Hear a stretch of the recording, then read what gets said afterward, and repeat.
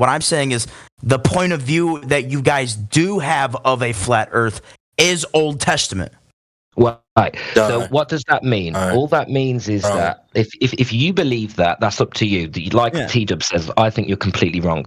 But if you believe that, that's because I think you guys. No, let me finish. This is why you ended up on mute, bro. No, I'm Don't just walk through me when I'm speaking. I'm putting you on mute just so I can get my fucking words out. I just want to finish what I'm saying, bro. So when you're saying we're Old Testament flat earthers and we're telling you we are not, we only care about empirical. Oh, he's run away. Little fucking bitch.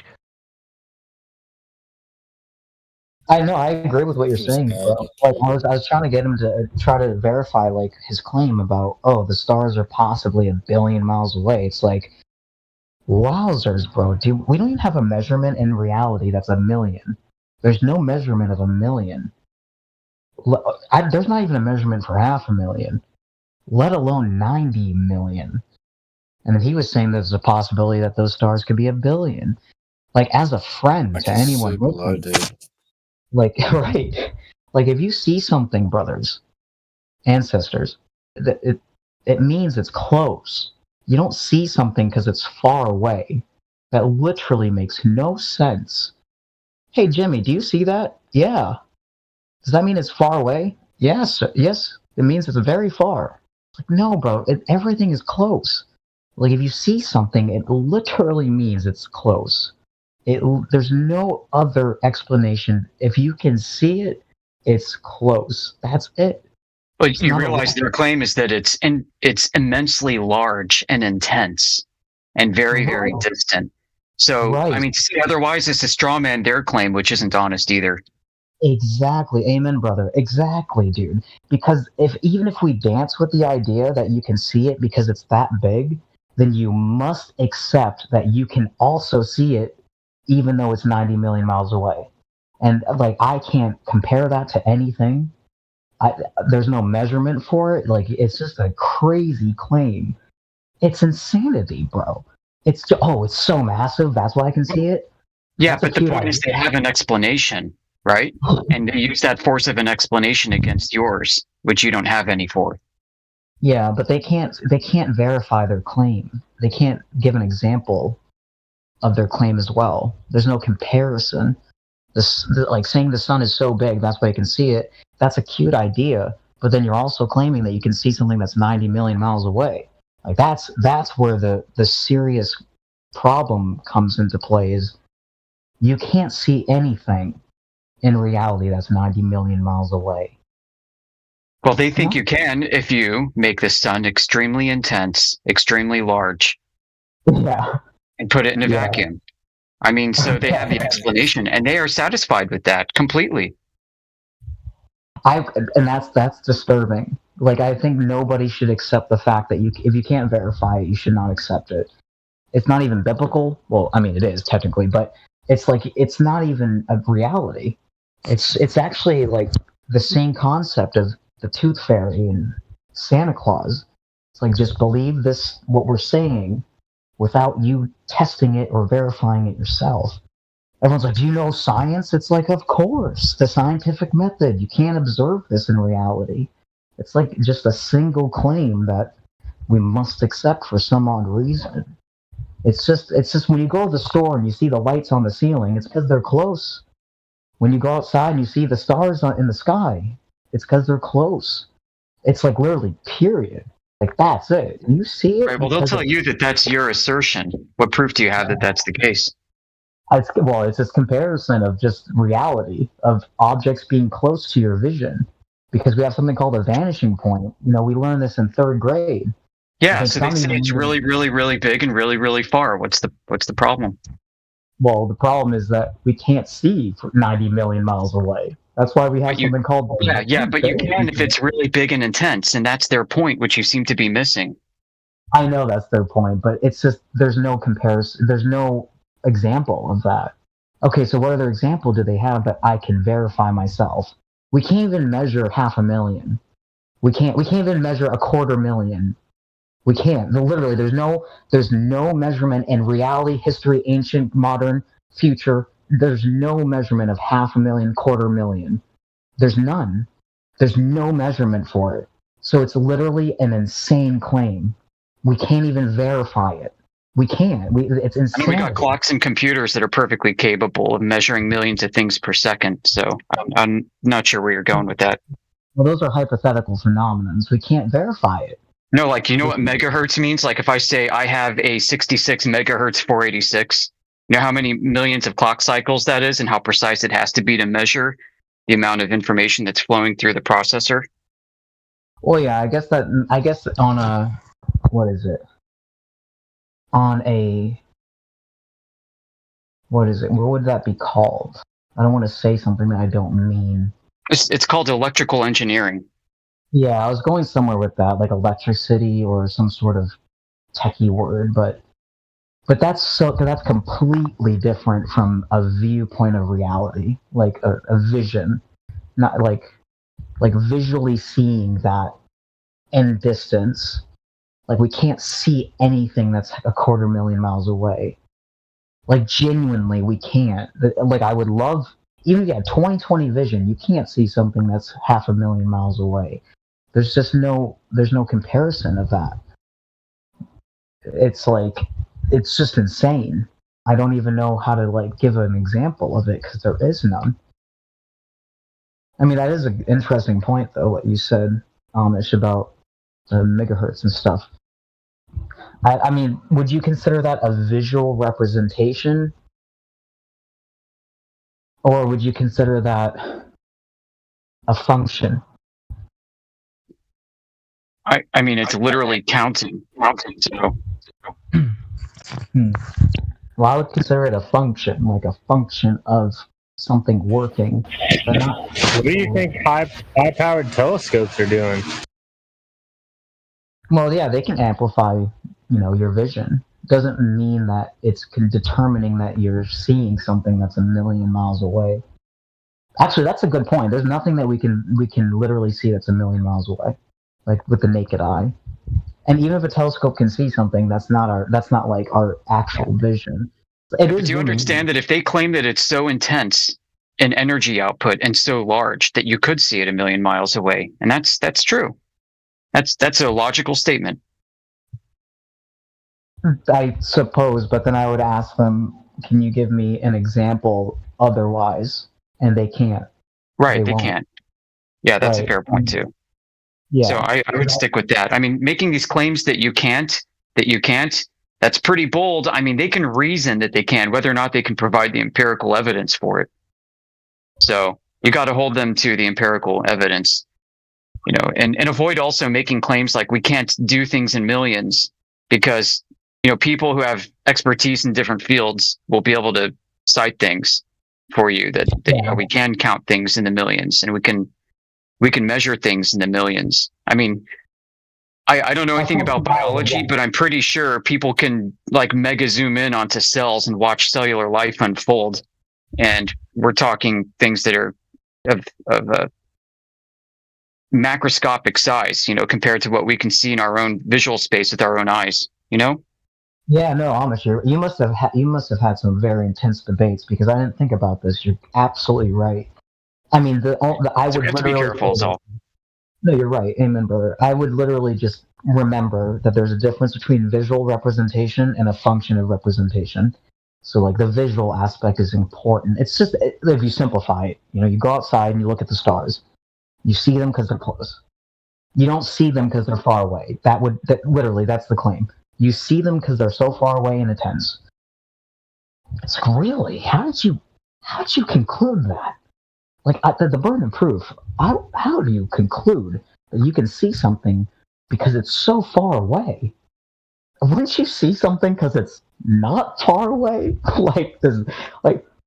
You're telling me you can see it because it's so far. And right, but they've also got this whole interoperable cosmic distance ladder that works out. Like their model works and explains their observations. And I think it'd be a straw man to say that it doesn't. I used to think so too, but their model doesn't work in aspects of reality because then you have to factor in that the objects are curving, like water bending, like we're avatars. Or that buildings are on the side, In reality, they use Keplerian orbital elements for satellite tracking and satellite positioning. They absolutely use Keplerian orbital elements for that. Well, satellites. Well, the GPS thing, like, it originally meant ground positioning system. No, that's not true. That's something David Weiss says. Absolutely not true at all. You can go through the historical documents going back to the 70s, and they still call it global. Well, how would they determine that when everything starts from the bottom up? Same thing with elevation angle, ground positioning system. It was conceived to be a constellation of orbiting satellites around the globe in the first place. That's why. It was never ground positioning system in any of the foundational documents historically. You can go check that yourself. David Weiss just does that because it sounds good. No, I mean, it's just we don't have the positioning starting from the sky. Well, even if that were true, where would they even have the positioning from that in the first place? Like, we have cables and antennas for a reason.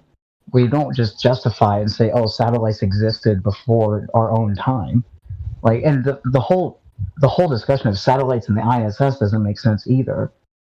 I mean, the ISS is considered to be the size of a football field. Literally, literally, the claim is that the ISS is the size of a football field, moving through outer space at 1,000 miles, and people are claiming they can see it. Which also brings up a good point. How can you see something that's moving that fast in the first place? They're not claiming they can see the International Space Station. What they're claiming to see is light that's reflected from it. Yeah, and they claim to measure its speed with the Doppler effect from signals emanating from the ISS or satellites or these other things. Like, you can absolutely work out its speed using those. So what do you say to that? I just say you can't see anything moving that fast. That's ridiculous. Well, if it's a sufficient distance away, it will have the same angular distance covered in your field of view as if it were slower and closer. And I would literally just ask, just like every other claim, what's another example of that you can compare that to? And there is no example. Oh yeah, airplanes. No, airplanes do travel fast, but they don't travel 1,000,000 miles or 1,000. I mean, you got like a barnstormer, right? That's flying low to the ground and crop dusting and stuff, and it's going to change its angular position in the sky pretty quickly, maybe going 200 miles per hour. Meanwhile, you could have like a satellite doing the same thing, covering the same angular distance from a claimed 400 miles up and going 17,000 miles per hour. Well, the claim is that there's thousands of satellites in the sky. I think they even have a number now. It's 8,000. Yeah, it's like 8,000.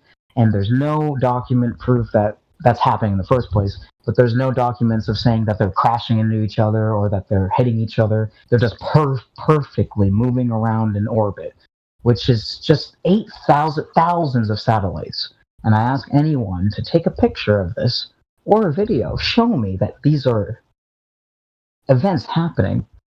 And it's just not happening. These are insane claims. But the whole GPS thing, it's like, yes, we have antennas and cables. Like, your Wi-Fi is from cables, not from satellites moving around on a spinning ball. This is where's the starting point of the positioning? Is the starting point of the positioning in the sky, or is it on the ground? Is it in the sky or in the ground? Where's the starting point of the position? It's on the ground. It's literally on the ground. You don't have the starting point from the sky. That's insane. And then you'd have to ask the fact, where's the end point then? Oh, it starts from the sky and then goes to the ground? Because we're on the ground. That's where all of our electronics is working. It's like, where's the starting point? Oh, it's global? Oh, it's in the sky? That's weird. And then where does it go back to? It has to come back to the ground eventually. So just by common sense, it starts from the ground, but it doesn't go to the sky. It's on the ground the whole time. And there were no satellites in satellites being, what was it claimed to be in the 60s. There's no satellites in the 60s. So where would they even get that claim in the first place? They taught flat Earth. They taught flat Earth in schools up until the 1950s. 1958 to be exact. They taught flat Earth, and then they stopped. Who was responsible for that? Why would they change it up? Same with the GPS thing. The global positioning system or ground positioning system? Which one makes literal more sense? Where's your starting point? Where's the starting point of the positioning? It's on the ground. It's just fucking insanity, bro. The whole globe is it's gotta drop the ball. You're told not to. Don't drop the ball, but in this case, drop the damn ball. Because there is none. Don't look down on the circle of Earth. No man has left the Earth's atmosphere. The sky's the limit, literally and metaphorically. It's just, you can't leave Earth unless you talk about the 4D aspect of it. But yeah, we can't. We have to hold ourselves. Yeah, I'd agree with one point you made, Lofty Guy. Look, I'd never use it in an argument, but what's claimed to be GPS is very close to what they use. Something they used called LORAN, which was developed around World War II, I believe. Yeah. And can you elaborate more on that, LORAN? Yeah, so LORAN was a acronym for long range navigation, and it was a ground based terrestrial radio navigation system, and it was used in the mid 20th century, and it was used for determining ships' positions, aircraft's positions, velocity, etc. And it was done through radio signal transmissions, low wave from the ground. Exactly. And that's why the whole... Whether they built off that, I don't know. To me, that would make sense. Yeah, but that'd be speculation. So I'd never actually debate that point, yeah? Because we all know there is things in the sky above our head. I mean, we look up and we see lights and things float across the sky. Now, what they are, how they're actually there, that's a different story.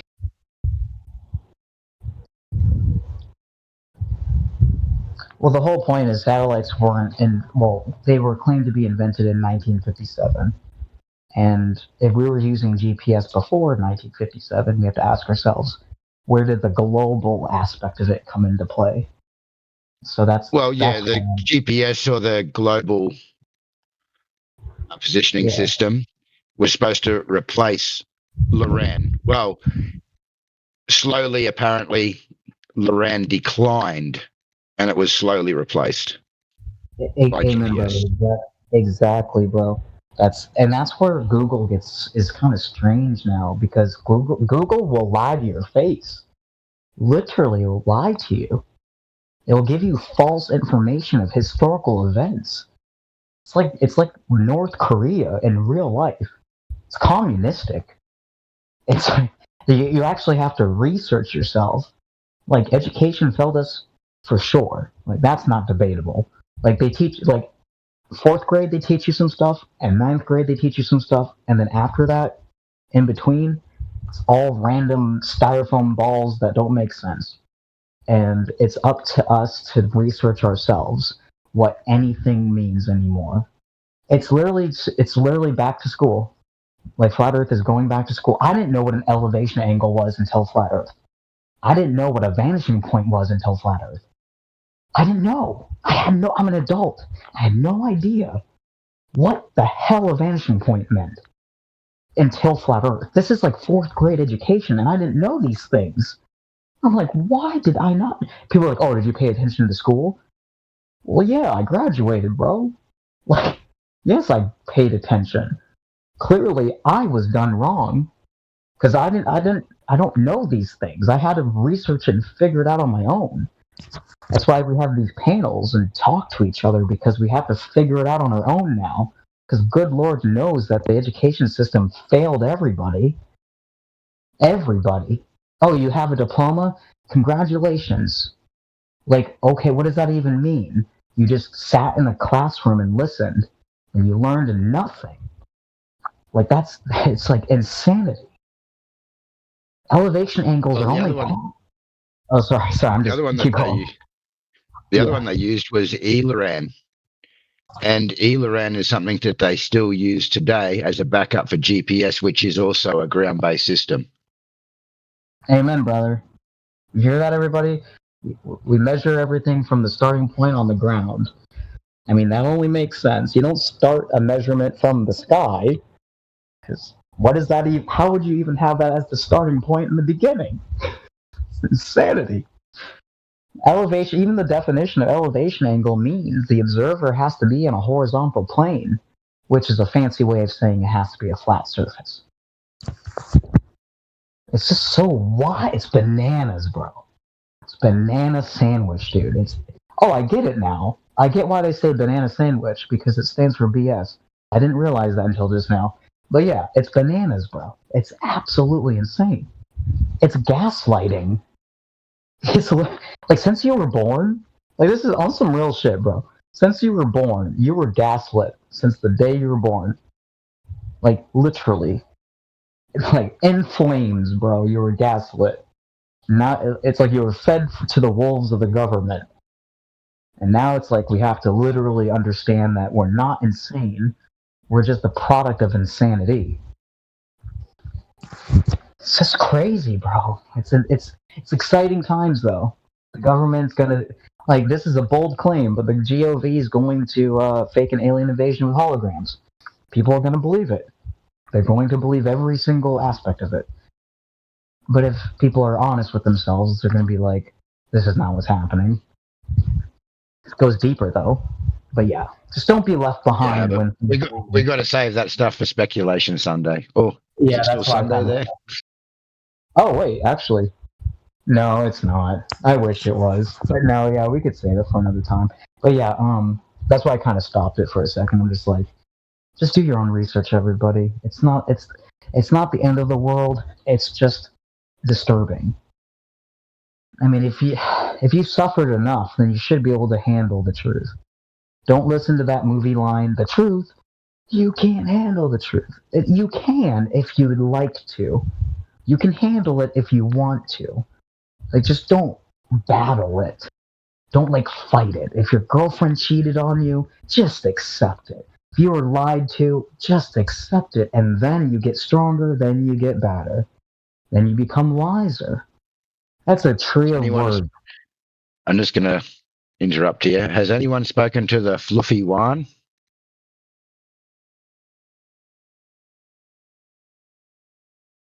No. Oh, well, welcome. What brings you to the 24/7 Flat Earth Discord?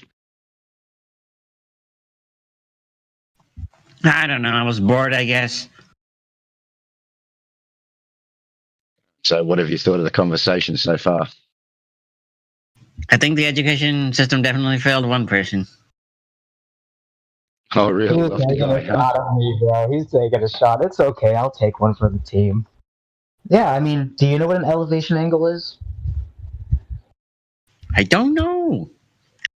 So why are you pinpointing me, bro? Never said that, didn't they? Well, you said it failed me. Did it not fail you? Who knows? Well, you made the claim. Well, the fluffy one, we're all waiting for someone to come in here and bring some globe evidence. You wouldn't happen to be that person, would you? Nope. Don't worry. The one. I am as round as a ball. Look at my chubby wubby cheekums. I have a round head too. So what you're saying is your face is low key. I'm round. Watermelons are round. Therefore, the Earth must be round. So you're comparing things to the sky to what's on the ground? Yeah. Watermelons. Yeah. I mean, take a good long look at a watermelon, man. It's naturally a round oblate spheroid. Uh-huh. So you think boats are upside down from you? No, that's wrong. A watermelon's a prolate spheroid, not oblate. So Okay, yeah, fine. My bad. I was off by half as much. I think you might be more than half off, my friend. Okay, a quarter. Oh no, wait, that's less than half. Right. Half and 3/4. So if the fluffy one has only got watermelons, well, has anyone That's what she spoken said. to Miriam? Yeah, you do have to understand that there are paid agents. It sounds like it's far out, but it's true. Like, the bread and steak is too good for them, so like they don't want to let go of their comfort. Like, it takes a warrior to understand that this is all bullshit, bro. It's all bullshit.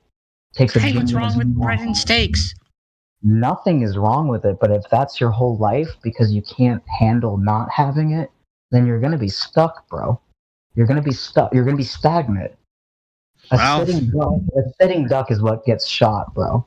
You gotta fly. Yeah, that's right. I am a duck. No, I don't know what this guy is on. He's not on a.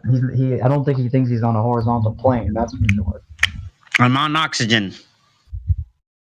And how do you have oxygen on Earth? Plants. That's true. Okay then. All right. So maybe he's not too far off. I don't even know. So wait, do you believe the Earth is a sphere for real? Like on God? On God? Of course, yes. Of course. Like for real. So other than watermelons, what else? What other evidence have you got? Have you got anything else? My round, bulbous body. I mean, I might as well have my own orbit. My gravitational pull is strong. Oh, you believe in gravity? What? Do you believe in gravity for real? Yeah. Okay, so can you enlighten all of us? Can you tell us what is the opposite of gravity? Dark energy, I guess. You guess. You don't even know that. You don't even know for certain what is the opposite of your claim. Yeah. You don't see an issue with that? Nope. Oh, that's on you, bro. You can't make. I mean, you clearly did make a claim, but that's not logical. Yeah, you're not going to get any conversation from this guy. Yeah, he's a paid agent. Yeah, it sucks. It's unfortunate, but it's true. I wish I was getting paid for this. You are. Otherwise, you wouldn't waste your time. You're using your time to troll. That means you're a paid agent. Oh, come on, man. The only reason I'm here is because my internet died, and I said, okay, fine. I'll go do something to entertain myself instead of watching it. You're an adult trolling people, bro. Hey, I'm an adult, yes, but I'm not trolling. You're an adult. Finally, at least somebody realizes I am an adult. Well, yeah, you understand at least the basic fundamentals, but you're trolling, meaning you're an adult that's trolling people, and otherwise you're a paid agent. You get paid to troll people. Same thing on TikTok. We have plenty of paid agents that are anti-flat earthers. Everybody on this panel, it took them at least 10 minutes to drop the ball. Because no one questioned it. And the second they questioned it, you dropped the ball. Welcome to Flat Earth. That's a nice way of playing words. Absolutely, right? Like, you gotta let go someday, bro. You have to take the training wheels off someday. Someday. He's eating the steak and bread right now, bro. Yes. Well, actually, it's rice. He's eating bread and steak as we speak. No, this is plain Jane rice. Did you cook it yourself? No, my mother did. Okay, then. That's what I was getting at. So, how do I know these things? Because they're everywhere. Paid agents are literally everywhere. Yes. But at the end, bro, it's the karma is not going to be on your side. You're going to be questioned. Why did you lead people astray, and why did you troll people as a grown man? Why are you not intellectually honest with yourself and others? It's a serious issue, bro. Like, no matter how many struggles I face, I'm not going to sell myself out to troll others. It's getting philosophical. Amen, bro. You got to. You have to. Woody, bro. So, like in Toy Story, that's how you verify the sun is not a burning ball in space or fireball in space. Remember when Sid used the magnifying glass? He's applying the scientific method right there in a Pixar film. The light magnified through the. Oh, sorry. That's a good point. Right? Amen, dude. Like it's crazy how entertainment literally shows you the truth in certain, like, subtle ways. Like Sid took I mean, this is not just Pixar film. You can do this in actual reality. Take a magnifying glass, hold it to the light, which is the sun, and then you'll realize you can start a flame because it's not a fireball. It's a light source, and then you amplify the light source to create fire, but it's not a fireball in itself. Incorrect. It is an electromagnetic radiation source. And how did you verify that? Oh, it's simple. X-rays, gamma rays, and all that stuff with the detectors and whatnot. That's not... Yeah, you're just saying that. How did you verify that? Take an X-ray film and expose it to sunlight. I don't know, man. Like, I've actually... Like, I was just sitting at a bus stop one time, and I looked at the reflection of the sun, and if you look at it, it's basically just a portal. Like, it's just a fucking hole in outer space. Well, you have to understand that if you see something, that means it's visually close. There's nothing. It makes no sense to say, "Oh, you see it because it's far." Yeah. Right. The further away you go, it disappears from your perspective of view. Right. So there's plenty of reasonable theories that it most likely is a projection. And once you go down the rabbit hole even further, people can't let go of outer space for some odd reason. But once you do, then you have to ask yourself, how is this phenomenon happening? It's a projection. You can't touch the sun. You can't touch the moon. So what are we doing? It's most likely a projection. Just to add some context here from the guys from 24/7, we wouldn't make these claims. We don't believe that the sun is a projection. Nobody knows, and nobody can ever prove this. Lo-Fi completely, don't have a problem with you saying this, but do qualify this as your own speculation and not flat earthers. Of course. Yeah. I put my face on it. I put like literally my face on it. Like, I mean what I'm saying. Like, I'm more open to having theories that are trying to get close to the truth than just having theories that make us confused. Like, we can't verify certain things, so all we can do is figure out how to verify it. What makes you think it's a projection? Yeah. Oh. So, yeah, just to further what was just said, so in 24/7, we don't speculate on any of these things, yeah? We just speak about what can be proven, what can be shown, and that would just be the simple facts that we view the Earth as flat and stationary. We utilize it as flat and stationary when we build upon it, when we navigate, and we measure it to be flat, whether that's when we're navigating or when we're surveying. It's all measured flat. And anything else is... because what ends up happening is now you're talking about the sun being a projection, etc. You've got DeWolfie who's going to ask you about your sun projection, and we're going to end up debating about people's beliefs that have nothing to do with flat Earth. It does correlate, but I see what you're saying. It has something to do with it. Yeah, for sure. Well, no, I mean, it doesn't. How does a sun being a projection have anything to do with the shape of the Earth? That's completely non sequitur. No, it is because that's the whole claim of heliocentrism. They claim that the sun is a sphere in outer space and that we're all rotating around it. Yeah. But if you observe the sun and that's not what you see, then it's kind of related to flat Earth because it disproves heliocentrism. Amen, bro. It absolutely does. Well, that disproves heliocentrism. It doesn't have anything to do with showing the Earth to be flat. Whatever the sun is and whatever it's doing is not going to show what the Earth is. Yeah, it's just going to show you what the sun is and what it's doing, and then all we can do at that point is assume what it is. Well, we all agree, AJ, that the sun and the moon are rotating around our stationary flat Earth plane. That we understand. They rotate around us. We can verify that with shadows. We can just verify that by observation. And, then the deeper question might be, whoa, how's the sun and moon even possible? Because people will make claims about it without it being able to verify it. So when I said projection, it's no different than when you have a projector, like a literal projector in your room. Like when you have a projector in your room and it lights up the whole ceiling. Well, I mean, these are my speculation claims. Not even speculation, bro. Like they are speculation, yeah. And the fact of the matter is yes, we witness the sun and the stars moving above our heads. We cannot measure any rotation of the Earth, so therefore we can come to that conclusion that it's the sun, stars, and moon, celestial bodies that are moving and taking their path, right? Yeah. But from that point forward on why they're doing it, what they are, all these things are complete speculation, and they are no evidence for the Earth being flat, yeah? Again, the sun, moon, and stars are celestial bodies, aren't the Earth, and don't show what the Earth is.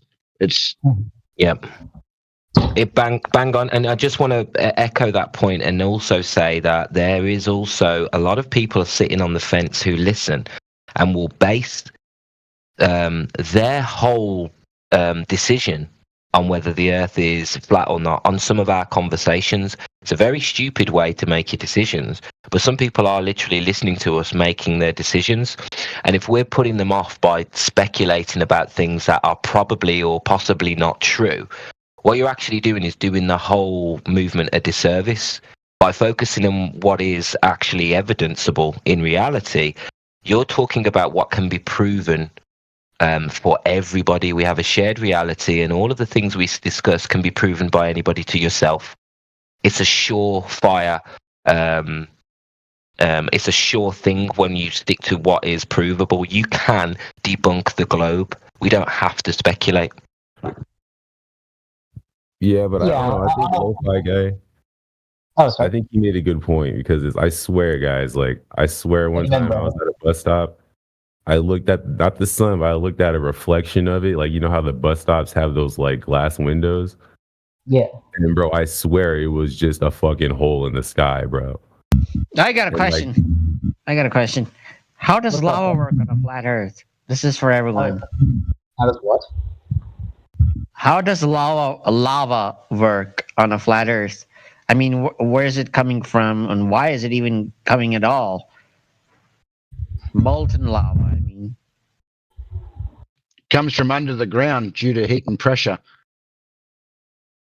This guy is he thinks lava comes from the core. Oh, right. Yeah, so he doesn't really know much of anything at all. I mean, this is like a 5th grade science fair. The 5th grade kid with his particle board and his peroxide volcano knows more about the Earth than this guy does. Yeah, not a flat Earth or no round ball with the pressures and whatnot and the core and so on and so forth. On a flat Earth, why is it that lava even comes from the ground at all? Where is it coming from? Levels on a flat plane. Well, we still have water pressure. Yeah, and if we had a core to the Earth, bro, that would mean that your claim would mean that the oceans would also be boiling, but for some reason they're not. No. Think about this carefully.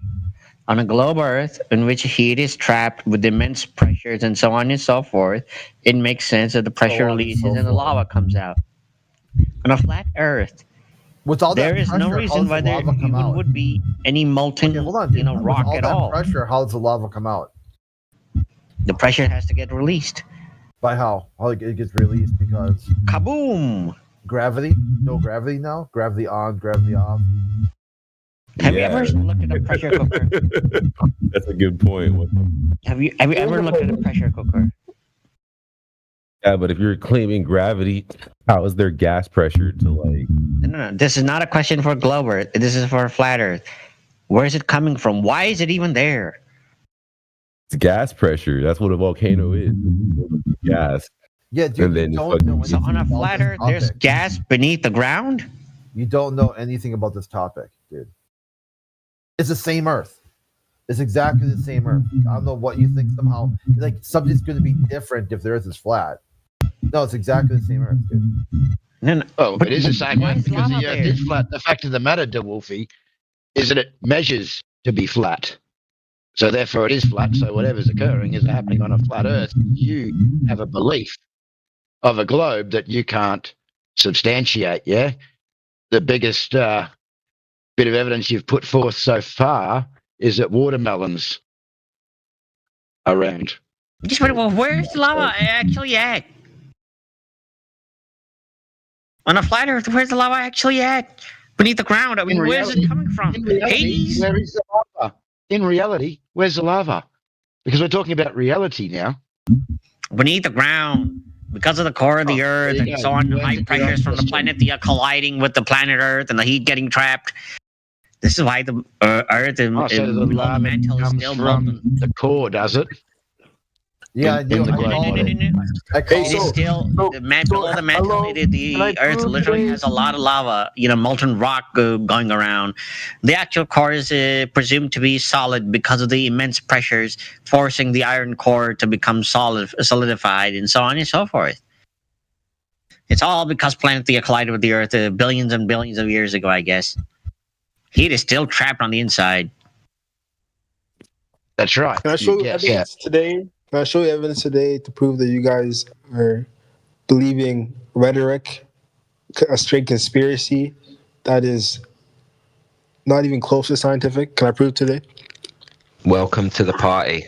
What you got? Okay, we're gonna take a look. Who in here claimed that flat Earth was scientific? That we were proving any type of shapes with science? Then how can you explain? I think that was Lo-Fi Guy. I think How can you explain misspoke. Clear proof, clear evidence of curvature on the Earth? Measurements, not science. Science, so it's curved. So in order to take a measurement, guys, what AJ's saying is correct. This is not a question of science. It's a question of geometry. So if you're going to take a measurement from the Earth, you need to establish a flat plane for any elevation angle. You're going from a zero baseline, which is always flat. So to do celestial navigation or surveying, you will establish the Earth as flat. So every measurement taken off the Earth is not including the measurement of drop over distance or curvature. You're measuring from a flat plane every time. Hey, Genius, do you want me to give you diagrams, scientific proof, studies that prove obvious curvature? We can even use the sun for an example. Sunsets, shadow, shade. Use the Earth. Don't worry about the sun. Use the ground. You don't need the sun. I know you guys are afraid of the sun because you guys can't explain it. Dude. Listen, you guys can't explain the sun. You guys are afraid to look down, not up. I go to the sun, it proves that you're wrong. Which way is the Earth? Alone, it proves that you're wrong. Down or is okay, I know you're scared to run from your. It's not scared, dude. I'm letting you know that you're looking the wrong way. How? The Earth is down. The sun is up. So how do you prove the shape of the Earth? By looking at the sun? Just remind us. By not looking. Listen, okay. This is simple. We've been through this like six times, dude. Simple science. Yeah, it's simple fact. Just affirming the consequent, like you presented yesterday. This is a simple fact. If you go to the bottom of the Burj Khalifa, the world's tallest building, and look at the sunset, and you take the elevator to go up, you can watch it twice. Why can you watch it twice? Are you just going to rinse and repeat the same argument over and over? How is it the same argument? How is that? My friend, I can answer that question. My friend, I can answer that question. The same thing happens if you have people on the beach watching a sunset, and then you raise a drone really high, and you're able to now see the sun reappear from behind your so-called curve. The reason why you can see that twice, yes, the curve is because listen, if it's flat. If you don't let me finish, then you're not going to be able to hear the answer, are you? When you raise your elevation, you can see further for multiple reasons, including angular size and including you're raising up out of the opacity of the air just above sea level. So on a flat Earth, if you raise your elevation, you can see further. And if you were looking at the sun, No, the sun you're wrong. You don't know would anything what you're appear talking to. about. You are wrong. My friend, I am not wrong. Everything I've just Yes, said is you what are. we'd expect to see on a flat Earth. You just wish I was wrong. You wish I was wrong so that you had an argument. No, you are wrong. Like, you're just brainwashed at this point. I can't prove it to you. You're just wrong. No. If I show you a diagram showing you obviously why. Can I show you a diagram? Yeah. No, you're wrong. We don't need your false dichotomy. He looks at the sun and tells you he's not looking at the sun. He's actually looking at the earth. And Craig, you want to take it you don't know anything. You don't know, Craig. You don't know what you're talking about. You are lost. You guys are the blind following the blind. You guys are leading each other. Give it a rest, dude. Give it a rest. If you carry on with the meta convo, I'm going to mute you every time I hear you doing the meta shit. We're not interested. Where's your evidence? You gave it the big one. Where's your evidence? Go ahead. Yeah. Stop crying. So, like you you're a heard of baby. astronomical refraction. I'm just telling you the truth. You know what I know you're wrong. It's okay to be wrong. Like, it's okay. But I'll show you. I'll give you the evidence. But don't cry. You're not a victim. Don't portray yourself as a victim. You're not a victim, okay? But I'll give you the evidence. Yeah. Do you know what astronomical refraction is?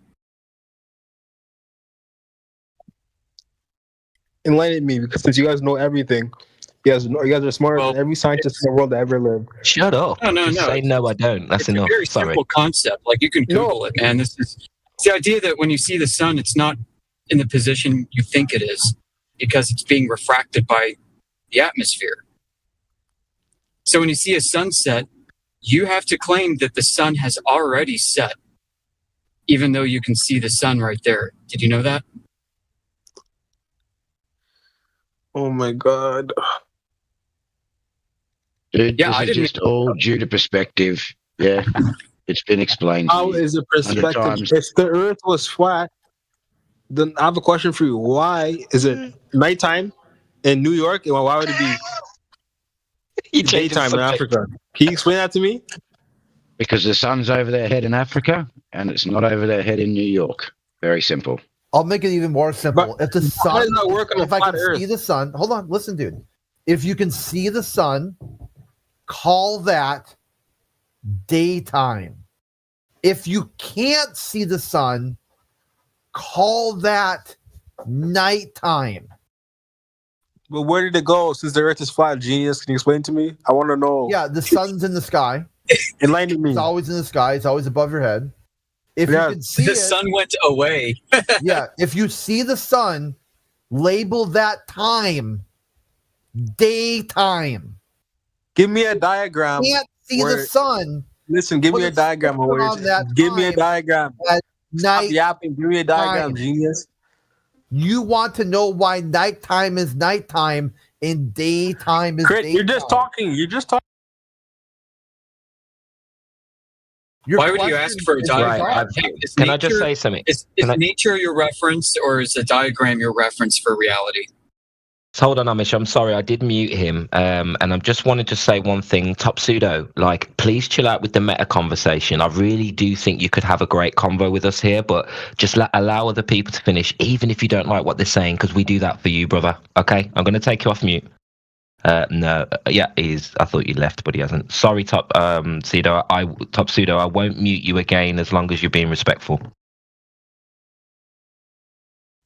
I'll be respectful. I'm sorry. I apologize, but that just shows that your community loves censorship and you're not intrigued by any other opinion. But go ahead. I'm sorry. I just told you if you carry on with these meta comments, I'm going to mute you, and I'm going to say all it proves is that I do what I say and I say what I do. So if you continue making meta comments, I'll mute you, because we're not here for that. Flat earthers are this, flat earthers are that shit. Okay? What's a meta comment? Can you explain to me what's a meta comment?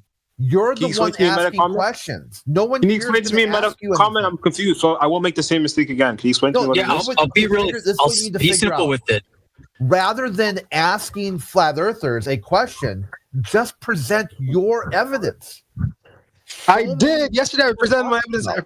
I can present my evidence again today. But the issue is, you guys appeal. You guys would just debunk it and classify it as. Someone does Yeah, something do you that has nothing to do with you. Why do you care? You don't take it as legit. Okay. So why can't you guys give me evidence? You guys haven't given me any diagrams. Top pseudo, I was one that was speaking with you yesterday. Yes, and what you presented. And what you presented yesterday, I posted for you because you couldn't post. Correct? Correct. So we covered your first diagram. Now we covered it. You don't have to like the answer or agree with the answer, but we gave you I gave you an answer. Yeah. And the answer was that you were affirming the consequent with what you were claiming. Right? And again, you're back here presenting the same type of argument. Now I have a question for you. I'll give you a new argument. Since you guys have listen. Okay, go ahead. Now, in regards to the sun, I'm going to give you another example. If you're on a flat road and you're standing directly below a street light, you would have to look directly up to see it, correct?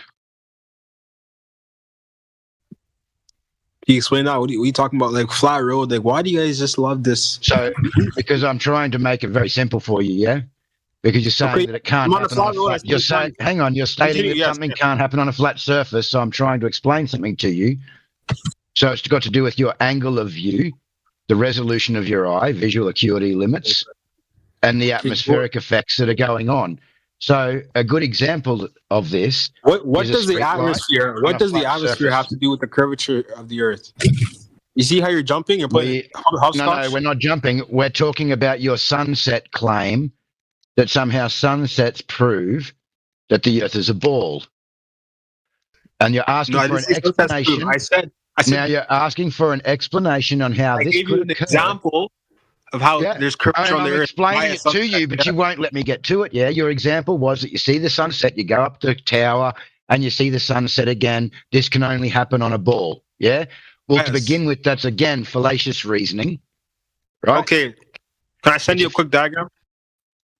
Now, I don't need you let him finish. I know exactly what you're stating. Yeah. Okay, go ahead. Continue. All right. So now, if you were standing directly under a street light on a flat surface, you would have to look directly above 90 degrees, your zenith. Yes? Yes. Now, as you walk backwards along that street light is going to appear lower in your vision due to your angle of view, and it's going to appear lower in the sky. It might be at 30 degrees. Yes?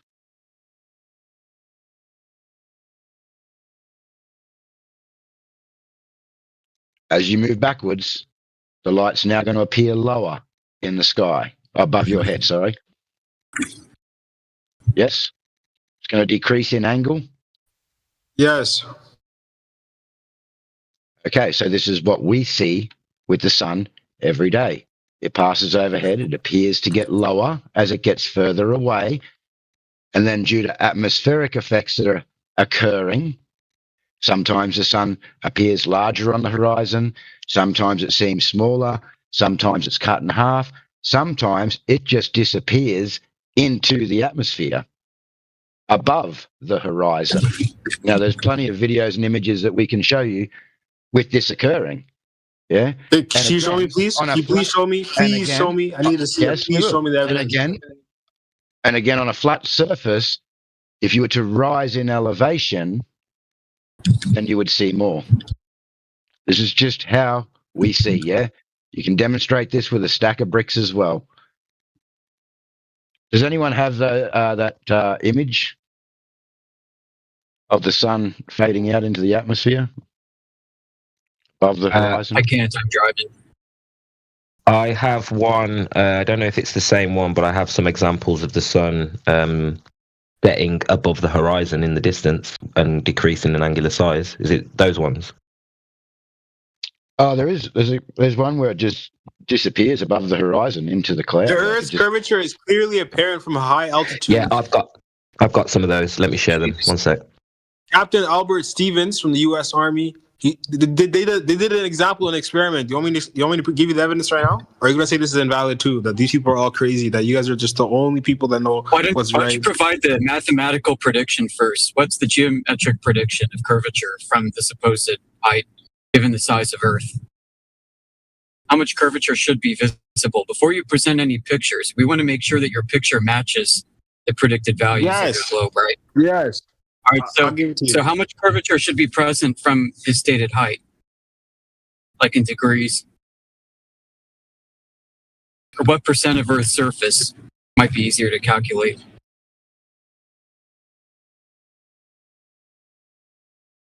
So yeah, you don't even know what you're comparing your model to. Yes, I do. I'm going to bring it up to you right now. If you can let me. All right, well, I'll ask you the same question after you bring it up.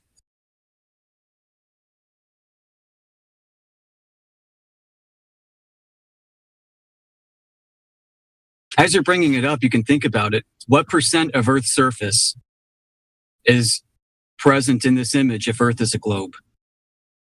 If Earth is a globe. Let's do it. It depends when you take the picture. Valid question, is it not? What? Sure. Sorry about the hot mic.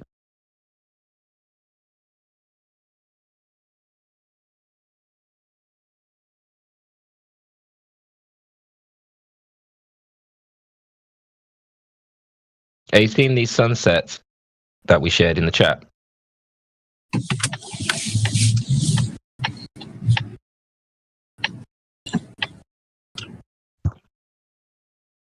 What happened? Did he leave? Oh, he left. No, I'm here. Oh, sorry. Yeah, we'll look at these diagrams right now. You guys send me the loading. Bad Wi-Fi. Yeah, so you think when you're staring at a sunset, you're seeing geometric curvature on the horizon, right? What are you guys showing me right now? What are you showing me? You're seeing the sun. Listen, you're showing me a sunset. I asked you guys for evidence, a diagram proving you just showed me a sunset. This is not proving anything that you said. You see how to see top pseudo. Is this what you guys love to do? Top is this like what your community loves to do? You love to do. Hold on. Stop doing this. Stop doing the meta comments. Hang on. This is what you love to do, top pseudo. Yeah, you love to shift the goalposts.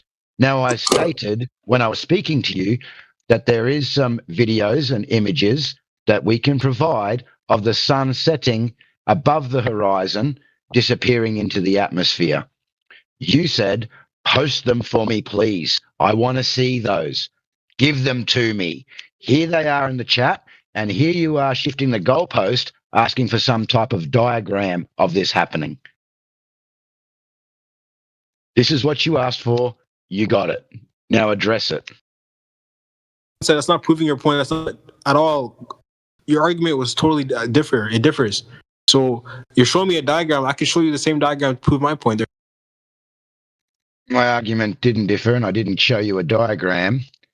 I told you how perspective works over a flat plane due to angle of view, visual acuity limits, atmospheric effects. Yeah? And then you asked for the images of the sun setting above the horizon. You now have them. If you're not going to address it and you just want to talk in circles, I'm just going to keep muting you. Very simple. Okay, then if you guys are going to just play this mute and play this censorship. If you're I just got a going to question talk for shit you. and go in circles. Hey, so did what AJ present here with the sun, do you think that's possible on a globe? Are you guys going to have respect or just keep muting me? It's an honest question. Top pseudo, hold on. Before you start on the meta shit again, how many times did I ask you to stop making... Meta. No, it is. You were like, this is what you guys always do. You guys always, these are meta comments. You can't be in the convo and just genuinely have that convo. You've got to paint all flat earthers as something. And then all of a sudden now you don't believe anything we say because we're flat earthers and flat earthers always do this and that. If that's how it's going to be, bro, we're wasting our time. We couldn't care less whether you believe the earth's a globe. If you're not willing to listen, we'd rather move on to someone who is. Right. You asked what's meta. What's meta is you making this about the people instead of the matters in fact that we're discussing. So, yeah. You're doing what you're accusing us of doing right now. I'm not attacking anybody, but I gave you guys clear evidence yesterday. You guys were laughing at me, claiming. And AJ has responded to your claims with very hyper-specific evidence. You just showed me a picture of a sunset.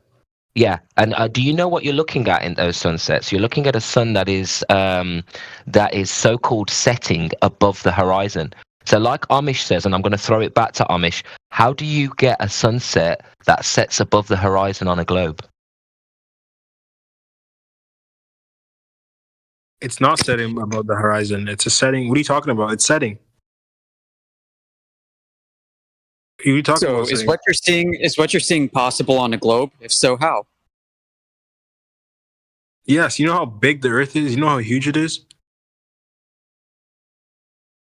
How is you showing me a sunset? Dude, use your brain. Think about it before you answer.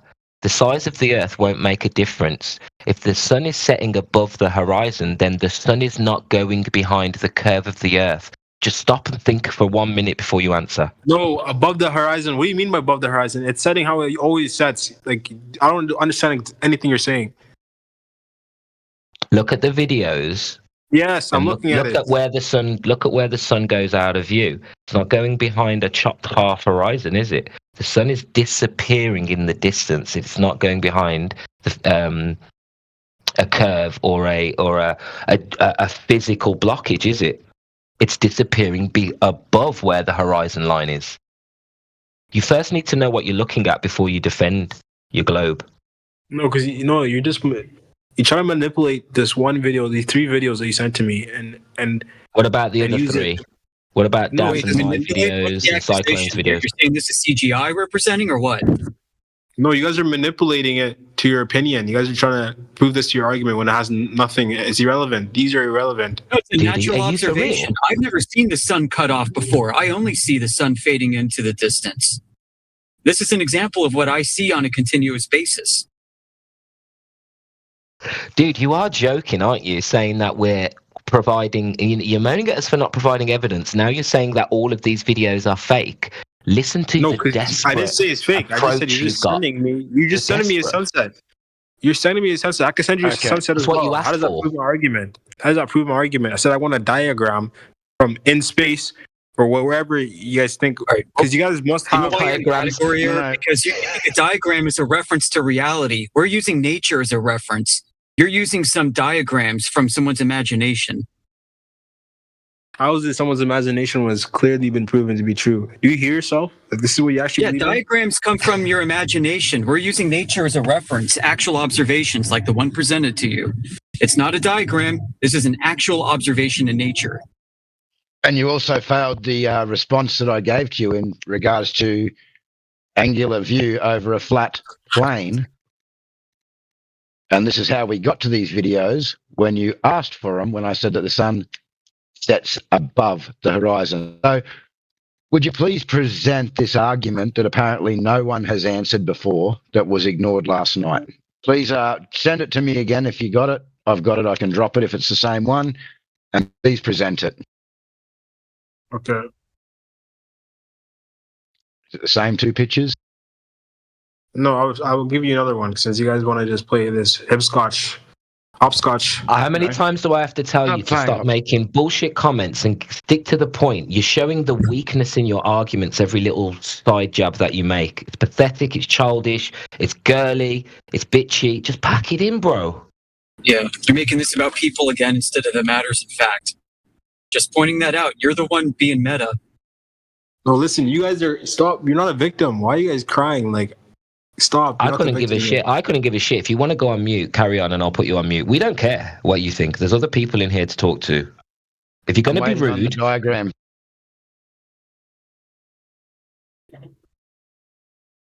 Sorry, mate. No, I should chill out a bit, but I just don't like the disrespectful tone he has and the way he thinks he can talk about flat earthers and band us all into one bracket. I just think it's ridiculous, but I'll shut up. This is just his stick when he gets cornered, but we'll give him one chance and let him present this diagram and explain it to us, and we'll take it from there, and hopefully we can have a normal conversation.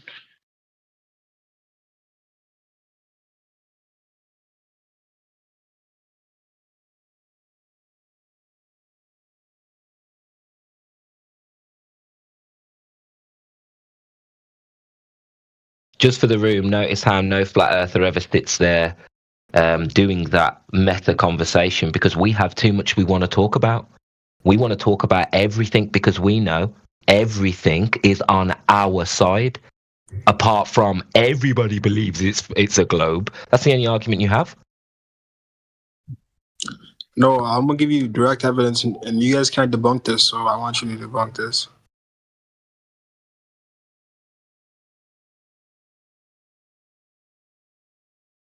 Yeah, just to be clear, you're giving us a reason to accept the globe, right? Yes, because the globe is the truth. What you believe in is straight rhetoric. How ironic that comment is. It's so good. It's so good. It's like the Twilight Zone. I need a good reason to accept the globe. So it's up to you to provide I'll give that you reason. I'll give you a perfect reason. Honest reason, too. Is it going to be different than what you presented to AJ yesterday, where he gave you his rebuttal? And that's affirming the consequent. I mean, if you're okay affirming the consequent with the way you form your epistemology, how you think and reason about your world, then that's on you, bro. We can move on to someone else. Well, yeah, we'll just agree. Citation is top pseudo, yeah, because I gave you a citation and you said you were going to go away and read it in regards to Einstein and a few others stating that they couldn't measure the rotation of the Earth. Yes, I looked it up and you're wrong. Oh, I was wrong. Nuh-uh. So who measured it and what did they do? Okay, can I first give you my first piece of evidence since you wanted it so bad, right? Stutter. All right, so can't post in the chat. All right, for the audience's sake, if this is going to be different than what he provided yesterday, it means he's running from yesterday's claim because it didn't work out well. He's on to something different now. I'm not running. So the audience can follow along. Okay. Yeah, you're not running, you're limping. Go ahead. Say whatever you want. Yeah. Dude's confused and about you're jogging fast away. Like you see how you guys. So you guys play victim when I make attacks on the community. Go ahead, dude. Go ahead. Just post me the evidence, man, so I can put in the chat. Let's do it. Show and tell.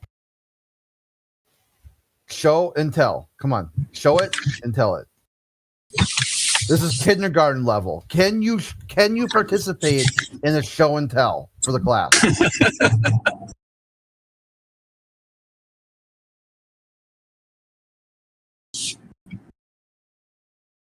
We need a whole. Yeah, we need a whole like 3 hours every week called Global Show and Tell. I love that. I would love that. And we can combine it with Pictionary. Like, we love it when they draw diagrams of eclipses and everything else. We collect those as artwork for the refrigerator. That's a really good idea, by the way. We should do that. Yeah.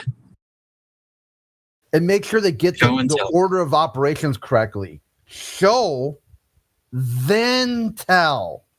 Not tell and never show. We got in the chat. Top pseudo, can you please give us a explanation of what's occurring here and what it's showing us? Yes, thank you so much for asking. Let me enlighten you all. So, in the picture, you can clearly see the example I gave you as to why the Earth, we perceive the sunset how we perceive it is because there's curvature.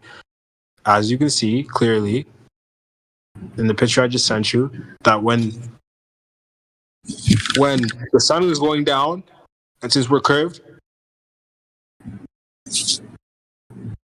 if you're farther away from where the sun's going, you can't see it. You see the two red poles? You see the lining? It shows the different viewpoints because the Earth is curved.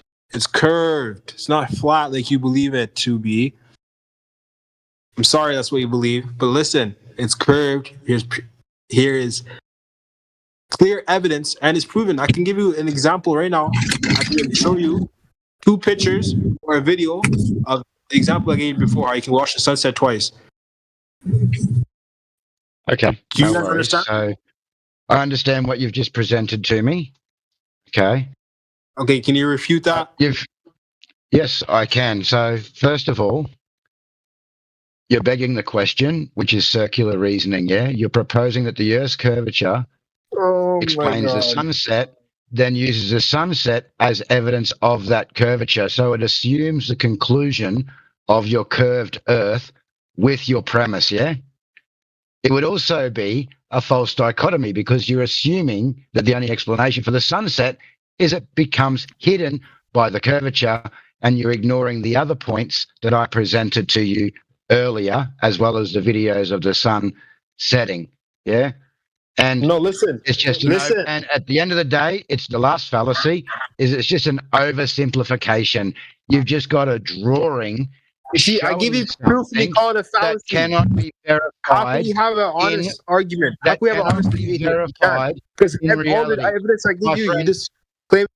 Don't talk over me. I gave you the opportunity to completely finish everything that you had to say. Now, please give me the same courtesy. Yeah. And finally, you've just oversimplified it. Yeah. It's an oversimplification fallacy because you've just got a drawn picture making an assumption. We know that the Earth measures flat. We know that no one has measured the rotation. Very simple, my friend. That's my rebuttal to your picture. May I ask a clarifying question to advance this further a bit? So, if you didn't know or think that Earth is a globe, what from this would allow you to come to that conclusion?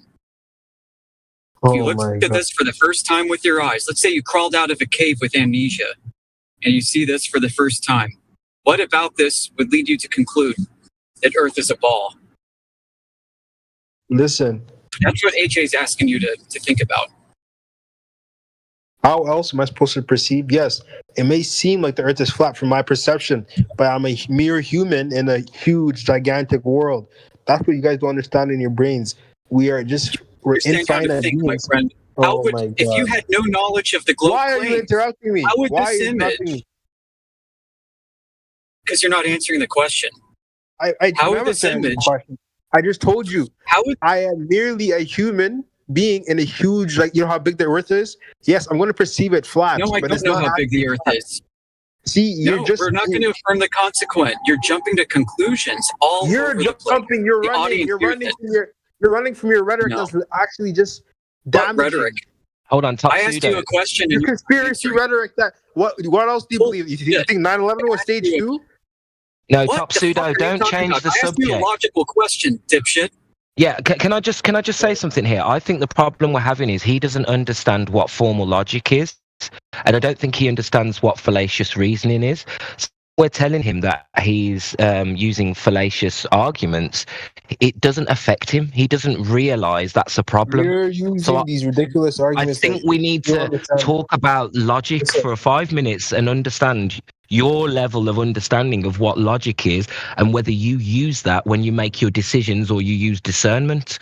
Because if you don't use formal logic, then there's no point us highlighting all these fallacies to you.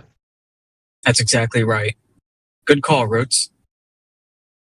He ran away. Well, we can make it even simpler and just say that there is no evidence of curvature to begin with for this diagram or picture.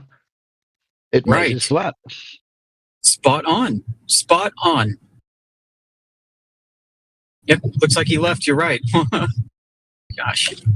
He did this last night as well and spiraled and took off. He'll be back. Yeah, he doesn't want to learn. He just wants to be an interlocutor. I don't know what that's about. I want to be right. I want to win. I don't want to be right. I want to win. No. You know it's a red flag when you call out the fallacies and they're like, "Oh my God, why are you calling out fallacies?" It's like we're doing something wrong. Well, we only made That's rhetoric. One argument, yeah. Yeah, and then he claims we were the ones with rhetoric. Well, how ironic that whole bizarre I made sure I wrote it down this time. As he was stating it, I made sure I wrote it down word for word, so I had it 100% correct, and yeah. We'll be back tomorrow.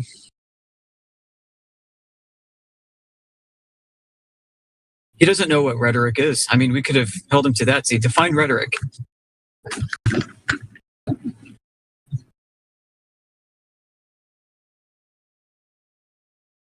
I mean, we could ask him to define logic.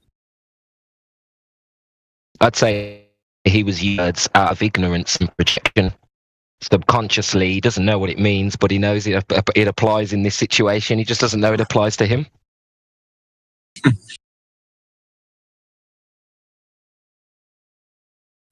Projection's a hell of a drug.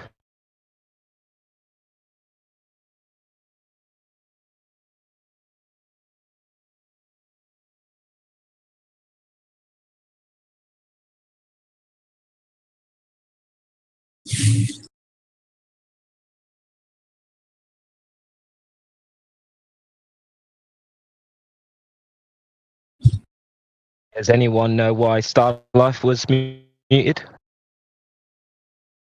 He came in muted, so I probably wouldn't unmute him because it's probably from another room or another modern. You get a little. What do you know? Is it Starlife Gambino?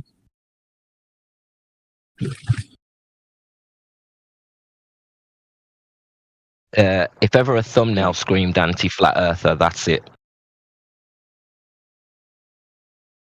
Well, you can unmute him if you want. You'll get timed out for 15 seconds or something if it was a server that did it. I think they like to pop into our room to get unmuted and pop back to where they were. Cheeky buggers. Well, before I do, I'll give Baddest City the opportunity if he's wanted to speak up or got any questions. Or Miriam. 2 new names.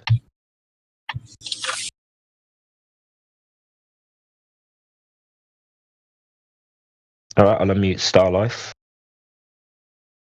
If you're there, Starlife, you're unmuted. Not sure why you were muted.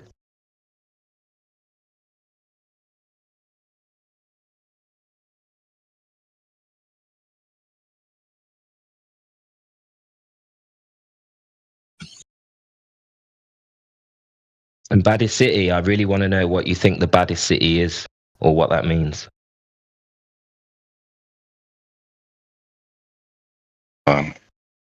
Yeah, quick test. Is my mic working all right? Loud and clear. All right, perfect. I found a new wireless headphones. Actually, I don't. Just in the middle of work right now, can't talk for too long. I'm always interested in hearing conversations about these things. But yeah, the Baddest City is actually a reference to. How many of you played the WWE 2K20, whichever game that came out?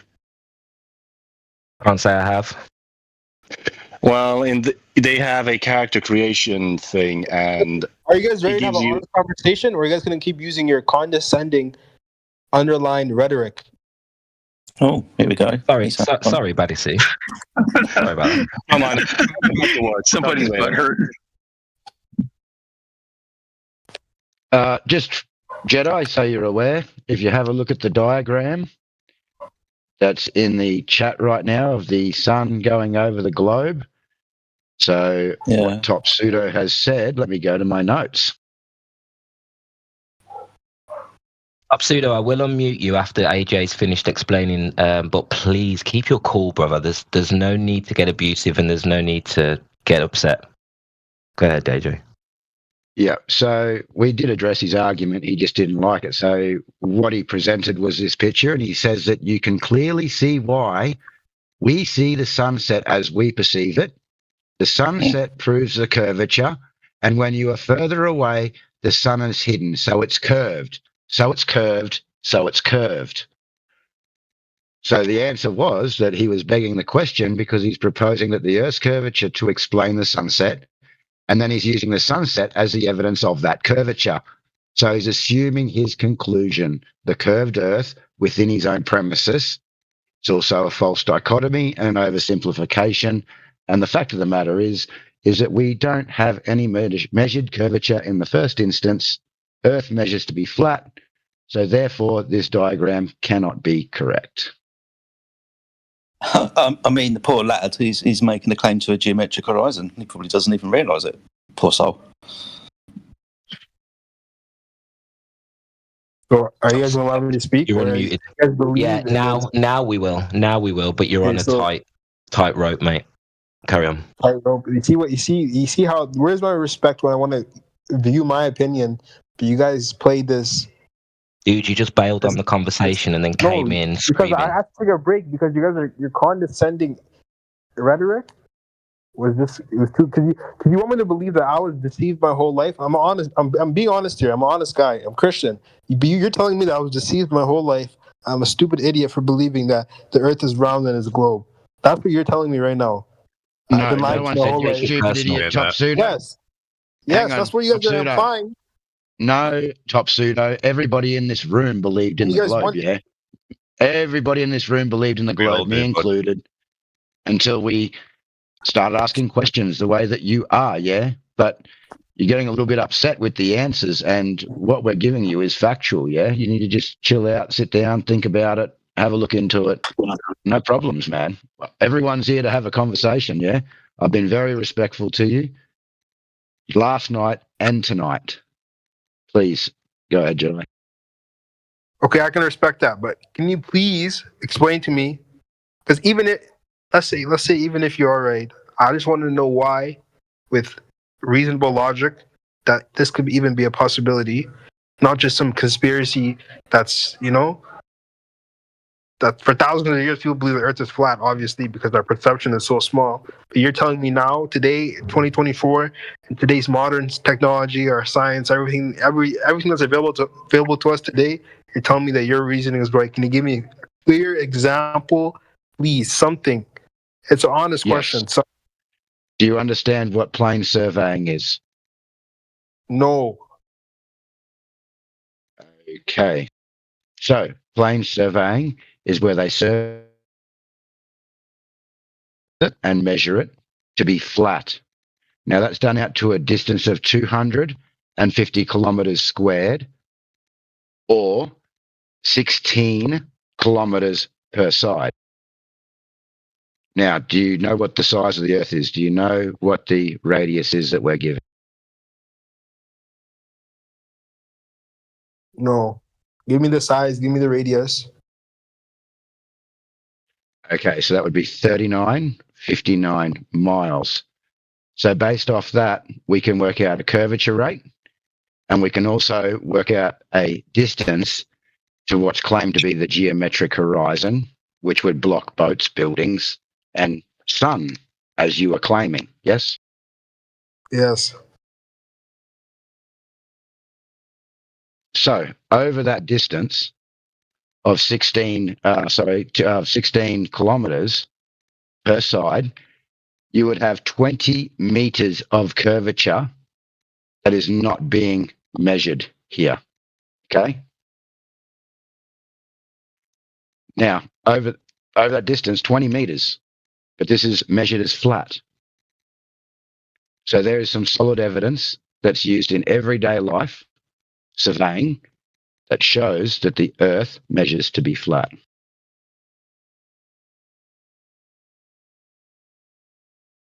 But can we use this evidence as solid proof to support your theory, even though that this is not a proper or accurate experiment? It's a survey, dude. This could just be purely speculation. No, it's how we measure. No, it's how we measure the Earth.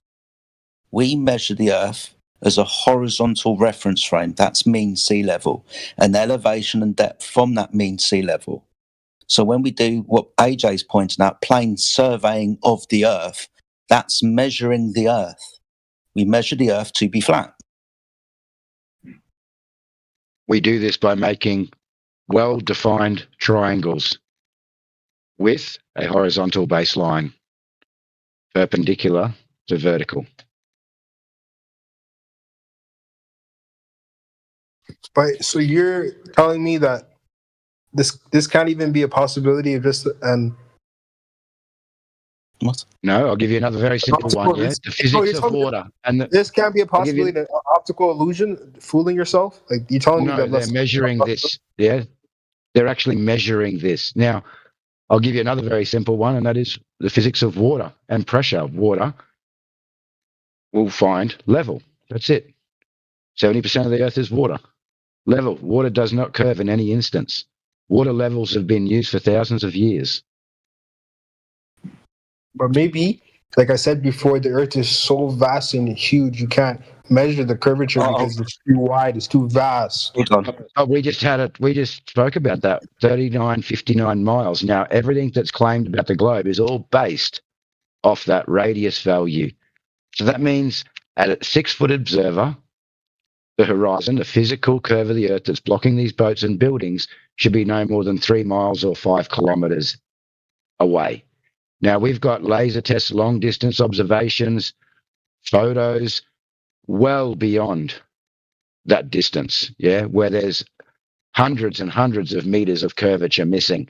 Just like in plane surveying, where if we were just to square that size equally, you would have 20 meters of missing curvature when we're measuring directly. So water is something else that shows that the Earth is flat, yeah? It measures... Yeah, okay. I'll give you this, but we have this conversation why that the whole world would make up this conspiracy that the Earth is round and the planets are round and every picture of space that's given to us is fake. Why would they spread this propaganda? Since you guys are right, you guys know everything. Why would they... We never claimed to know everything, dude. I never claimed to know everything, and I've done a lot of research on this topic in the last 10 or 15 years, yeah? That claim the things that they... Why are all those scientists wrong? But you're right. Can you explain that?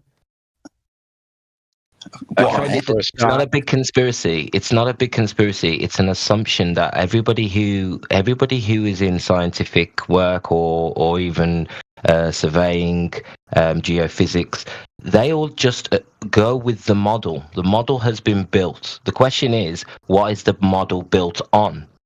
And the model is built on an assumption, a story that was told that sticks and shadows prove that we live on a ball. When in reality, that is making an assumption. And if the Earth was flat, the shadow lengths could be the same. So the question here is not why is everybody in on it? The question is, why isn't anybody looking at the evidence and questioning what they've been told? That's the real question. Because it's physically impossible to have a planet that's flat. That's why. We're not, dude. I mean, have you looked at the moon? Have you looked at the moon? Why are we looking at the moon? We're looking at the Earth. The Earth measures flat. It doesn't measure like the moon does. That looks like a sphere. The Earth my friend, excuse me. Why do you guys do this? Excuse me. Still talking.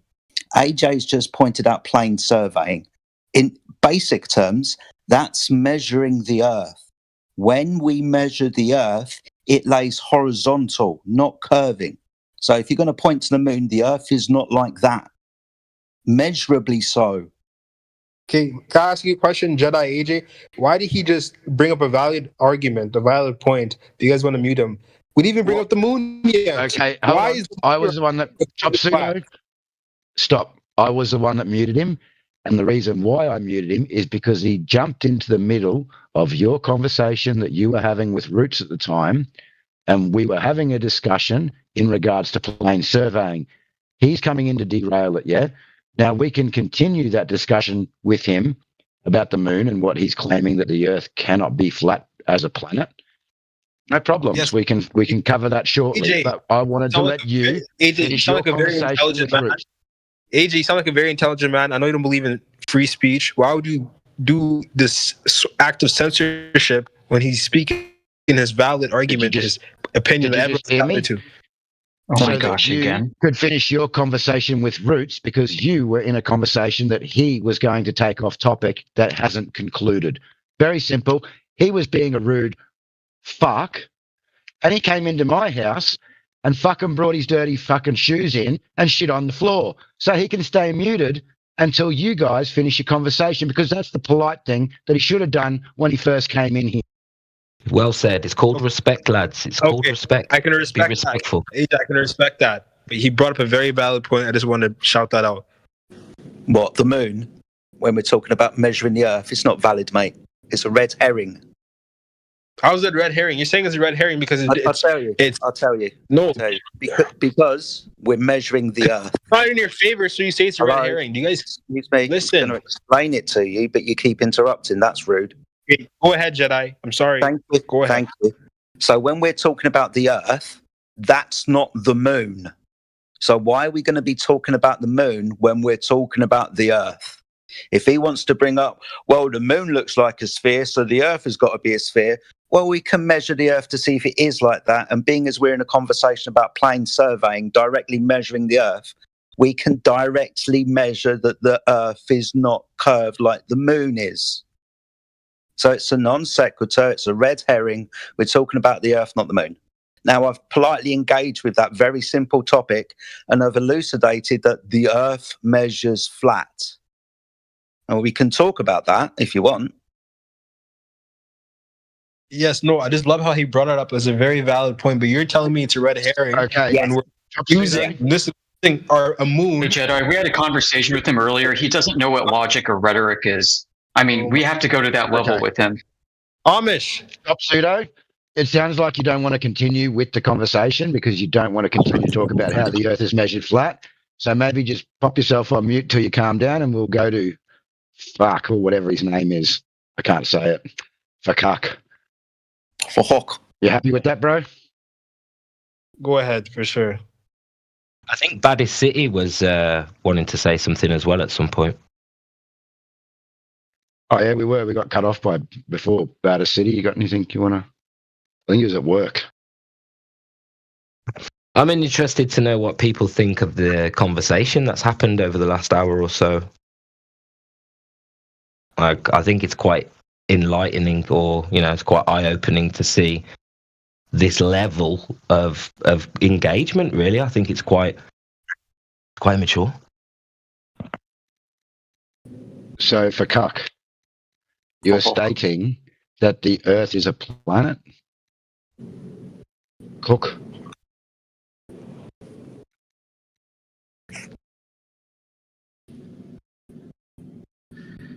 Oh, yeah, sorry. Did I get to go now?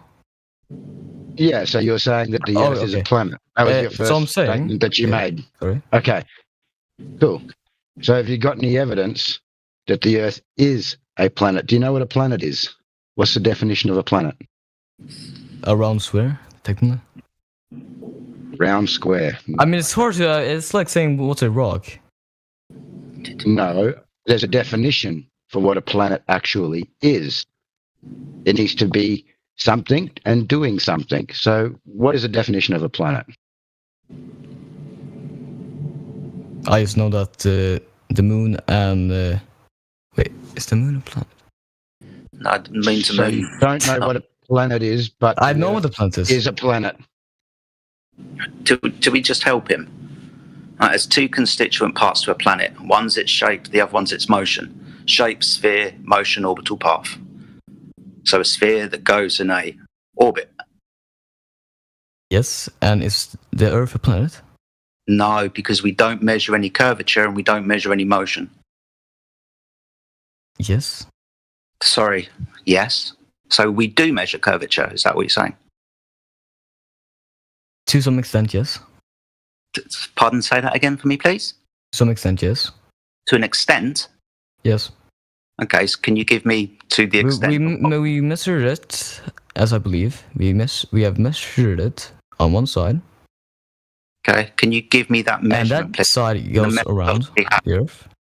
Sorry, can you give me the methodology of how we measure the curvature, please? Could you give me the reason why the Earth is flat?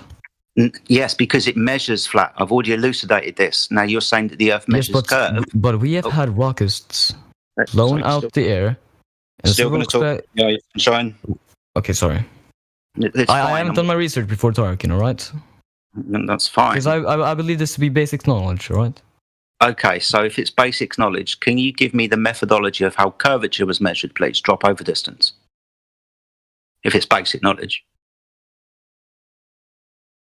I mean, if you look at, okay, hypothetically, we have an ocean. Yeah. Like, okay, let's say you're in the middle of, you know, the Scandinavian Ocean that crosses to Germany. Yeah. Let's say you're standing there. Okay. If you were in the middle. Doesn't sound like a measurement. All right. I'm giving you a hypothetical situation here. Oh, so you're not giving me a measurement then? If you were in the middle, it would look like. It would look like. My friend, I asked you for a measurement. Now you'll give me a hypothetical situation where you're going to beg the question. Yes. Why would you beg the question? I'm asking you for a measurement. You're going to give me an observation and you're going to say, well, I can't see this because the curvature of the Earth. Okay, that's fine. Now, can you measure the curvature of the Earth, please? I mean, how would you... It's basic math. Like, take how round the Earth is. Like, take the measurement of how round it is. And then yeah, a deviation from horizontal. Yes. Curvature. Drop over distance from a horizontal. You know what curving is, right? Yes. Good. So can I have the direct measurement of that and the methodology of how that was measured, please? Bro, I don't know American, bro. I'm English. I don't know English, man. I don't understand the words that are coming out of your mouth, good sir. I only know the scientific words in Swedish, man. Okay. Sorry. Do you know what measure means?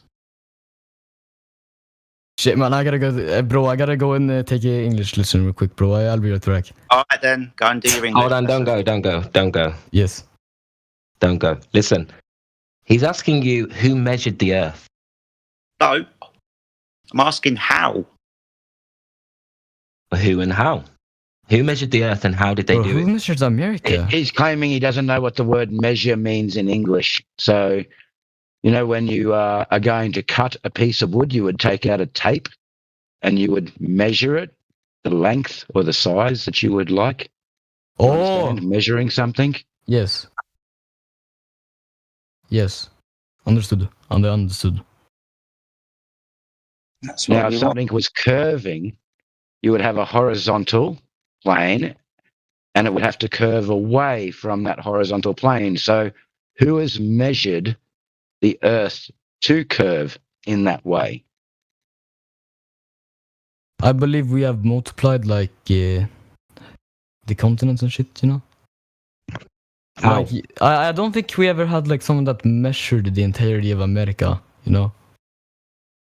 No, we're talking about water. So a body of water. If the Earth was flat, wouldn't the water fall out? And wouldn't we have no water then? Sorry, if a lake was flat, why doesn't the water flow out? Is that because the water's contained? Yes. All right, so it's contained then. How? I don't know. It's not falling off into anything, is it? It's still here. Yes, well, how though? What by a shoreline? Node pole that makes the Earth spherical. No. So no, because when we measure the water, it lays horizontally, no curvature.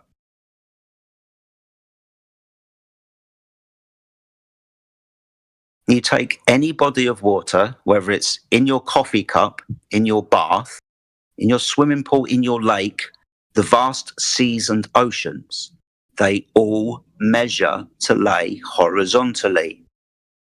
Yes. Yes. But in that case, wait, hold on. If they all measure to lay horizontally, then the Earth can't be a ball. But in that case, why would people be saying that the Earth is round? I'm not going to appeal to someone's motivation or why they're lying. I'm just telling you the stark fact. The fact is, the water is measured to lay horizontally. Not interested in motivations. Yeah, my friend, you believe it's round, so we could look at your motivations. It's just ignorance. People don't know. People have never questioned. I mean, man, have you been into space? I mean, the only one that can truly answer this question is the astronauts. No one's been to space. What do you mean? You can't go to a place that doesn't exist, like the vacuum of space. Bro, what? Would you like me to explain before you have a meltdown? Yes. Okay. Now, I understand there's a language barrier, so I'll try to be slow and concise. Do you understand what gas pressure is? I believe so. Good. That's the force that gas exerts upon the walls of a container, like a tyre or a balloon or a ball, right?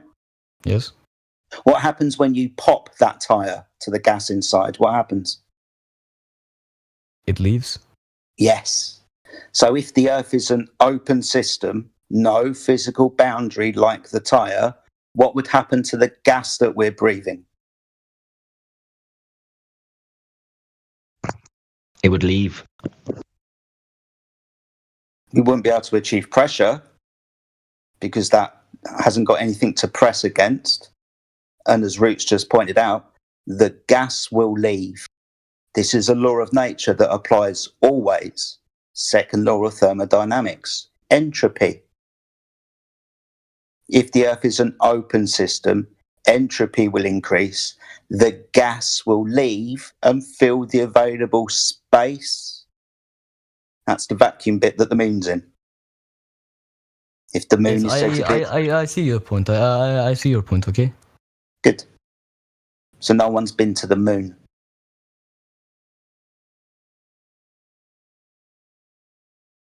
That's like saying God does not exist. Pardon me? In my view, that's like saying the God no exist. What doesn't exist? God. That's God. like saying God does not exist. No, this isn't a spiritual debate. This is a physical debate. This is about law. Like, this is about law. Okay. Hold on. I'm trying to compare my belief of how I believe that space does exist. Okay. To like someone saying water doesn't exist.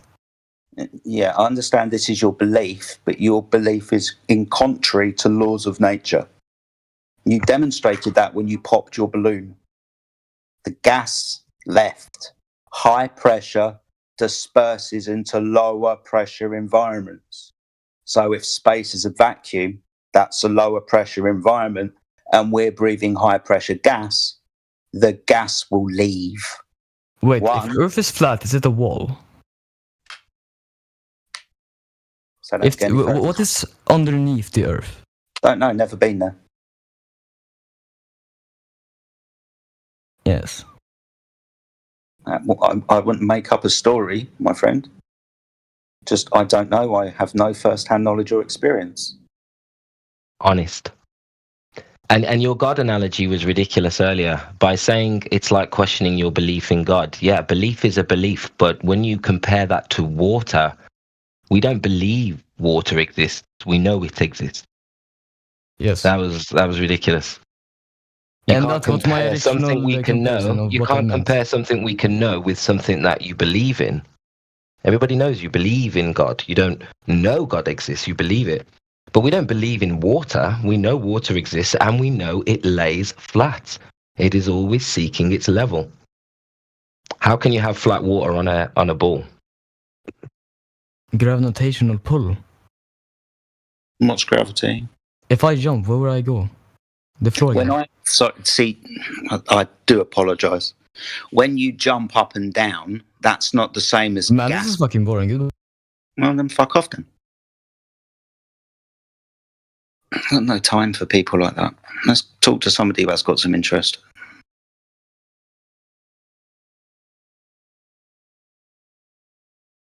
Don't know why they take it so personal. Mm-hmm.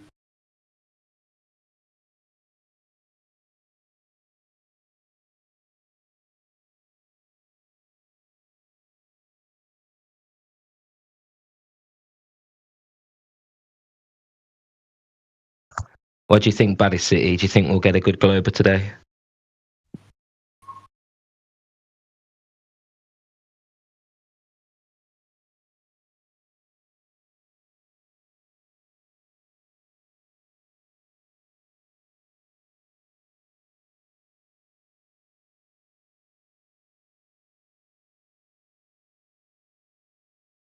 No worries, mate.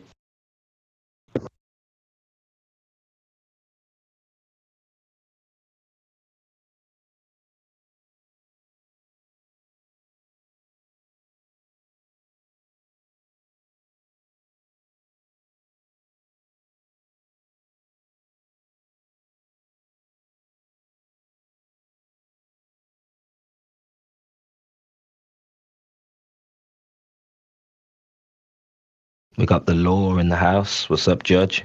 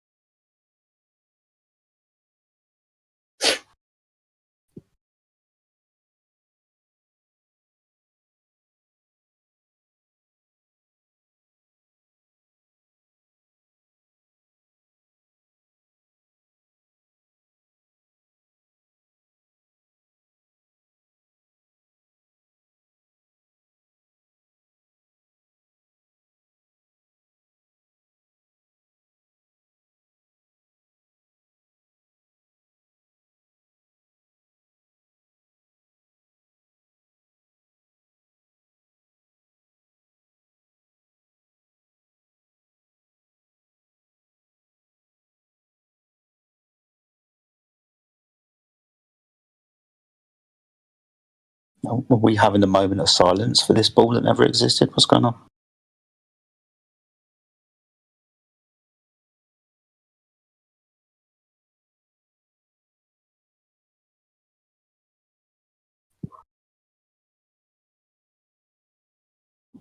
I think there must be a morning. Not having a moment of silence. Rest in peace, Jesus. Let's have a minute of silence for Jesus. Why not?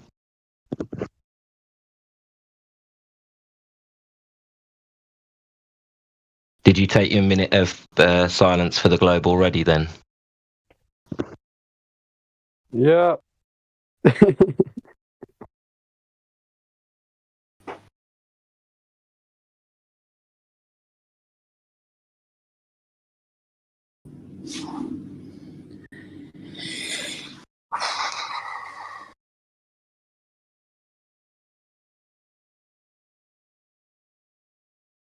Guys, I have a question.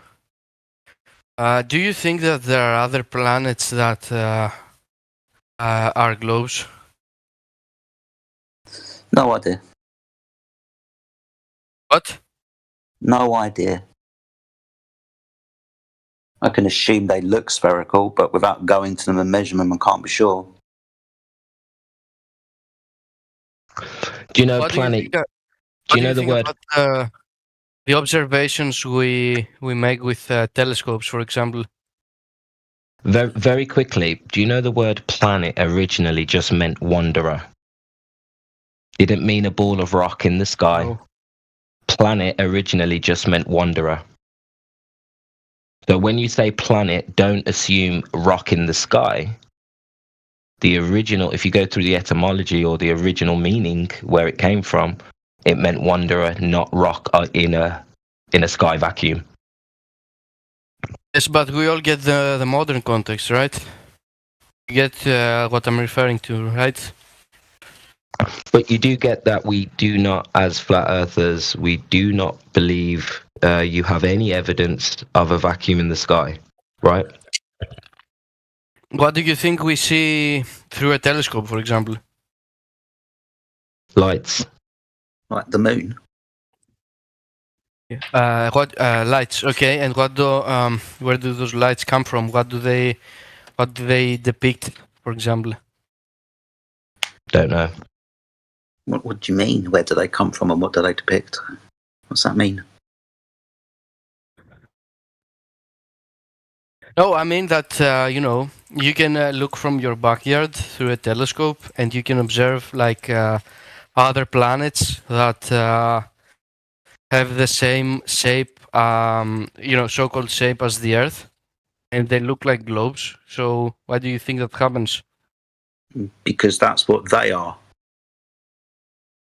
They are things that look like circles or spheres in the sky. Why is this important to the Earth, though? Don't you think that they have any sort of like correlation? No, because they're spherical for an assumption. Wait, give me a moment. Oh my God! So they're spherical and they move. The Earth doesn't measure any curvature, so not spherical, and doesn't measure any motion, so not moving. So measurably, the Earth isn't like those things.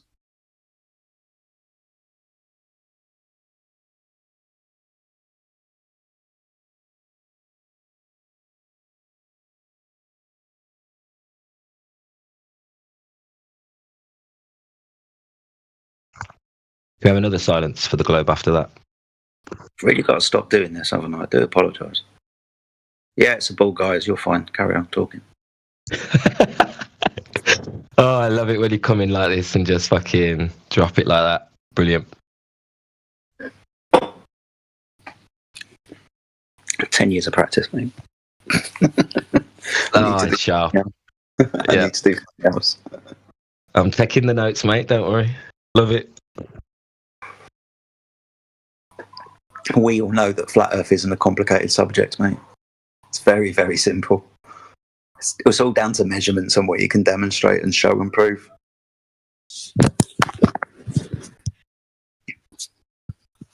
I think the real power is in the simplicity, isn't it? That's where this is the truth, where the truth is evident. Truth is simple. It's for deception that becomes complex.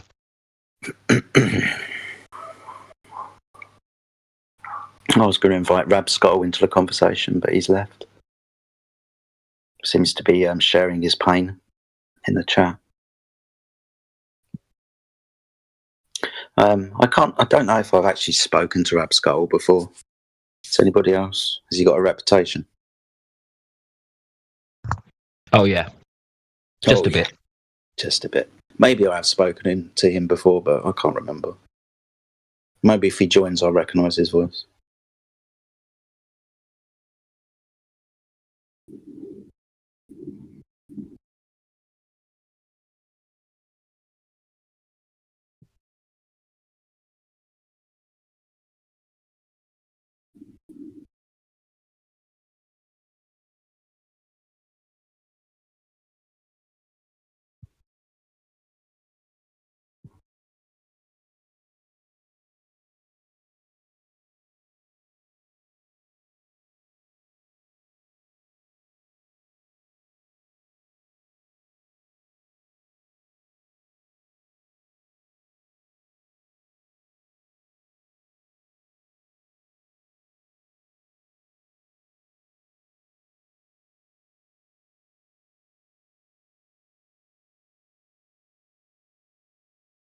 Hey, the law. Just wondering, Beans, as you're still here, do you see the simplicity and the power in what was just said?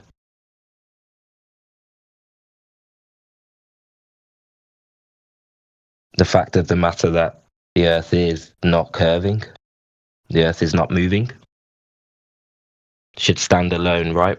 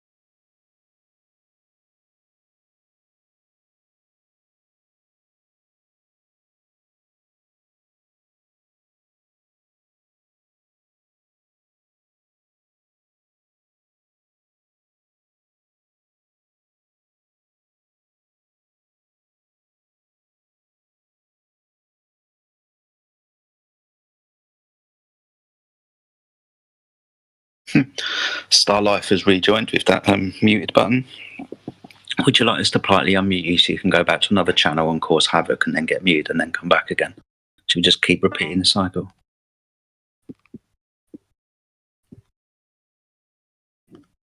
Star Life, I unmuted you. Please respond or I'm just going to mute you again. 5, 4, 3, 2, 1. There you go. You had your opportunity to speak, my friend.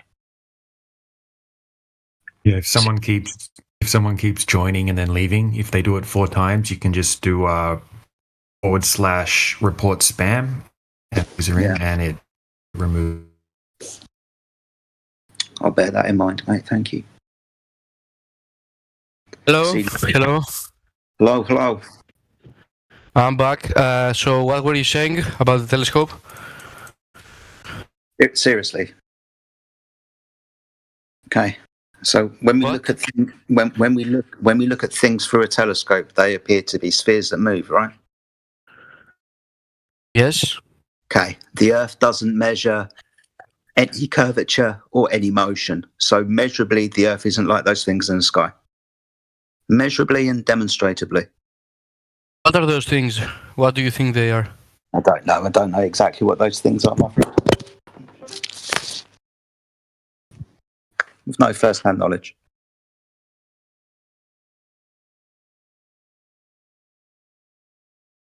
You don't know what they are. You've just been told a story.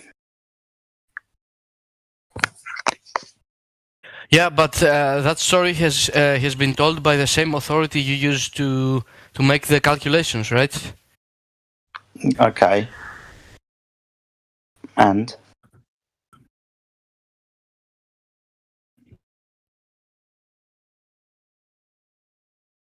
What do you mean? You just choose to not believe a part of the story, right? No. If the claim that the Earth is like those things in the sky, then we don't just believe the claim because somebody says so. We have to verify the claim. That would be to measure the Earth. Does the Earth measure like those things in the sky? How do you know how to measure? What, plain surveying? Yes, but how do you know how to measure? Which formulas are you using? Slope-intercept formula? Well, how do you know this work? Like, don't you trust an authority? It's geometry. Yes, I know that it's geometry, but how do you know that geometry works? You need to trust an authority that told you it works, right? Sorry, I don't need to trust an authority about geometry. I can measure the geometry myself. How do you measure it? Did you come up with theodolites, with theodolites, with lasers, with signal propagation? There's many ways. How do you know those stuff work? How do you know that those stuff? Sorry, is your argument just an argument from incredulity now? From what? This is a silly argument, dude. I'm telling you that practically every person on the Earth measures the Earth to be flat. Everyone, whether that's a surveyor, whether that's somebody who makes maps, whether that's for navigation, in all practical purposes, the Earth is stationary and laying horizontally. Mean sea level is a horizontal reference datum. Yes, I don't know why are you mentioning that. I don't think it has anything to do with the point. What? Mean sea is that level? like Sorry, my friend, you don't think that mean sea level, the surface of the Earth, you think that's got nothing to do with the surface of the Earth? No. You said that everyone measures it and has the same measurement, right? Yeah, flat, horizontal. Yep, we do this for building, engineering. Yep. So you're appealing to popularity, right? No, not popularity, practicality. How is that not appealing to popularity? Because it's a practical measurement that you, me, and everybody else can do themselves. Practically, the Earth is measured flat. You mean that you will make measurements based on the fact that the Earth is flat. Yeah, because that's how it measures. Can you give me an example of that? Yeah, mean sea level. Water. Water is a horizontal reference datum. It is a leveling tool. We confirm that the water lays horizontal by passing light and audio signals over it.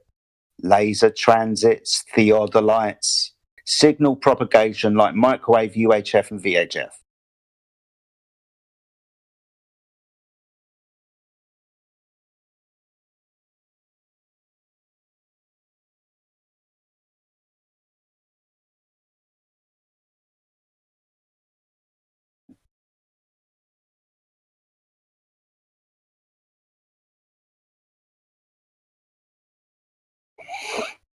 Well, it says here that the mean sea level is calculated based on a spheroid shape. That's lovely. We've got a measurement of that curve in water. See, this is the thing about claims. You have to test those claims to see if they have validity. Oh, you said that everyone measures it based on the flat Earth model, but it says that they don't. No, they measure it flat, and then because they have error, they then wrap the measurement around a ball. They measure it flat and then convert it to a ball. That's what plane surveying is, using the geodesy, the WGS-84. You said they measure it flat and then they convert it to what? The WGS-84 globe model.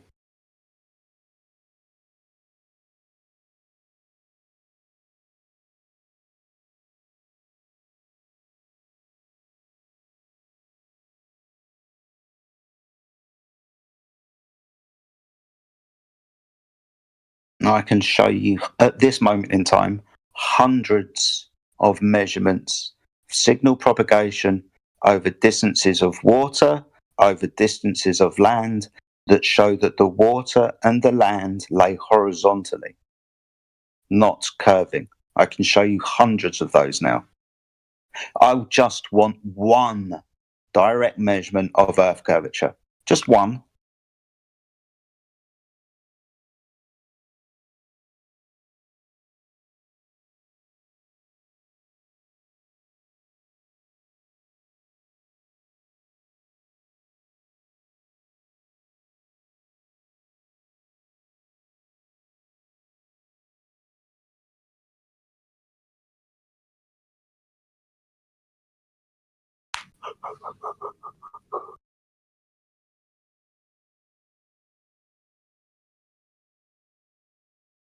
You said that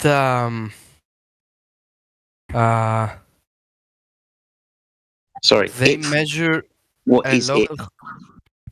What? What is it? You're saying it says. What is it? I'm asking ChatGPT. Oh my fucking god.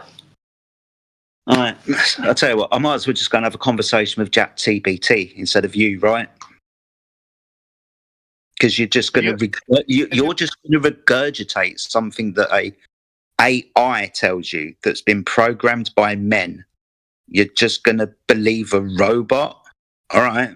Everything you do is programmed by men, like even the language you speak. Yeah, so shit in, shit out, awesome stuff.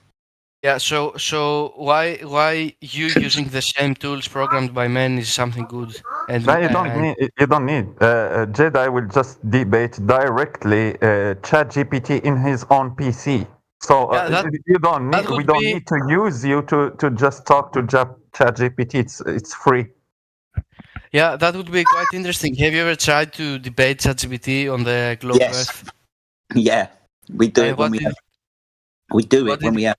We do it. My goodness, we do it when we don't have any ballers like you to talk to. So we'll get. Still want to talk. It's like I'm trying to elucidate, mate. Give me a second. It must be very disappointing for your girlfriend. Calm down. Right. So when we talk to ChatGPT, we point out the fallacious reasoning, and then ChatGPT often turns around and apologizes to us. And in actual fact, I've recorded some of those conversations. I can post them in the chat for you if you want. Now, they're very laborious to go through because there's like hours of this stuff. But if you're to follow the conversation, you'll understand that ChatGPT is just a programmed entity. It's not actually alive. And also that the Earth measures flat. It will tell you that as well. ChatGPT contradicts itself. Right? Did you know that? Yes, it can happen, yes. Yeah, so why would I talk to a computer that contradicts itself? Everyone makes mistakes, even the guys that you took the formulas for the calculations. So making mistakes. What formulas? The formulas you use to make any sort of calculations were made by. They weren't created by guys that didn't make mistakes, right? Okay. So geometric formulas are very well established. They're based on very well established equations. By whom? By whom? By humans, right? By men who programmed ChatGPT. But you used that as an argument to disprove the use of ChatGPT. No, I'm just ridiculing you for using it. No, you said, you use a tool that was programmed by men? Yeah, so shit in, Why would you say that? Shit in, shit out. Computers only regurgitate what they've been told to. I thought you would know this. That's not how AI models work, by the way. Oh, really? What you're describing is like an if-else model, in programming languages, but that's not how AI models work. No, does it think for itself? Is it sentient? Is it alive? That depends on how would you define those terms. Yeah, definitely not. So what the heck is the AI suffering from the model collapse, where the AI just regurgitates other shit that were uploaded in the internet by other AIs, considering it as fact made by human and published in internet by humans. So AI can't even distinguish between the shit that is made by a human and another AI. So if a video made by an AI uploaded in internet, another AI will take it as something real and will use it. No, it wouldn't. That's not how it works. Read model collapse. You never. You will just say, nah. No, it wouldn't. I will just share with you the model collapse and the meaning of model collapse and how much money they are spending just to avoid that shit. No, you said that an AI can change its answer based on a single source and consider like a contradicting source as true. That's not the case, man. Yeah, it is the case. Here in the side chat, it uses a pool of sources. Read it in the side chat. Model collapse. Also posted a conversation with ChatGPT that was had in regard to an observation called the Black Swan. I'll post the Black Swan argument. You'll also understand that when you read through that, ChatGPT has a mental breakdown and then agrees with us. Yep. Model collapse is the phenomenon where machine learning models gradually degrade due to the errors coming from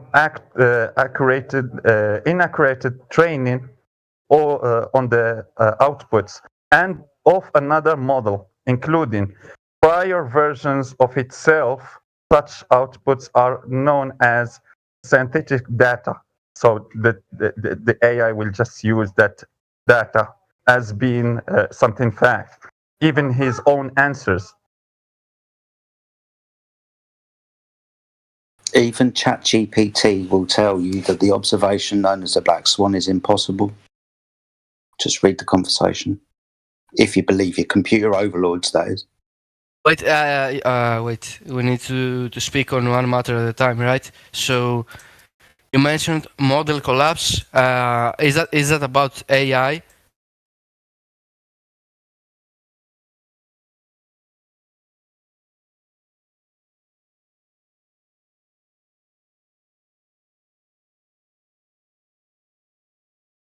Look in the side chat, dude.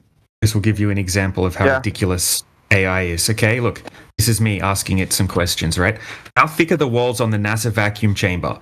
The walls of the NASA Vacuum Space Power Facility vacuum chamber are about 1 foot, 12 inches thick. Okay, then I said, oh, I thought they were a bit thicker than that. It says, oh, you're right. The walls on the NASA Space Power Facility vacuum chamber are indeed thicker than that. They're actually 2 feet thick. I said, I think NASA claims they're 6 feet thick. It says, yes, you are correct. They're actually 6 feet thick. And then I said, well, it actually claims they're 8 foot thick. You're absolutely right. This is what you're trying to use to debate with us. Classic, to be fair. That is absolutely awesome. And to answer your question, model collapse is about machine learning. Machine learning spamming at different points. Like, do you want to discuss on a particular point, or are you going to keep spamming different points? No, it's the same fucking point. We're addressing AI. No, it's not the same fucking point. Because now you're annoying me. Example, Necros mentioned model collapse, which is a very specific case that we need to discuss about. With the shape of the Earth? About AI. Anything to do with the shape of the Earth? We're talking about the reliance on AI at the moment. Now, I've posted a conversation with AI where they agree with us, the observations are impossible. And then my friend just posted one where AI kept changing our mind because the person in question kept giving them different answers. Oh, I thought it was something else. So AI will give you one answer, and if you don't fucking challenge it, that's what you'll think it will be. But if you do challenge it, there's a good chance that you're going to get a different answer. And you're computer overlords, dude. So don't bring up AI.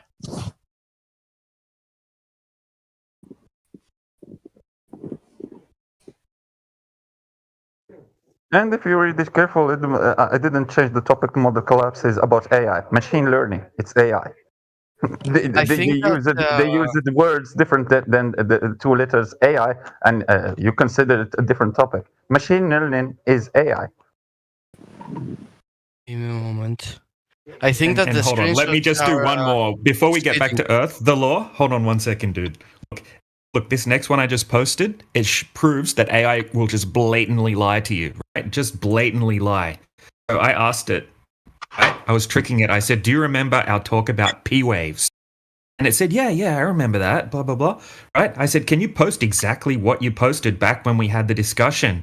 It said, oh, I don't have the transcript, but however, I remember the main points we covered, right? And then I told it, we never had that conversation. It says, oh, it looks like I made a mistake. It just blatantly lies. It's wrong, and it just proves. Stop using it, dude. Stop using it. It's ridiculous. You're just misusing. Look, dude, we want to have an intellectually honest conversation with people in here, right? So if you ask us something and we don't, hold on a second, let me finish. Let me finish, bro. We want to have an intellectually honest conversation. So if you ask us something and we don't know, we'll say, oh, we're not sure about that particular topic. Need to do some more research on it. How about we talk about something else instead? That's honest, right? But instead of you saying that you don't know about something, you're just using AI, right, to Google your answers, basically, or you're just looking it up. You can't be intellectually honest enough to tell us that you don't know about that. I never claimed that I know about it. Yeah, but you're not saying you don't know. You're just looking it up on AI in the background and then just parroting the answers you get. Yes, I think AI is very... I think I will give you now...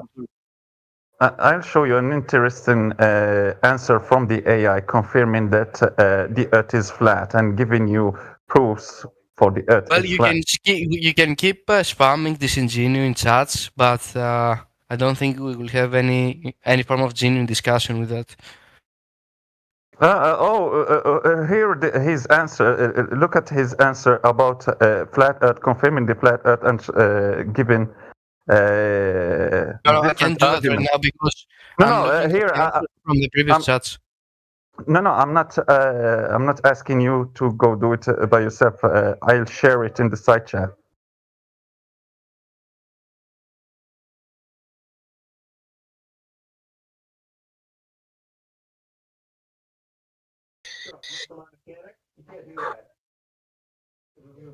Yeah, well, I mean, I think it is actually. So, fuck with my hard-earned dough. And you did? Yeah. What's in the back of it then? Auto parts. What else? Auto parts for fight cars. I heard you guys talk about it. Listen. Okay. Good cheese, huh? Check this out. Here, read this.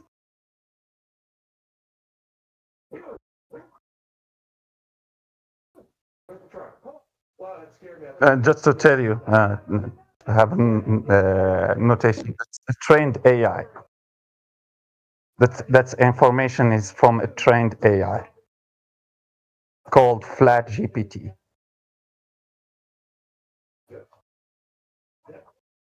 By the same company, OpenAI.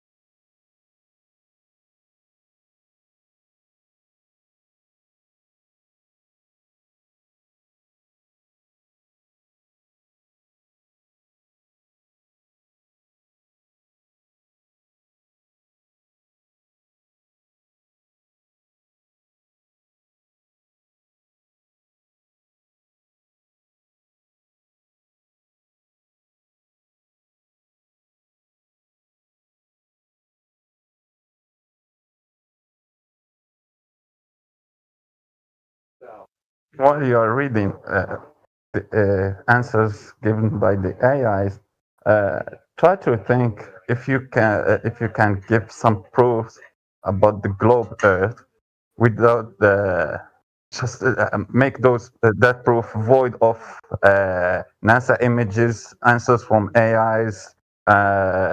Don't ask people to just ask scientists. That's your proof. This because scientists said so, or because that opinion is popular.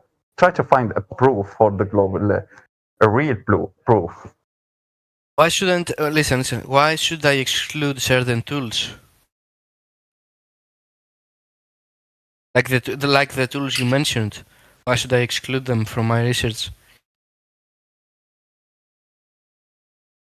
It's not a proof because you want to use a proof. You will just try to beg us to believe what you believe.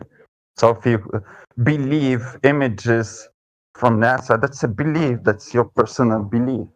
Can't ask people to just believe videos or photos that you are believing in. Okay, so why should I trust the formulas and the tools that you are using? Because it's reality. It's not a belief. What? Can you repeat that? Because it's reality. It's not a belief. How are they reality? Because you can verify, you can measure, you can test, you can touch. Yeah, we're showing you practical. Hold on, we're showing you practical demonstrations that anyone can go and repeat. Right? We're showing you things in nature, right, that anyone can go and do. You're just parroting what the AI is giving you as an answer back. Completely different. Well, the AI is a very useful tool to, you know. Dude, I can use the exact same AI. I can use the exact same AI to counter your argument. Yes. Okay. So what? But that's ridiculous. The AI, you don't even see the problem in it. Listen.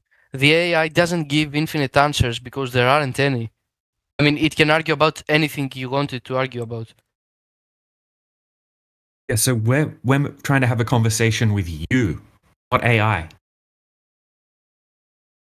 Yes, and you mentioned like specific tools that you're using, and my question is, why should I trust those tools? Now, I use the AI to get it's a false comparison. It's a completely false comparison. We're not just Googling answers, dude. and then asking you to have blind faith in those answers. We're showing you practical demonstrations. We're showing you things that can be we're showing you things in reality.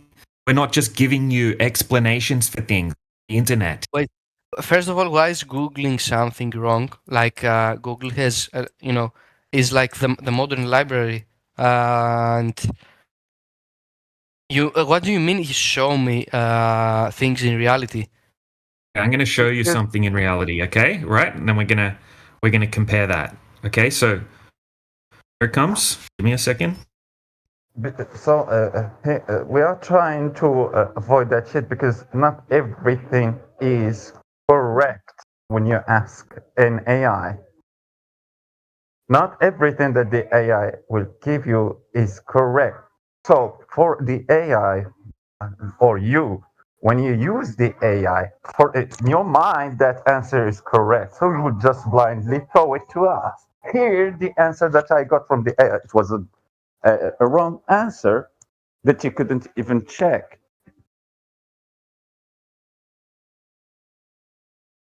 When you ask the AI, is the Earth flat, and it gives you the answer yes. Same time you ask the AI, is the Earth globe, and it answers you yes. So those are two answers from the same system. One is the AI is saying yes, the Earth is a globe, and yes, the Earth is flat. Yes. The problem is that when you ask the wrong questions, you're going to get the wrong answers, right? Yeah. I would pay you guys if you could get ChatGPT to say the Earth is flat. Like that would be brilliant. For example, I tried to replicate the first chat that Anti-Globalist sent, and the results weren't anything like the ones he showed. They were actually pretty good. Yeah, Luca, Tim, you can get ChatGPT to say whatever you like. I can have him. If you can post it, I can have him. Yeah, I can have ChatGPT be freaking an amazing flat Earth debater. Like, what do you want it to tell you? You can do that. Yeah, can you get that to happen? Like, can you post that? Yeah, I can. What do you want? What do you want to know? Like ChatGPT to just say like, yes, the Earth is flat. Oh. Yeah, in the side chat. Look in the side chat. I just sent it in. I'll tell you the time. It's 17 minutes after the hour. Yeah, Earth is flat according to flat Earth theory, which suggests that what we see as our world, and so on. No, like I mean, like, you know what I mean. Okay, look here it is. I just asked it on the spot just then. Okay. Tell us how we know the Earth is flat. The Earth appears flat for several reasons, grounded in observation and logic. Lack of visible curvature, stationary Earth, water behavior. It goes into more details. You can get very deep into these questions. You can have it do whatever you want. It's a tool. Appears?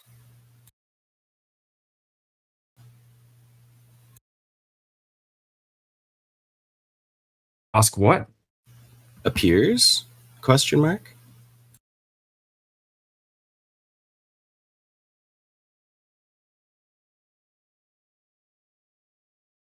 So it says, your right to challenge appears. The Earth is observable as flat. The horizon consistently rises to eye level no matter the altitude. There is no measurable curvature across you're getting it to answer as a flat earther. Yes, you can do whatever you want with just like I said. Yeah, but like no, it doesn't. He's just asking in the wrong way. Like I don't think that ChatGPT has made the claim that the Earth is flat yet. No, like I can actually hear. GPT is just a fancy search engine that does what you want it to do. Sorry. It's you can get it to do whatever you like, dude. It's not something that you should be. True, but even without that, you know, I just showed something in the chat before, Luca. Have a look. I asked it basic questions, right, about NASA's. Look, just have a look up at 12 past the hour. Look at that. I replicated the last thing. I replicated this discussion. The last thing I just sent in the side chat. So it's a conversation. I just asked him simple questions. Is the Earth flat? and he answers, and explain gas pressure, and he answers. And using flat Earth. What do you mean? The whole point is, if we're trying to have an intellectually honest conversation with someone, none of us should be using ChatGPT or Googling your answers on the spot. If you don't know something, just say, I don't know about that. And then tell us what you do know about what we're talking about. Don't just on the spot Google research it because you don't want to look like you don't know something. Intellectually dishonest. Well, that could mean that you know what you're talking about, but in order for me to establish that, I need to search it, myself. Right, but I'm like what I just tried to show you was an observation in reality, right? No, you just showed me a picture. No, I showed you a GIF from a full-length video, which I left the link from. Why should I trust that? Because anyone can go and repeat it, right? This isn't just an answer. This isn't just text saying this happened. It shows the entire process of the observation. Unless you want to say this whole observation was somehow CGI'd or something like that, right? You can just go and use this same equipment on any large body of water and replicate these experiments yourself. This is empirical evidence, right? This is not just some AI bot giving you an answer. You don't even care about the empirical evidence that I presented here because you're not intellectually honest. You're not actually looking for truth. You just kind of want to feed your ego, right, and win debates. No, I don't care about debates. The point is that I think you're being disingenuous with, the methods that you're using. Says the person that's fucking Googling things on the spot because they don't know the answer. Again, why is Googling things, like, why is using the best library that we got in our time? Because you were just because you haven't had time. Okay, so if I ask you something and you Google the answer on the spot, you're just having blind faith in the result you got. You never tested it, right? You never looked far into it because you obviously didn't know about it. So you're just Googling your answer, right? And you're treating that as some sort of gospel that that's the correct answer, and then you're parroting it like a bird. No, that's not what I'm doing. I'm just getting a picture exactly of what you're doing, bro. Exactly what you're doing, and it's fucking obvious. Listen. For anyone listening, it's fucking obvious what you're doing. When you mention something like a tool you use or a formula that you use, why should I take your word for what that formula really calculates? For example, give an example. Give a specific example. Give me a specific example. What formula or tool did we talk about that you would like to dispute? You can mention anything. I mean, like the guy previously said about measuring sea level, something like that. Like, and I needed to see what he's talking about. Okay, the law. Because okay, so right, I'm going to give you a formula, and I'm going to show you an observation, and then you can let me know if you have any problems with the the formula, for example, or with the observation. Wait a moment. He made the claim, for example, that he's not here anymore. Don't worry about that. Oh, but you asked me to give you an example, so I'm trying to give you an example. He said that every calculation we make is based on a flat Earth model, and I researched on that. Why shouldn't I? What's your point? He's not here anymore. Like he told you, you can research about a thing, but what you can't do is just pick up the first answer that you will get because you never knew about that thing. You research the first time you are researching about that thing, and you pick the answer. You're not saying wait, I don't know, I don't have the answer, I will just try to verify. And you read the answer and you verify, you collect the answers, because in Google there is not just that first answer that you will just pick and choose in Google and throw it as being fact. No, there is that answer that you throw and the opposite of it also.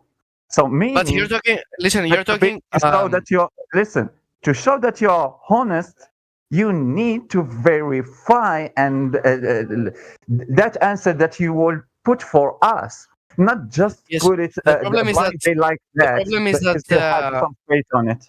You're talking about a straw man because I never made any claim. Like when the guy made the claims about the measurements based on the flat Earth model, every time I answered, I started by saying, "Well, it says here," and then I continued, to say.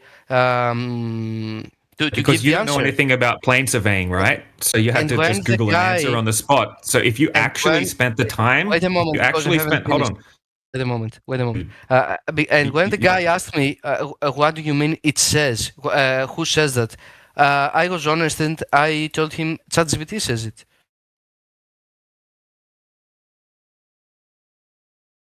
Cool, and I just showed you ChatGPT making ridiculous errors. Yeah, but blatantly what they told you, if you are just here when you got an information from someone, and you don't have anything to respond to it, so you will just ask ChatGPT. You will pick the answer from ChatGPT and throw it to us. That's just nonsense because. Yeah, if I want to talk to ChatGPT, I will talk to ChatGPT. I will just go and tap ChatGPT. I will put that same question that I asked the human, and I will ask it to ChatGPT directly. I will get the same answer that it will copy paste from ChatGPT. You can make that claim for every resource, though. Like.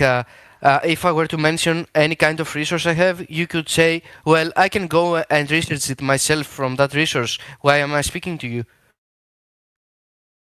Okay. Did you research that the surface of waters is not curvy? No, do you get the point? Asking ChatGPT and getting the answer. So did you research Listen. All it comes down to in the end is getting the information from a resource, right? So why would I speak about anything? I would just go get information, right? Okay, from reality. So you would go and measure the reality when you see a video from someone that is telling you, look, you can measure the surface of the earth, it's not curving anywhere, and you won't believe that. Like will you what you do with ChatGPT as being an intellectual, honest person? When you will get an answer from ChatGPT, you won't consider it as being something fact directly or believe it blindly directly. Wait, I'm not done yet. So we are not asking you to believe what we are telling you or showing you blindly. We are asking you to test, verify, go do the thing, touch the reality, measure the thing. Don't believe a source. Your source will be just reality. Reality doesn't lie. It's reality. It's real. Yes, but you still haven't explained why using ChatGPT is wrong. Because, as I said, that could be generalized about any kind of resource that you have.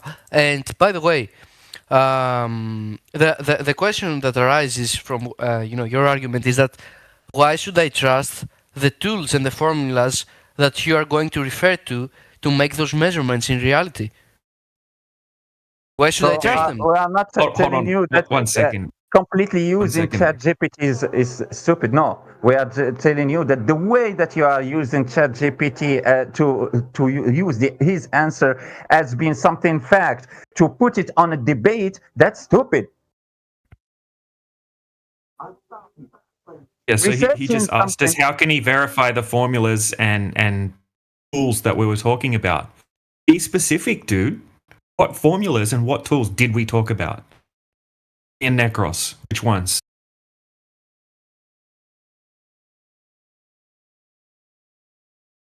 I don't think we have gone deep into formulas and stuff like that. Why are you saying that then? Why are you saying that we made claims about formulas and tools when we didn't do that? That's what the other guys referred to.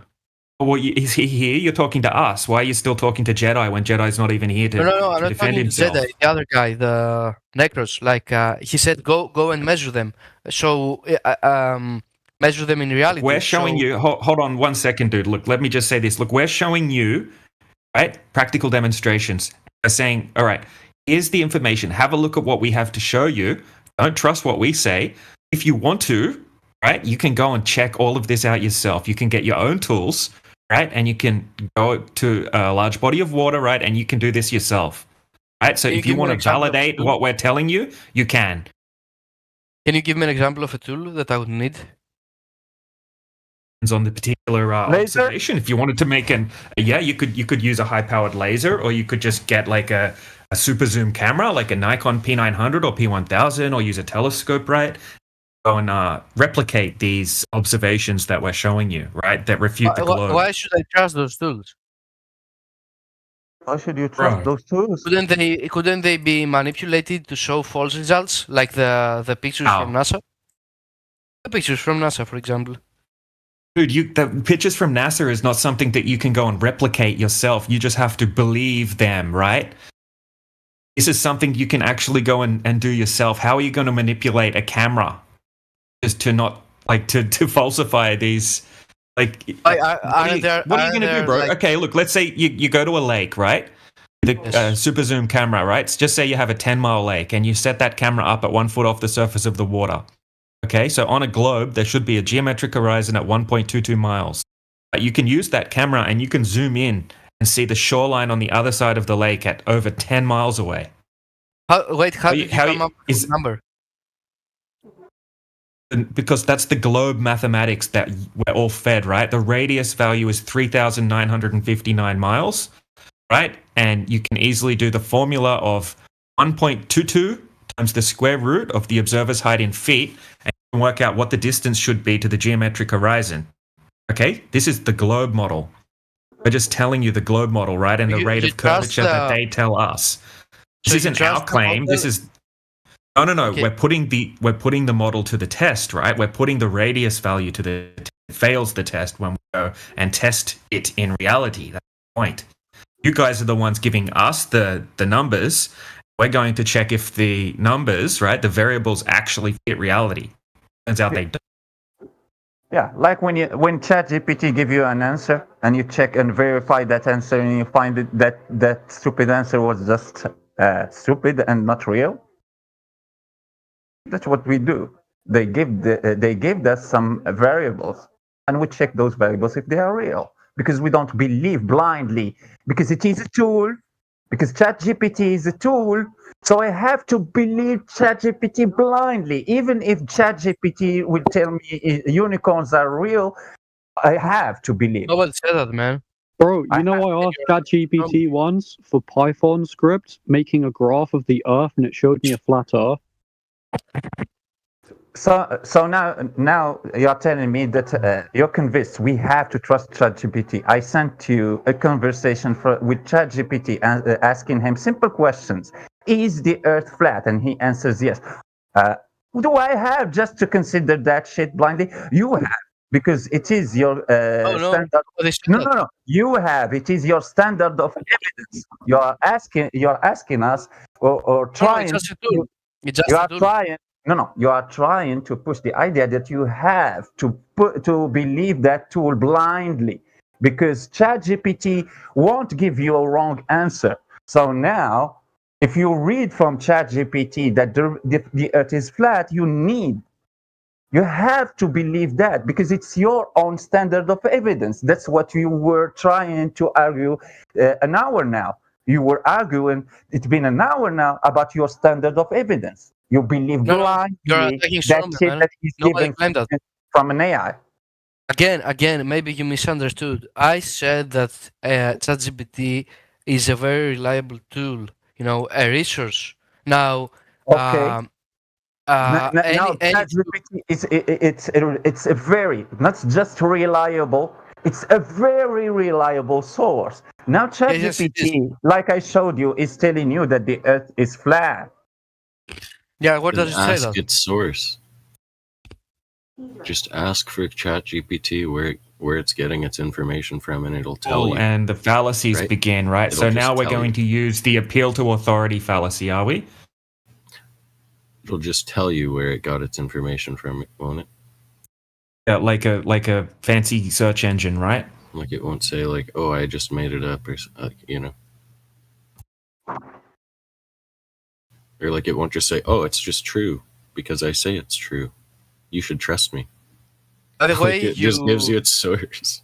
Yeah, or if it doesn't have its source, it just says, "Oh, sorry, maybe I was mistaken," and like it literally like. I ask ChatGPT random things when I'm researching quite often, and I ask for sources, and literally 90% of the time, the source doesn't even say anything but ChatGPT. And I said, why are you giving me sources that don't even mention what you told me?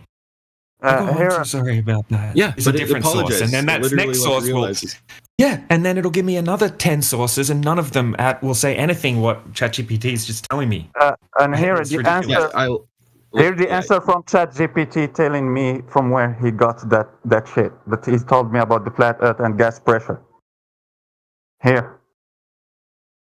The information I shared comes from general knowledge about how gas pressure works, which is a fundamental concept in physics and chemistry. This understanding has been built upon over centuries through scientific observations and experimentations, and so on. That's just the first chapter. Believe that fucking ChatGPT. Now you have to be a flat earther. You need to believe that shit. Like what did it say that was not true here? I don't get it. It didn't say that it is not true. You have to say. No. Yeah, you're trying to prove it is a fundamental concept, but that works in reality. So no, it's not made up. It's not a story that he made by himself. See, it's a knowledge that were acquired by during centuries. So he's telling you from where he got that shit. So he just did read stories, history book, and got that knowledge from articles about chemistry. Yeah, like its source. It will never say my source is I made it the fuck up. Nice. That's what you said earlier. So now, because ChatGPT won't tell you that thing is just made up, you will have to consider it as not being made up, or what? Or will you consider everything that is being made up? Every answer that is thrown by ChatGPT is just made up. No, you can't tell. Just. And I proved before that ChatGPT will just blatantly lie to you. I think, like blatant lies. You didn't. Where? Yeah, I did. Okay, so yeah, you just the one with the P wave, that was kind of weird. But like I don't know, I don't trust ChatGPT when you're signed in and like getting it to like remember your past conversations and stuff. Like I would never trust it. It did blatantly lie. It did blatantly lie. It told me that we did have that conversation. It told me it remembered what we spoke about. Mm-hmm. But then when I asked it further, it admitted that it didn't actually remember. It must have made a mistake. It still didn't even admit that it lied, but it was caught out lying. So look, you have to understand what really is ChatGPT. ChatGPT is like you are automatizing Google or motor of research. So instead of putting a sentence or a question in Google, and you will have multiple articles that you will have to read by yourself, hundreds and thousands of articles that you will have to read by yourself. That tool, so the ChatGPT, when you put a question to ChatGPT, so ChatGPT will get all the article. It will read the articles in a fraction of a second. Mm-hmm. All the articles, and it will resume what you wanted to have. So it will resume the sentences and the words in a specific article which will put it to you as an answer.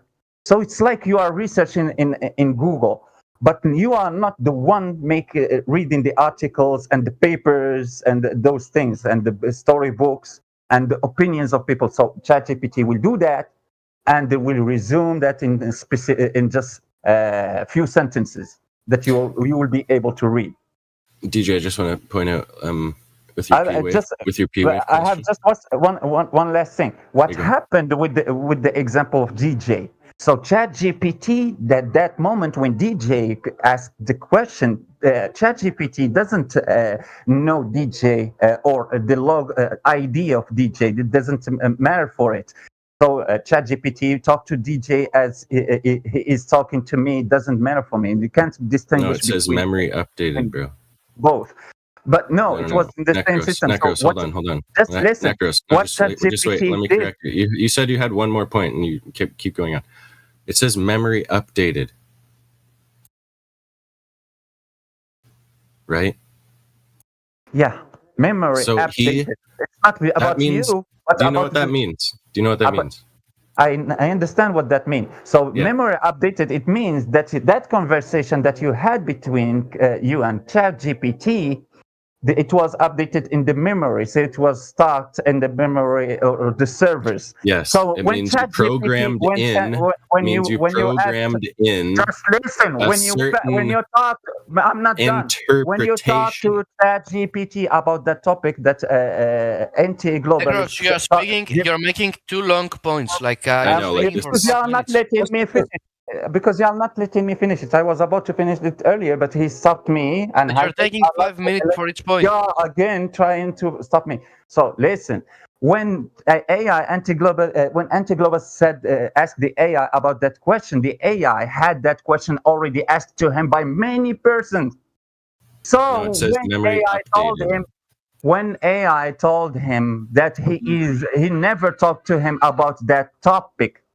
Right. It says memory updated. We're past that point. We were past that point though. We're on to the memory updated section of. Okay, just a correction about the memory update thing. The memory update isn't taking your thing and uploading it to the server. It's remembering your question in that specific chat. Remembering which question? It's remembering what you said in that one chat. You see how on the side of ChatGPT you have all your chats, the chats you've talked to it. You can add a new chat.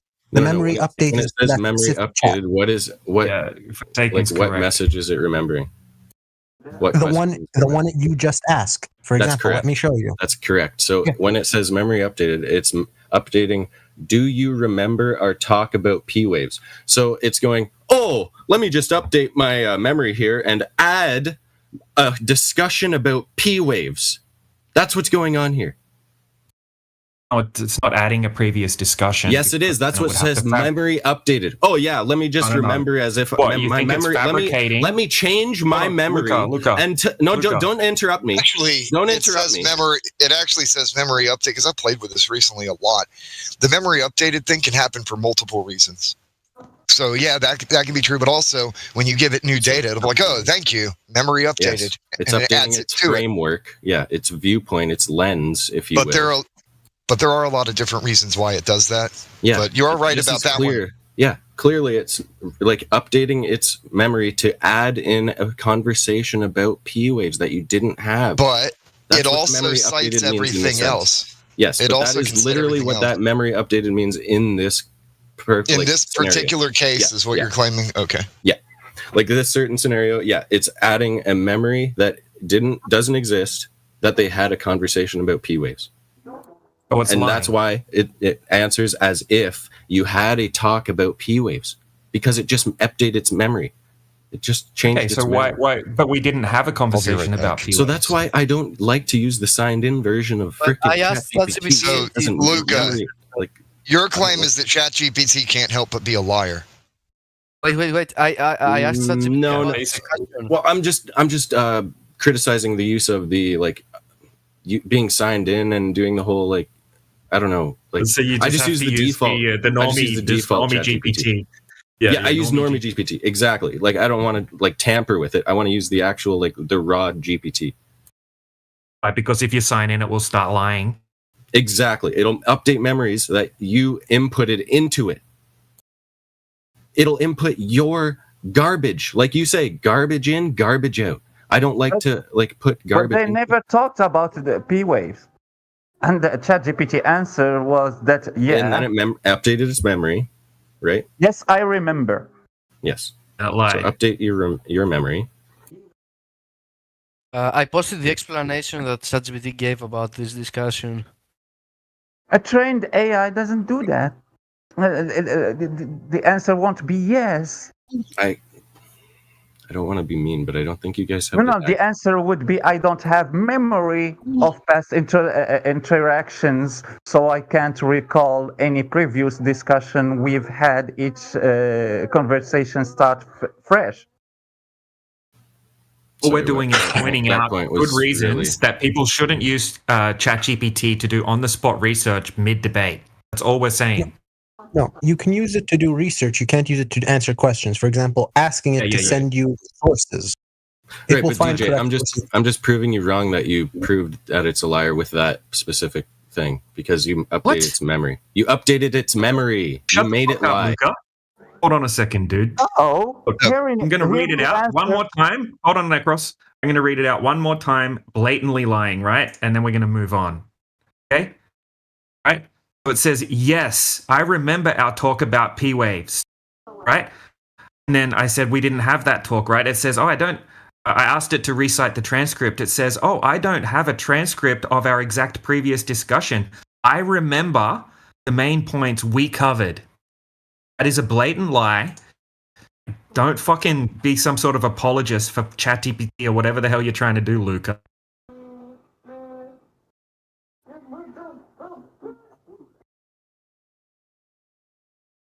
Right above that, it blatantly gave me false information about the thickness of the walls on NASA's vacuum chamber 2 times in a row. Yeah, ChatGPT. Don't use it. Ask it how many R's are in strawberry. It doesn't know. Yeah, and exactly. Let's not use it for answering questions that are asked by flat earthers during a discussion. So if Luca was correct about that excuse that he was trying to do to white knight ChatGPT, he will just read the last answer that ChatGPT gave. If the answer were what Luca said, ChatGPT will tell you that. It will tell you that, oh no, it was just the new update that you gave me because of your first question. I updated my memory and I gave you what I had just now. No, it told you, it looks like I mistakenly thought that we had a previous discussion about that shit. So, yeah. So, Luca, you're wrong, completely wrong. Then ChatGPT also is telling you that you are wrong. Who was mistaken that he lied, yeah. Not no update memory, no nothing. That like you were saying, it was a mistake lie. Can I ask a question? Completely unrelated to any of this, just to any flat earthers. Yeah. Okay. Question. What do you guys think lunar eclipses are? We don't make claims about. I didn't say you make. I said, what do you think? You could be wrong. What is your conception? No one is assuming anything. No one knows anything? Yeah, because there's like Selenelian eclipses, right? There's anomalies when it comes to eclipses that don't even match the globe claim. So we don't know what the sky is. We don't know what the moon is. We don't know what the sun is. And I would argue that you don't either, but you will probably just parrot information. I'm not going to parrot. I just asked the question because there's a claim that's made that fits with the lunar eclipse. And I want to know what your counter to that claim is. Because we see a lot of celestial bodies in the sky. We see interactions between them. And the flat earthers have no explanation. I want to hear what an explanation could hypothetically be. So first, it doesn't fit. Lunar eclipses doesn't fit the globe. Have you ever heard about... We're not talking about the globe. We're not talking about the globe. No. Yeah, we are. We are talking about you saying that the lunar eclipses fit the globe. Yeah, that's your claim that you just claimed now. I'm telling you that it doesn't fit. You have something. Can I step in real quick here? Forsaken One, do you think truth is determined by the force of an explanation? No, but I think the force of an explanation is a good representation of truth. It could be wrong with a good explanation, but a good explanation is better. We need evidence and data to support all of that. And we can provide evidence and data that provides an alternate frame of reference for you to consider, like the Selenelian eclipse that you whistled past earlier. Then you would have to come up with a different. Yeah, correct. Because we were globers before. So when we verified those claims and we found that those claims, they doesn't stick together, that doesn't work, like the impossible eclipse, aka the Selenelian eclipse that anti-globalists told you about, and Amish also So that doesn't work. Meaning that, no, I don't have to assume something, just even if it doesn't work, and take it as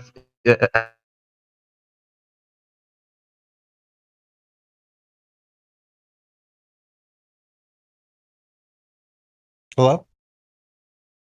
I think he dropped. Anyway, if the explanation doesn't satisfy what you believe it to be in the case, then what do you have? I mean, no, I'm just asking. I'm just asking questions. I want to know. You are claiming. Yeah. I want to know how a stellar-Alien eclipse happens under your cosmology, your cosmological perspective. I'm not making a claim. I asked you to back up yours. I said there are. I wasn't specifically talking about an explanation. Isn't backing a claim. Pause. I wasn't talking about eclipses. I was saying we see things in the sky that are backed up by the globe Earth model. I wasn't specifically. No, they're not. The stellar-Alien eclipse does not back up your globe. Again, I wasn't talking about eclipse. I was. Well, you made that assertion, and this is a rebuttal. I made the claim that there are events in the sky that are explained by not the flat Earth, by the globe Earth model. So Amish just asked you. Okay, so you just made a positive claim, right? That the eclipse is covered by the explanation. Again, not the eclipse. Yeah, that was your example. That was your specific example, right? You said it's explained with the globe model, right? And then he asked you to explain a particular type of eclipse using the globe model, right? And you're not able to do it. That wasn't my specific example. I started asking with eclipses. You said, I don't know. I then said, we don't know what the sun and the moon are. I went to that point. Yes. And I went to the point of we see things with the sun and the moon, no longer the eclipse, that can be explained with the globe Earth model. The eclipse has moved past. Right. And what you failed to address is there are things that cannot be explained with the globe Earth model. Fine. I said that's what we're focusing on right now. And you are experiencing psychological discomfort over this. I'm not talking about psychological discomfort. We moved past the eclipse. Fine. The eclipse can't be explained by the globe model. I'm not only talking about the eclipse. Again. Right. So explanations without evidence are worthless, aren't they? Okay. Fine. Let's ask about another one. Something that's very simple. All of us can test. I live in the southern hemisphere. I've been to the northern hemisphere. Why does the moon look like it's upside down? Relative. You're begging the question, right? I'm asking a question. That's not begging the question. I asked a simple question. Why? If you don't know, just say I don't know. What? No, yeah. What is that? What is a hemisphere? When I am further south than I am north, the moon seems to flip its orientation, regardless of what you want to call it. Right, because you're looking at it from a different point of view. So what? Okay, what point of view would make it look upside down that has anything to do with north and south? If I draw an E on a building and in the ceiling of a hallway, yeah, and I walk past it and turn around and look back at it, it's going to look backwards, just like the moon. But that would mean I'd have to cross the North Pole, the center.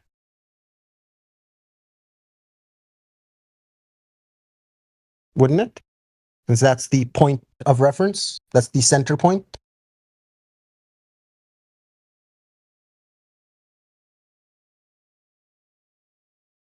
You'd have to walk past the E. Yeah, exactly. The moon in. Okay, I'd have to walk past the E. The moon isn't Polaris.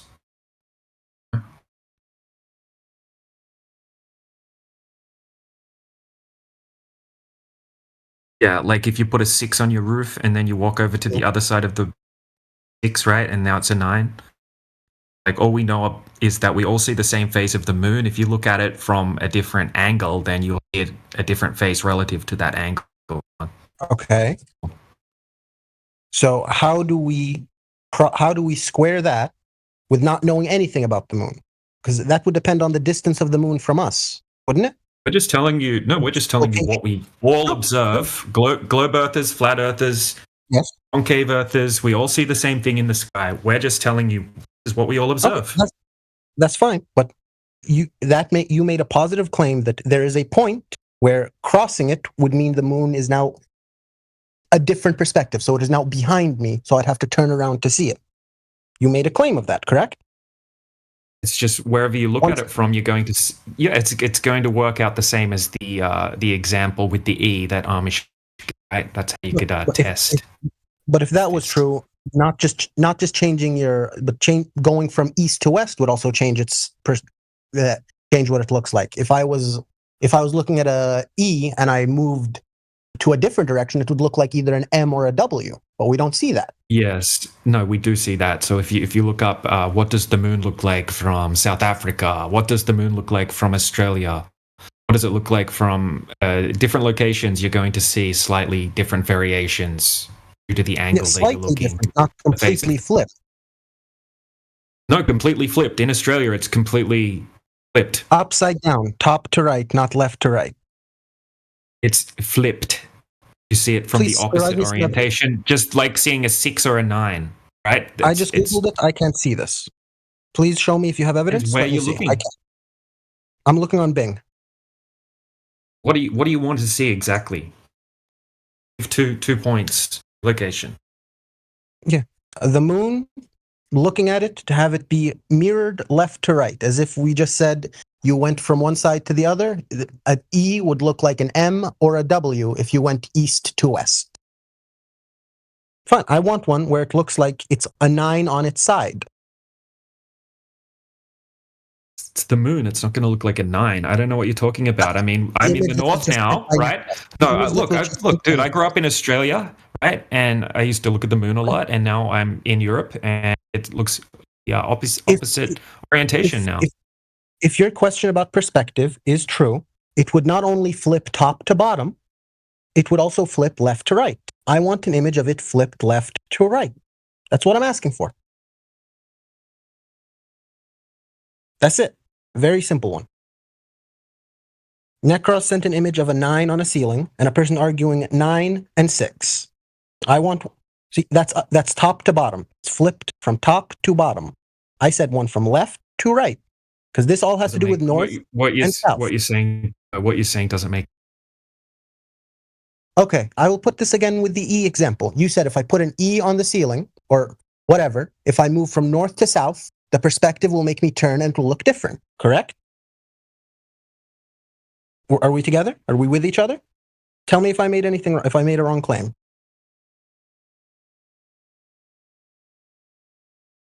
Hello? What you're saying, it doesn't really. I asked the question. If I go north or south, the moon will appear to flip because I've crossed it and had to turn around to look at it. That's what your explanation, correct? Yeah, but there's different areas in the north. There's different areas in the south. It would all be dependent on exactly where you are in the north or the south. Area? Okay, so yeah, you could be like in the south, right? You could be in Chile, or you could be in Australia, right? Or you could show me in the north. You could be in different locations. Show me. I don't see how you don't get the explanation, dude. What is it about the explanation you don't understand, and what should we be seeing? Show me anywhere from the south where we would see the moon flip from left to right, east to west orientation. We only ever see the moon flip from south to north, but never east to west. If perspective, how you explain it, it crossing a direction would mean something. There would be a point where east to west, the moon would look flipped east to west. That's all I'm asking. Dude, just think about it like this. Put the face of the moon on your roof, right? And wherever you stand, it's going to have a different orientation. Yes. That room. That's the way it works in reality. Yeah. Yes. I'm totally with you. So why is it when it only moves? Why is the perspective only shifting in one direction? If I move left or right from that E, like you said, if I go straight and back, north and south, the E will look like it's flipped upside down. If I go north and south, left or right, the E will look like an M or a W. Why do we only see the E, the letter, invert top to bottom, but not left to right, depending on perspective? That is my question. Look in the side chat, dude, and see how you don't get. I'm looking at the side chat. Okay, show me where we do see it, Amish Battle Mech. I've not seen any evidence. If there is, please show it to me. If you have it, please do.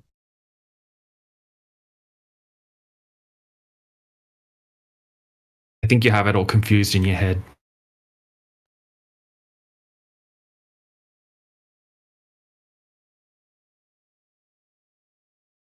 It can't be you have to turn your body 90 degrees to see it when both of them, when you could make the exact same argument for the top to bottom. Please, why can I not see it from one direction versus the other, east to west, but only north to south? What is the force that is keeping it from inverting when I go furthermore east of it than when it is when I go furthermore south of it? Dude, it just depends on which way you're orientated. Okay, show me images just of this orientation. turn 90 degrees and you'll see it orientated differently. Just like Amish is explaining to you. Okay, so the issue of going north to south doesn't even matter. It just depends how I'm standing. And look, Matt, dude, stick a face of a moon up on your roof and look at it from different angles and you'll see a different face relative to that angle that you're standing. Yes, that's what we that is true. experience in reality. But I can't do that in the South Hemisphere. If I'm in the South Hemisphere, it won't flip upside down if I look at it from two different directions. But apparently moving across... Why would it flip upside down? Why would it flip upside down? Because I'm looking at it from a different perspective, like the 9 and the 6. If I'm looking at it from one point, it looks like a 9. Other point, a 6. But no point does it ever look like a 6 or a 9 on its side. That's what I'm asking. Show me pictures of that. That's all I'm asking for. Please. 90 degrees, and now it's a sideways 6 or 9, depending on. So why does turning 180 degrees when I'm standing not flip it like it does between the south and the north hemispheres? It can't be both. You can't have both. Why would it, dude? It can rotate to its side, but it can't rotate entirely depending on perspective. It's not rotating. It's not changing its orientation. The perspective. It rotates its perspective up to me. It looks upside down. I'm not saying it literally moves.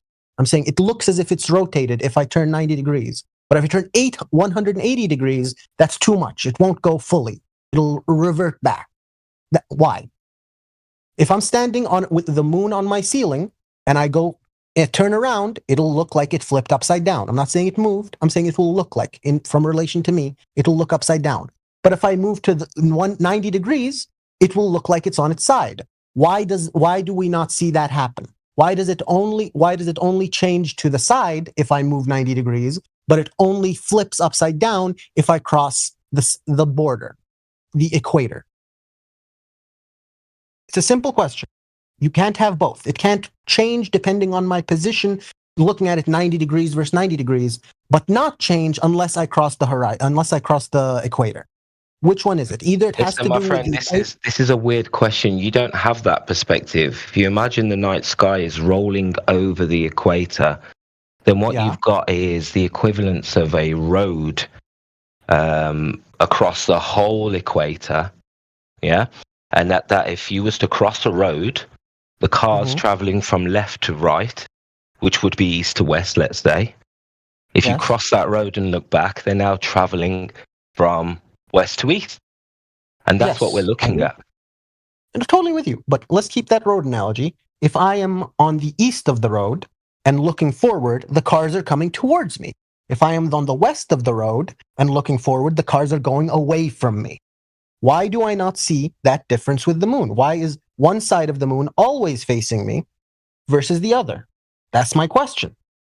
Why do we only see the north-south? I was talking about the stars specifically. When you're talking about the moon. About the moon. The stars haven't been brought up. We're talking specifically about the moon. Well, listen, we don't know what the moon is at the end of the day. If the moon was a solid... No, but if the moon was a solid object, then, you would... If you could confirm that, then I suppose you could make that argument. But we haven't verified what the moon is. I'm not talking about what it is. I'm talking about its orientation in the sky. When we are in the south... I get that, but it's important to define whether we're looking at a solid object or whether we're looking at some sort of plasma projection. Who knows? And we don't know exactly how we would expect it to look from different angles. All we know is we only ever see one side of it, yet we assume it's spherical. That's an assumption. How do you know you only ever see one side of it? Because everybody on Earth only sees one side of the moon. How do you know? You just said we don't know what it's made of or what it looks like. Both sides could look identical. It could be rotating constantly, and just the effect make it look like it doesn't. We don't know anything. We all share the natural world. Is that correct? So if we all share the natural world, we can all share information about the natural world, so we can verify things. You said we don't know what it is. We don't know what the effect. So we can't verify what the moon is. No. Yeah. So we can't verify what the moon is, but we can verify what people can see or what can be seen from different places on the Earth. But you just said we don't know what it is, therefore we don't know how it should react to our how it should react visually to what we see. You just said that. You can't have both. So we can't make predictions of what will be seen. All we can do is report on what is seen. And what is seen is the same face everywhere. No, what is seen is going across the equator will make it look flip. But going east to south will not flip it, would only flip it horizontally, not we've down the established middle. that. Yeah, we've established that. And we that's know what I'm asking. They keep arguing that it flips down the middle. No, that's not the point. Dude, look in the side chat. You can see what it looks like from the equator. It's not the same as what it looks like from Australia. Yes, that is as flipping. You slowly move further south, it's going to change. Yes, it changes from top further away. Now show me just change. It gradually changes as you move away or closer to the north, right? It's just gradually changing. Just like if you stuck a face of the moon on your roof, you walked around the room and took photos of it from different orientations, you're going to have the exact same thing as what we experience in reality on a smaller scale. I'm with you. So why do we only see the change go from north to south? As I've been asking, why do you not see it flip from east to west if it is perspective, as you say? That's my only question. Dude, east and west are just circles around north. You can't make a straight line on a flat Earth? East and west are not straight lines on a globe or a flat Earth, or in any circumstance. I'm saying you can't make a straight line. If I made a straight line, you can, but not by going east. Yeah, not east or west, dude. Like you just kind of accounting for the magnet moving on the compass, going straight. Doesn't matter whether you're going on a curve with the center being north or not. If I go far enough in one direction straight on the flat Earth, right and left, the moon will not change its position or orientation in the sky. Correct?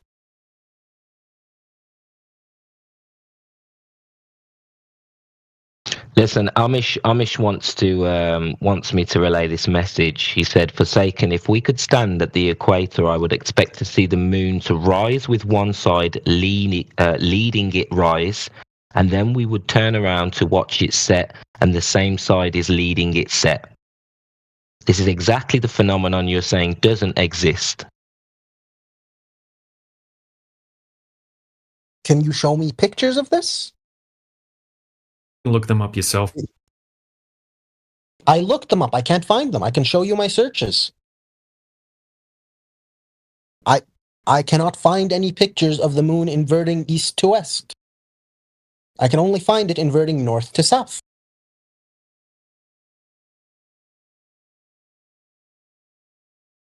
I'm not arguing for a globe Earth. I'm asking a simple question. Why does this not happen? It's not a globe. The Earth is a donut. That's my stance. The Earth is a concave donut. It's a torus. It's not a globe. So yeah, what evidence do you have for that? You have zero evidence for that, so we're not going to take it seriously. About your claim. No, you're giving a false, a stupid. It's a false dichotomy. You're not giving a fair example. The reason why we call ourselves flat earthers is because we have falsified the curvature and the motion.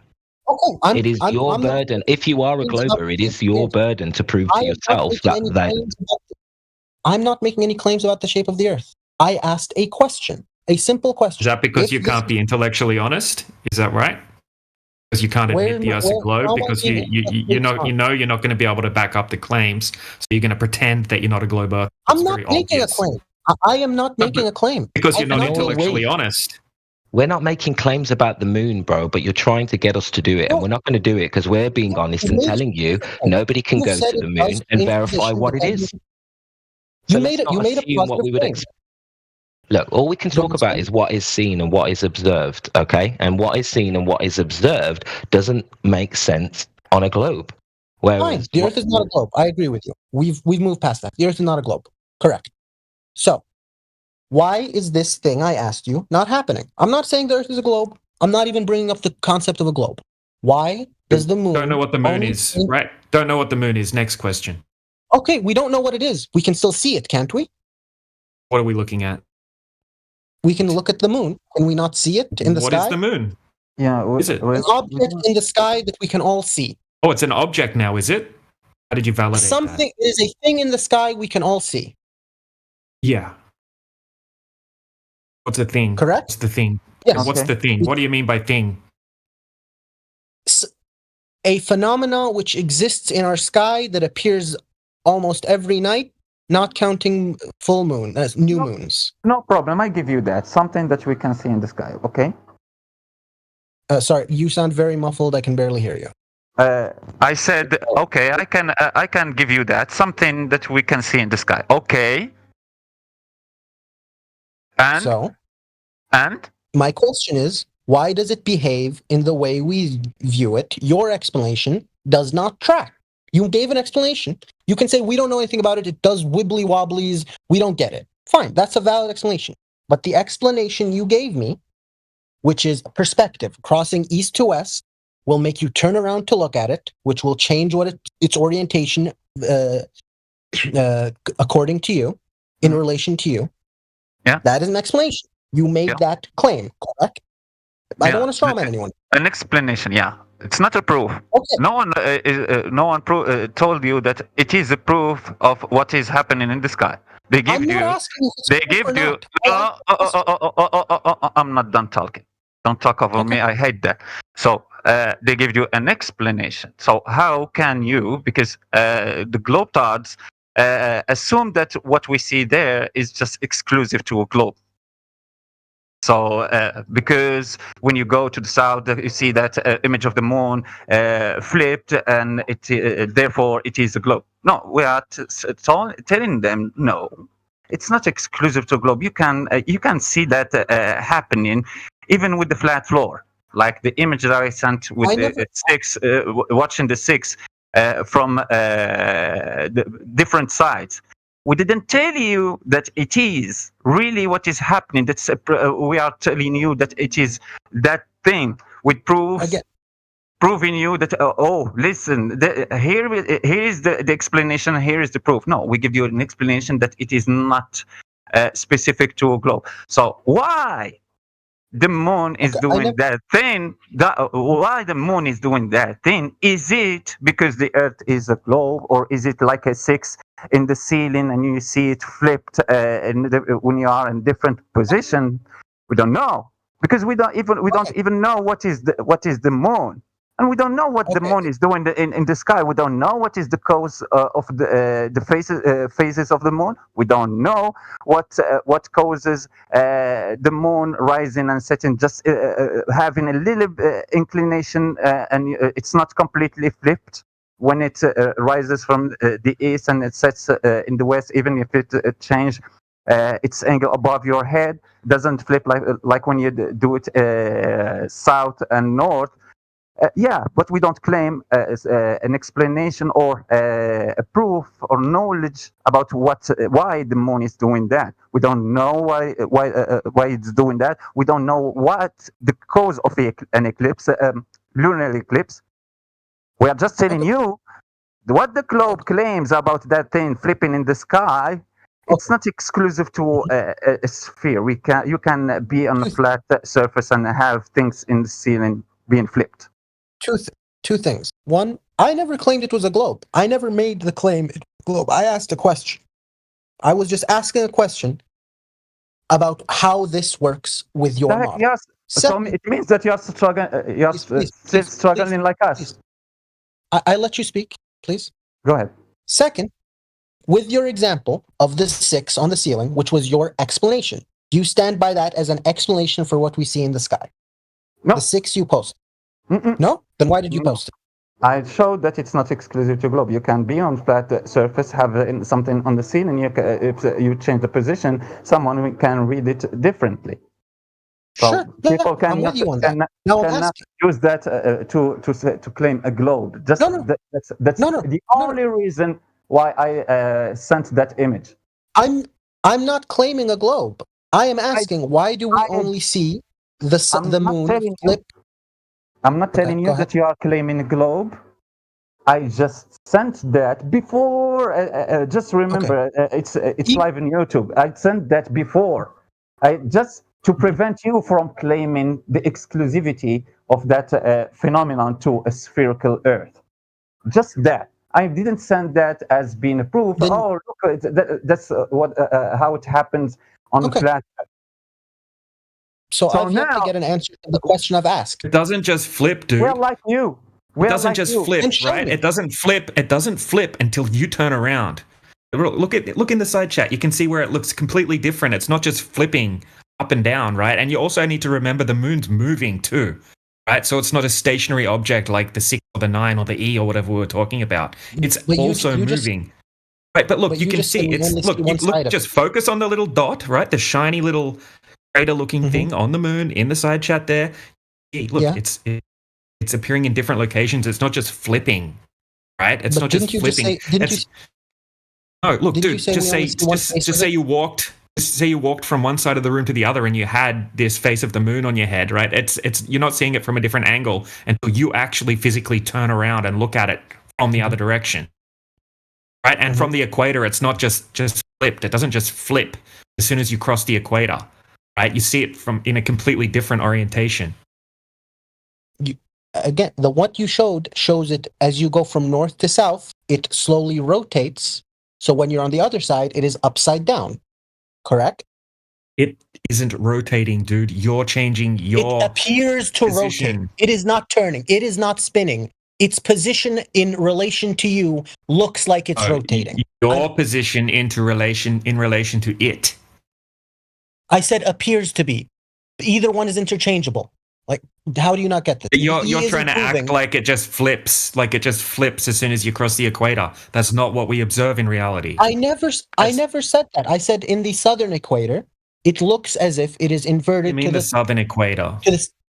Only one south equator. Of the equator. South of the equator, it looks as if it has flipped in relation to the equal. No, dude. If you just go to. Let me finish speaking. If you go south of the equator 100 miles, it'll look exactly inverted as 100 miles north of the equator. 500 equal. It is an inversion of the equal distance you are from the equator. It looks completely different from the equator than it looks from in Australia. Because I said distance from the equator. But the question is there anywhere on the equator where you would see it flip east to south, east to west? That's my question. Why do we only see flip change east? In position? Oh, dude, you're seeing it. You're seeing it different when you're on the equator, and you need to remember the moon is moving. I don't give a rat's ass, bro. If the world is flat or not, my guy, I don't give a rat's ass. So why'd you come in here, dumbass? Because I don't give a rat's ass. So I'm here to hear what you got to say. Because I don't give a rat's ass. For a second, just wait. I will explain the view to anti-globalists just to make it clear. So anti-globalists, just imagine that stick that I put inside chat, that 6 in the ceiling, and those 2 people that are watching it. So now, the person that is looking at it as seeing it as a 6 is a person living in the northern hemisphere. And the person that is looking at that 6 and watching it and he can read it as 9. He's in the southern hemisphere. Now the problem is, I understood you. I'm just explaining that shit to AI. So what he is saying. So imagine 2 other persons in the left and the right. So in the other corners of that 6. So they won't read it a 6 or a 9. So it will just be horizontal for them. So he's saying that image, it will be the moon going from the east and setting in the west. So when the moon is rising, you turn your face to see the moon, you turn your face toward the east, aka like when you were looking toward the north from the south. So you would turn your head toward the east, you see the face of the moon. It says that same face during the moonrise, you will see the same exact face with the same exact angle at the moon set, when the moon is setting. Thank you. And I'm just asking, why do we not see that? Why is the change of its positioning in the sky, its orientation, strictly locked to north and south and not east to west? I'm not arguing for a globe. My problem is I don't confirm that it is the case. I don't know, because I was researching when you were talking about that. Because it is interesting. Yes. I found it interesting. I never had that knowledge about that thing. But where do you have that observation? Did you make some images? Because I research moonrise and moon setting. Because I never tried to see it, look at the face of the moon during the moon rise and the moon set to see the face of the moon if it changed. So I tried now to find images. The images are from different places, so I can't tell which one is from the same exact place. Do you have any examples from a photograph during the moonrise and the same day? I just put it in the side chat there. Right, you've got view from the equator at moonset, view from the equator at moonrise. Completely different. Here, I can send a video. Okay. Can you not see what I just? Look what I just posted in the side chat. Look. Okay. Look at it. That one is nice. Completely contradicts your claim. I'm looking at it. I'm looking at it, and there's no evidence of when this was taken, how it was taken, no timestamp. It's just a picture. Anyone could easily have just flipped that in Photoshop and made a claim. Seems like you got to go do some photography. I'm gonna send. I'm just gonna find a video of the time lapse on YouTube. Yeah. Okay. I tried. I'm still on YouTube and Google. I'm trying to find something.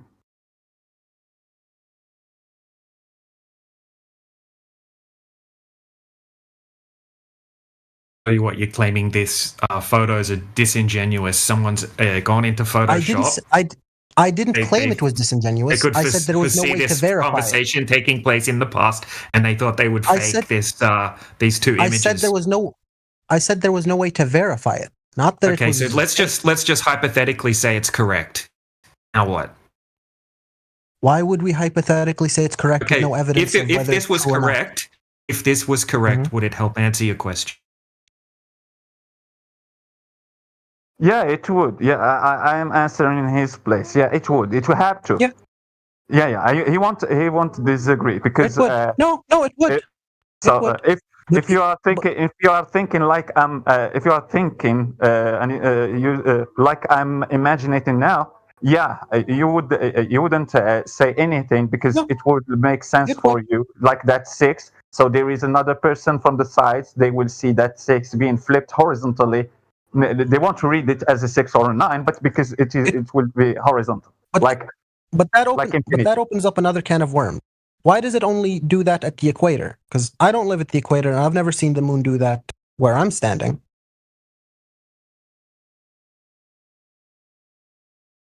Have any of y'all ever? Yeah. Have any of y'all ever seen the moon do that? No. That will be. Sorry, I'm so sorry, but I'm on your side. Trust me. I swear on the head of my son. I'm on your side. No. The question was. So now we wanted me and you. We wanted to see. It's moving east to west. Exactly. If we are able to see it moving east to west, that it will be the explanation why Would it that doesn't do that in the northern hemisphere or southern hemisphere? That would be another hypothesis needing an explanation for that the cause of that effect of the in the northern hemisphere and in the southern hemisphere. Why it wouldn't flip? I'm not considering that it is the case. Even if you said that you've witnessed it never flipping during the sunset and the sunrise, I'm not buying that. But even if it is the case, and we witness that in the northern hemisphere and in the southern hemisphere, it will be a new hypothesis searching for a new explanation. I'm with you. I'm not disagreeing. Nice. I'm just saying it is an interesting phenomenon that we only see this on the equator when all the Earth shares east and west. Here, another observation sent by Donato. I'm sorry if I didn't read your name correctly. 32 minutes after the hour.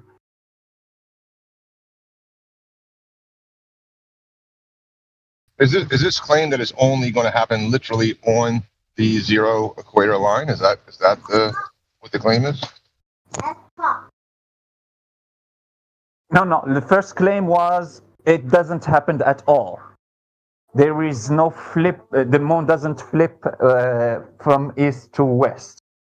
Now we are trying to show that. Go ahead. You're close, but that's not exactly my claim. My claim wasn't that there's no flip from east to west. My claim was there is no flip from east to west depending on where you travel, not where the moon is in the sky. But that's fine.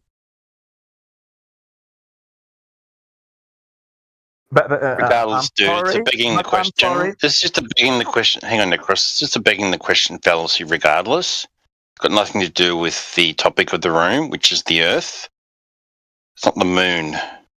I'm not talking about the Earth. I never brought up the Earth once. No, but the topic of the room is the Earth. Okay, so if you've got anything to do in relation to the Earth, I'd like to hear it. So I'm hearing about the moon for a while, and it's getting boring. It's got nothing to do with the topic. I'm just trying to get the topic back. I'm not interested about the Earth. We're on the Earth. Well, yeah, that's the topic of the topic of the room. Okay. Sorry to be a ball buster, but I'd just like to get back on topic. Yeah, look, Forsaken, going off into the weeds. Exactly. So what it's come to now, like we've entertained your conversation, right? I showed you evidence from the equator of moonrise and moonset. Well, if you want to go against that, then you need to go and provide evidence that goes against what we provided for you. Okay. And that's pretty much the end of that particular discussion, right, for now, because we're not going to get anywhere further. So it would be good if we could get back to Earth again. Because we flat earthers are we were on ChatGPT before I joined. We were on ChatGPT, so go ahead. So we flat earthers are really agnostic about many things concerning the shape of the Earth, the things on the sky. What is the sky really? Is it just a void or something? So yeah, we have many things that we are not claiming because we don't know them. We never verified them. We never checked them. So what we are talking about, it's just the reality. Things that you can verify, that you can check in this reality, like the surface that you are standing on. If that surface is curving or not. If it is not a curved surface, you won't be able to have ball at all. Okay. I'm not arguing that. I'm not arguing the shape of the Earth. I'm just here about the moon, about the stuff in the sky. It's not even about I'm not making an argument for the Earth. I look at the sky. I like to look at the sky a lot. I like to look at the stars and all of that. Right, but when you said you were standing on the equator, or north or south of the equator, and east and west, is that in regards to the equator? Is that's on the Earth? In relation to the sky, yes. Right. I didn't bring up the equator. Someone else did. Oh, you just brought up just the moon. I did jump in a little bit late, but it was like the moon going east to west, maybe? I don't know. I'm not the person who brought up the equator. Another person, I'm pretty sure it was Necros, to clear up my point or to make it more specific for people to understand. No problem. Specifically bring it up. Sure, no problem. But even on the moon, could you know like east or west if you didn't have the Earth to then have the coordinate system of east and west? Like what could you derive? Yeah. A straight line going left or right, with north being your starting point. Right? Is that all tell the where Earth, north or is that the? But is that the Earth or the sky? I'm wondering, in your opinion. That's the Earth, but it's looking up at the sky. The focal point is what we're looking at in the sky. Okay, so now how did you affirm that How did you affirm that north, south, east, west are cardinal perpendicular directions?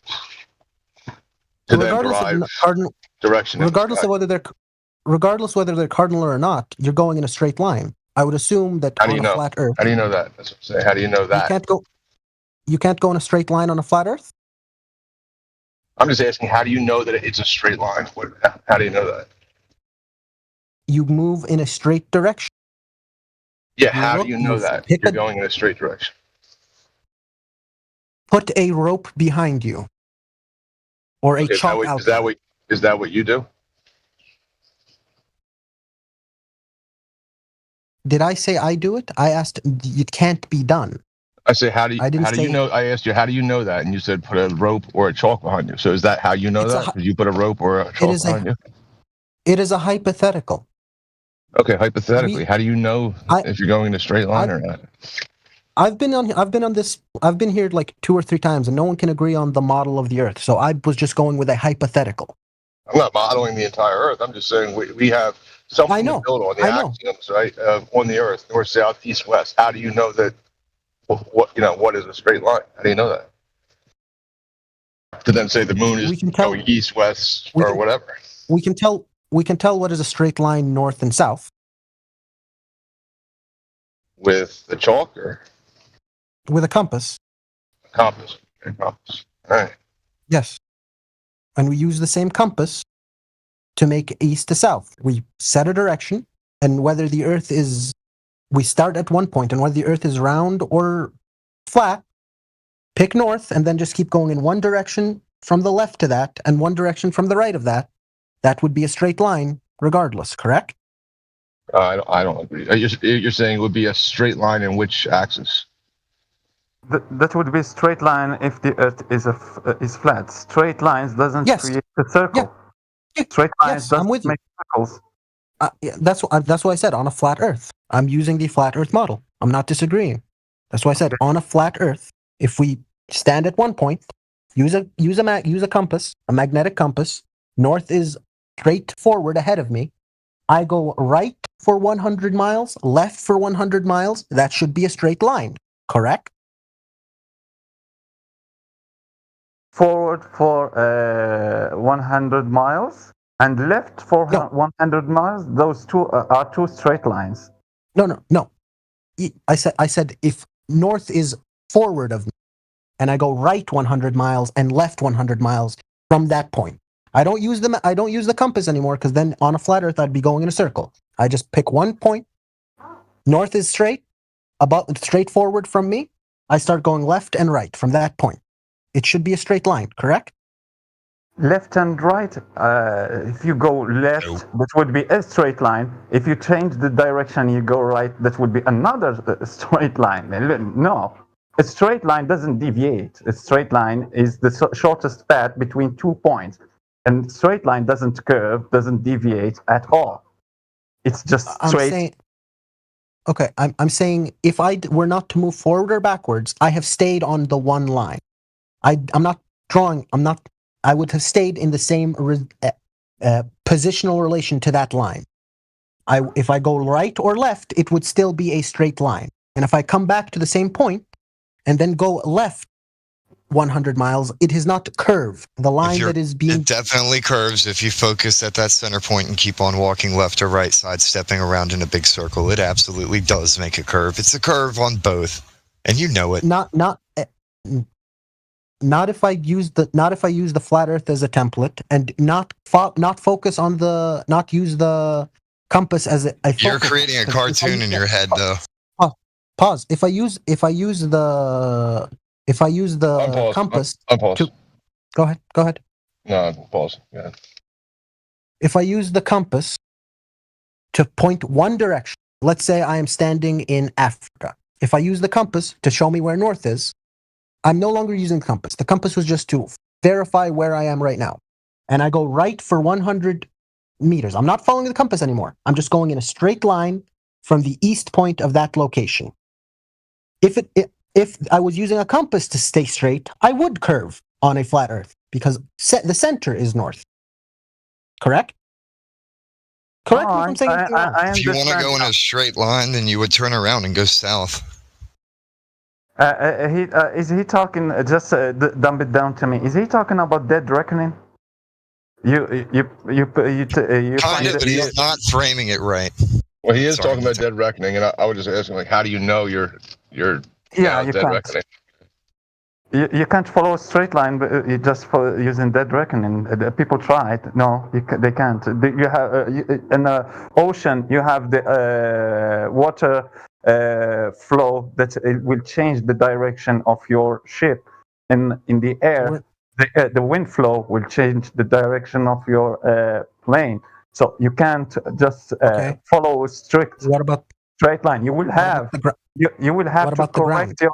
Just listen. You will always have. That's why the compass is there. It's not just when you are in, for example, in your country, you see you use the compass and you put it in, you leave it in your house. No, you take the compass with you because you will need it because you don't know which direction you are facing. Because that shape or even your feet, when you are just following the direction, closing your eyes, following direction, you can't follow a straight line. Also, people would naturally decide what is east and west based off of the position of the sun. So even without the compass, they're still going to move in a circle based off of their observations. That's how they're going to orient themselves. That's why I didn't. That's why I didn't bring up the sun or the moon. I specifically said find one starting point using a compass. The word, the word you're looking for was dead reckoning, and we understand. Yes, you can go in a straight line. So, what are you trying to say? I'm not trying to say anything. You asked me how I would know it was a straight line, and I answered the question. No, I mean before that, you were trying to get to a point. So yes, dead reckoning exists. Where are you trying to go? We've already been talking about this point for a while. It was about the moon. And I know. I've been listening the whole time. It was boring. Okay, so you already know the answer. Why are you asking? So where's this going now? Like, let's just move on. I'm not going anywhere. He was asking me a question. I was trying to answer it, and he kept jumping down my throat, saying I was wrong. Yes, I'm trying to pass you the microphone back because you had a point you were getting to in relation to north and east and west and all that. So I'm giving you the mic back. Go ahead and. That point was already reached before you started talking. No, it wasn't because you were rambling. But anyway, now we can move forward. Well, maybe his point was that all straight lines lead to Antarctica. In a way, was that your point, Forsaken One? Did Luca slightly? Well, there you go. Okay, Luca, that's wrong. Right, what's next? Okay, fair enough. So, I mean, I don't know. Just to clarify for Forsaken One, you're saying that we need to assume that the Earth is flat so that we can have straight lines, make a Cartesian grid system. No, that's not. And then we can right. So then we have this We have this two-dimensional, like latitude, longitude system, straight lines, and then we can derive from that system the direction of the sun's rise and sunset. No. All right. How did you do it? That is nowhere. I specifically asked a question. We can tell where north and south is, correct? That's a statement. I asked a question. I'm saying, like, I'm trying to find a foundation so where we can agree. We can agree where north and south is, correct? So I can get to the question. Okay, north and south on a compass. All right. Yes. And east and west, you can tell east and west in relation to north and south, correct? Okay, are east and west straight lines or circles around the North Pole? In reality, not in a model, just in reality. In reality, I don't know. I'm not making a claim about that. I'm talking about east and west. So then we can't find out the direction that the moon is moving. Then we don't know now if it's going east west. We don't even know if it's a straight line or circle. We don't know. Okay, then that would make my point even stronger. But thank you. Okay, that you don't know what the moon is doing. Try to make that point for the sake of God. Just make that point. Okay. That no matter where you're standing with relation to east or west on the planet or the plane, no matter where you're on the Earth, the moon only seems to rotate in one direction, not the other. Seems to, as in it's not rotating, it just its position in relation to us before someone says the moon isn't moving. Because if you free, I guess so. If you freeze frame the moon somehow in time travel, and then you go to all these different positions on Earth, right? Derived from latitude, longitude, circles, or straight lines. I don't know which one yet with you, which one you agree with. But if you just freeze frame the moon, right, and then you go in a circle in all these little areas, that means that the moon is rotating, or what's going on? I'm not saying the moon is rotating. I'm saying its position relative to us seems to make it look upside down versus right side up from the northern to the southern hemisphere. We do not see this flip or change when going from south to east anywhere on the plane. Why is that? That is my question. That is the simplest way I can ask it. I've asked it multiple times. Okay, but show us, please. Just show us that observation that you did, where you had to change your position and you you got past the moon. So the moon was in front of you. You were seeing the face of the moon, and you went past the moon in the other side. And you verified that, and you found that no, it didn't change. Okay, right. Would you guys? I don't even understand that question. South to east. Would you guys? What does that even mean? Matt, Tanks, we went over this with him for like an hour. It's very annoying at this point. So Forsaken one, right? Look, hold on, man. All right. What you're going to have to do is just provide evidence for what you think that we deny. Okay. And till then, I think the moon discussion. Because what was in contention earlier, because what was in contention earlier, it was the face of the moon not changing from east to west, and they showed you that it changes. Now they are saying no. If the moon go from east to west, it will change. But no, if you go to the other side, dependent to the moon, relative to the moon, it won't change. Necros, don't just. It's just going to go on and on if we. Well, Amish does want an encore. He's saying encore. What's up, Luca? You had something? Not really. Like I'd just say, like yeah, my thoughts on this. Just like as a hypothetical, I guess, like something rising. Okay, wait. A flat surface. You have a flat surface. You're on it, and something goes over top of you, like say it's in the air, floating in the air, and it passes over top of you, and you're watching it the whole time. You have to, like, first you're looking one way, then you have to look the other way to see it, right, when it passes you. So you'd see the back side, like you'd see the front side when it is coming towards you, and you'd look like to watch it go away from you, and you'd see the back side of it, right?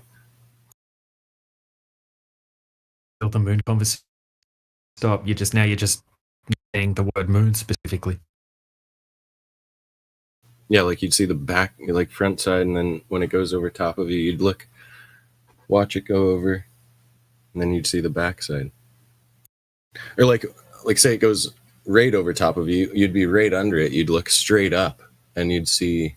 Yeah, but we don't know what it is that you're talking about, right? And if you're talking just about an object, moon, we don't know what it is. In the hypothetical, it's is it a 2D object? Yes. No, it's a 3D. Is it? Well, what's a 2D object? Well, we can't what do you mean, bro? A 2D object? A line?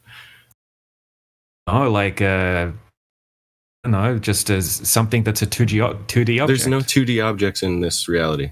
I mean, okay, so just say that like a rainbow. Why? I don't know, dude. This is your argument. What's your point? All we know is that we all observe the same face of the moon. I thought we got past this moon question. We don't know what it is. So, like, you have to change it to a rainbow to make it make sense, I guess? No, I'm just saying that we don't know what the moon... You're trying to make the moon be sort of object, right? We're not claiming to know exactly what it is. Okay, fair enough. Like, I guess I'm saying we can conclude that it's not a physical object then, right? Can't we? If like that isn't true. We just don't know, man. We do know that that doesn't happen, so therefore we can conclude that it's not a physical object. Like, it actually has to be some sort of like rainbow or something, like you said. Like logically, because that we don't see it as an object. Like, it doesn't behave like an object. It probably, like, most likely, is plausibly not an object.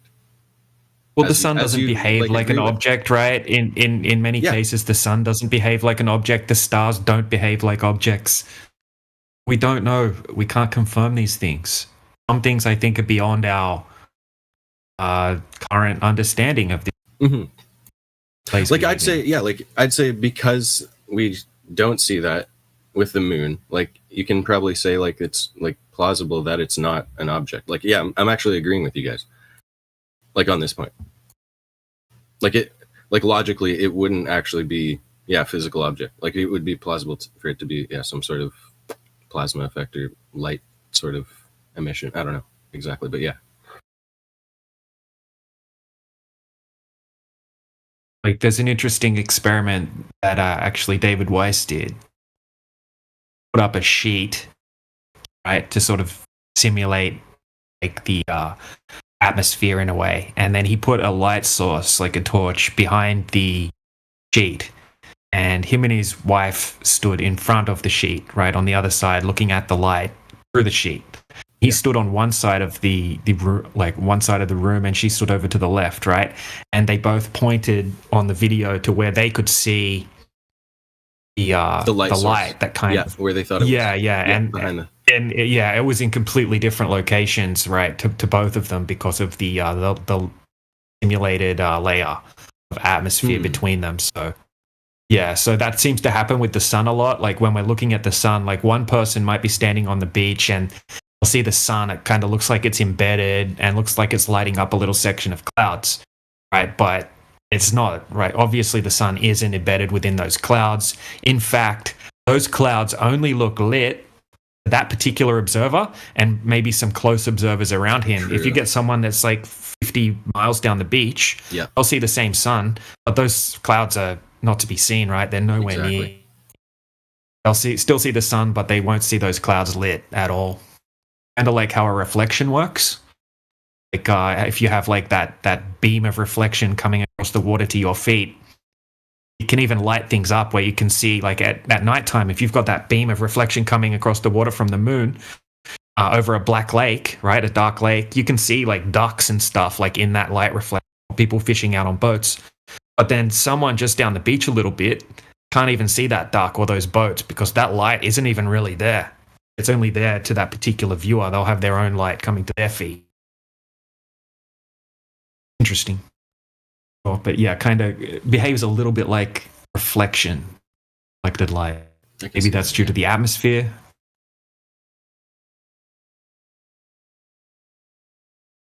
Yeah, like, literally, it could be due to the dome, like, I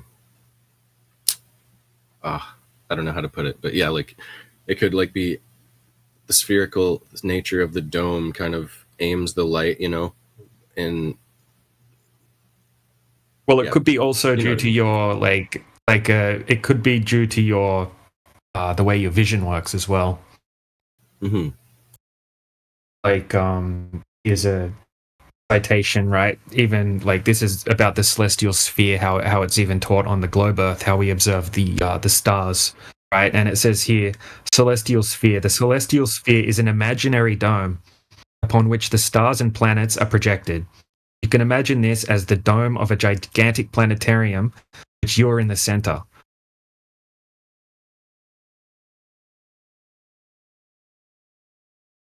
Yeah, like the sunlight was just reflecting through my bong onto my wall. I was like spinning it, and yeah, it's like you can do crazy effects from light, bro. And it looks like I'm getting a phone call. Yeah, it's kind of like the light that you can see isn't the true like position of. It's not like the source of the light. Exactly. Yeah, it's going through how many mediums we don't even know, right? Yeah, exactly. Point. Yeah, I get you. Like, and every layer, yeah, even the layers of the atmosphere, like how they're kind of, I don't want to say like quantized, but they kind of act like they'll bend light, like the way it is layered like that, it literally is just bending light like crazy. You know, it's like the perfect lens almost, like a gradient of a medium in a yeah. I just think there's so many unknowns about the sky, you know. That's why I think it's justified when we say like it does annoy globe earthers, but we say, look, we don't know what the sky is because there's so many possibilities that we can't even comprehend or we can't validate. It's only fair to say, yeah, we're not sure. Yeah, and like every explanation has a set of assumptions going into it, right? Like on the globe earth side, of course. Like anyone trying to explain anything, I guess, has to make some assumptions, but like the ultimate skeptic position, the ultimate skeptic position doesn't need to make any assumptions, obviously, or doesn't make any assumptions at all.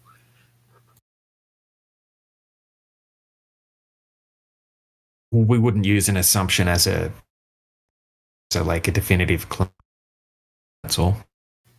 Definitely okay to make like assumptions, but not to say, oh, this is definitively what this particular thing.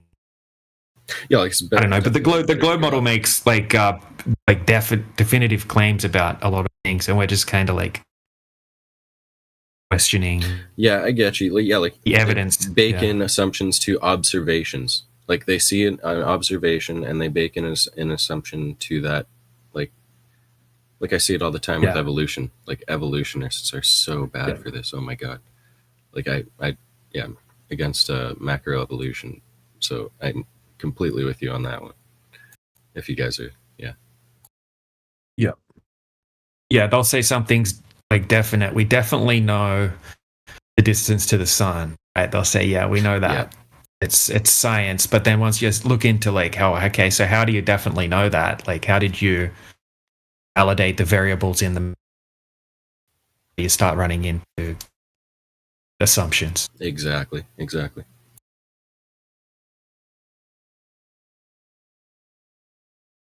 Yeah, like all we really know is the angular size of these objects in the sky, right? Like that's like the observable thing is like their actual angular size. That's the only like variable we actually know in the equation. Well, it's interesting. I mean, but yeah, like what happened? Like if you look at a sunset in Australia where it's really hot and humid, right? You can have like atmospheric scattering, like magnification, and it can look like the sun is massive on the horizon. And then you look at some of that time lapse footage from like Middle East or Africa and stuff like that, and it kind of looks like it shrinks down into a tiny little dot. Like I've never seen that little. Yeah. So I mean, it's so many variables to take into consideration. Like if you're not looking at an actual object, like if you're looking at an apparent object that's being changed by atmospheric conditions, I guess it's hard to say the exact angular size of it as well. True, and I don't want to get into like quantum stuff, but like that is just nutty too. You know, like that just brings a whole other aspect to it. It seems like the mainstream system basically wants have everyone think that they have everything worked out and don't worry about it. We got it covered. Just, you know, we're the king shit. We know everything and you just need to listen to us and don't question it, or you're a conspiracy theorist, science denier. Yeah. I was just watching James Tour talk about that. Have you heard of James Tour? He goes against abiogenesis a lot in like the science community. He's like, I've heard of, I haven't seen. He's awesome, actually. Like he's really good.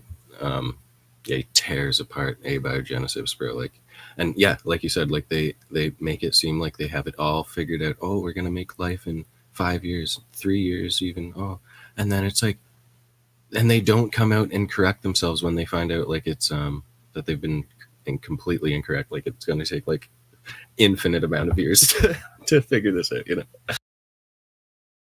Yeah.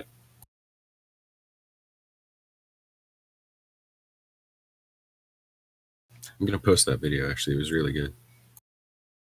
Really like a summary of everything he kind of has been going through.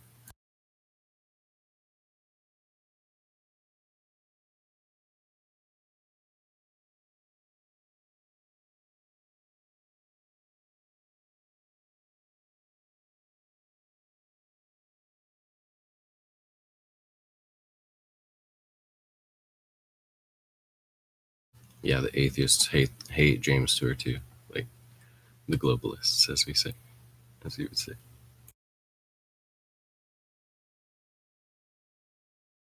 Oh, what's his name? Dave, Professor Dave debated him, like live in person at like a university or something, and got absolutely grilled.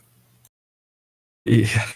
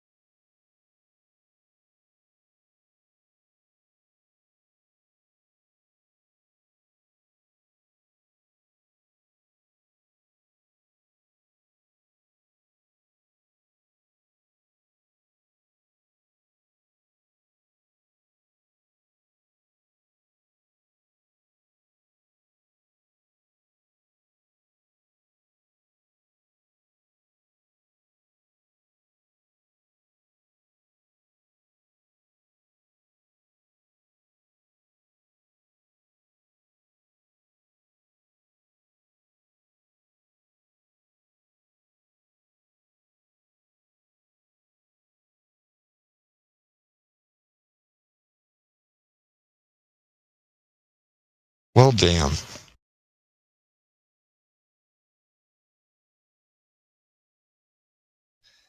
I was hoping the conversation would continue, but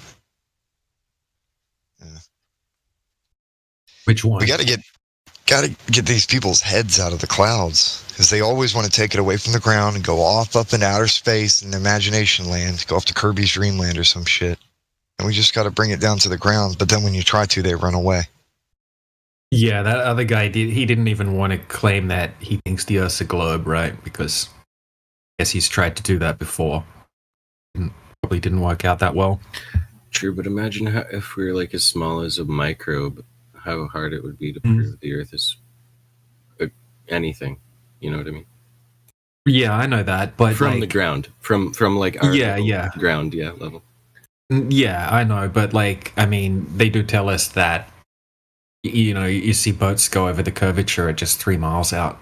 Right? If you're standing at the beach. Sus, bro. I do agree that's sus. Like, that shouldn't be. So even though we never see that, that's what optical. I agree, 100%. That's probably all optical.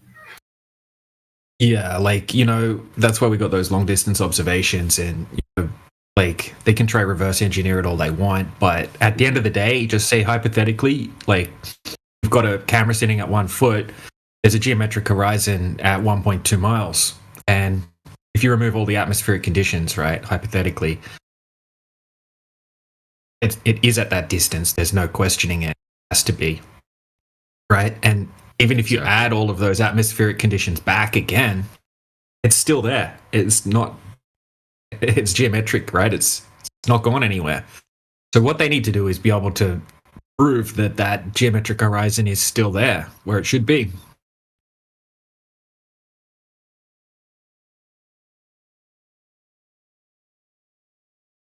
Undetectable. What's that one thing they cite? The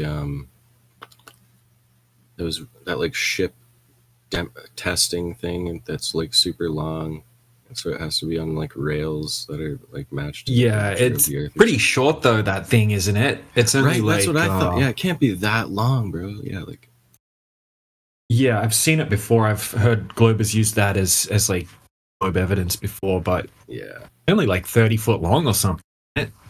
It makes waves, doesn't it? So they can test stability of like ship models and things like that. Yeah.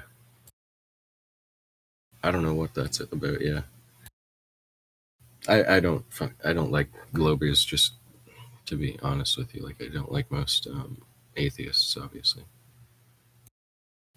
Like, they're just up their own ass.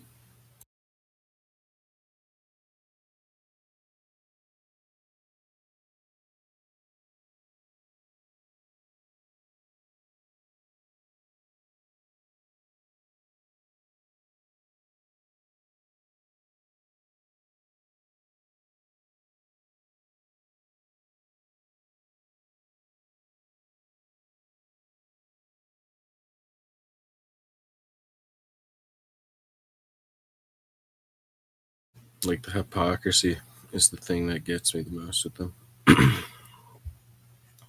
Pretend to be all like scientific and reasoned and logical, and then, oh my god. If only they held their own claims standards from their space scientists to the same standard they hold us to. Yeah. The confirmation bias. Yeah, like, they pretend to be not biased and stuff. Like they almost pretend not to be human, like, in a way. You know, they like are so scientific that they're not even human anymore. You know, they've gotten rid of their humanity. Oh, we're just ones and zeros. You know, literally, like, and that's kind of like their worldview. Well, imagine just say the globe Earth scientists didn't claim that it rained diamonds on Neptune and Uranus, right? Which they do claim.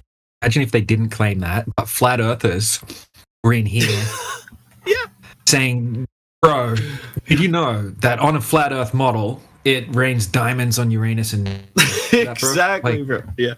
They'd be like, what the fuck are you talking about, you crazy idiots? And there would be memes and things like that. Immediately. Yeah, like, literally.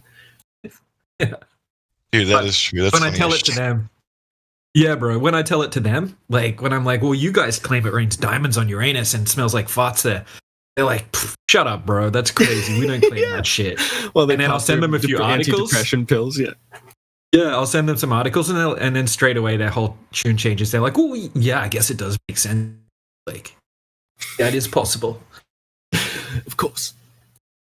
Yeah, exactly. Oh my god! Tell them that you guys claim the universe is flat, bro. You guys claim the universe is flat. They're like, "No, we don't, bro. We don't claim." That. Yeah. Send them a bunch of articles, and they're like, "Well, of course it's not flat. Of course it's flat." Yeah. They completely switch their tune. They flop. I can't with that. Yeah. I did that to little sardine globies. That Mark Reed guy. Have you heard of him? Oh, bro, yeah. Sort of prominent atheist on. I can't even watch his modern day debate. Yeah, anymore. He's very disingenuous. I made him do the flip flop thing of this thing where the Bible or something like religious claims that there's going to be there's never been and never will be a sea creature with fish scales that doesn't have fins as well. And I told him this, I asked him this in an evolutionary light, and he goes, "Oh yeah, we probably have those here, blah blah blah. We have this, and this." And I'm like, no, those don't all count. And he's like, "Oh well, we wouldn't expect to even have those. Why do you think we'd expect those? That's so stupid." He completely changed his tune from "Oh, we definitely have those too. Why would we even have those? No. It's actually mental. Exactly. That's straight confirmation bias, in action.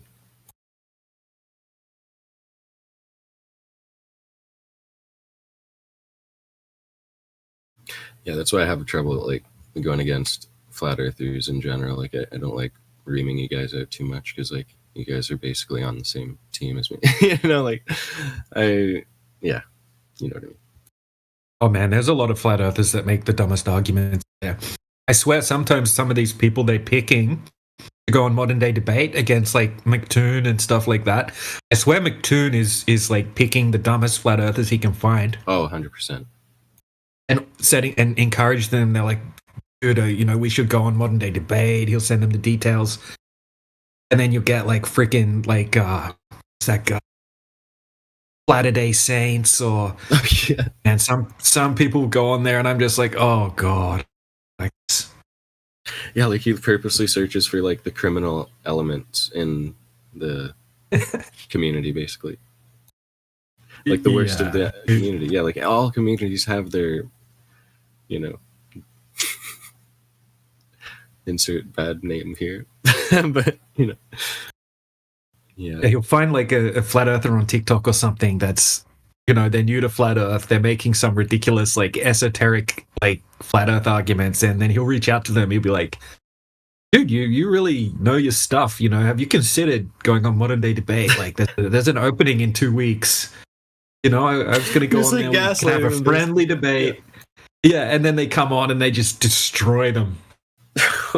and yeah, and he's a Christian. I don't like McToon, bro. He's sneaky snake. I don't think he's an actual. There's so many false Christians out there, that just literally just claim to be Christian, and it's just for their audience, right? Just to gain a Christian following for their Christian audience, like Trump, literally just Trump and everything. I was about to mention.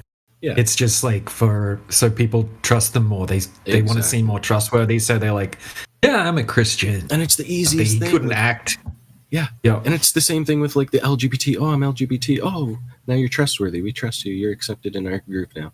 It's literally, and you can't prove that you're not LGBT. You can't prove that you're not. They're not Christian. You know what I mean? It's you can just claim this thing and you're instantly accepted. You can't, unless you're, I don't know. I guess I'll take that back with LGBT. I guess there's lines you can cross. What happened to flat Earth? Yeah. I came back. I'm hearing this stuff. What's going on? No, we were just talking about the hypocrisy of the left, certain globe earthers, or yeah. It does come down to political, almost. It's weird. So many atheists and globers are that because of political reasons, because of ethical, moral reasons, they fit into these groups, Like it's not like they believe these things and then that, you know what I'm saying?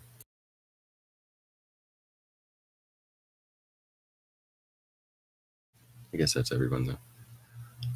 We all choose our like moral battles, right? Like we all love arguing. We're on Discord. We love debate brewing, and we like choose what's moral to debate about, kind of thing. What's the most like vehement thing? You know what I'm saying? Why are you mumbling, dude? Just speak up. Because I'm thinking out loud.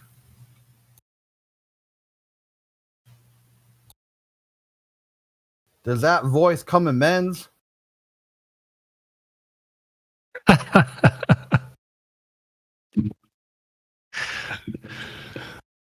Maybe it's trying to do some ASMR, maybe.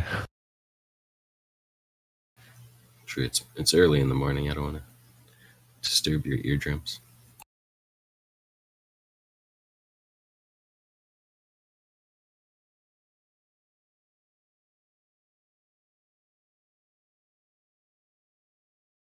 Early in the morning.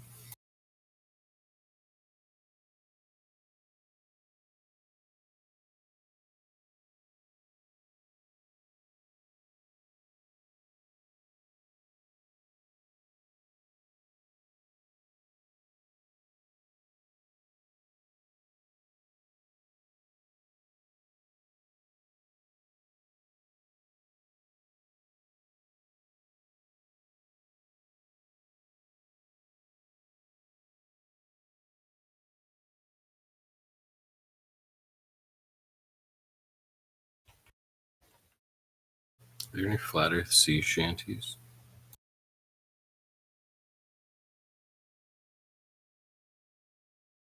Like historical sea shanties that like reference the flat earth? That'd be cool.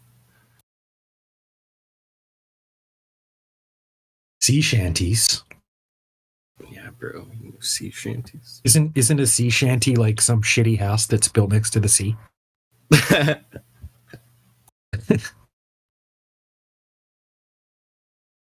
Isn't that what a sea shanty is? That's hilarious. I never thought about that, actually. It's like one of those little, like, huts you see in, like, Sri Lanka. Like it's about to fall down next storm. Metal siding house shanties.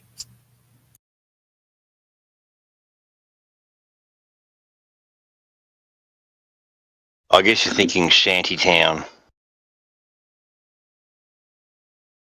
True, that's probably where it comes from, I guess.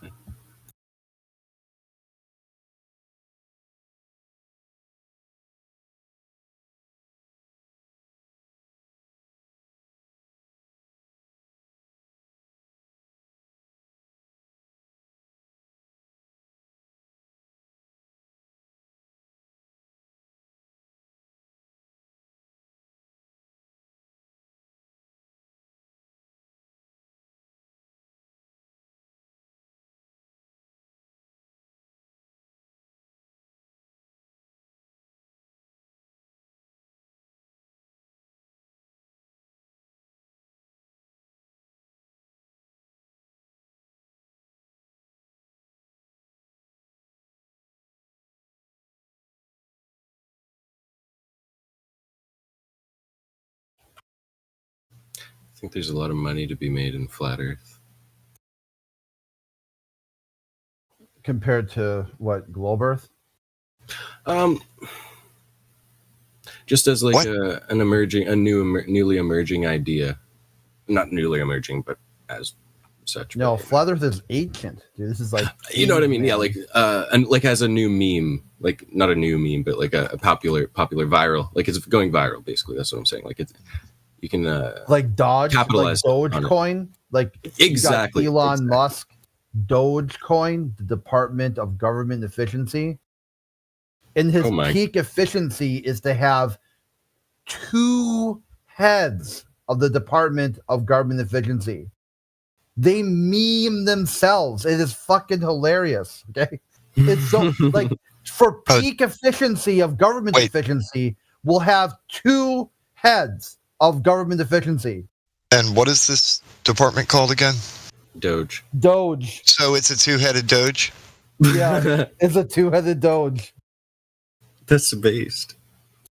And then to make it even more efficient, he's requesting high IQ individuals who will work for free, working 80 hours a week while being live streamed the whole time.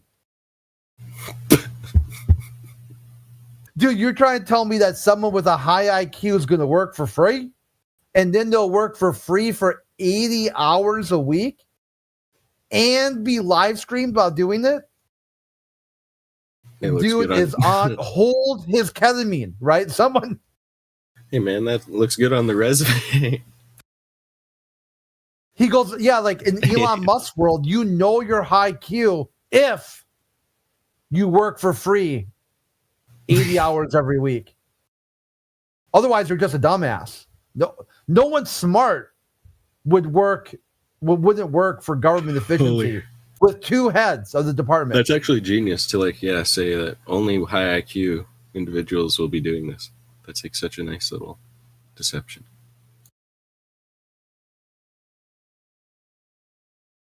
Because it's obviously the exact opposite. Only dumbass, people with low IQs are going to be doing that. Like literally the most dumbest sycophant Elon Musk fan would even consider working for him. And then work for free and then work 80 hours a week. Yeah, IQ test not available or not applicable. It's self-identified IQ only.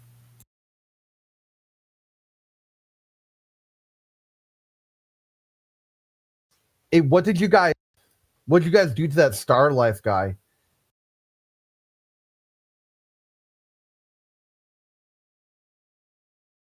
I wasn't here for that. I missed that. I came in right at the Yeah, what do you mean? He's always calling you out, Crit. What did you do to him?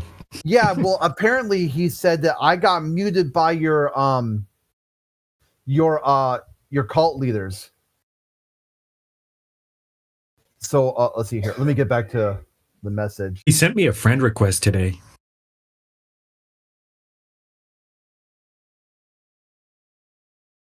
Oh, there's so much hate. Yeah, he didn't get muted. He came in and he spoke shit in the side chat, so we unmuted him, right? And Jedi was like, all right, speak up, bro. Speak up.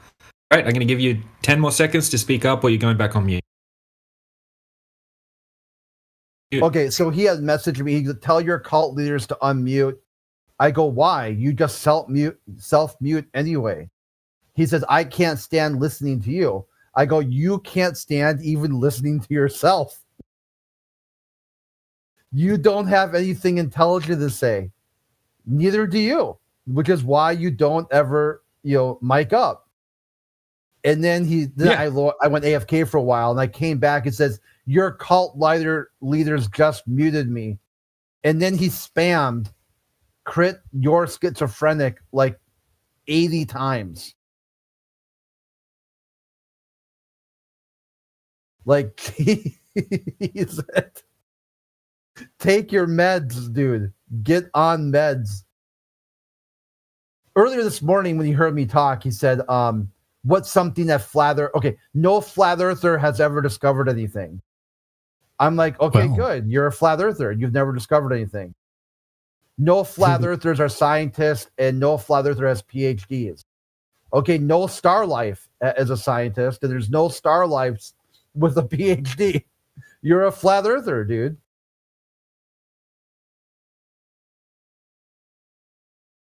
Yeah, that poor guy, man.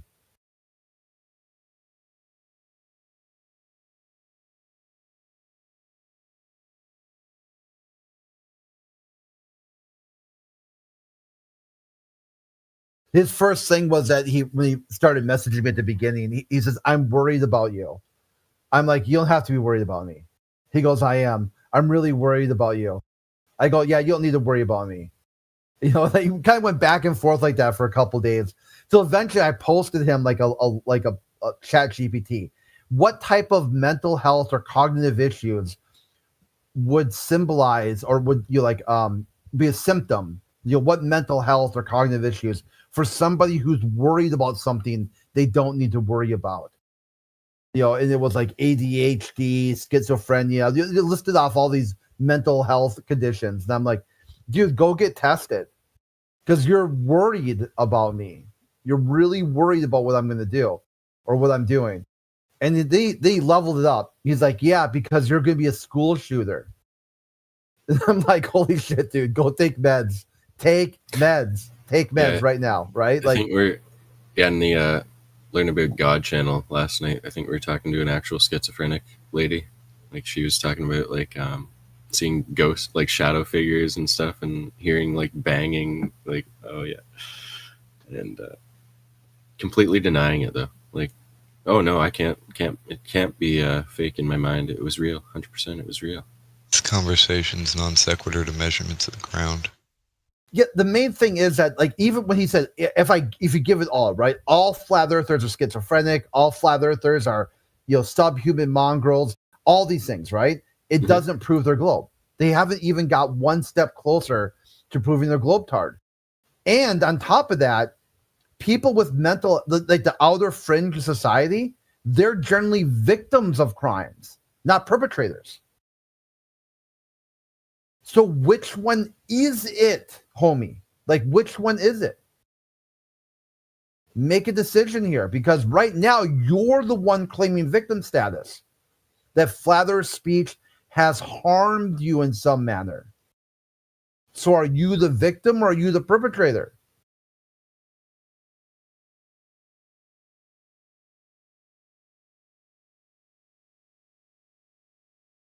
I kind of miss being afraid of the dark.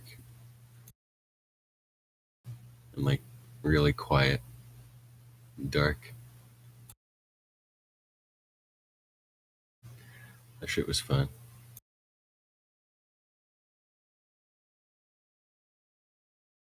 It's so boring now. The dark. You just know there's nothing in it. You just know there's nothing there. How boring.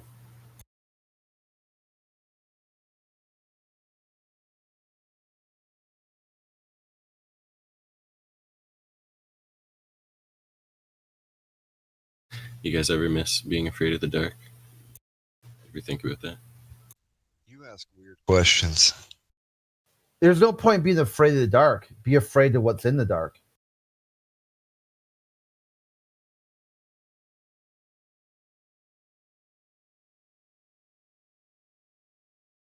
Yeah, like I used to be terrified, like sometimes, like, you get like frozen under your blankets and you can't move. That shit's so funny. You ever get like that? Like when you're a kid? You get in that state where you're like, oh, I'm dead if I move, bro. Oh my god, that's so funny. I think most kids get freaked out by darkness. Yeah, 100%. Yeah, like it's natural, bro. Yeah, it's just a natural phase, I think. But that is so funny when you get like locked in fear and you can't move at all in your blankets. Oh my god. You're right though. It gets boring when you realize that it's just the same exact thing except for you can't see it anymore. Yeah. Darkness is boring. It is. Yeah, it's yourself, like your own mind that plays tricks on you. And you realize that, and then it's like not scary anymore. It's like, it's just my mind. Like you stare into blackness, and like your eyes literally make like weird forms and shapes and stuff like that. You have zero control over.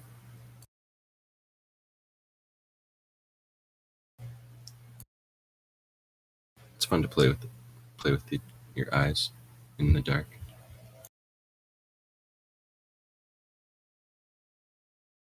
Oh, you ever stare at someone's face in like a pitch black, like not pitch black, but like barely lit, and like you just stare at their face and it like morphs into like, oh my god, it's freaky.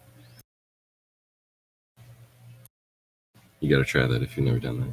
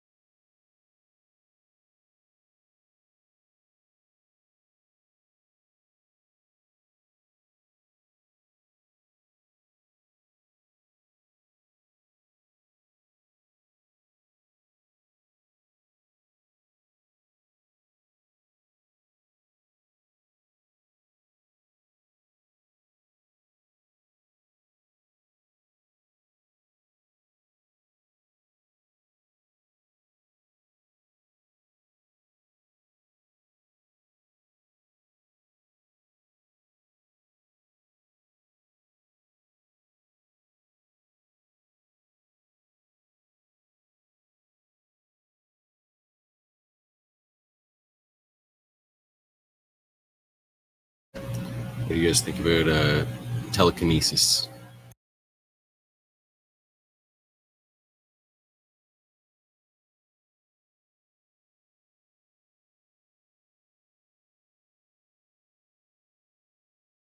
What's that? Moving stuff with your mind? Yeah. Mm. I used to practice it. There's like a Is there little a scientific. You got a scientific experiment for it?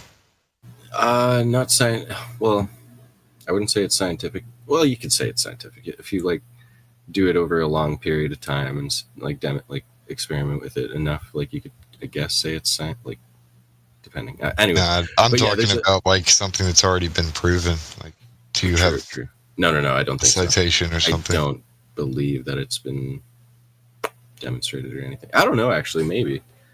I haven't really looked into it, but like I'm just saying for like personal demonstration, like you can actually like do things by yourself. There's like I don't know what to call it, an apparatus, I guess. You just make a little pin standing up however you want, like vertically, and just balance a piece of paper or like tinfoil on it, and away you go. You know, something that has like no friction. It's just like sitting on a pinprick. Welcome to whoever joined in. Yeah, I used to be able to like spin multiple of these little psi wheels, they call them, like from across the room. Like they're like just sitting on my dresser. I'd just be like watching TV. As soon as I look over at them, they start frickin' spinning.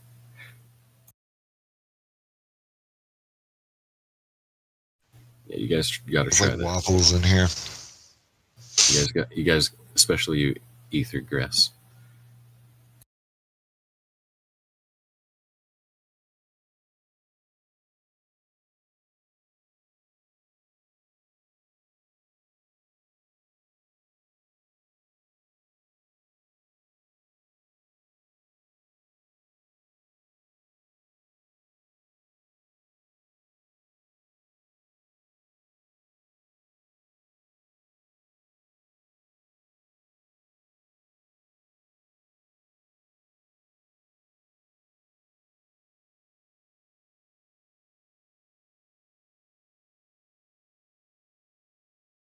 Really?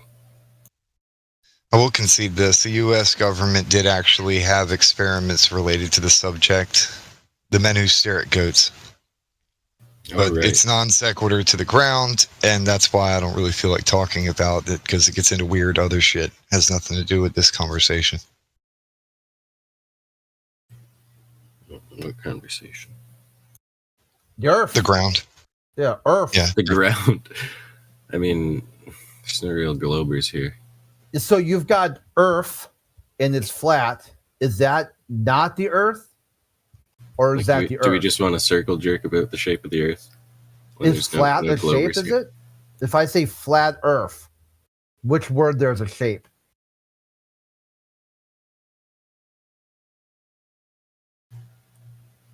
Well, it references a side of the shape, I guess, yeah.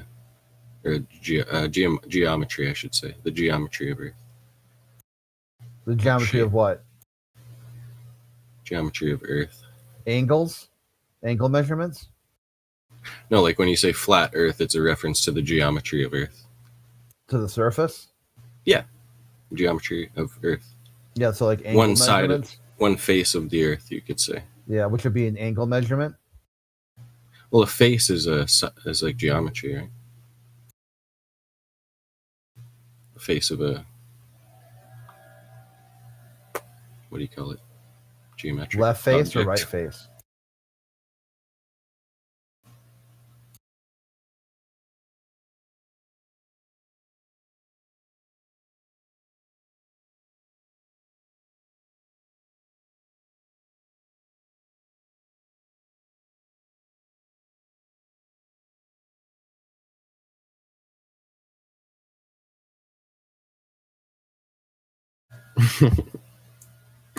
Just realized I'm a man who stares at tinfoil.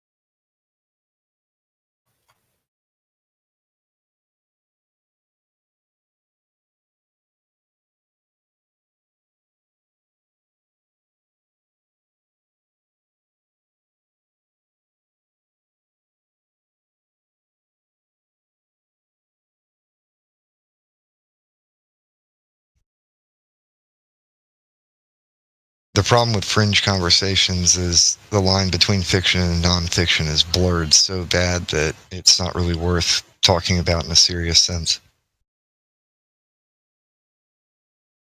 I wasn't talking seriously. Well, when I made a reference to the men who stared at goats or whatever, men who stare at goats, it's 99% fiction bullcrap. And then the other stuff is them just saying, well, I wonder if this, and then failing. True, like, yeah, I'm not saying to take my anecdote as anything. I do want you to try it, though. It's fun. No. Why? It's fun. You don't like fun.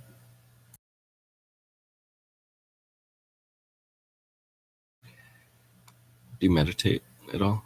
No, obviously not. Know how I know that? Know how I know you don't meditate ever?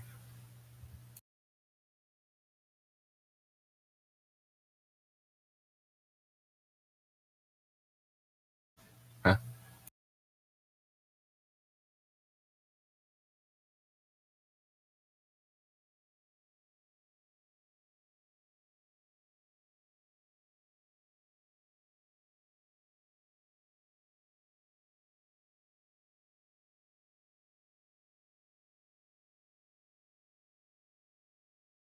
Oh, sorry, I didn't hear what you were saying. I was just meditating.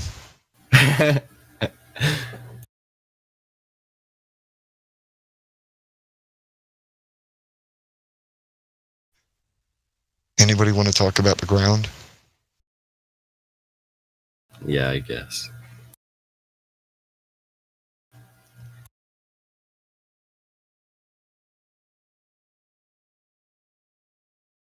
Is it a plane?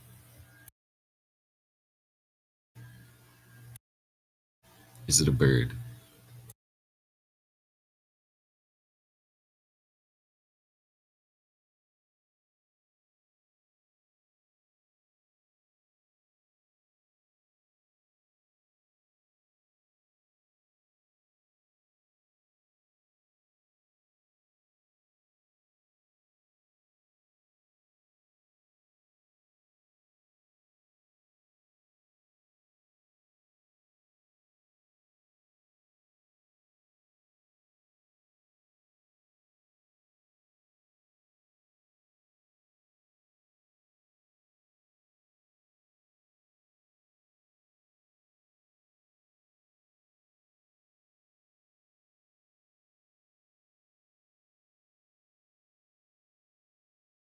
Are fossils in the ground?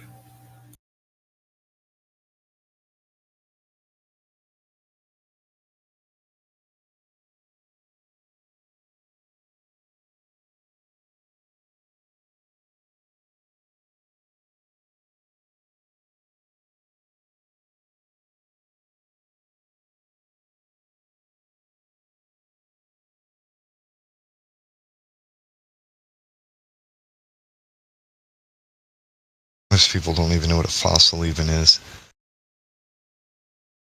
Fossils in general, they think that they're actually biological material that's somehow preserved in there. I don't understand that it's been replaced with minerals. Yeah, it's just an imprint. It's more like a crystal than anything. A lot of assumptions related to fossils, and it's the mainstream narrative, how they explain it, 100% wrong.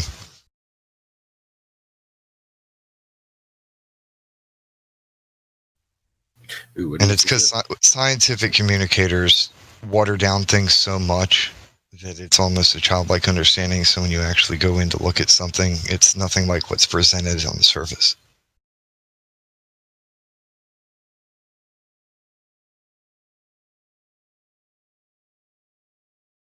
Same thing applies to the globe.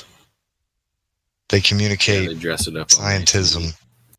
Yeah, it's a show. Yeah, they tie a bow on it, right? They're creating a product. Exactly. Yeah, I got you.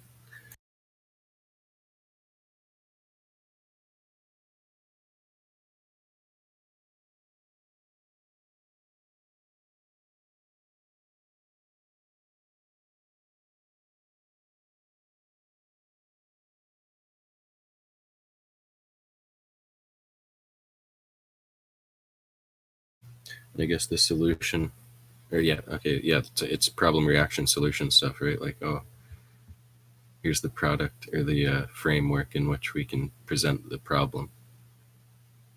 Right? This freaking, we have to get off the globe. We're destroying the globe. The problem exists by default. People have the problem in their mind that I don't want to think about it. So then the solution ends up being the byproduct. Fair enough. I got you. Produced by the ones who are willing to do some thinking or throw things together to create a product to present to the public about that.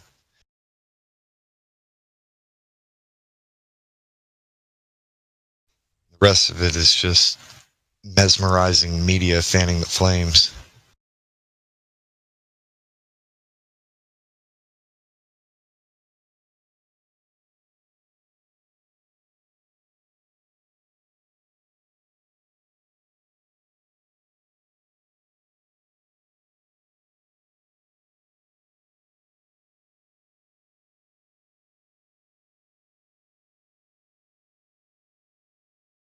The mindless consumerism is a major part of it.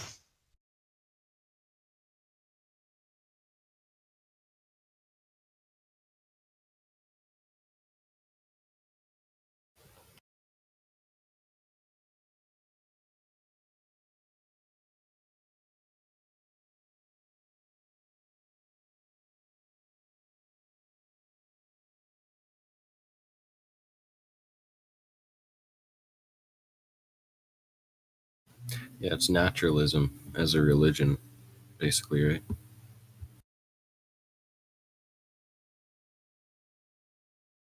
Like naturalism produces consumerism, like mindless consumers. If there's no afterlife, no meaning to life or whatever, you just do whatever you want for pleasure.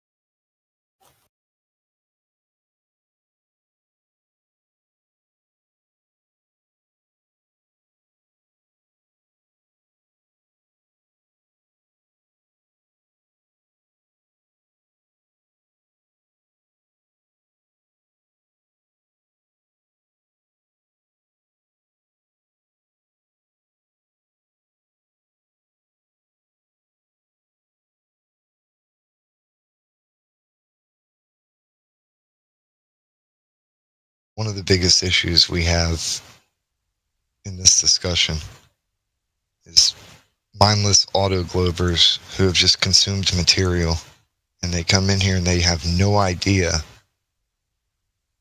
what their own worldview even is. They just believe, and they can't actually tell you anything about it.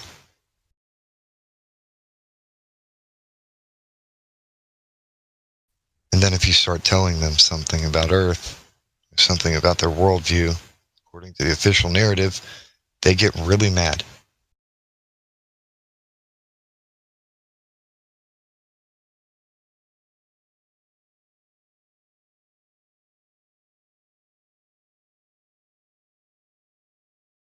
Yeah, and what are they really holding on to? It's not like the actual shape of the Earth, it's the outcomes from believing in that, you know what I mean? Like that they want to hold on to. Like they don't actually want to hold on to the shape of the Earth. Like no one actually cares about that. Like it's the implications that they draw from it that they want to hold on to.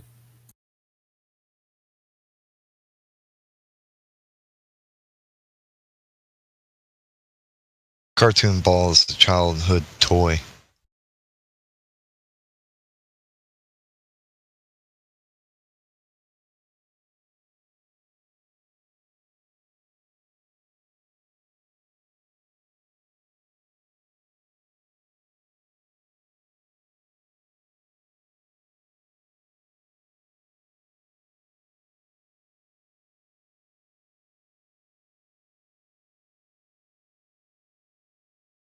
There's a comfort zone aspect to it.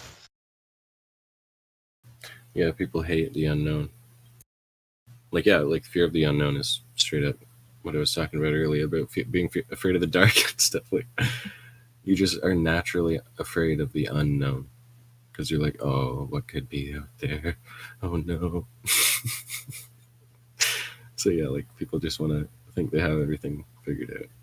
It's comfort, yeah, for sure. Creature comforts.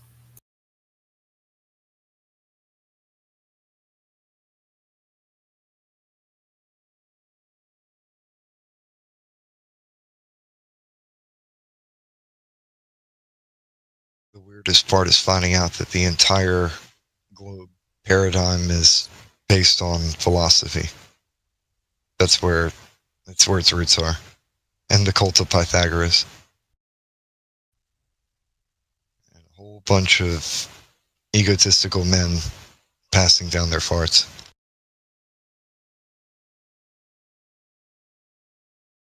There's no proof with it. It's just estimations and calculations, mathematics. But when you apply this to physical reality, something doesn't add up.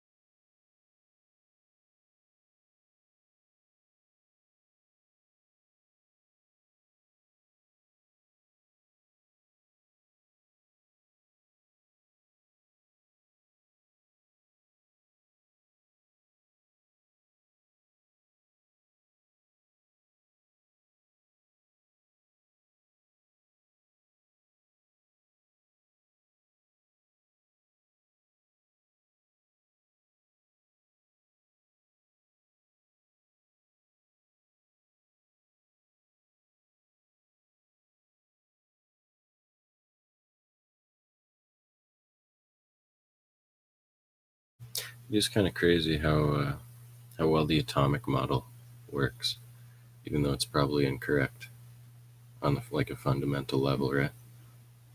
Like chemical theory, like periodic table and all that. Like it's probably fundamentally incorrect, but it like there's so many things that it gets right. It's weird.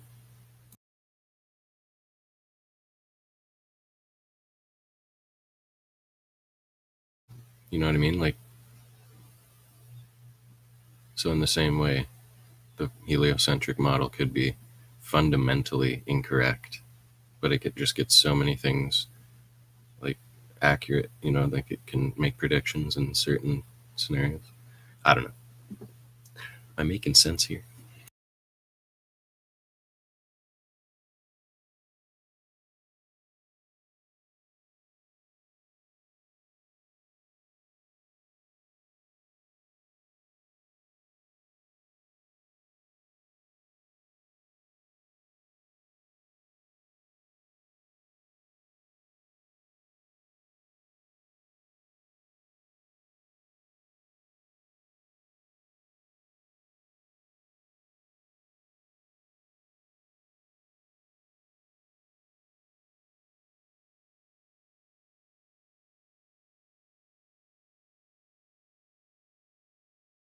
Did I cook?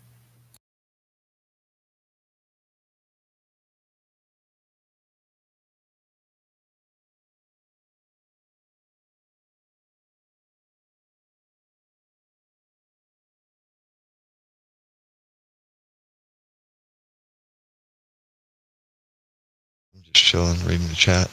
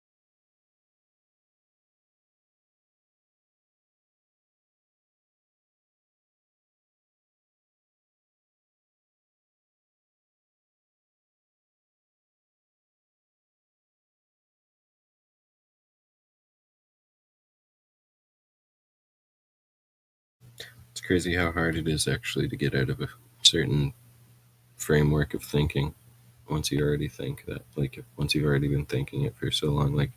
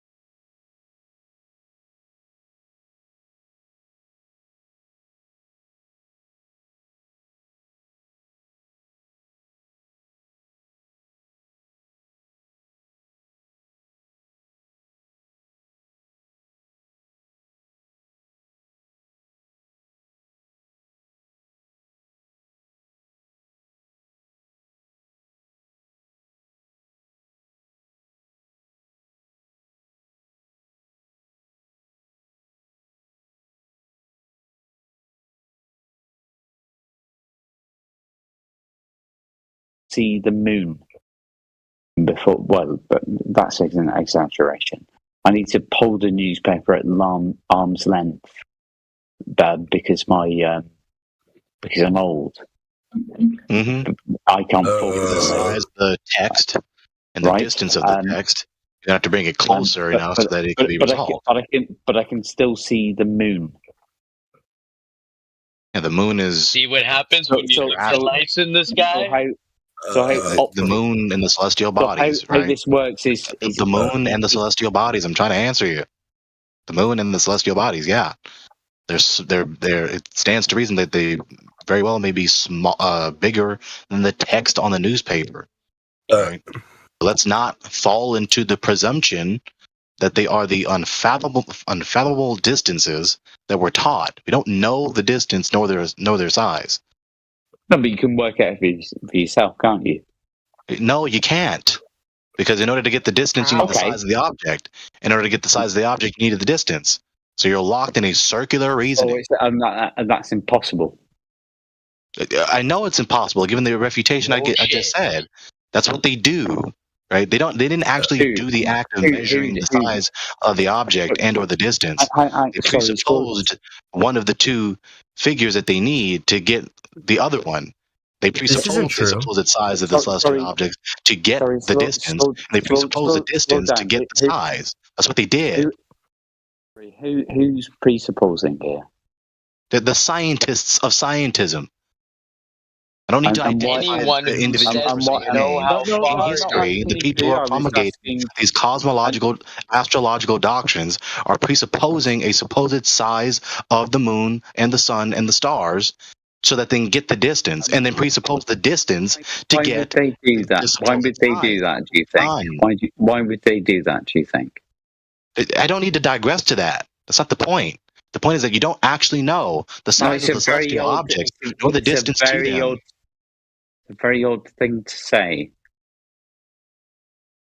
Of course, it's odd for them to say it. No, it's a very odd thing for you to say. Stop it! It's a very odd thing for you to say. Stop! You're just being disruptive calmly. You're just disrupting the voice channel with a calm tone. Stop that. Obviously, the point is you don't know what you're saying. Obviously, the point is the empirical credentials of this cosmological doctrine. Not trying to ascertain their motives. Trying to do a criminal investigation. That's not the point right now. The point is they don't know the size of the celestial objects, nor the distance to them. That's the point. And the pattern of inference that they use to try and justify believing that they know the size of the distance of these things is to presuppose the two different integers in a vicious circle.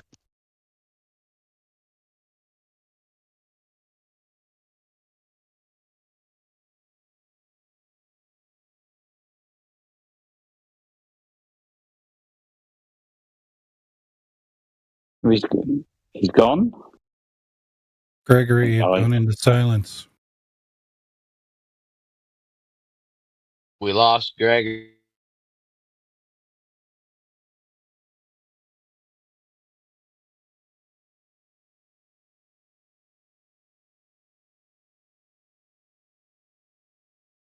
Come back, Gregory.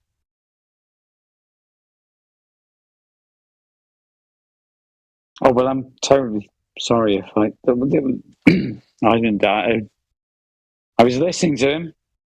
I don't know what happened to him.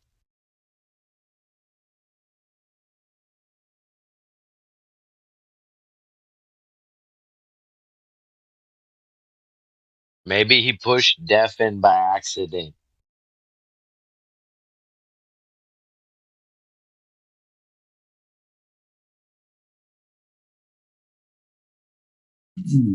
Well, is he back?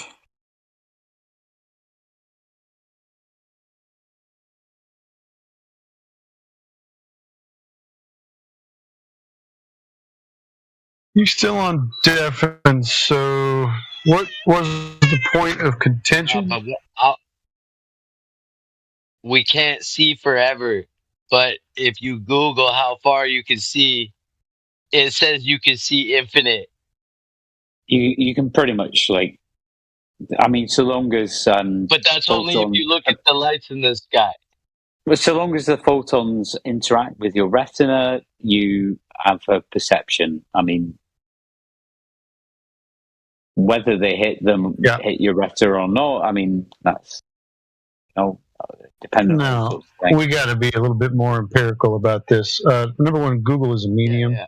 Number two, what is the source and how do they support that claim? You can't see forever. You can look at things. You can look at things, can't you? In the chat. And you can actually look at things that are far away, and they might not be that far away, but you can tell the difference. The speed of light is very, very fast, right?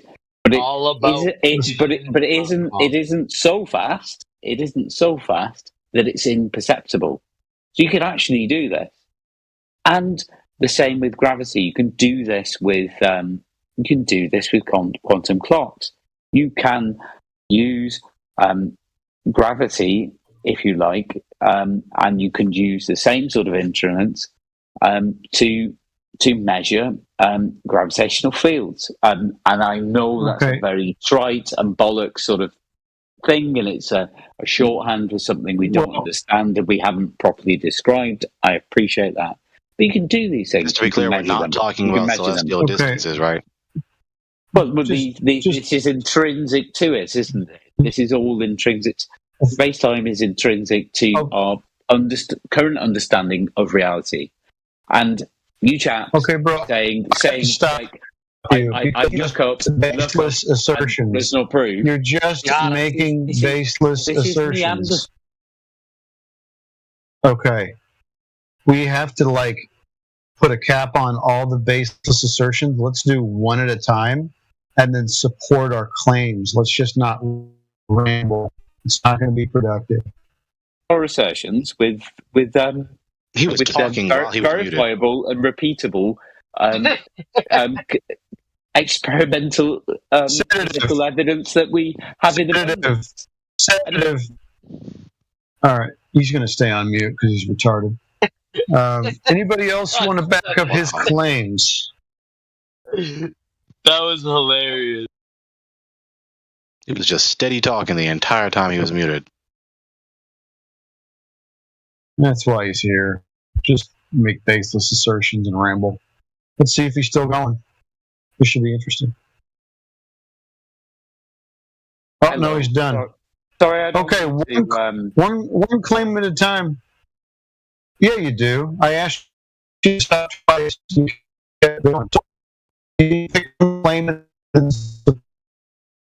Sorry, it's a bad connection. I don't know if it's you or me. You are roboting a bit, says he. All right, sorry. Is it any better now? That's much better. Okay, friend. Can you make one claim at a time and then support it with some kind of evidence instead of just kind of scattergunning? As to what? Pick one. Well, you made a lot of baseless assertions. Just any of the things that you mentioned earlier. Do you think you could support it with some kind of evidence? I'm not a physicist. I really am not. Well, I know, but are you just going to spew at us what they tell you, and then not support it? Because if the physicists don't support it to you, that should be your red flag, right? How come they didn't support it? Well, I suppose you've got equal access to me, to a library and the internet. No, it's okay, Gregory. It's okay. Yeah, I do have the same access, and we've all checked for the evidence and the support of the claims that you spouted off. We've all heard them, but there isn't any. So I guess I'm asking you if you have information that I don't. So I suppose that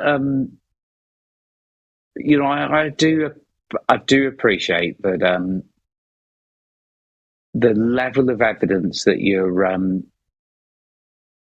after is. I certainly am not qualified to give you. Now that might sound like an admission that, well, what am I on about? I'm just on about a belief system or something. It's like some faith I have. But I'm also aware that when really qualified scientists do talk to you about what they do, you're not really keen on accepting that either. So how about you give me something really basic and fundamental that breaks the, if you like, the globe model that you think is in contention with that. That's the problem, right? So there is no globe model. I've never seen it. No, it's fine. There's been no globe model presented as far as we're aware. So unless you have something that we don't know about, there's no globe model to see. I think there is a globe model. I think you get the. Oh, fantastic! Can you post it for me, please? There's not a body of sort of. No, that's not a model. What you are describing is a lot of baseless assertions that you are repeating to me. A lot of the baseless assertions, the body, right? The body of evidence that no one's given you. All the claims that you're talking about, all the affirming the consequent fallacies that you've been presented and you've memorized. All of those things are not models. If you have a model to present, I would love to see it. Be giving them to you. So, so you're not. Your microphone is not powerful enough to talk to other people's voices and be heard clearly. It's just a cacophony. So, are you saying? Is it me? Really asked you. Say an argument for any of your cosmological beliefs. Let's start with the globe. Say an argument to justify believing the Earth is a ball. Well, I suppose that the what about the sun things that I see? What about the sun rising? Okay. And tracking through the sky in the way it does, and the stars tracking the way they do. That, I mean, that's something that's been observed, and people have drawn conclusions from observing that. I haven't done that myself. What you're telling me, friend, I don't need you to continually add to the example or the observation that you're talking about. Okay, so the sun rising. Well, if you're using that in a colloquial term, then you're describing a sun in motion, not the Earth, rising in relation to a horizontal plane. So already you've told me that the Earth is both stationary and flat. How is the stationary flat Earth that you just described evidence for a globe? No, I've certainly not made that assertion. I've just told you what I've observed. I've not given you an explanation for it. What you? No, I didn't ask. Friend, you are already strawmanning me. That's kind of rude, bro. Why are you being so rude to me right now? You just said the sun rises, and you said that it moves. Excuse me. I'm challenging a assumption that you made about what. No, I didn't make an assumption. Oh, okay. So you didn't describe the sun rising. You didn't do that? No, I did do that, but what then you went on to say was that I'd made the assumption that I've made assumptions about that. You're a liar. How dare you? How dare you say that I said that you made an assumption? I didn't say that at all. I said that you described, this is the part where I mute you because you're kind of being an asshole. You described the sun moving and the stars in relation, this is colloquially, to a stationary flat Earth. That's what you described. I would prefer it if you said, well, what about the Earth moving, right? Not the sun rising. Don't tell me about how the stars move. Tell me about how the Earth moves. But so I perceive that the Earth rotates in relation to a seemingly static sky, which is actually true. Okay. So you're saying that the sky is static. I prefer that. Well, do you observe a static sky and the Earth moving? Tell me how you perceive the Earth moving. How do you measure that? The stars certainly look to be in the same place. The sun doesn't, does it? And the moon doesn't. You've seen that. No, they're all always moving. The stars appear to be fixed. Yeah. No, they don't. They appear to be fixed, and not at all. I would very much through the sky through the year too. They don't stay in the same place, dude. Are you serious? They always move. Stars. Some of them have retrograde motion. Have you ever heard of retrograde motion? Okay, there we are. Okay, there. So what you can observe, everybody can observe. The same thing that everybody observes is both the sun, the moon, and the stars. Retrograde. Why don't you just go ahead and just blast right through me? All of these actually move. That's everybody's experience.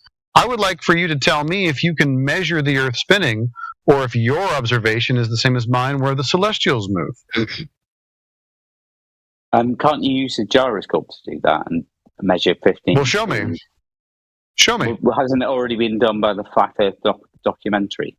Oh, okay. So it's only the flat earthers that can prove the Earth to be moving, and not the globe earthers. Is that what you're saying?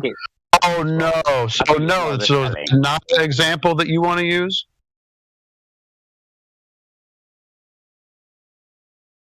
Sorry, are the flat earthers the only ones that have done it, or has anybody else? He is too confident and too determined to talk to people while being so bad at debate. So apparently the flat earthers are the only ones that have proven the Earth to be spinning. That's a development.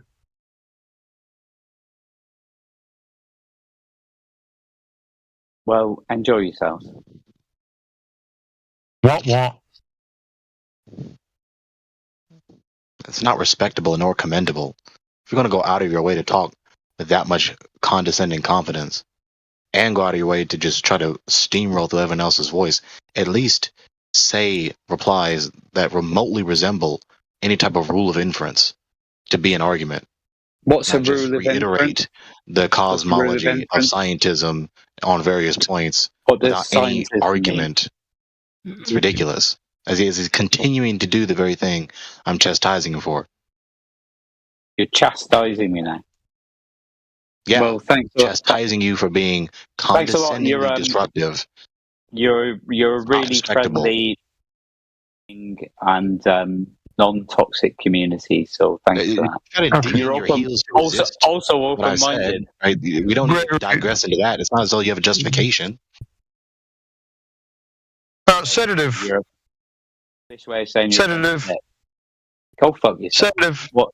Yeah. Well, you lost here today. Is that your parting words? Since you lost, is just kind of I'm quite happy to concede that I've lost your debate. And okay. Well, we don't have to part on these types of terms, right? Thank you for having me. Debate? That wasn't a debate. It was a demolition. There was a demolition of the globe. It was a demolition. I was demolished. Can I say something? Sure, obviously. So, the flat Earth movement is good.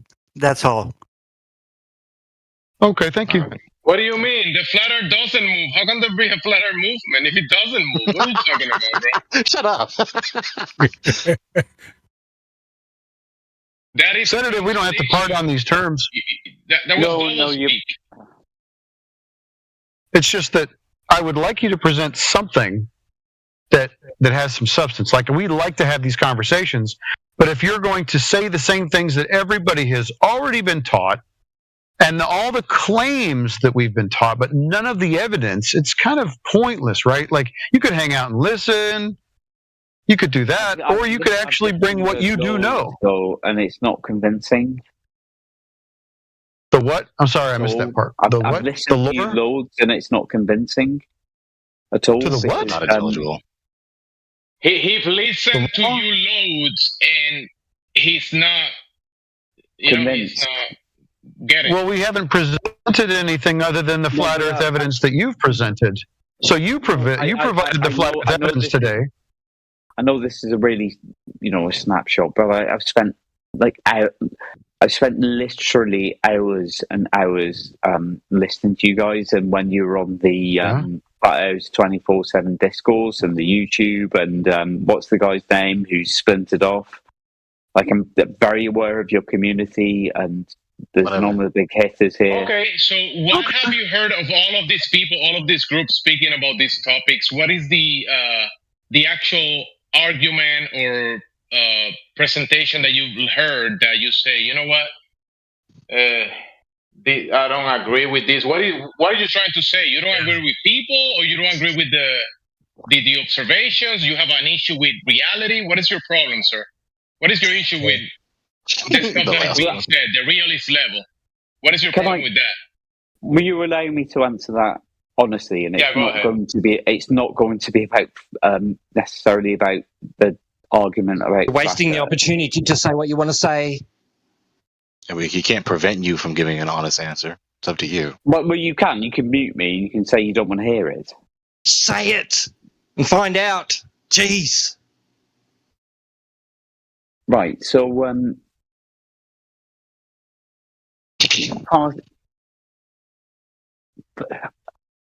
part of it was, well, certainly to begin with, I was really fascinated with. You're going to get bored with this and just kick me before I even get into it. I'm not. Are you trying to bore us? Are you trying to bore us? There we are. Right. Hey, I just thought. Listen, I'm cooking right now. I'm the one. Listen, nobody's gonna kick you. Listen, bro. I'm gonna assure you. I'm wasting your time. I'm wasting your time. Honestly, So it's no, not no, worth don't worry about him. Don't listen. As you Listen. persevere to say that while you talk to the moderator. I'm the one that asked him the question. So right now I'm cooking, and you're gonna help me cook. So can you reply to what I ask you? Don't worry about the other guys kicking you or whatever. I'm not gonna kick you. You're right here. You're a co-pilot. Can you help me out? Reach what you're saying. You said that you've listened to all these peoples in these communities, and you've heard this thing, and you don't agree with it. But can you be specific? What is the points that you don't agree with, or what is it? What is your problem with the acknowledgement of the reality that we are acknowledging and talking about? What is your problem with that? Which one is it specifically? Can you reply, please? I'll try to. I'll try to be brief. Thank you. You're very generous. I was really fascinated with this movement, and I looked at some YouTube channels, and I know just keep an eye to see if I get muted so I don't talk to myself. So when I first heard about the idea of flat Earth, I heard about it when I was a child, and I heard probably the same thing that many people heard, that it was something that all people that in ancient times thought was true. I do not think it's true, and I think there's very good evidence to not have that position, and I don't think that has been an educated physicist position for thousands and thousands of years now. And if you have particular arguments that you want me to go against, you got me because you rehearsed them, you know them. Now, what I was more interested in was, I suppose, on YouTube. Does anyone know who Simon Dan is? I came across his channel. I got bored of it several years ago, but I looked at this. He was very much against the flat Earth, and he's clearly got some degree of autism. He's very monomaniacal, and I thought it was very interesting how he approached this. And it was nice for me in a way because it revived some of the basic principles of physics and cosmology that I looked at years and years ago, and I've forgotten. And I, to be honest, I thought it was kind of fun that he was sort of trying to lord it over people who were seemingly ignorant and didn't understand science. However, I got bored of that, and I thought I should actually try and engage with people who were involved in this community. And and see, why they think something so eccentric compared to the mainstream belief, if you like, and see what that was really about. And that was on the internet, and that was on the old Discord channel.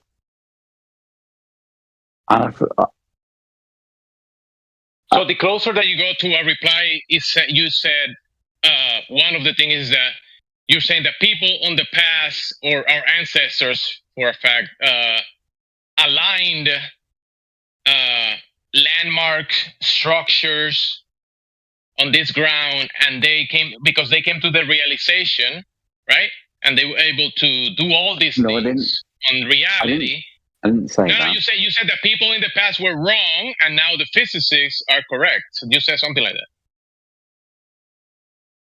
No, that's not what I said. Okay. So what do you say about people in the past? That was before you spoke about other stuff, people in here or whatever. Can you give me one of the things that you learned listening to people in these communities, and you have a problem with that? No. I mean, like I said, I mean, I don't think this is very interesting for you, and I'm not sure I should necessarily continue. You know that you spoke for a long time, and I muted myself. Yes, I did. I did. Yeah, and then when I started speaking, you started speaking. But you started speaking this guy about said it in Mercury, like, this cannot be real. He cannot be engaging in good faith with sincerity. There we are. Okay. No, he's trying. I can. But I gotta point out that I wasn't. I can disengage. Someone's critical of me. There it is. Right. Like that was a drop. Like that was a knockdown point of his. Under Heaven and Earth, it was space. Taking these extended lectures, not engage, just dodging every scrutinizing question we say to him, refusing to give any argument to justify his position, going on and on, but with his autobiography about what bores him, about what interests him, and it's I told you about it. Well, anyway, thank you guys. I thank you for you let me speak a lot. To be fair, and I'll leave you alone. Let's do it again. So you listen. Well, you didn't answer my question. That's the problem. What's the you question? Didn't answer What's the question? From the actual argument, from the observations that we can do beyond the limitations of the geometry of the ball, that we can see beyond that geometry, right? When we observe this and do this in reality, measure it, observe it, verify it, when we do all these things and we can show it and demonstrate it, what is your problem with that? What is your issue that you have? That you've heard this. You listen. You've heard this already multiple times. That's a completely meaningless question. Completely meaningless question. Well, wow, dude. Just like all of your replies so far. What's the question? So listen. I'm saying this overall because he said that he's been listening to many channels, many people, many flat earthers, many communities about this, and he's having a problem. I'm trying to identify the problem specifically to see what is the root cause of his problem. But no, he doesn't want to get trying there. to do that. Yeah, Jimsy, he's not trying to do that. You're trying to do that. He's not trying to do that. Not only is he not trying to do that, he's resisting your effort to try and complete that task. He's not here to engage in discourse and debate. He's here to troll. I'm not here to troll. Now. I mean, I'm not here to troll you. Yeah, you are. It's the troll. You are. You had plenty of opportunities to engage in discourse and or debate, and you dodged all of them. There we are. Well, Yep. If you're going to say goodbye, you better darn well take a hike. He does it by interrupting because he spoke, and then I try to navigate with him or drive or cook, but he just want to throw water on the fire. He's doing it right now. It's not like he has a justification. Thanks for being an interrupting prick. Now, you see, he's an instance where they are. I will give him credit. Give credit where credit is due. That was a more convincing troll. It was a more convincing pretense of critical consideration. But when you have, like I just said, several instances where you have the floor wide open to you to finally engage in discourse, to finally answer the scrutinizing questions, to finally say an argument in your defense and or in refutation against us, and you passed all up with non-arguments, conspicuous non-arguments, you're not here to engage in discourse and or debate. You're pretending like you are. Well, Gregory, you know there is a possibility he is just that awful. Okay, fine, go ahead. He's that god-awful at engaging in discourse and or debate. Yeah. One of the two.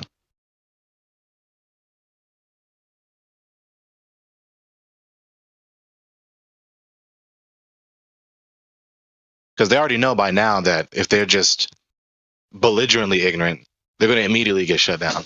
So in order to maximize the quantity of time they control, they have to readjust their tone. Can just bicker forevermore.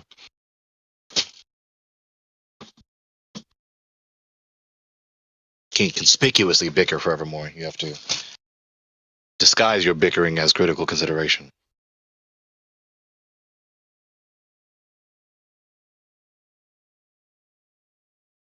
Do y'all know that Big Daddy Flurf is in the house? Oh, that's Elijah. I saw him earlier. I was like, wait, who's this? And then I heard him speaking. I heard him speaking before. So the guy, yeah, he left anyway. There's no point. We've seen this happening, but he was kind of like actually avoiding the whole conversation and just trying to talk about people in here and how people behave or whatever. Yeah, it's all good. Well, welcome. Any new people have any questions, you can address them to Gregory and Big Daddy. You can address the questions to them. Go ahead. You got the mic. You separated Eli from Big Daddy Flurf.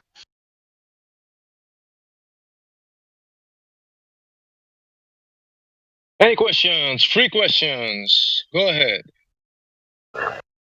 The globe's over.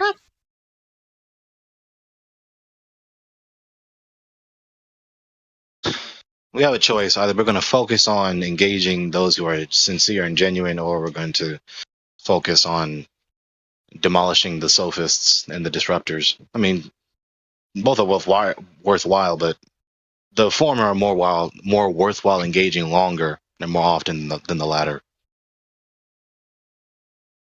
You know something? It depends also in the individual as well. Because if it was kind of like a younger mind that actually has questions and doesn't know much about the topics, the tonality, I will take it a little different. But the guy's opened his mic and said that he's been listening to all of this and all people in here for some time. So he knows what we're talking about. He knows the conversation.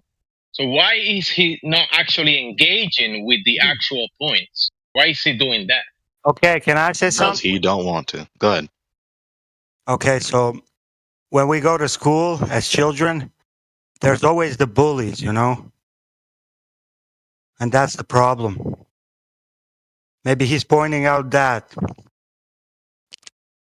Well, you said always, and that's like an absolute. I don't think there's always the bullies, because in reality, when there's a bully, there's always even bigger than that bully. And there's, I remember that there wasn't much bullying when I was in school. You know why? Because the bullies will get beat up. By a bigger one. Well, let's see if Nick can actually tie his reply to be relevant to what Jimsy just said. Yeah, but I'm saying, like, there's always gonna be people that want to do wrong, and that's it.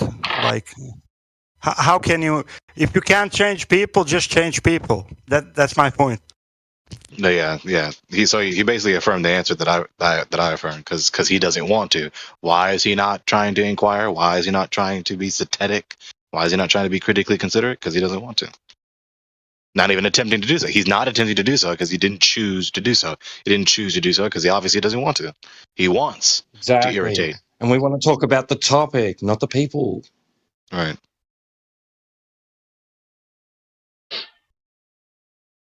doesn't have to be explained to adults. I mean, at least it shouldn't. That if adult A wants to do action A, they will at least attempt to do it, and it will be conspicuous that they want to do it in general.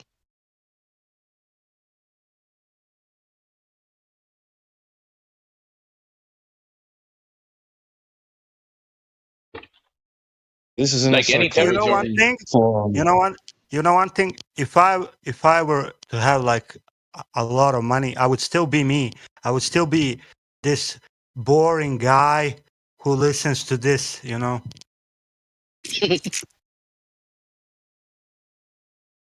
But everything comes with the territory, because if you want to listen to stuff like this or even have the conversation, yeah, you come to this room. You have question, or maybe you have answers from topics that people have questions. Maybe you can open your mic and answer a question for someone else about a specific topic that you know about, right? But then why would you come in here not to engage with the actual topic of this VC and just try to evade the actual conversation by doing something else? Like, that's kind of weird. Just, if you want to listen and do that in your mind, but if you're going to address people in here and then ask you something specific, try your best to address those points and engage with that. Not what you think we should be doing in the room because in other rooms or other places they do that or whatever. Hopefully that's understandable. Fantastic. Well said.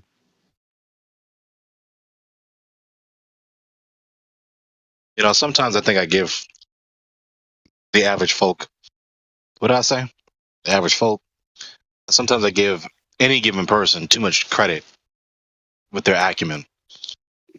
I mean, because some folks are just ridiculous. They are genuinely behaving, or they're not deliberately doing foolishness. They're trying to. How do I even phrase this in English? It's not like they know this is stupid and they're still doing it. They think they're making sense when they say this or do this, but it's obviously foolish still. There are some folks like that. So he may think, someone like, what's the name? Sedative Mercury. He may think he's engaging well, but he ain't.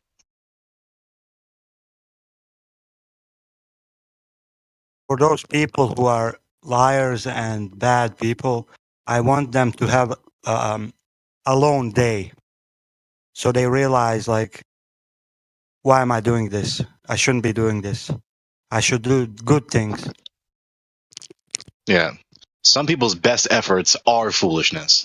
That's the point that I'm trying to say in English. Some people's best efforts are foolishness. We've got a meme for that in the lobby. What Glovers think they look like coming in. You know, like with the samurai sword and they're all cool, you know, like, and it's really that, like, this goofy guy with a stick doing all these weird moves and thinking he's Bruce Lee.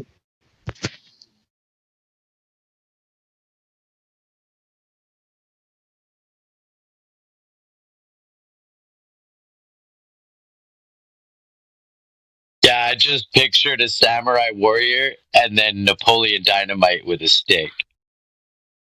So what type of that's funny. That's kind of funny. So Gregory, isn't this there is types of ignorance, right? Like, I mean, I was looking into this. You know, when we say ignorance as a word, it has like a branch of different types of those. Like, you could be ignorant about something.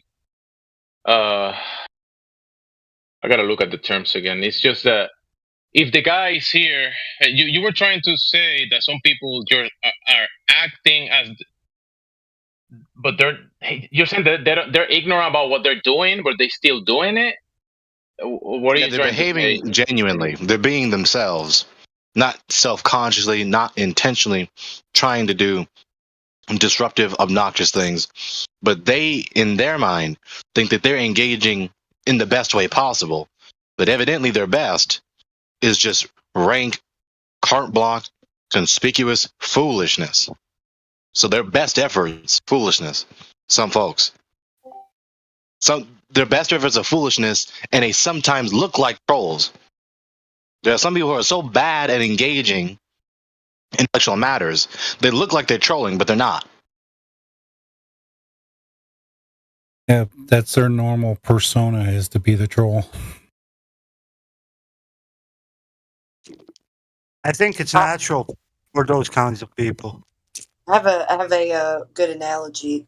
It's like when you're given an assignment in school, and you're like, everybody understands it, but this one person turns in the assignment who clearly doesn't understand what the assignment was.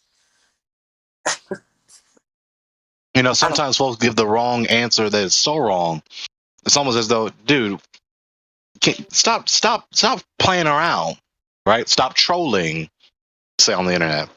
But they're not trolling. That was their best effort. Their best effort looks like they're trolling.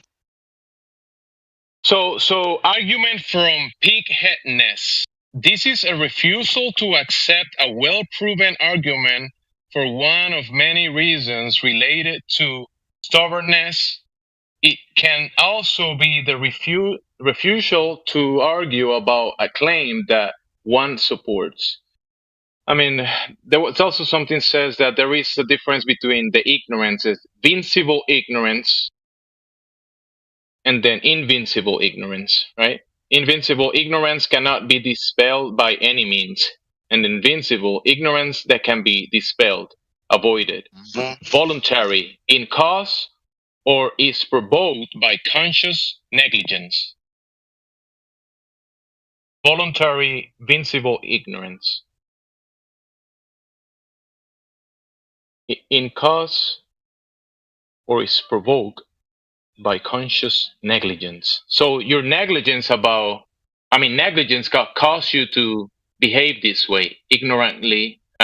Even if you have negligence about the fact of reality and you neglect that negligence, and then you just looking at cartoons and all you learn is reading about Fantasyland and ponytails and globes in your head. And then you speak about that, as reality is this. That's a vincible ignorant. It is vincible, but it's your negligence that brought you there.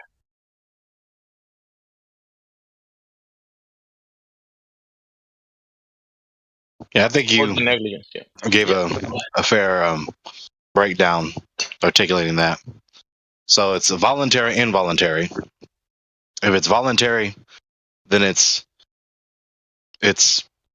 invincible ignorance, right? If it's involuntary, then it's negligence, nescience. What's the other one? Negligence, nescience. That's enough, yeah. Willed ignorance, willed. Refusing to change one's mind or consider conflicting information based on a desire to maintain one's existing beliefs. Willed ignorance. WILLED. Willed. One could articulate a subtle distinction between invincible ignorance and ignorance. I guess you could say it this way. Ignorance is just an instance where there is resistance, but it's not necessarily the strongest devotion to remain bigoted and staunch in this given position. But invincible ignorance is evident when even the best argument has been said thoroughly in the best possible way, and they're still not conceding. That would be a subtle distinction articulated in that way.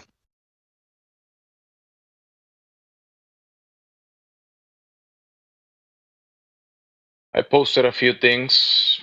I was reading through it the other day.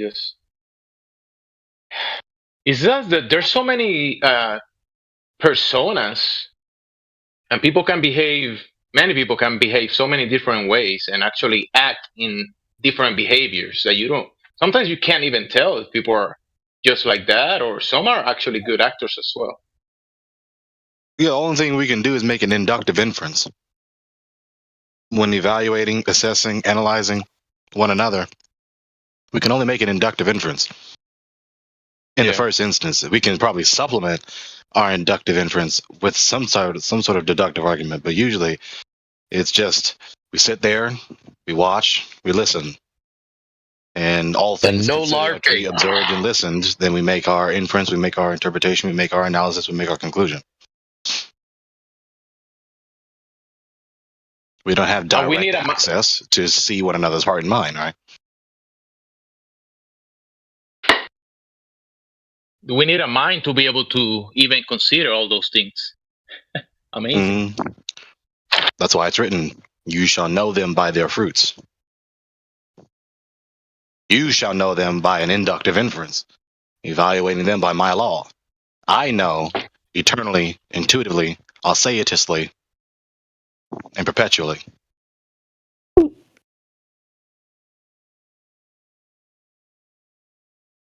Yeah, right.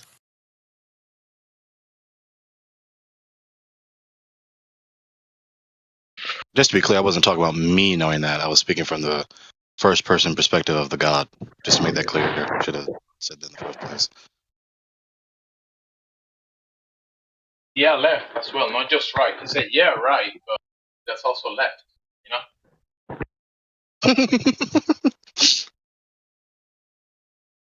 You're on a roll today, Jimsy.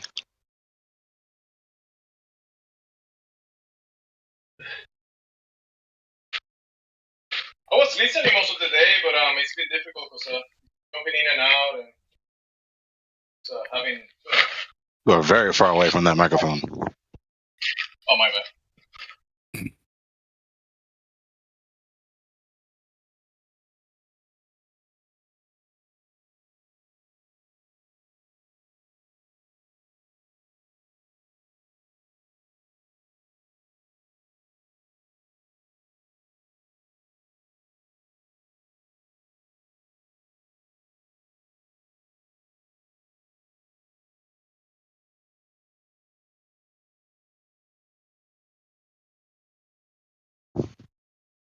Well, should be better now. Talk to y'all later. Peace to you. Later, Gregory. Later, man.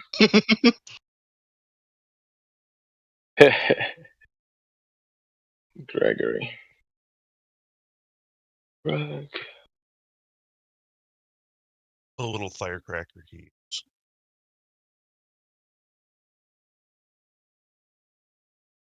What was that, Cooper? He said he's quite the firecracker, isn't he? What? I said I love you. Make love to me.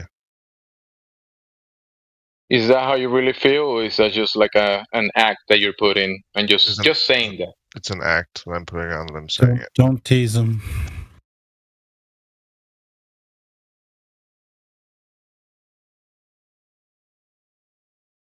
So he just admitted he's just acting as some weirdo, because he didn't say that the first time. He said cracker jack or something. I don't know what that even means. What I said it like a bunch of times.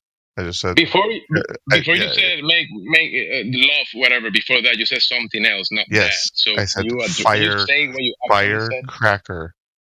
It's a common turn of phrase in the States here. Firecracker, yeah, firecracker. So you said that Gregory, then firecracker? Gregory is quite a little firecracker, isn't he? Is what I said, the full sentence. Oh, you said that. And how does that make any sense? To me, that sounds like nonsense. How can I relate to what you say to actually picture something like in reality? Like, what does that even mean? How can I make sense of what you said? Those words put together. I guess it's more of an American idiom. I guess you just don't get it. I'm American. No, I don't know why you don't get it then. I'm sorry. Do you know what I mean when I say what? Do you know what I mean when I say firecracker in this context? You say firecracker, I'm thinking about fireworks or things that you can light up and they're gonna make sound and crack and that kind of stuff. Yeah, it's like a little pop, little explosive. Like he's got some pep, some zips, a little pop to it. You know, he's a firecracker. Do you understand now? Or do we have to talk about this more? No, I never heard him doing anything similar to firecrackers. Never. I couldn't just actually connect Gregory and firecrackers, unless I see him lighting them up, or maybe building one, launching it or something. Then I'll be like, Gregory launches firecrackers. Yes, that makes sense to me. But what you said, nonsense. When you refer to a child as a little firecracker, what you mean is he's a little imp full of mischief and energy. Yeah, just like a common idiom, you know? Yeah, I get it. I get it. We have that in multiple languages, don't we? Yeah, there are all sorts of idioms that don't translate from one language to another, and then do translate into other languages. That is true. I know. I know.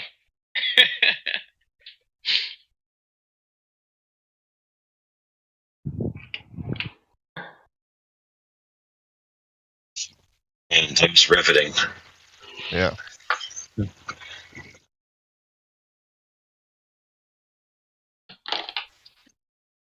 Anybody like drugs here? What? Guy. Like coffee?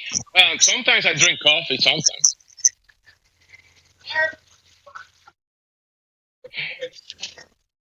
Oh, man. What I miss?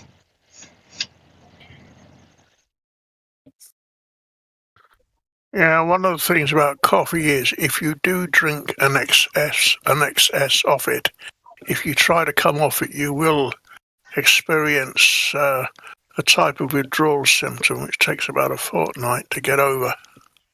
That's if you drink a really excess amount of it. Some people get pain on those withdrawals. Yeah, it's painful for some people. Headache.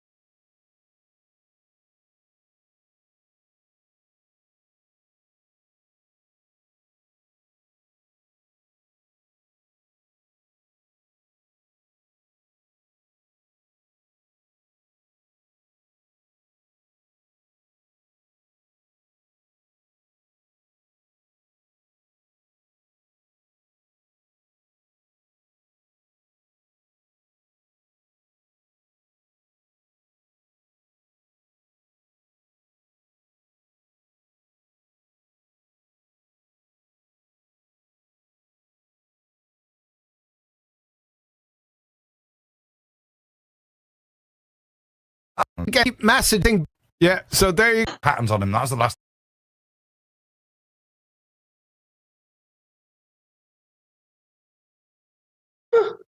My ties have got paisley patterns on him. That was the last time I wore a tie.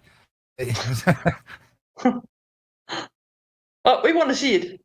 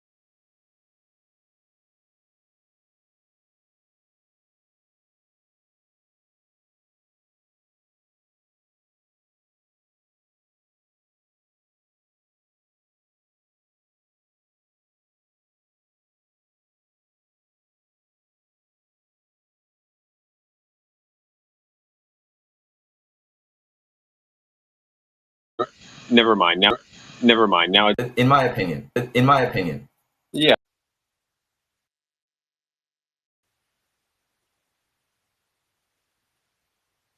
No, I'm at the output to go to my, because I wanted to go to my headset.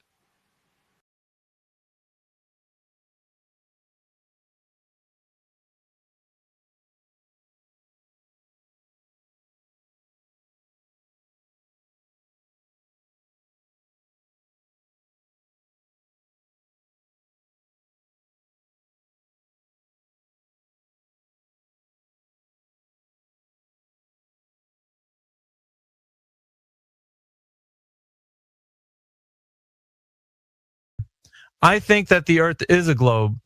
This is my claim. My evidence is that the curvature has been measured. So this is my claim and now my evidence. And then I proceed to tell you what my evidence is and how the method it was done to understand that it was measured. That's how it works. Now, if you don't have that, then all we have are your assumptions because you see something in the sky and you're trying to ask, well, how does this work? And that, sir, is called a question proof. Question proofs aren't evidence of anything. It's just you trying to demand some way of me explaining how something works based on your question.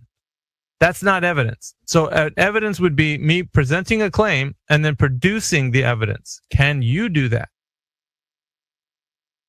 It's not a question proof, sir. And I thought he said we make it complicated with astrophysics. What the hell is the moon? Yeah. Go ahead, Roundhound. We need the claim and then the evidence, sir. Two things. Otherwise, we're just going to stare at that flat line on the machine where it's going beep. There's no heartbeat. Unless you can actually do something to resurrect it.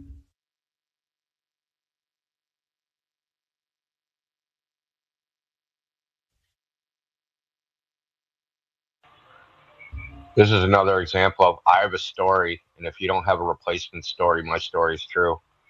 Yeah. Yeah, so this is like going up to a girl and be like, if you can't tell me who my girlfriend is, you're my girlfriend. Yeah, question proofs just won't do, Roundhound. So do you have a claim and then support it by evidence?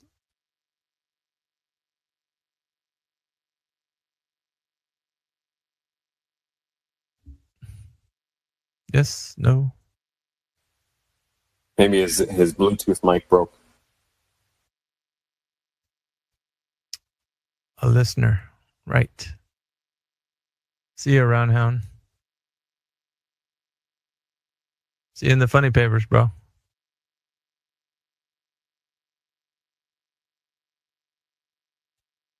Roundhound, as his name would suggest, bit off more than he could chew.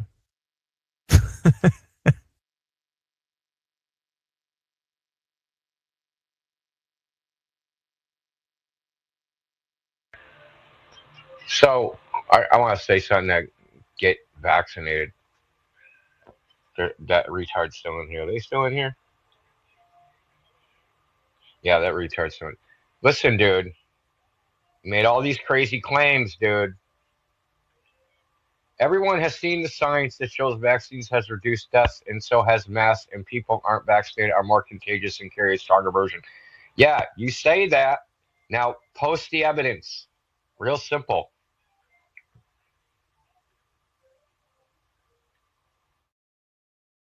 See, you can't post the evidence because that evidence doesn't exist. Okay? At best, you might be able to show a correlation, but correlation isn't causation.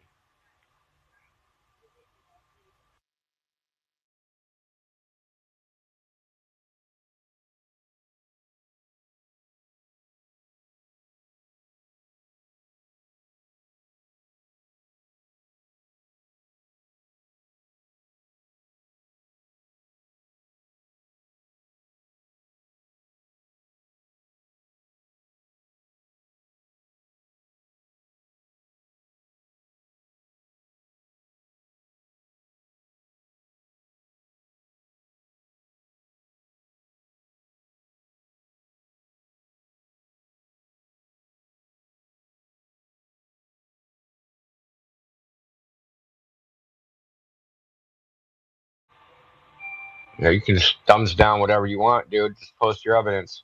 Anyway, what happened to the other dude?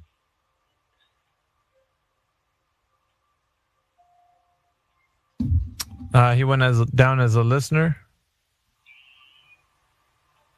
No, not that dude. The other dude, the gaslighter. The dude that was trying to gaslight. Retarded AI. Yeah, he left. No, he's still good, man. Good thing I was fucking muted the whole time, man. I don't see him. Number 12 for me. I don't even see 12 people, bro. Really? Man, my app is fucked. Or my app is fucked. Like, One of the two. like retarded AI left for me. I don't know if he's still there for you. No, he's gone for me. Okay. But he was trying to gaslight you so hard, dude. He was lucky I was muted, man, because he was pissing me off.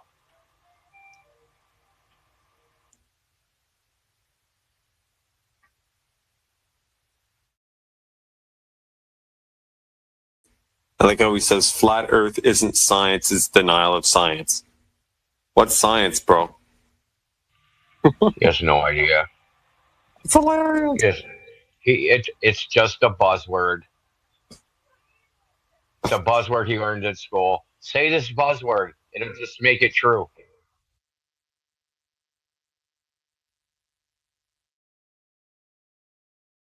Yeah, go ahead.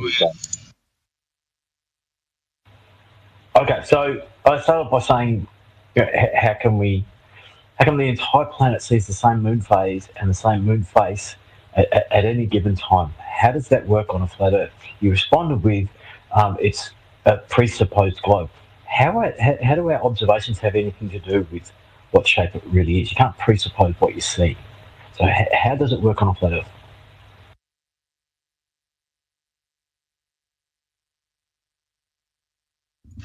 Yeah, that's a burden of proof reversal, what you've just done. A question asking how it works on a flat Earth is not examining the claim that the Earth is a globe, nor is it evidence that it is one. So two things need to happen. One, a claim needs to be made. Two, the evidence needs to be put forward. Those are the two things that I need. I requested it. This is the second time that I'm asking for this. Now, I need you to focus on what I just said. Give me a claim, then followed by the evidence.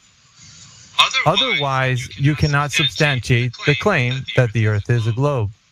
Can you do this? I could give you quite assured evidence, right? Give it with a number of observations, but I'm not sure if there's any one observation. The only one that I think would come close, I don't know if it's proof.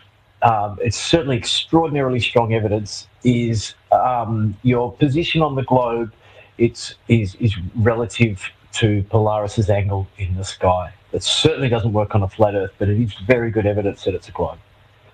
But I don't think it's conclusive in itself. You have to add a bunch of stuff. I'm not sure there's any one evidence that proves it's a globe. Right. But when you add a whole bunch of them together, you start to get a picture, and all those evidences put together can only work on one model. No, that can only work. Business doesn't work in here. Can only work doesn't. It's a pragmatic fallacy. Just because something works doesn't mean the premise is true. That's inconclusive, as you stated. Right. So let's agree on giving some evidence that will conclusively prove that the Earth is a globe. Let's do that. Like I said, I don't think there is one. I think you have to add a whole bunch of observations. Right. So it seems like that the idea that the Earth is a geometric shape cannot be proven in any way in 2024, according to you. No, with one observation is what I said. Well, we're not making an observation of a geometric shape, Brownhound. According to you, there is no such thing that exists. We cannot observe the Earth as a geometric shape because, according to you, it's not possible to do so. All we can come up close to is things that are inconclusive. This is what you stated. Well, there is conclusive, undeniable proof of it. Well, let's have it, man. Yeah, let's the have it. That's what I want. 1972 Blue Marble. It's a photograph of the Earth. Oh, photograph. Space doesn't exist. Hold on. No. I'm not even going to talk about space doesn't exist. You present a photograph of the Earth as a globe. Now, we're in all of reality, right? Everywhere that you can go, can you take that image of the Earth as a globe and compare it to anything you've ever seen? I don't think I understand the question. How do you mean? Okay, let's do this. I'll break it down to you as simple as I can possible. If I hand you a picture of a horse, you can actually go to a ranch where there's horses, and you can compare the image of the horse to an actual horse. Now, think about this. I hand you a picture of the globe Earth. Where can you go in all of reality that you can compare that image to? Something that looks like what I just handed you as a globe. Okay, you could take all the maps of the world that were long before we had a photograph of the world. No, sir. Maps, no, sir. No. Maps aren't going to help us. I'm talking about an observation of something in reality. When I walk out my door and I have the image of the Earth as a globe, what can I compare it to? Not maps. Alpha, your echo is back. Hold on a second. Just point of parliamentary order. Alpha, your echo's pretty bad. Oh, is it? Yeah, I deleted my Well, it's my good phone. now. I don't know what just happened. Maybe someone's got their mic open. No, it was. I had my phone because my phone was on too. Because I don't know who's talking, so I have to kind of have my phone on. But I turned my phone off because it was running. It was running. Yeah, that's it. It's just right now when I talk, everybody's looks like they're talking, and when I put my red mic, it looks like everybody's not talking. So anyway, so back to Roundhound. Now that we've got to the point where you realize that you have an image of the Earth as a globe, you cannot compare it to anything that you've ever seen anywhere. This is true. Well, I don't know if I take what you're saying as unequivocal. It's like you can't compare it to anything. Yes, it is. Because if I hand you a picture of something, or is it going to be just interrupted as soon as you don't like what you hear? It's simple, Round. It's simple. It's simple. If I hand you a picture of something, you can take that image and compare it to something. But if I hand you a picture of something that's imaginary, how can you compare that imaginary thing I gave you, which I could do the same thing? I could give you a picture of a velociraptor. Go out into reality and find me one that's running around in nature somewhere. You clarified it was running around in nature. So I could. So if I went to a museum and showed you bones, that wouldn't pass. No, sir. The animal must be alive. If I was showing you an image of a velociraptor running around, where can you show me that actual animal exists? That's just proving my point. No extinct animals ever actually existed. We're not talking about the minutia of the point, because we can get into that. You just said it has to be running around. How about this? Roundhound, let me give your mind something to focus on because it's distracted by the minutia. Let me give you the flying spaghetti monster. How about that? That's easier for you not to focus on the minutia. So think about the flying spaghetti monster. I give you an image of that. What do you have to compare that to, sir? Nothing. If it was the first time it had ever been seen, I could go and maybe look for it. I could go and look for bones. Yeah. If I found fossils of it, Sir, the flying spaghetti monster is not real. Yeah, no kidding. Okay, but you don't just dismiss it because you don't like the idea of it. You go and look for it and invalidate it. Okay, so what type of evidence do you think the flying spaghetti monster, in all of reality, sir, where can you go and find the flying spaghetti monster to compare the image that I've given you that there is a flying spaghetti monster? Where are you going to go in reality to compare that image to it, sir? Well, let's answer my question, sir. Just answer my question. Where in reality are you going to go? You can't. Spaghetti is a man. There you go. That's the answer. Finally, some honesty. Finally. So therefore, but you're not using fair things, right? You say flying spaghetti, but we all know that. And the globe is a fair thing. That's not fair either. Yeah, that's absolutely fair. But you do know it's pseudoscience to ask me to go out. How is the globe fair? Hang on, it's no, we're not hanging on. You're trying to compare something that's like the flying spaghetti monster. Yeah, because you're not understanding. You're trying to compare the flying spaghetti monster to the globe, and then you're saying, well, that's not fair. Well, neither is a globe. If I present to you the globe, spaghetti monster is something you don't know if it exists or not. Not literally. Yeah, it does not exist because you can't compare it to anything in reality. In your physical and natural world, sir, the Earth as a globe presenting to you as a picture is not comparable to anything that you've ever seen anywhere on Earth. You haven't been to anywhere that you can say, aha, the Earth looks just like this image. You haven't been anywhere that the Earth looks like that. Have you? Have you been to Papua New Guinea? Answer my question. Have you been to Papua New Guinea? Sir, have you been anywhere geographically on Earth that looks comparable to the image of the globe that they give you? No, that's a pseudoscience question. Thank you. So no is the answer. See how easy that was? Yep. Okay. So have you been to Papua New Guinea?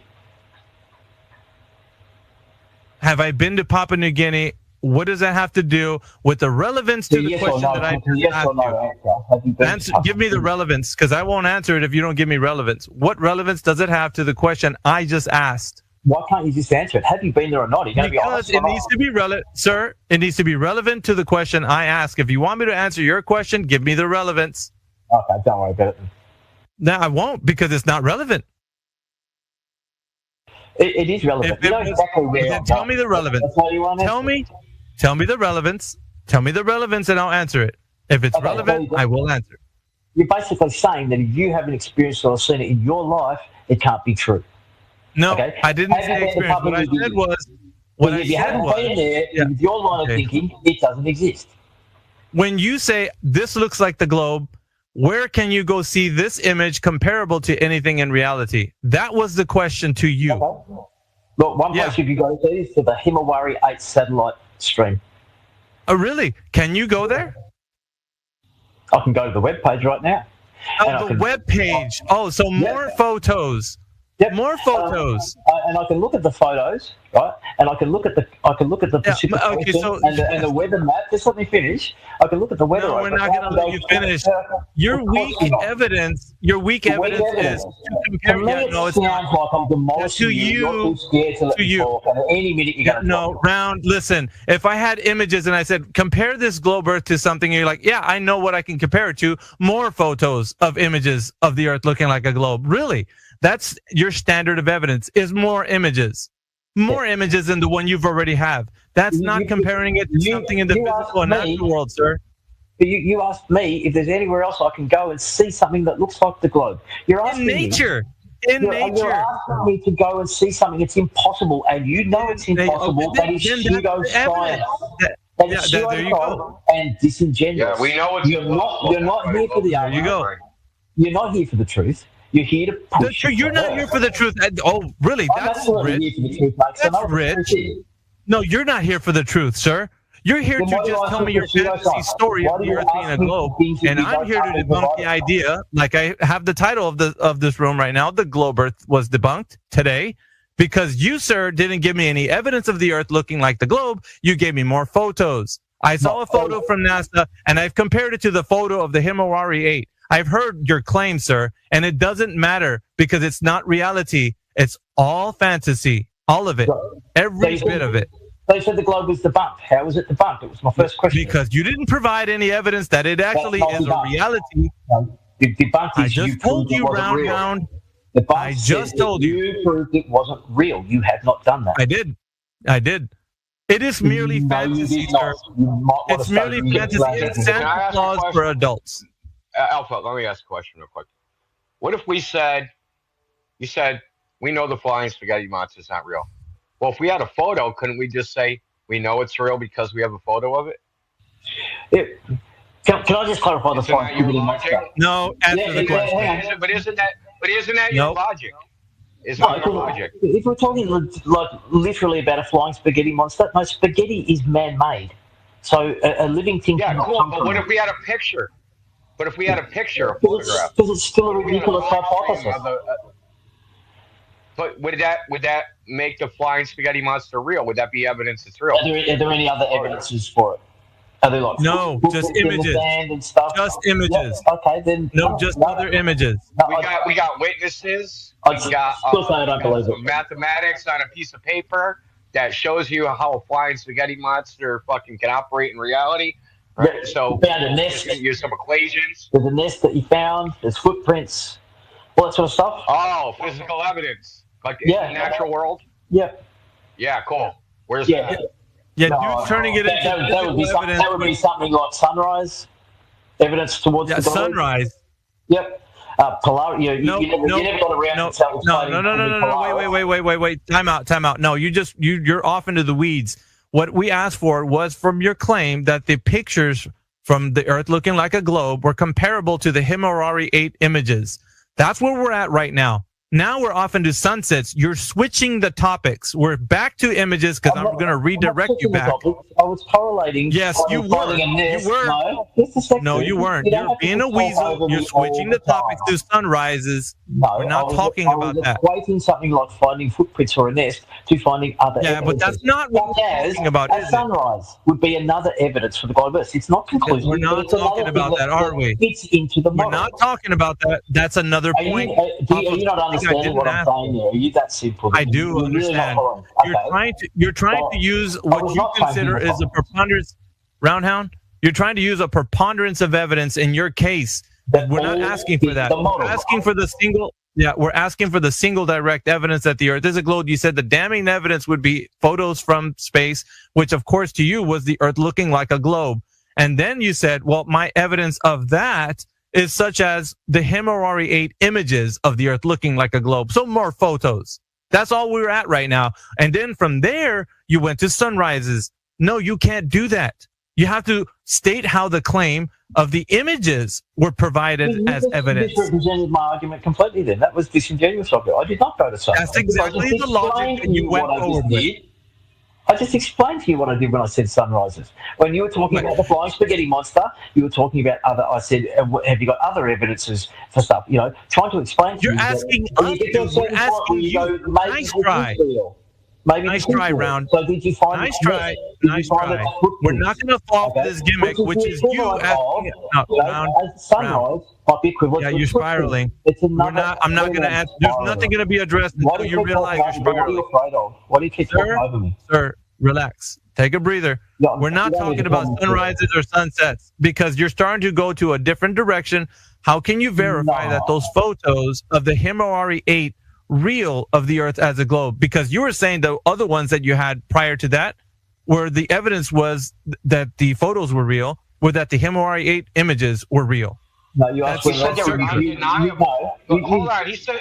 I said the 1972 blue marble picture is undeniable. You asked me where else could you see that. I said the Himawari 8. Why is it undeniable? So why are you not following your own questions properly here?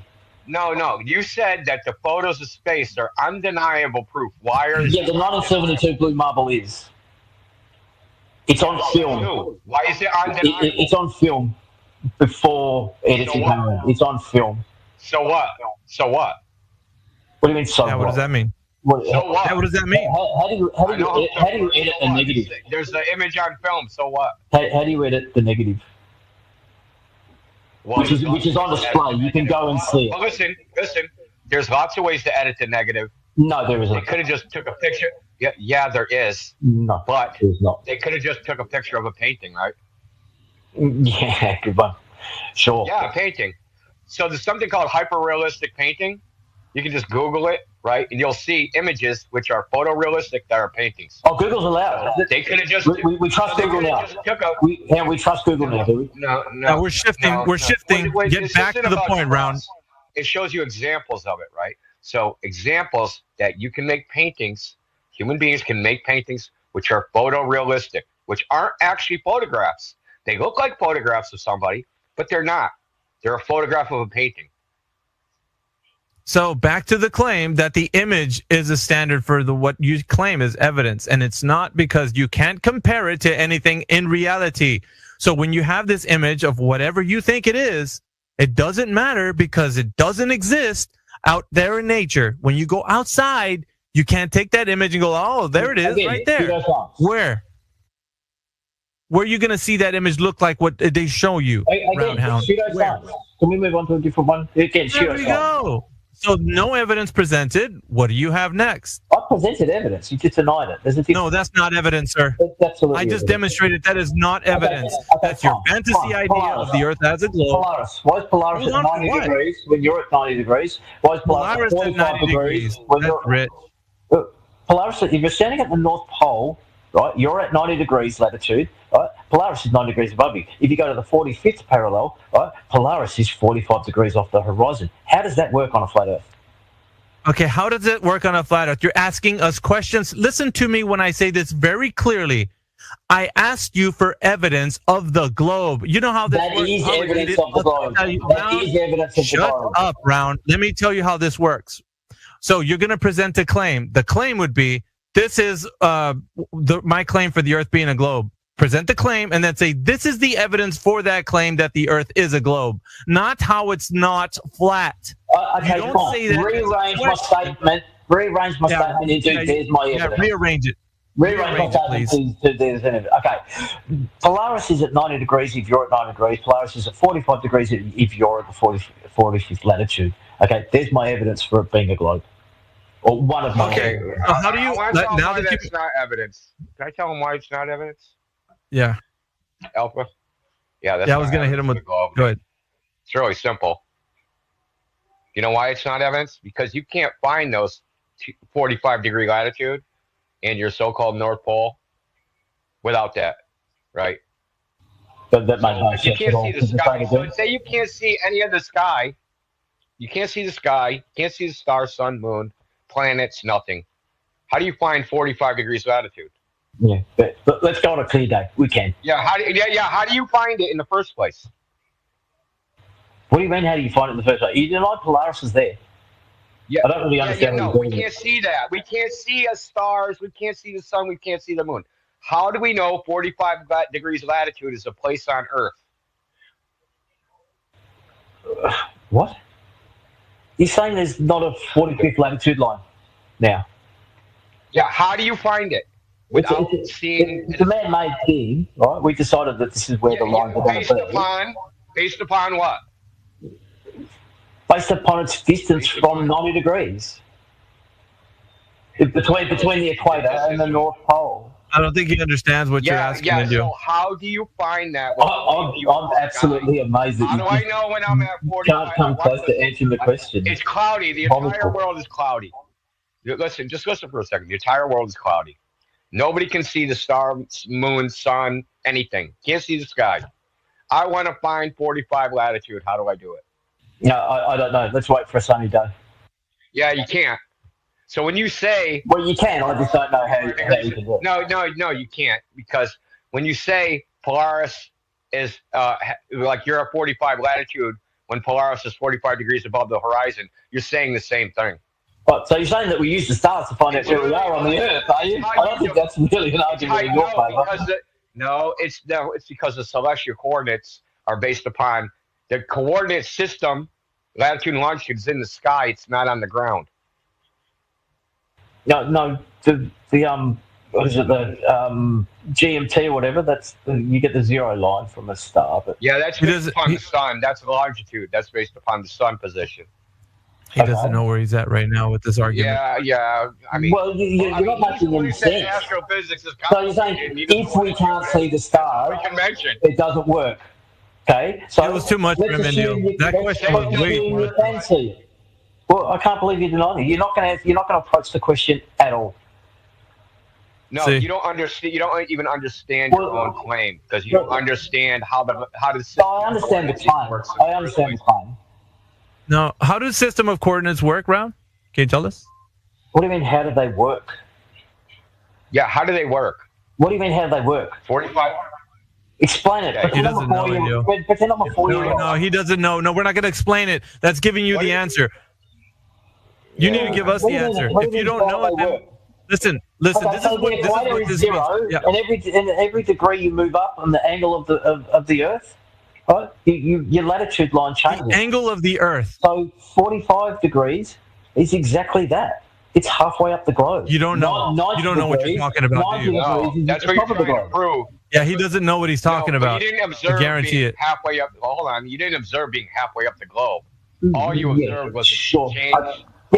Personally, I just travelled in a boat and I changed my position, okay, and I just took their word for it. But please explain to me why is Polaris at 45 degrees? When I'm at the 45th latitude, Polaris is at 45 degrees. Because we defined it that way.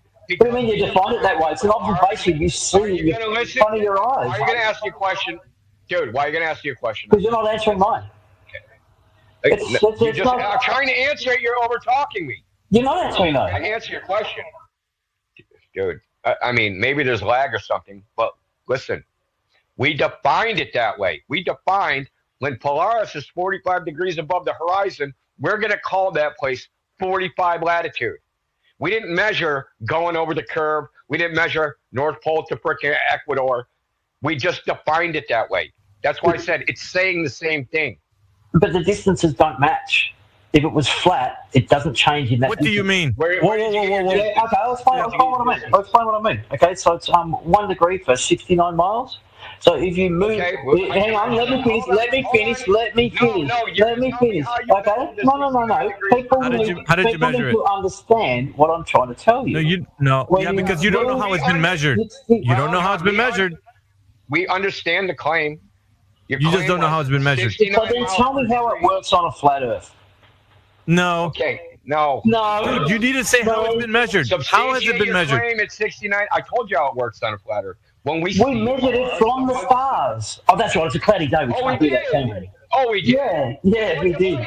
What device did we measure that with? Are you serious asking that? Do you not know the question? Or are you just trying to see if I know it? Answer it. Do you know the answer? Or you just trying to put it on? No, it's not his burden to carry. It's yours. How was it measured? It is so his burden to carry. What are you talking about? You need to show how it's been measured, sir. Claim. What's your evidence to dispute my claim? 69. No. Okay, this is auto true until if we move 69 degrees north or south, right? Polaris will move 1 degree in the sky. You mean 69 miles? You can't argue with that. Yes. What did I say? Yeah, if we move 69 miles. There's no evidence for that. There's no evidence for that. I mean, there's no evidence for it. It's observable reality, dude. If you're denying that, you are absolutely not qualified to have this argument. Okay, yeah, just saying it's observable reality. Who observed it in reality? Oh, thousands of people daily, dude. Are you freaking serious right now? So post. Okay, then post the data. Post the data. So you're seriously saying that's not what happens in reality? Is that your claim? Is that your claim? You're saying the Polaris does not move 1 degree if you move 69 miles north or south? You're spurging, bro. I'm spurging. I'm not saying anything. I'm saying you have evidence for your claim. You are. No, because I gave you a claim towards my question, right, and you're denying it. Yeah, no evidence for it. No, you gave me a claim, right? But you gave me no evidence for your claim. You didn't. There's nothing to. So that's your get out, is it? Is it? I'm not going to produce it right this minute. You're going to go see. He was full of shit. When you know when you know that's the truth. You know that's the truth. But you're going to get out of my question by saying that I'm not going to present it right now. How would I know anything if you didn't present the evidence? Well, you don't know anything. I don't think you do. So all I know is you said some words. You made a claim. You haven't substantiated the claim. You just keep rattling on that somehow I'm denying your claim. Well, dude, you need evidence for your claim. Your claim isn't automatically true. Right. The claim is true. I'll just say the Earth is flat, and everybody knows not automatically it's true because I said so. No, you would have to provide. You would have to provide evidences. You don't. And there can be evidence that yes, other people did. So I need evidence, and you don't. You can, but it's freely available information that everybody already knows to be true. Hold on. Round. Does he need evidence and you don't? To dispute currently understood science, yeah, you do need some evidence. No, him. But does he need evidence and you don't need evidence? Ask everyone here, should I need to provide evidence I don't need to ask. now? Listen, I don't need to ask people. I need to ask only you. Polaris moves 1 degree if you move 69 miles. Nobody's going to argue. Dude, I only need to ask you. Can we just move on? I only need to ask you. Stop talking, Round. I'm going to mute you. I'm going to mute. Dude, stop talking. Of course you are. Are you asking right now that he needs to provide evidence and you don't need to provide any evidence whatsoever? Just him? Yeah, to dispute currently accepted science, yes, you need evidence. Okay, so answer what I said. No, just say what you provide evidence that Polaris moves 1 degree if you move. There you go, Indio. That's your answer. Provide this right here, right now. That's your answer, Indio. Yep. There you go. Because you know it's true. There you go. You know it's true, but you're going to use the fact that I'm not going to present it right now. You're gonna say my claim is that you've debunked my claim. How would I know it's true? Tell me the method on how I got this knowledge. I'm just doing some Googling since Google's okay to use, right? I'm just doing some Googling on how we actually on how it is that you can go and prove it for yourself. Give me 1 minute. Yeah, that's interesting. That you're I look forward to you explaining how it works on a flat Earth. It's really weird that you don't answer questions. How you said I know it's true. How would I know it's true? Because everybody else said it? Is that your standard of evidence? What you think everybody else thinks? If they all think the same thing, then it's got to be true until somebody provides evidence that it's not true? Are you an utter moron? None of the personal insults, dude. You think the fucking Earth is flat? You no, I'm asking you a question. Fucking serious? Are you serious? Are you serious right now calling me a moron? Yeah. You think the fucking Earth is flat? You fucking 1% fucking idiot. Because you're spurging, bro. Okay, you are a moron. You're smarter than me. I highly doubt that. I'll tell you. Yeah, I'll tell you why you're another moron, real specifically. If you think counting the number of people that believe something, and if it's over 50%, that's what's true, you're a fucking retard. No, currently accepted science is what I said. So you've just misrepresented what I said again. And you cannot keep your mouth shut while I have a sentence. What is wrong with you? Are you 12? Do I need to jiggle my keys, mate? Get your attention back over here. You cannot let me finish your sentence. You're a child. You're a fucking child. Your word count well exceeds mine, believe me. You've talked way more than I have. You know you have. But I try not to talk over you. You talk halfway through every sentence I start. Literally, every sentence I make, you talk. Let me ask you a question. Yeah, because we don't care about your whining. So listen, how do we determine what's currently accepted science, and how do we know that, quote unquote, currently accepted science is something that's true? Oh, here's an idea. Read a science book. You know what they are? Okay, but how do we know that that's what's true? You don't. Right, that's why you have to go and look and verify it for yourself. And you don't have to go out and do science experiments, but the sun comes up right in the east and it doesn't change size all day. Anyone can go out and look at this. That's a lie. Pig shit. It doesn't. No, it's a lie, dude. Oh, right at the horizon when the atmosphere gets involved, it can get a little bit of a shimmer and stuff. But the sun does not change size throughout the day. Yes, it does. No, it does. By how much? It does. By how much? Listen, By how much? It does even in the science. Well, it depends on the weather conditions. Roughly, what's the most it's ever changed size? Listen, I measured 15% to 1%. I've seen variations as large as that. 15% is under the horizon. Yeah, 15% difference in size. Under the horizon, diameter. Do you get? Yeah, the horizon. No, the vertical diameter, 15% at the horizon. No, I'm talking about the horizontal diameter, not the vertical diameter. Well, that doesn't. Yeah, so there's a video on my YouTube channel. It was taken by astronomers in Chile at their observatory. They have a solar filter. They film the sun. Changes 15% in angular size. That's just one. Every time a Glober posts one, oh, look, it stays the same size. If you actually go measure, right, count the pixels, it actually does change size. People measured it with theodolites. You guys just make a claim and parrot each other, and you talk shit. Coming from a flat earther, that's gold. Yeah. Okay. Water always finds its level. Water doesn't curve. Show me the curve. Yeah, Genetic fallacy. The Michelson-Morley experiment proved the Earth was stationary. You talk about your parrot saying nonsense. I didn't say that. Oh, God. Anyway, so the point is that the sun does change in angular diameter, okay? It's measured, says it in the scientific literature. The only people that say it doesn't are anti-flat earthers on the internet. Literally nobody claims this. They don't claim this in the scientific literature.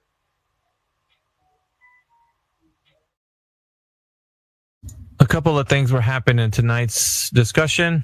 There seems to be a double standard that Roundhound believes is something that he can use. We don't need to provide evidence on our side, but you flat earthers need to provide all the evidence because we don't need to provide. And then when it is something that he's going to provide, he's like, oh, check this out, guys. Let me Google it, bro. Because they have in the middle of the discussion. Because they have a majority, so they don't need evidence. Right, and it's rich because he doesn't need to tell you how something is done. It just is, bro. And that's just the truth. And he's he's a dogmatic religious science.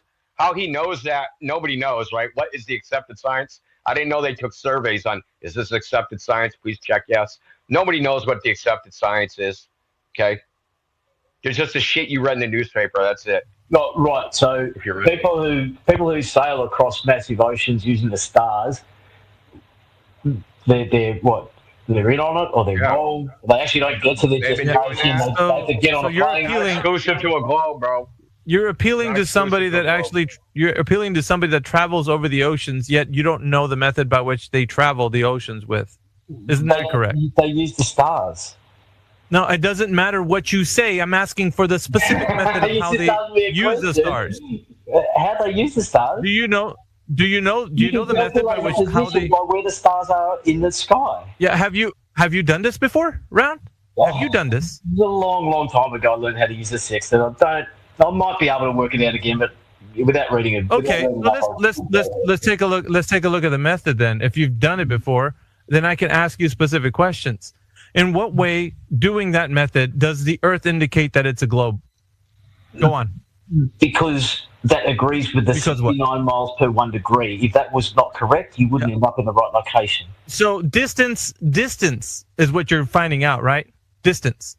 No, distance is relative to Polaris's position in the sky. If you're further down the globe, it drops down the horizon. Okay, Round, I'm only asking for geometric conclusions.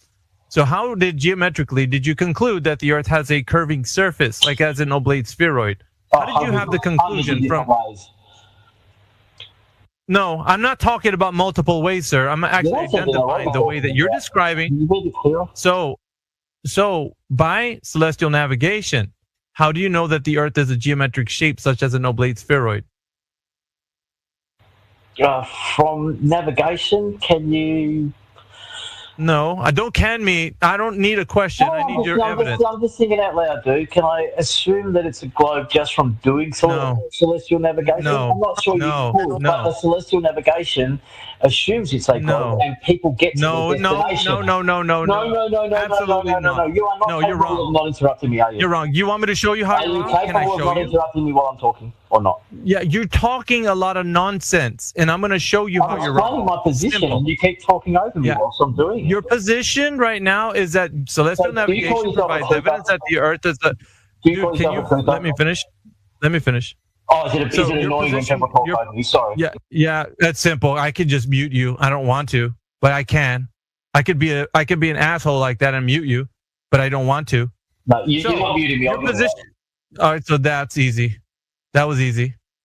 See how easy that was? And I can still talk about my point even if you put your track shoes and head out the door, because my point will still stand that today the globe Earth was debunked. So your evidence that you brought forward was that all you have to do is bring out celestial navigation. But when I pressed you and I said, how is it possible that you're getting a geometric shape from using celestial navigation? You haven't provided the evidence of how we know conclusively that the Earth is a curving surface. Now that's your burden to carry, and for you to tell me the method of how you got to a geometric conclusion. Now you can speak. Okay, so if you do the math, which I'm not going to do, not sure if I can, of moving 69 miles and Polaris, so just say you travel from the 45th parallel down to the 44th, 69 miles, and then look up at Polaris, it's moved 1 degree down in the sky. Okay. Now that distance you have travelled is on a flat plane is not far enough for Polaris to have moved down 1 degree. The fact that it's moved down 1 degree and you travel another 69 miles and it moves down another degree. You said that already. You said that already. Of it being a globe. No, indicative. We don't talk about indicative. We talk about direct evidence. So indicative doesn't work in this chat. Are we not? So the truth is that you don't understand how measurements are done. You're just claiming they're done this way. When asked for the method, you said, well, we just do this way that you can just measure to Polaris. But you don't know the method. And that's what's the underlying problem right now. Well, I don't know how to measure the degrees of Polaris off the horizon.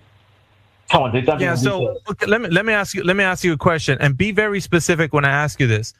Can you get a 90-degree angle on a curving surface?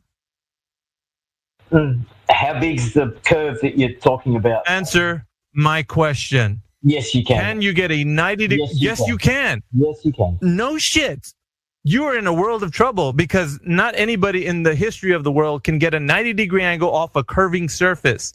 Do you know what you need to have a 90-degree angle, Roundhound? I'll give you a hint. A corner.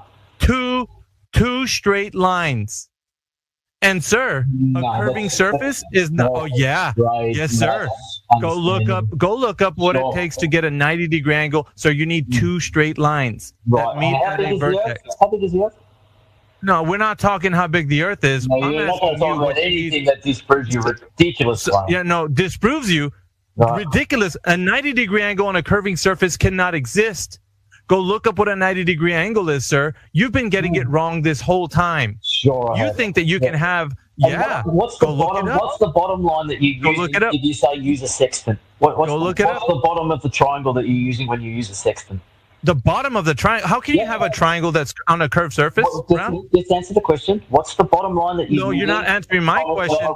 You still didn't. No, you still didn't answer my question. How can you have? You can't answer it. No.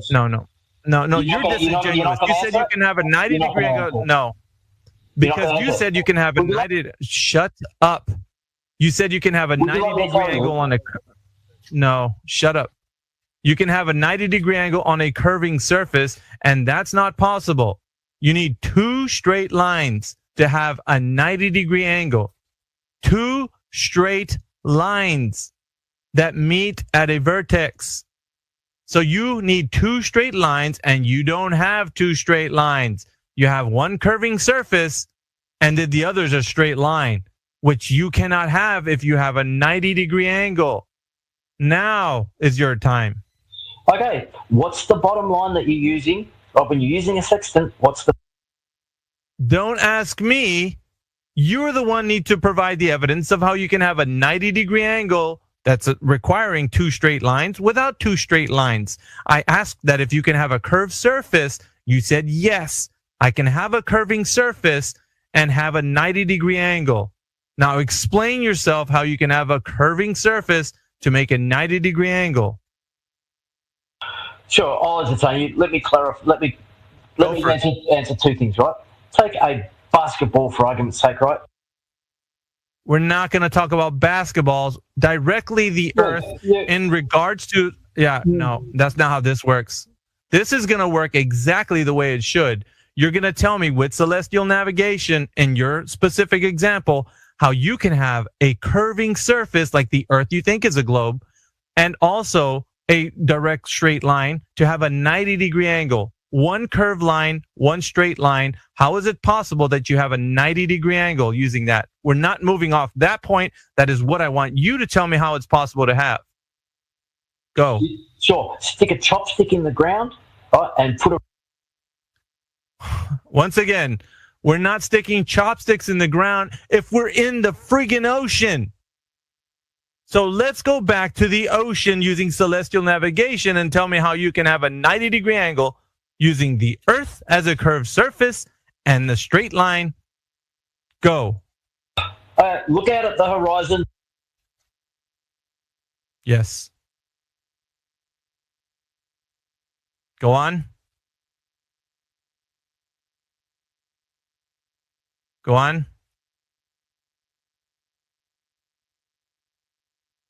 Hello? You keep fucking muting me for you disingenuous fuck.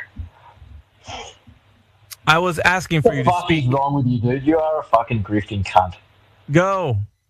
Look out at the horizon. The line between the horizon and your eyes is a straight fucking line, you retard. Oh, so we got a straight line to the horizon, We got a straight line on a fucking globe. The fuck is wrong with you? Are you just fucking dumb or are you an actual grifter? All right. Let's expound on that. We got a straight line on top of the globe. Let's expound. Is that a word? Yeah. Expound, you fucking ignorant wretch. That means to expand on the idea of the point. Look it up. So next we're going to go for the straight line that you just created, right? That would be called a tangential line. All right, I'll bite. So we now have a tangential line to the fucking horizon. Now let's imagine this tangential line or tangential plane, whichever you prefer.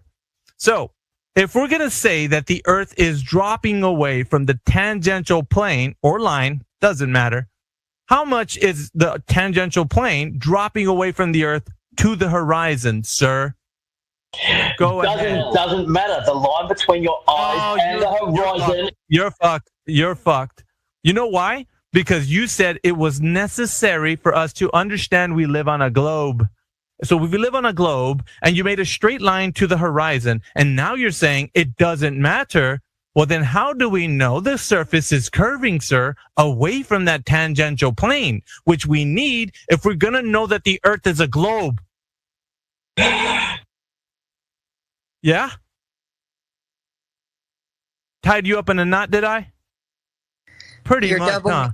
I think he's dealing with a double mute, and he keeps blaming you for his double mute. Yeah, but it doesn't matter because I folded you up like a lawn chair, sir. You don't know how the tangential plane. You can fold your own undies without your mum's help. Yeah. Dude, yeah, that's easy. Is it not a straight line? From the eye to the horizon, is that not a straight line? Yes or no? Yeah, it doesn't matter. That's it doesn't matter. You know what the point is? You know what? Let me tell you what the point is, you ignorant wretch. We're trying to figure out how the Earth is a globe, not straight lines to the horizon. That doesn't help your point. That's flat Earth. We need to know how the Earth is curving away from the tangential plane that you're creating to the horizon.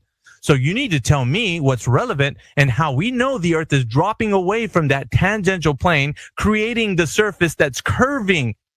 Once again, can you do this?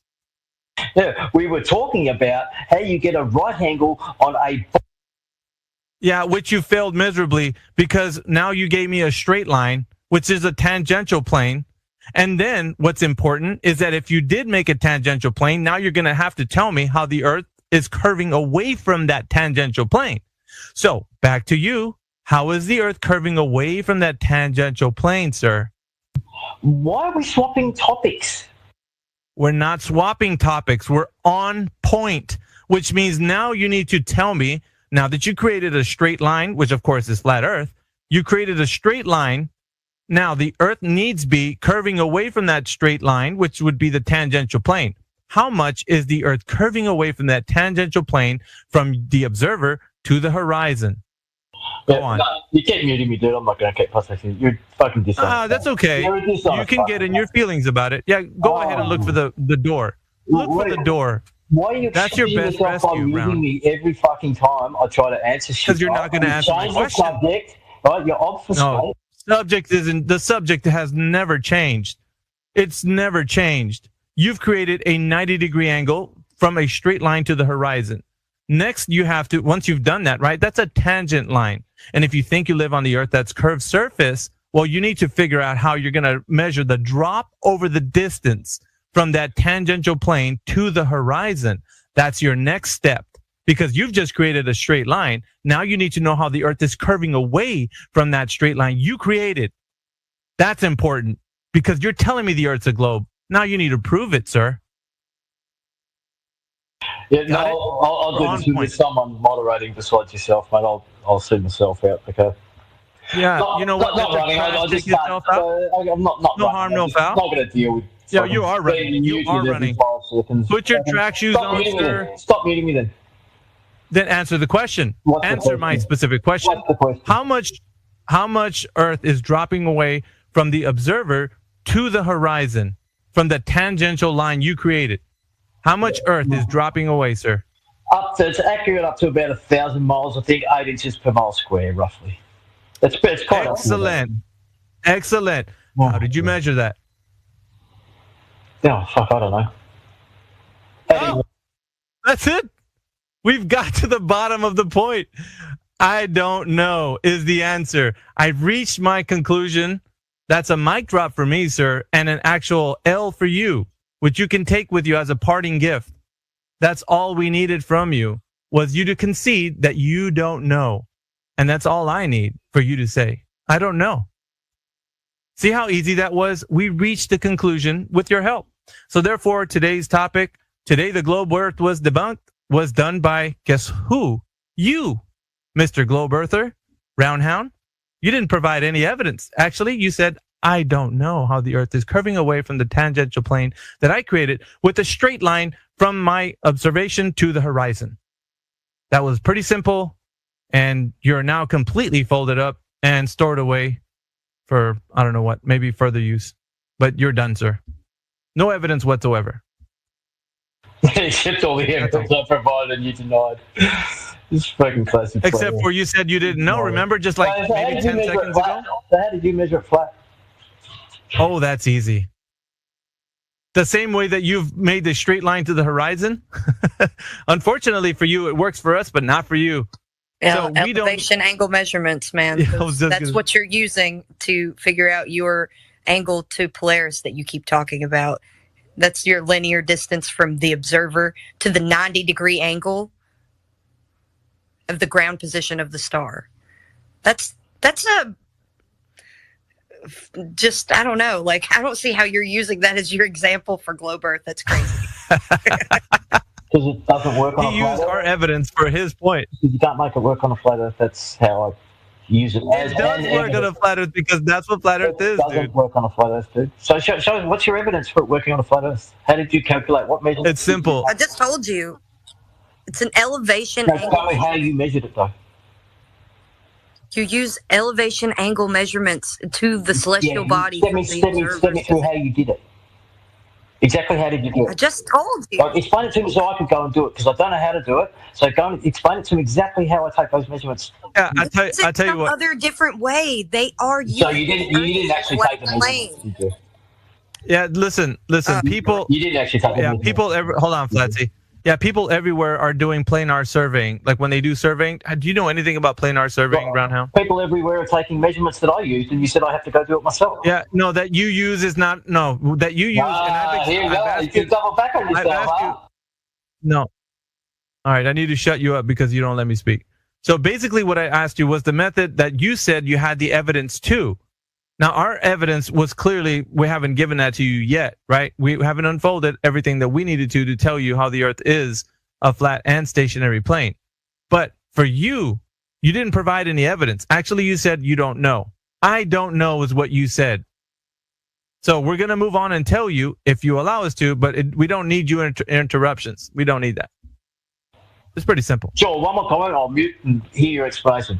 How did you take the measurements to support the claim you just made about Polaris being able to work the measurements? How did you, what measurements did you take? And explain it to me like I'm a 4-year-old, so I really understand it really well. It's easy. Remember what you were describing when you said we need to use a triangle? Do you remember that? And remember when you also said I need to do a straight line to the horizon? You remember all of that? Yeah, I everything remember that you were talking about? Okay, so that is exactly how we do it. So that's how you just did it. described That's the how you did it. That's exactly the method. So listen to this. I'm gonna mute you because you're not gonna stop interrupting me when I'm explaining this to you. You've given us the way of how to do it. That's exactly what Flatsy was saying. Oh, I gave you the way how to do it. In order for you to do it, please let me mute him again because you just need to shut up for a little bit. So basically, that was already given to you of how we measure using a horizontal plane of reference. The horizontal plane of reference is flat Earth, sir. You were using flat Earth measurements the whole time. Now, the assumption is that you're going to use something to actually make the Earth turn into a globe with calculations. Now, that is done after the fact. That is not during the process of measuring. So when you're actually using the planar surface of the Earth, you're going to actually use flat Earth measurements. That's what you've been doing this whole time, creating triangles, doing straight line observations to the horizon. Everything that you've been doing has been using the Earth as a flat plane. That's what you've been doing already. Do you understand that?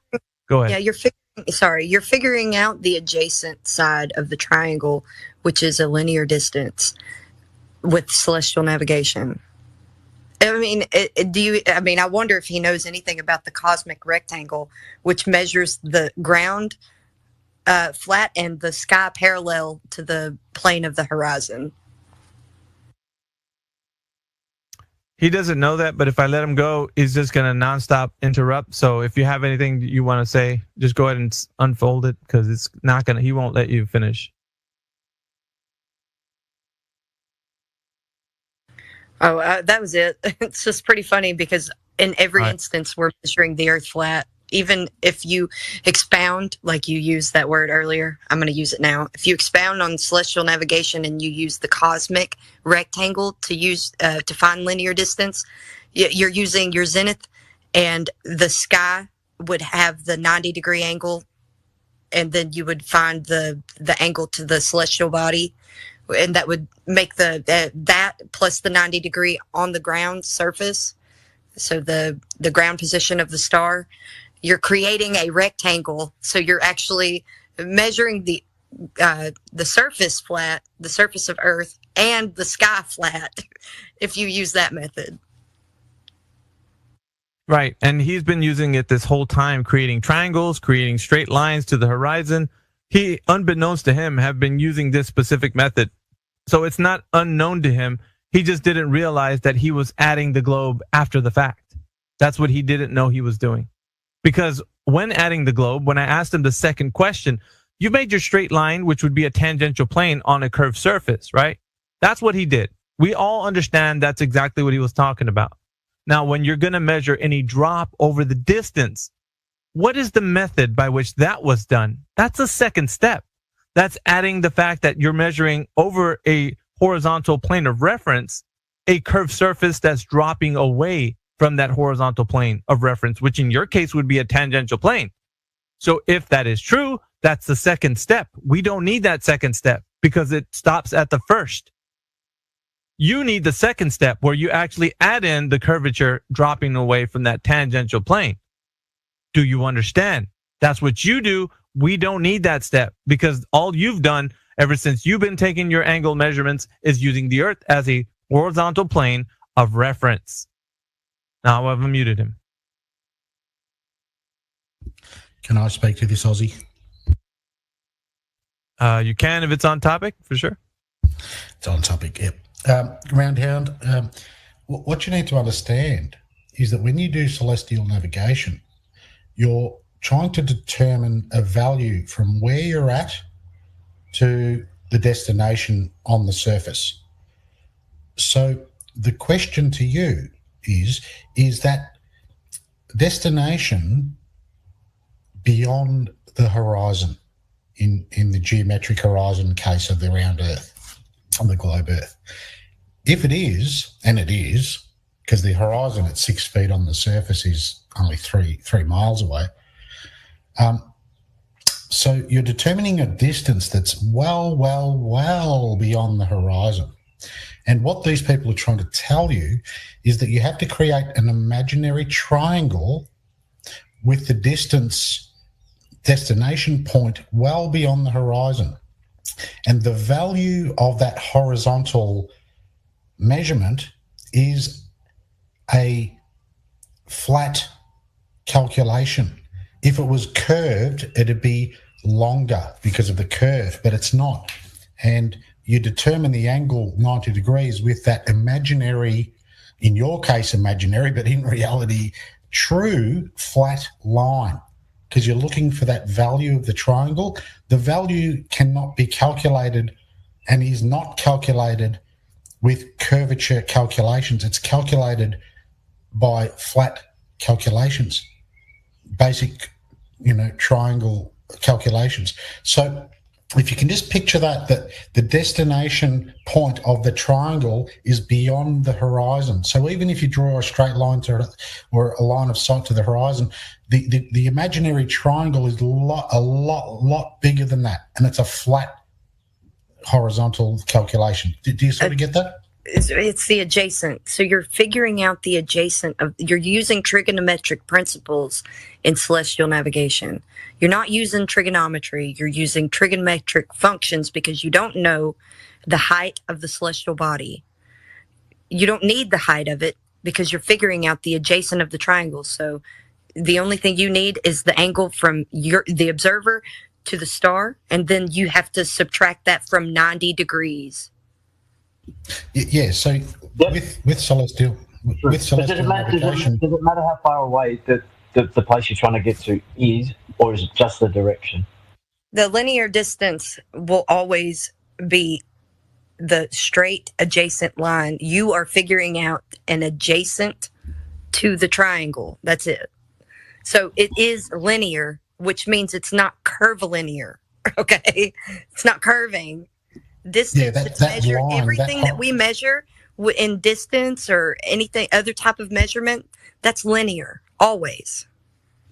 But you're not working out the distance to your target. You're working out the direction, and that doesn't matter if it's flat or curved.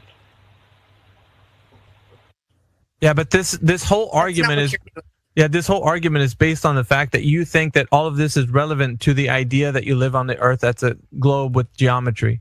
So we're trying to find how it is correlative to the idea that the Earth has geometric shape. So if you don't provide how the correlation from doing celestial navigation to providing evidence how the Earth is a geometric shape, then it has no relevance. And it's our argument then. I didn't get into celestial navigation. I asked, how does Polaris move 1 degree when you move 69 miles? Yeah, that's not the. That's not it. Hold on. That's not it yet. We haven't hit the point where you really understand what's at stake here. It's not about your question, sir. The thing that we asked from you was evidence of the Earth being a globe. You can laugh all you want. It's still going to not change the fact that it's not going to change what we've asked. What we've asked. Listen. Okay, so here's what I got to do. I don't like doing this, but I have to because you don't stop. I have to mute you. So the thing that was posed to you at the very beginning of this was that you provide evidence for the geometric claim that the Earth is a globe. So therefore, I said, go ahead and present a claim and then back it up with evidence. 2 things that need to happen in this chat, which I said, go ahead and say, well, the Earth is a globe. Here is my evidence. Number 2, which you only gave the idea that it is a globe, but you didn't give us the conclusive evidence of how you know it is geometrically a globe. So we were using. Said you didn't know. Yeah, so. We were using we're using celestial navigation to provide that evidence, at least on your behalf. You came in here saying, I'm going to use celestial navigation to provide evidence that the Earth is a globe. Now, when we dug down deep, you were making tangential lines to the horizon. After I asked you in which, if the Earth is a globe, it would be dropping away from that tangential line or plane, whichever you prefer. And then we'd find out, and you gave us the understanding, well, over 1,000 miles, this, of course, is good, this measurement of 8 inches per mile squared. Then I asked, how was it done, sir? The method. You said to it, I don't know. Those are the words you uttered. You said them. That's what you said. So now we have at the point where you don't understand how the Earth was curving away from that tangential plane, not giving us what? Geometric evidence that the Earth is an oblate spheroid. So we're at where we're at because you didn't provide any evidence. So we're in search for more evidence from you because that wasn't sufficient of how we can get a geometric evidence that the Earth is a globe. Back to you, Roundhound. We're not answering any more of your questions. You need to do the same, as I said before, provide a claim, state your evidence. Now it's your turn to go. And maybe don't bring up celestial navigation. Sure. No celestial. Sure. When I said, I don't know, I said, I don't know. No, sir. We understand. Everybody, you don't need to explain that. We're moving on from that. We are now into what do you have next? Because celestial navigation didn't get you there. Did not help you conclusively telling this panel how the Earth is a geometric shape. So we're going to push celestial navigation aside and now get to your next evidence that you have. Go ahead, sir. No, you don't get to lie about what I said. No, it's not lying, sir. You said it. I'm not lying. Everybody's here as a witness. You just did lie about what I said. All right, let me ask you this. Did you or did you not say that you don't know how the Earth was dropping away from the tangential plane and measured to be so at the 8 inch per mile square? Did you not say, I don't know? That's not the lie I'm talking about. Did you not say, I don't know? I said that. That's not the lie I'm talking about. Okay, you said that. So therefore, what I said was correct. Because you will not be calling me a liar in this chat when I heard you and I have witnesses. You said really? I came in here and said, I want to use celestial navigation. I never said that. I never brought up celestial navigation. Really? So I'm the one who brought up celestial navigation? Are you saying I did? Did I bring it up? Did I bring up celestial navigation, Roundhound? I asked you about Polaris, not using it to navigate. I asked you about the angle of Polaris. So let's ask the panel. You turned it into... Let's ask the panel. Did he use celestial navigation as evidence that the Earth is a globe? Or at least attempted to? Yes, he did, and to his own detriment because you have a ball buster on your panel, and we know all about celestial navigation. I was happy when you brought it up, so I was just sitting quietly, sitting pretty, waiting on you to just talk yourself into a corner. And he did, and we're at where we're at because he doesn't know. But he said that I brought it up. I didn't bring up celestial navigation. He did. So where did the 8 inches per mile square actually come from? Do you know? Okay, so now not asking us questions once again. Remember, I gave you 2 ways to do this. Provide a claim, substantiate it with evidence. It's all you got to do. It's pretty simple. I'm pretty sure. Pretty sure. Flatsy, can you give him an example of what that looks like? Wait, give him an example of what? Okay, provide a claim. Provide a claim, and then just give an evidence of the claim. Just make a claim, any claim, just to show them what it looks like. Water seeks its own level. The evidence is hydrostatic equilibrium. And we can look into this. Physics has this already detailed out, so it's pretty simple. We can all check this out. And also, there's demonstrations if we wanted to figure it out if that's true or not. Isn't that correct? 100%. So it could be substantiated with demonstrations. There's citations in many of the physics books. LibreText has it online. You can look it up. It's everywhere. So a claim and then evidence. So Roundhound, that was an example for you. Can you do the same for the Earth being a globe? Let's see if you can. I'm not going to waste some time with this muting shit. Anytime you want a one-on-one with a moderator, dude, I'll turn you inside out. Have a good day. Bye. Wait, pause. He'll do what? Before you go, Roundhound. He left. He left. Okay. Why are you here?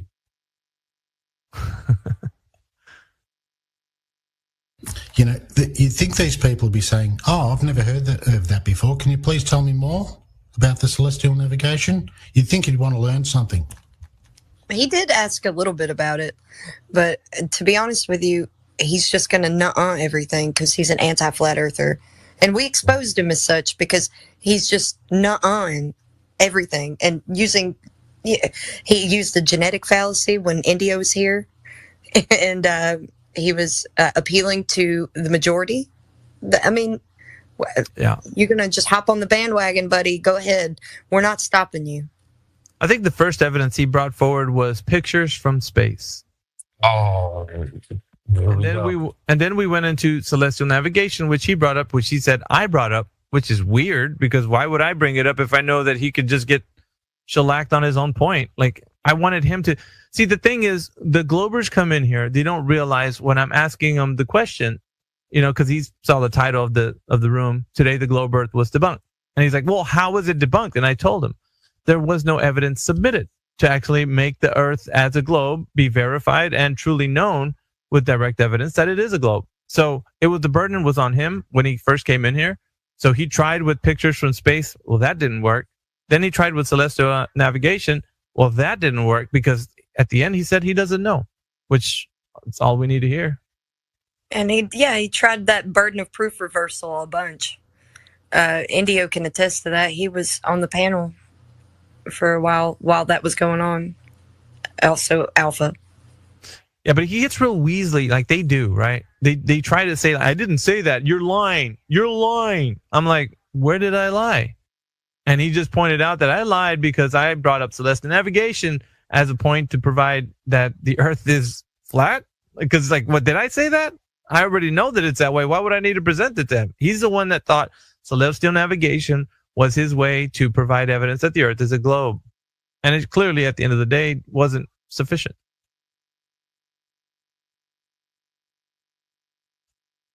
Shout out to the panel. I just saw a shooting star. Sorry. Go ahead. Shout out to the panel. We got myself, Flatsy Klein, Creation Bear, Mark of Melbourne. We got the 24/7 chat bot in here right now. It's in the listening panel. We got Mike B as a listener. Arthur B. What's up, brother? A couple of other Arthur listeners. B flat in here, guys. Yeah, he's a really cool guy. I met him a long time ago. And I do believe him and maybe like two other people in all of India are flat earthers because I have not met anybody else from India that's a flat earther except for him and maybe like some other one of his friends. But Arthur, he was saying something so funny that he has his own Witsit over there in India. He has his own McToon. He has his own, like, he's got a whole like plethora of obstacles just like we do. Yeah, he can come in here anytime he wants and bring those guys in here, Arthur. Like, you can use this space as well. Hey, that guy's a homie, by the way. Like, he's way back in the day, man. This guy is he's an OG, basically. I knew him like when I first started getting my feet wet with this argument and all that stuff. So we were kind of like a long time friends of Flat Earth. So it's kind of cool. Shout out to Arthur, man. Yeah. Arthur in the chat. If you ever need to bring like a Glober in here, dude, just bring him in here. I'll put myself on mute, man. You can do your thing or whatever. Yeah, for sure, man. For sure. In your own language, of course, because that's probably what would be needed. But what does the McToon of India look like? What does he sound like? Is he like a total numpty? Like, I mean, you have to ask him. Yeah. He's thumbs up. And he's like, yeah, that's what he is. I can almost hear you chuckling over there, man, because you know what we're talking about. No, it's crazy, man. But shout out to CB joining us late. Oh yeah, we're just tuning in. Listen, none of the VCs were active. I'm like, you know what? It smells like X is live, and here we are. We be live, man. We be live. Yeah, we were in the 24/7 for a little bit. We were in there for a little bit. India was helping me out with my son Booger because he's having some difficulties, so I needed some advice, and he was giving them to me. Perfect person to ask. Hey, hello, AV. What up, brother? Arthur. Let's see if you have been paying attention to Nathan Oakley's channel. Last Thursday, last week, just 3-4 days ago, we had the Witset of India come over to Nathan's channel, and we had a really good time with him. And I also was what you were expecting me to do here, I was doing on Nathan's show just the other day. Nice. I guess I didn't catch that Nathan Oakley show. Is that recorded? Yeah. Yes, it was recorded, but it was in the after show. It went on for more than 2 hours, but it's in the after show of Thursday, just 3 days ago. Can you put the link in the nest, Arthur? Can you do that? Are you a member of Nathan Oakley's channel? Because you'll be able to watch it. Maybe. I'm on the. Shit, I don't know. Like the Discord or the YouTube? Yeah, I think the YouTube. Yeah, I'm on the G Plus panel, so I won't be in the Discord if I am there. So I'm just flex on the panel. Why don't you? Yeah, that's what he tells me to do. That's exactly what he said. He's like, use the G Plus so you can flex that on everyone else. And I'm like, okay, because I'm a ball buster. I'm in the intro. Flatsy. Okay, Flatsy. Let me tell you. Okay. Anyway. I see you.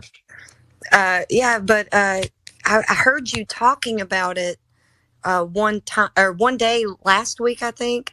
So if you brought him in to talk to the panel, I don't think I was there that day. I remember, what was that guy's name? The one that they're claiming scammed. Yeah, that same guy. That same guy was there. New Moon. New Moon, that's it. Okay, I was there. I didn't know that that's your version of Witsit over there. By the end of the discussion, QE was calling him Witsit and calling him Jaren. Because everything he said was just regurgitation of what comes out of Witsit's and Jaren's mouths. So let me get this straight. I do remember that. Was the guy like an esoteric flat earther?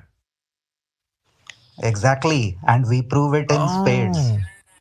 Yeah. I mean, there is a lot of that around X, but also, but just everywhere on the internet, really. To be honest, it's everywhere because what's propagating out there are these like really niche like ideas of flat Earth that nobody ever talks. Like no one's talking about the otter pond theory or more ice rings out there. There's like 4 more rings outside of the one we're like. Nobody's talking about that, but you get those guys. They're like, yeah, but we have the map of the moon on the moon, like the moon. Oh, excuse me, the map of the Earth on the moon. Like that kind of shit. It's like, bro, you don't even know what the whole Earth looks like as in its totality. You're gonna tell me there's a map of the Earth on the moon? Like that is ridiculous, sir. If you give me one way that you can verify the Earth looks like an AE map or a Gleason's map, you'd probably be the richest person in the world because we're going to use your map to detail where we're going to be going on Earth. Like, that's just true. That would be the gold standard map that we're going to use. Yours. You get what I'm saying? They borrow from the globe where everything can be evidence towards something, but the actual evidence or proof of the certain thing that they're trying to prove itself. Mm-hmm. So it's always, I give you all of this, but it's not what I'm trying to say it is. It's just evidence towards it. That's not good enough. That's not the standards that we should be holding, because that's what the globe does. Exactly. Like all of this preponderance of evidence, like what? You just give me the proof of the thing you're trying to claim. If you can give me that, that'll be sufficient. Like I will be on frustrating. 100%. But if all of your proof is everything but the thing you're trying to prove, then I'm not on board. Sorry. Yeah, it's so frustrating. I'm telling you. Nathan Oakley was also interested to join this space, and something regarding that was being planned between AJ and Nathan on Friday. And that day AJ said that he's going to have a word with Alpha Veritas, and I think he said that Monday or Tuesday it could be arranged. So looking forward to it. I'll say it like this: I'm off on Sunday, Monday, Tuesday, and Wednesday. Some days, but then most days I'm off just Sunday, Monday, and Tuesday. So if anything, I really wanted to. I don't know how this can happen logistically, but I wanted to hand him over like everything in the panel and everything, just like because I usually head to bed around that time. So I'll just hand him over like whoever's in here. It usually popping like around 70 or 80 people in here around that time usually. And if we get it cooking like that, I mean, he's going to have a hell of a show. You know what I mean? It's going to be, X is going to be like off the charts. If I can do that, we can facilitate that, that would be amazing. But we just got to work out the details of how that can, how that can happen. Really, to be honest, all it would take. They're both over here. Well, Nathan Oakley's over here, and we've got QE over here. So they have Twitter, X, whatever.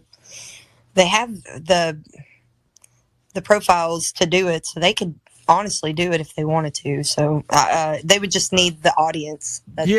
What I was thinking, here's my thought behind all of this, is that I make one of them co-hosts, and I have AJ as a co-host. So you know what I mean? So co-host can basically do everything I can do, except for end this. We can just do it that way. You guys can co-host for another hour or 2 hours, and then after that, this thing will shut down or whatever. But it will. Something will work out. And regarding what you're saying about esoteric flat earthers, we have been coming across such esoteric flat earthers on the politics server whenever Nathan goes there for the past couple of Fridays at least. More often than not, we are starting to get confessions from these esoteric flat earthers that they do not actually know, and they are open to the they're open to the possibility that it could be globe or anything else based on what evidence comes in the future. So as of present, they are open to both, and we are getting confessions. Anyways, Alpha Veritas, it was nice being here, but I'll have to take your leave. I'll be a listener, but I will leave as a speaker. Yeah, thank you so much, Arthur, for coming by, brother. W's in the chat for as good as always. Thank you so much. This is definitely a place for you. If you ever want to bring any one of your, Glober friends in here, you want to have a debate, you're welcome to use my place as your. Just bring him in here and say, hey, look, I'm going to debate this guy, and I'll shut up, man. I'll give you the floor. And give you co-host. Sure, man. And co-host, yeah. Yeah, you have power. Thank you so much. Yeah, see you next time, guys. Yeah, see you, Arthur. Hell yeah. Have a good day. Yeah, I was just gonna say, this is the kind of thing that gets built over time. Arthur, he proved himself over time with his arguments, with him taking all the flack from everybody in India that he deals with. The reward for that is a platform that's just he can use anytime, that has an unlimited amount of people that come in here. I feel like that brother deserves that, He put in a lot of work for this. Flatsy put in the work, everybody that's in here, man. Gemsy that's at the bottom, CB. Like, you guys put in the work, man. This is what it's all about. That's why we have these curated spaces. They're for you guys. So all of us share in the Sorry. We're in season 9, Miggy. That's all I had to say. We're in season 9, bro. Yeah, what we're doing too is we're asking for anybody that's in the panel. Guys, check out my title right now. Today, the globe Earth was debunked. That's important because if you don't realize that it's already debunked and today it would be the day, why don't you come and check us out? Come and join the speaker panel and see if you can provide a claim. Number 1, provide the claim that the Earth is a globe. Number 2, defend it with giving us evidence that it actually is a globe. 2 simple things that I ask, and all you need to do is those 2 things. And if you can do it sufficiently, then you've got it, man. And it cannot be a bigger globe. It cannot be. The whole... no BYOB. That cosmic ladder, all of it's based off of the globe, the proclaimed globe being its set dimensions. It can't vary. It has to be what they've claimed. If it's not, then the distance or the size of Venus isn't the same as the globe Earth, and it's also a globe of the same size, and the distance to the sun. All of this is based off of the Earth being presumed a globe. So if the globe goes down, all of that goes down. Can't be a bigger one. Sorry. Sucks. But Flatsy, you don't understand. We're just like ants on a beach ball. Don't do it. I'm telling you. No, you did. Like, people who say that the Earth is flat, but it could be a bigger globe, they're about to get my foot in like red from that 70s show. You know what I mean? Do you hear that a lot still? I feel like I don't hear that. Really. Oh, dude, I heard it today. It feels like I hear it. Wow. I think I heard it today, more dude. than not. You're like on my other shoulder, man, shaking your head like this freaking guy, man. Like every time I hear somebody say that, I think about you, man, turning into the clown. Like for some reason, dude, I'm like, somewhere CB's getting pissed off, knocking bowls of fruit over and punching kids. Like, what's going on? So true, bro. Because how many times, dude, are we gonna hear that message? Well, guys, it's just like ants on a beach ball, or like an amoeba. Like, you know, like you're so tiny, you don't realize you're on this giant ball. Like, it can't be a globe anyways because it measures flat. But to think that it's a bigger globe, like, come on. Like, why do you just want it to be a globe? Yeah, that's that BYOB. They brought their own version. The dude was cooked, man, when he brought in 90-degree angles can be provided on a curved surface. Dude, he cooked himself so hard that moment. It took everything I had in me not to unmute and say something when he even brought up celestial navigation. Because that's like where, I mean, I've taken so much time and effort to learn all about celestial navigation. Because, you know, being on the panel with Ballbusters, they are always talking about it, and I want to know what they're talking about. So I go off and I do my own thing, and I learn about it, and I learn every aspect of it that I can. That all I need is a sextant and some charts, and I can go out and do it myself. Okay. That's what I'm talking about. Now, I don't know if there's any Globers out there that, you know, think they have like the information on hand to provide as evidence for a geometric shape, but I mean, why don't you guys want to try? You never know what could happen, right? Just saying. 2024, there should be mountains of evidence.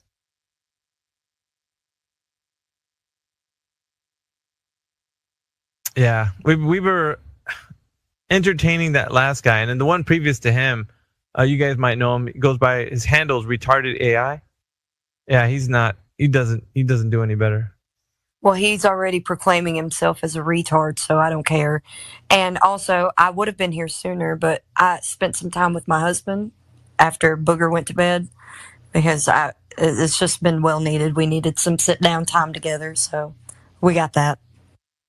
You know what I've noticed though, like all of us in here on the panel, is that we love to come in here and like challenge people's worldviews. Like we do, all of us do, because it's the mind of somebody that's so entrenched in the idea that the Earth is a globe. It's kind of like amazing, isn't it? You're like, dude, how do you think you live on a globe? Like, How's it possible? It's a bias, actually. It's a curse of knowledge, cognitive bias. When you have to fight through that because you know that you also used to be what you would call a glober. So, and all of those things you used to ponder in your mind and used to think about outer space. And so you have to put yourself back in their position. It's actually a cognitive bias. It's called a curse of knowledge bias. Interesting. So if anybody here, I'm going to make a quick plug once again. If you're listening right now, this is 24/7 Flat Earth, episode number 20 in the continuing series that we're doing here on X. Today, the globe Earth was debunked. Hashtag Flat Earth, guys. Get those retweets going. Get some more people in here. We're trying to stir up some conversations with people who believe the Earth is a globe. Now, of course, I put the topic, today the globe Earth was debunked. But if you think it's not debunked, then come up to the speaker panel, give us two things. Make a claim that the Earth is a globe, of course, if you think it is. And then second, provide some evidence to substantiate that claim. All you got to do should be super easy, right? 2024. I mean, you got Google at your fingertips, whatever. Got all the information. All you got to do is present us with whatever information provides evidence of a geometric shape. That's all you got to do. But if you like what you're hearing, don't forget to give us a follow. And also, like everybody on the panel right now, myself, I'm trying to get more people so that we can have like a robust panel every time we come on. Flatsy Klein, Creation Bear, Arthur B. Flat, Mark of Melbourne, and also the 24/7 Flat, the Flat Earth Discord. There's a bot in here, the 24/7 FED Discord. That's what it's called. Yeah, just go to that and then follow that as well. That's Heliocentrism. He's live streaming on YouTube for us. So if you like all the content here, just follow us, and we'd really appreciate that. And we'll keep providing you the great content that you guys are. Yeah, shout out to Indio for the 24/7 Flat Earth Discord, and shout out to Heliocentrism. Absolutely, that's a good shout out. Yeah, he's probably he's the unsung hero in the back chat because he's always got us 24/7 live stream, which helps us because sometimes these guys say pretty ridiculous things, and we need to say, okay, let's rewind the tape. And in order for us to do that, we got to have a tape to rewind. But of course, if you weren't born in the 80s or like somewhere earlier than that, then you wouldn't know what tape is. But anyway, so yeah, he provides a live stream for us so that we can record these interactions. Be kind, please rewind. I remember that. All right. Anybody else want to come up here and provide evidence that the Earth is a globe? You're welcome to do so. And, defend it any way that you can. But like I said, provide the evidence of the claim. Make a claim, provide the evidence. That'd be cool. If you can. Which I know you can't. Yeah, like gas pressure requires a container. Yeah, people dance around that one. Gas pressure. So it's an antecedent to the claim. It's important. Does anybody want to come up and tell us how the Earth is a globe? You know what? I'll give you guys the ability to speak. Anybody that says that we're like ants on a beach ball, you come up here. You just tell us. No, you didn't. I have to provoke them in some way, dude. They're not going to come up here otherwise. They're just going to sit there as a listener. Somebody up here on this panel, I'm not going to name names, but they're going to get stir crazy if you start talking to us about how we're just ants on a beach ball. But, you'll find out who it is after you do it. How many people are in here? Is there a total number? Hold on. CB, if you're going to hang out with us some more, I'm going to give you co-hosts. Oh, shit. Sorry about that, dude.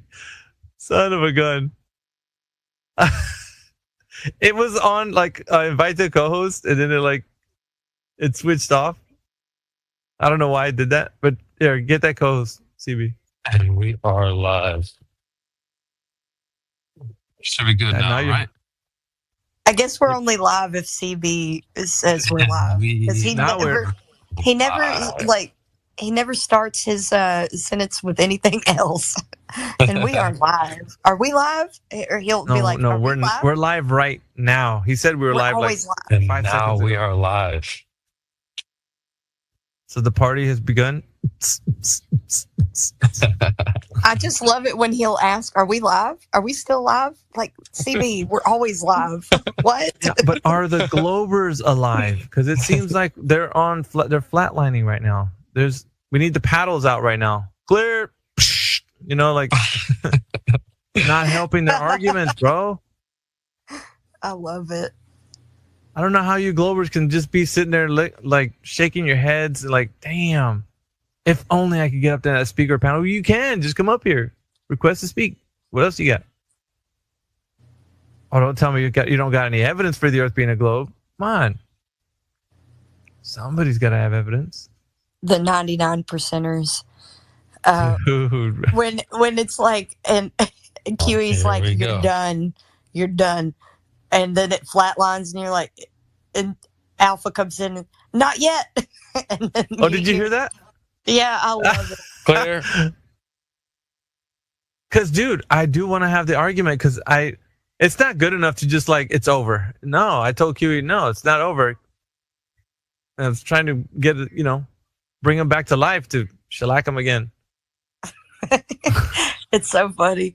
Actually, one of the most memorable moments of the last time that Witsit kind of like bombarded our live stream, like we were doing a live QE live.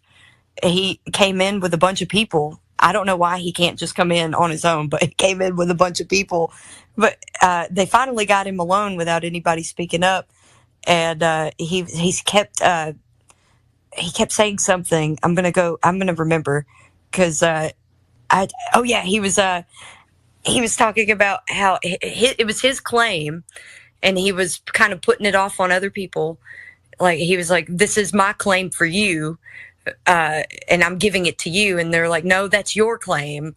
And then he said, "No, that's a straw man," when they would refute the claim that he had placed on, like, kind of like putting, a false dichotomy. You always have a claim on the opposing side. So he presents the false dichotomy, and then whatever claim that he has set for the opponent, that's the one he's attacking. So it's kind of a straw man on our end. But he says that we're committing the straw man when we address that claim that he made. And so he kept saying straw man, and they both popped up and they're like, "It's your claim. How is it a straw man? You said it." And he said it twice. They refuted it, and then he said, "That's a straw man." And then QE, it was so perfect. He said, "You're done," so calmly, and like, it was so perfect. And then he muted with it, and I was like, "Oh my goodness, that was perfect." Classic QE. Hey, but check this out, man. We got King Flippa in the house. Now, he's come through as a speaker, so King Flippa, if you want to say what's up. Yeah, man, what's going on, guys? This is the one and only King Flipper, AK, baby all day. I love these flat earthers, man, because at least you trying to become like, an astronaut or something, You're like a genius with no degree. You're like a genius with no degree, There needs to be a rap song that says that, man. If you could put some bars down, just make it sound like, really so cool. just because your girlfriend got a flat ass does not mean we live on a flat earth. That was the comment back then. Now people think different, you heard? Okay. Okay, now. All right. What the fuck, dude? I didn't think he was going to come out with some bars, actually. I thought he was just going to... He freestyled. I'm a freestyler. I got music all over the place. That's all right. But what's going on, guys, man? What's happening? I make music, too. Yeah? She's a musician. Yep. Nice. I think music is good. It's good. Makes you feel... I'm more of a folk style music. So what we've been doing is like the title of the space today, the globe Earth was debunked. So we're actually asking anybody out there if they have any evidence that the Earth is a globe to do two things. King Flippa, we're asking the panel, anybody out listening, this is your moment to shine. If you think that today the globe Earth was not debunked, because my contention is it was. So can you give me a quick summary of what you said or what was said to debunk the globe so I can understand more? Sure. I'd be happy to. there is no evidence to support the claim that the Earth is a globe in any way. Geometry, like an oblate spheroid, there's no evidence whatsoever to support that claim. And so my contention is that because we have no evidence, it is basically a fairy tale. And it's a story that you've been told. So there is no evidence to support the claim. So I'm showing everybody that the globe Earth's, well, it's debunked. There's no evidence of it. So and by all reality, doesn't stand to reason that it exists. So unless somebody provides evidence, which I said two things need to happen, King Flippa. You make the claim that the Earth is a globe, so we know that your position is that the Earth is a globe, right? That's your claim. Earth is a globe. Second thing that needs to happen is provide the evidence that the Earth is a globe in any way that is demonstrated to be an actual globe. So two things, right? Claim, evidence. My contention is no evidence. Go ahead. I don't know, man. I think this topic is very tricky, especially when it comes from the States, right? Because all of these other countries like Russia, China do actually get involved in space manufacturers and things like that. I mean, Americans use space rocket engines from Russia, right? So, and plus they participate in the ISS, if I'm not mistaken, together, So all of these secret, full, details are being well preserved by the elites, right? By the showing powers. I mean, like Antarctica. So when I think about flat Earth, I'm like, Antarctica. Why can we not know everything about Antarctica? It's the same story with the Earth, right? We cannot know everything about space and the firmament and things like that. If we went to the moon, where is the moon? Is it under the firmament? Is it in the sky? And these are legitimate questions, and you will never see like pro cam. A dash cam on a plane or something like that. You never see that, or the rockets that Elon Musk is sending into the space. You never see certain stuff like that. So these are questions that you should ask yourselves to understand what kind of world we live in. We live in a world where we got so much knowledge and technology, but we are limited in how much we really must know and can know, because you have to be in certain groups and you have to have certain oaths to understand the secrets. And I think this is the danger of our timeline, because we are very nosy, right? Because we grew up with technology, and then we have smartphones, and we are like this cyber internet era, that's why we want to know everything, but they don't want to let us know everything. So think about that too, because why wouldn't they let you know everything? I mean, what's behind this? Yeah, you appeal to the experts, and then who did the experts appeal to? Mm-hmm. Yes, exactly. But it's interesting though, King Flippa, that people don't come in here and actually or they're not able to tell us exactly how they know the Earth is a geometric shape, like a oblate spheroid. Because if it was exactly that, there would be amples of demonstrations of ways that they could show us methods of how they know the Earth is a globe. And it's important, right? Because we're getting to the bottom of the information. When people say, hey, the Earth is a globe and I know it. And I'm like, that's fine. If you think you do, what evidence do you have? And we don't ever get a straightforward, direct answer of how they know it's directly known as a globe. It's more like, well, we know that satellites go to space. Well, we know that we got pictures from space. Well, we know that just other stuff, right? And then all of that stuff adds up to the Earth as a globe. Well, that's not exactly true. Because if you were to state to me that you have think of any geometric shape, like a basketball in your hand, you could measure the basketball. You could tell me how round it is. You could say it's got a curving surface. And I know this because I can measure the curving surface. Now, it's important to note that they think that the Earth is a giant object. It's a giant oblate spheroid. And if it was like the basketball, then you could, measure the surface to have the curvature on a small portion of it, and then say, I know how the Earth is curving. I measured it. But nobody, King Flippa, has ever measured the surface to have any curvature, like they say, as an Earth as an oblate spheroid. That's important, right? Because that's what we're looking for. Do you get where I'm coming from? Because that's what we're not getting in this chat. No, I think these scientists are sneaky motherfuckers. Oh, that's true, but I mean, we're examining the point is, man, people come in here and they don't know that it's a globe, but they feel like in their heart that that's true. It is a globe. I mean, guys, get real, flat earthers. It's a globe. But you have to, you know. Yeah, but you have to realize that claiming that the Earth is a globe is an extraordinary claim because we don't experience it as a globe. We don't Exactly. build upon it as a globe. We don't navigate on it as a globe. The aviation doesn't work on it as a globe. Everything works as a flat, non-rotating, planar surface. So, Yeah, because when you think about it, are we like upside down when we walk on Antarctica or in South Africa? I'm not walking upside down. I'm in Australia. If it's a globe, right? How do you walk in this globe? Are you walking like in a circle, so you go upside down when you are in the southern part of the globe, and then you up when you go to north? You know what I'm saying? Hey, so you'd have to measure it as a globe before you start saying anything else about it as a globe.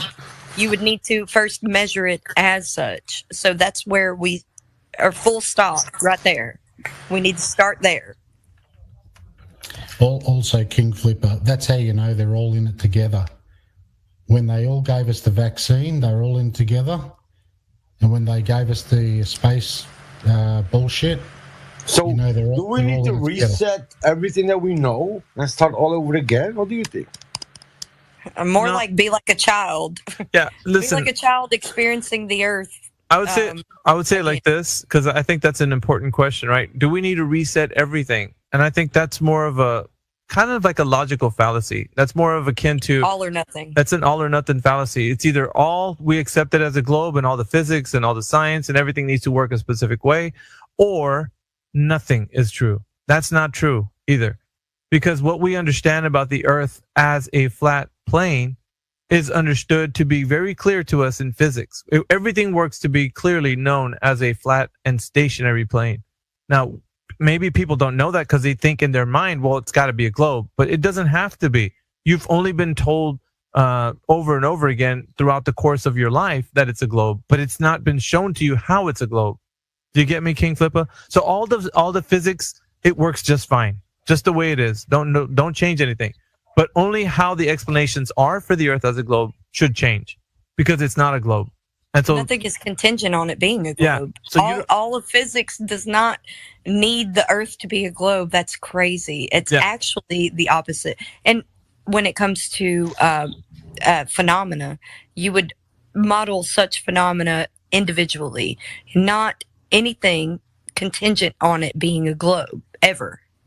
Does that make sense, King Flipper, what we just said? Yes, indeed. And, because when you look at those maps, prior till 15-something, we all had the same maps, right, throughout the world. And then they actually changed the whole maps.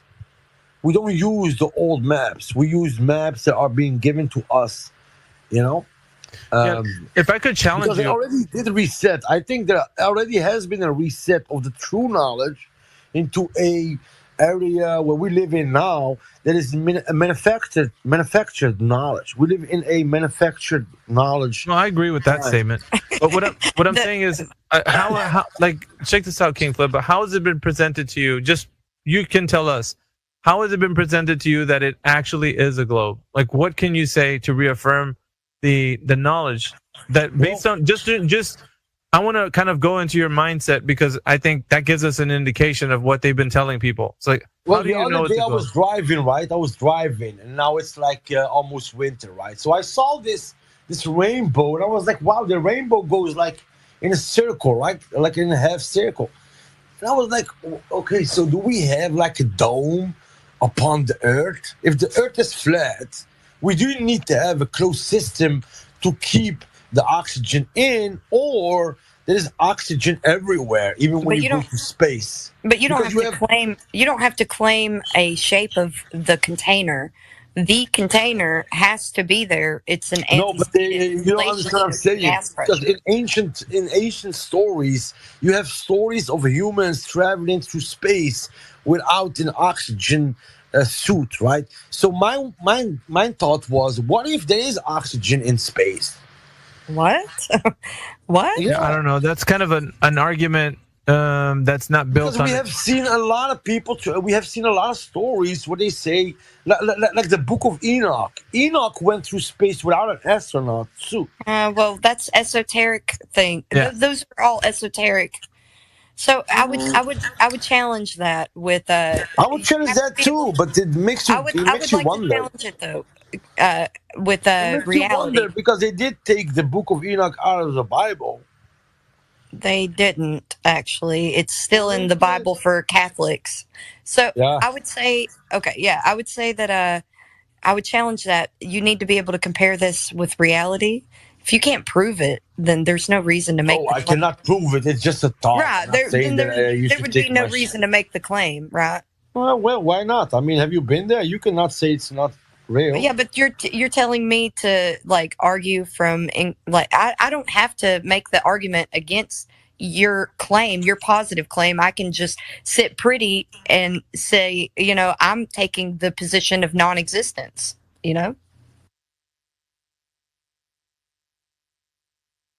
Yeah, so in order to make an argument, King Flippo, you have to have a position where you've actually substantiated your claim in some way. It was just a thought. I'm not making a claim. Yeah, no, but check this out. What we deal with in this chat is helping people understand the physical and natural world where they can ground themselves in things that are real. So we don't go off into speculations, because that doesn't help the individual who believes the Earth is a globe spinning in the vacuum of space. They think that this idea is true. So we have to give them foundational arguments. And talking about something that doesn't exist doesn't help them do that.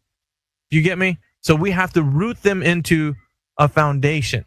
That's what we do here, making sure they understand when we speak, we're not talking about things we cannot provide evidence for.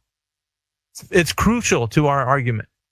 Yeah, because if you're talking to a glober and they take the position of non-existence, then you have the burden of proof. Hopefully we're making some sense. We got Mr. Geoff in the chat. Geoff, welcome to the Jeff. chat. That's Jeff. Yeah, it's actually pronounced Jeff. Oh, Jeff? Not like J-E-F. Yeah, J-E-F. It's English. English. I'm in Australia, so it's actually English. Comes from English heritage. Fair. Anyway, so are you saying that the Earth is not a globe? Is that right? Exactly. No, what we're saying is there's no evidence for the Earth being a globe. Taking the position of non-existence. Not that it's not a globe. So you're taking it's not a globe because there is no evidence of it being a globe. So are you taking the contrary? Are you assuming that it's not a globe? Yeah, here's the thing. No evidence. Let's just get to the heart of the issue. If you're coming up here and saying, I know the Earth is a globe, I need a claim first and then back it up with evidence. Those two things that I've been asking for the listening panel. If you guys come up here. Okay. I'll say that it's obvious that it's a globe. And I'll say why. Go ahead.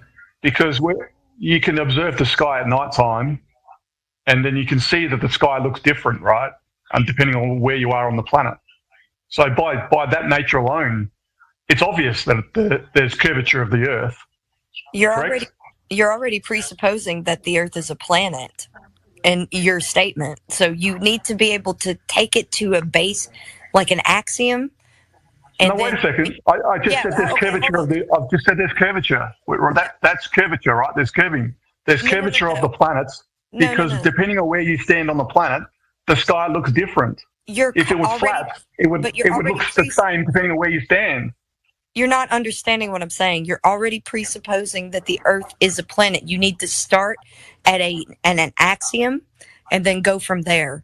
So you don't think that the Earth is a planet right off the bat.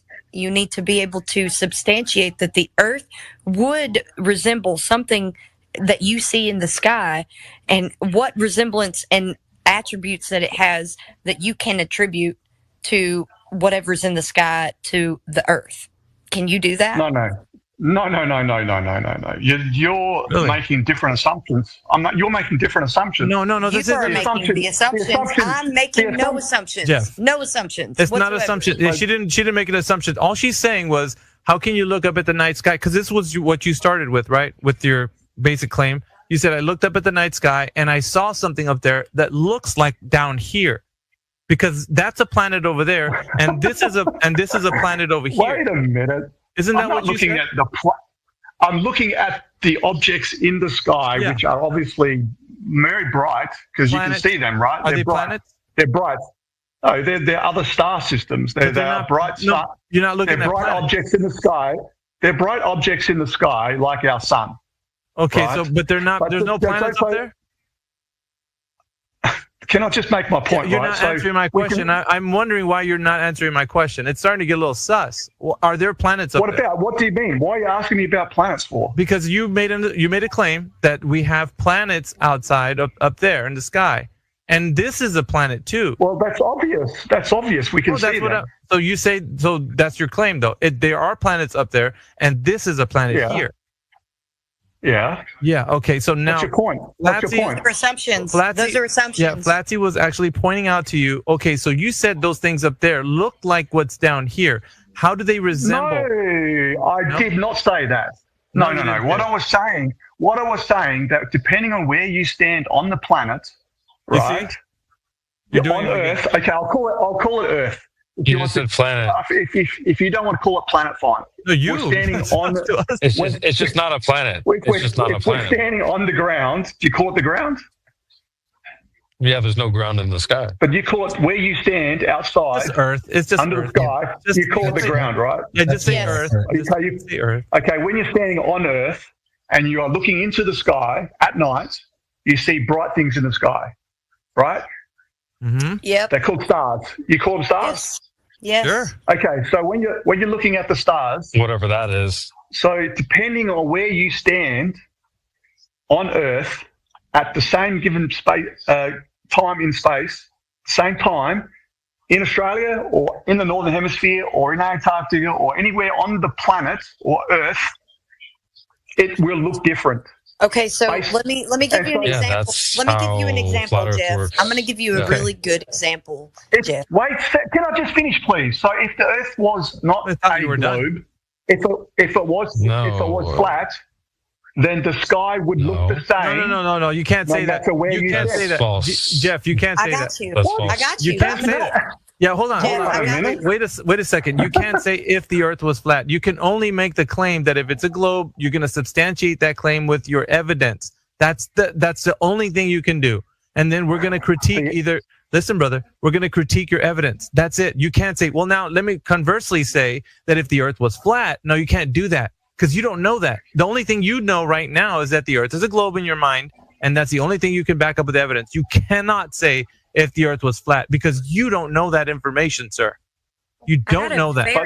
I got a very good example. But the objects in the sky show different positioning. The stars are different. I know what you're depending saying. on where you stand. We'll let Flatty explain. Yeah, that's how flat Earth Flatty works. explain. So, Yes. Oh my gosh, Jeff. No, I want to hear it. Give me the explanation. I got you. Yes, please. Hold on. So if you're in a really big warehouse that has a pretty good amount of square footage and you can see certain lights in on the ceiling at one end of it, but you go to the other end of this really big warehouse, you can't see those lights over there, but you can see the lights that are above you over there and some that are closest to you. It's the same thing. Same thing. So you don't need, yeah, exactly. So you don't actually have an argument by telling us that we see certain lights in the sky in certain areas versus other areas, because that's apparent even in the United States, where we all are, like the panel, the hosts are.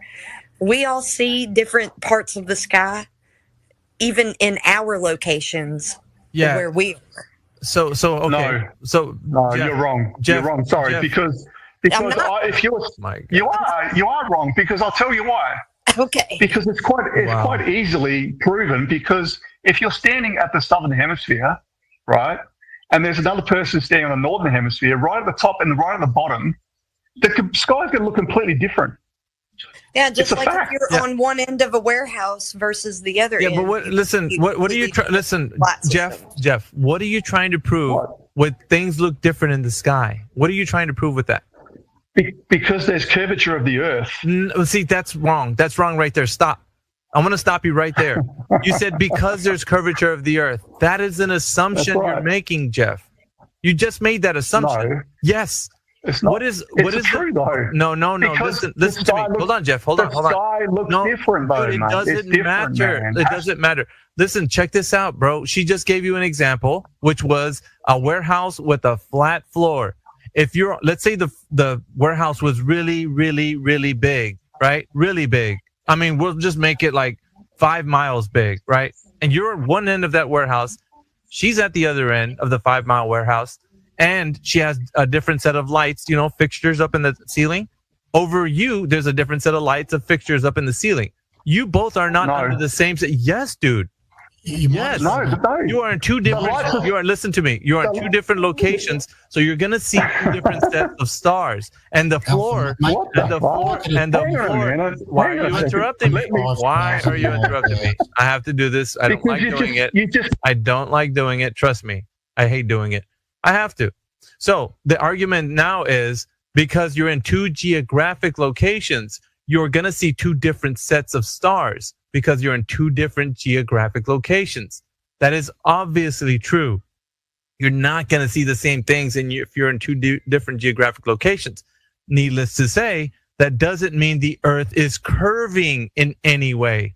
That could still mean that the Earth is horizontally the same as it would be for the other person. Now, what you have to produce is the fact that your understanding of the Earth curving in any way due to the fact that you're using a correlation to what things they see in the sky. So what I need you to do, this is the reason why I'm going on. I need you to clarify, make the correlation to seeing different sets of stars to how the Earth is curving for both individuals. You need to make the correlation of how that's true. Back to you, Jeff. So if I'm in a warehouse and I'm looking up, I can see all of the lights, right? Not all of them. No. Why? Not all of them. Can you see the other side of Walmart's lights from one end? No, he's on a point right now. We just got to let it unfold. So you can't see 5 miles. Let me ask you this. Can you see 5 miles away from you, Jeff? Looking straight on. I'm using some sort of binoculars or some just sort your of eyes, magnification. sir, just your eyes. Let's get realistic here. Just your eyes. So the extent of my vision, I can see all of the lights on the ceiling with the extent of my vision. No, you cannot. Correct? That's a lie. That is a lie. You cannot see 5 miles of lights if it was a building that was that big. That's a lie, sir, and you know it. Yeah, let's put it this way. I'm gonna give you an example. I have to give you an example. It's like looking down a long hallway. Do you know what happens when you look down a long hallway? I can tell you. Something called convergence happens in your eye line. Everything seems to converge to your eye line. So your vision that right now you have no knowledge on, I'm just going to educate you on, is a convergence that happens. During the course of you looking straight on over a distance, there's a few things to consider. One of them is angular resolution. Another is convergence. And all of this is occurring while you're seeing straight on. Now, you don't realize this, but when you look down a long corridor, it looks like the ceiling is ramping down and the floor is ramping up and the walls are closing in to a point off into the distance. Now, this isn't what's really happening. It's just perspective. That's what happens. That's the reason why you cannot see forever, because convergence is occurring when you look straight on. Now, you don't see the hallway example happen when you step outside where there is no halls. So what you see, however, is convergence. And to say that you can see 5 miles of, lights above a ceiling would be fallacious. You cannot see forever with your vision. You even said it yourself. I posted it in the nest. Wait a second. You could see the ceiling. Yeah. Did you hear what I said? Because if you don't address what I said, we will reset this chat back to what I first started. So you better have been listening to what I said. What did I say? Listen, I don't want to hear some fancy words which describes curvature. You're not hearing fancy I gave words. him an example in the You're not hearing fancy words. Convergence doesn't help you in any way. It actually works against your point. So convergence or angular resolution does not help your point. Do you understand this?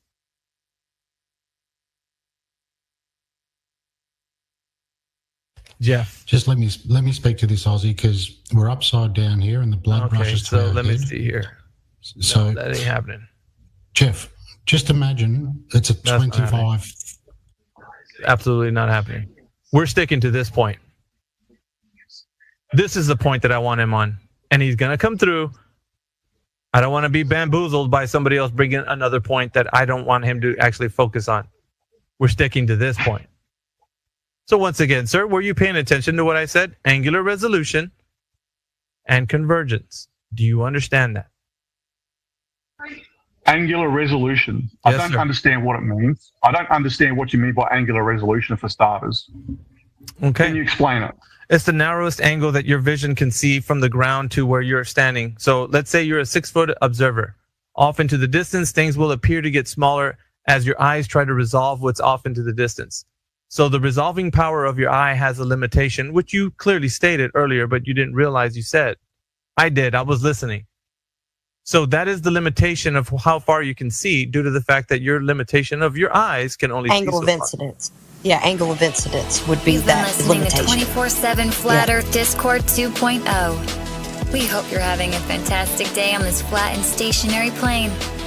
If you too would like to join the debate, please click the link below. We'll see you there.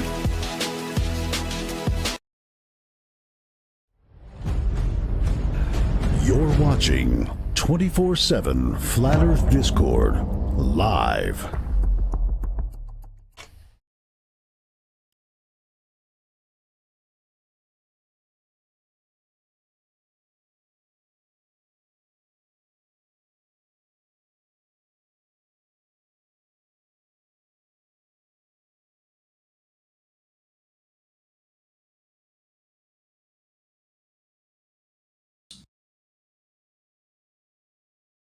Yeah, got a license.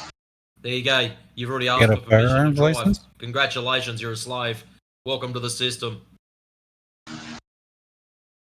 Well, I just don't think that's a very sophisticated view of being a slave. Do you have a social security number? Do you have a social security number? If we didn't have licenses and we didn't have rules on the road, then, how could you protect your children? Your children would rules of the road. License and rules on the road are two totally separate things. I can not have a license and still follow road rules. Slave. Whose rules are they? Are they your rules? Yeah, this is Stockholm Syndrome talking.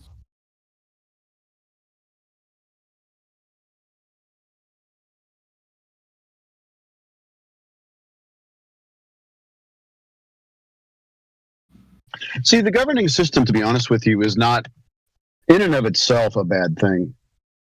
But the people who run that particular system, it's a different story. Now, the biggest problem that we have is the problem of people who are just going to do whatever the hell they want and everybody else be damned. That's why they drive like assholes and, they steal and they rape and they murder. And so there does need to be some sort of system of control to keep that at bay. However, they've even turned the... That's my point. There needs to be a system of control. Thanks a lot, bro. I wasn't done talking, but yeah, you're a model of model citizen, aren't you? Asshole. So anyways, you're the reason that we have a control system, believe me. So anyway, we have to have some way of controlling the society, the part of society that has no care for the laws at all. But they've even turned the law enforcement into an industry where they make tons of money off of that. In fact, they incentivize breaking the law so they can make money off of you. How much do you think just one traffic offense makes this corporation? Tons of money, tons of revenue. Something has to be accounted for. Everybody has to get paid. The processors, the judges, the lawyers, everything has to get paid for. Your little fine is a small part of what they actually get subsidized with by taking loans out to pay everybody's salary. Your fine is nothing. Now, when you get thrown in jail, that's another, jail for profit. Lawyers make tons of money. Judges make tons of money. Governors make tons of money. Special interest groups are trying to actually, a lot of our prisons are private. They're corporations. You don't think there's an incentive to make people break the law so they can fill up the prisons? So they can get state funded or subsidized? You got to be kidding me. It's a joke. Yeah, but they write all these laws for profit. Doesn't necessarily mean that we're slaves. There's going to be corruption in any system. Of course there is.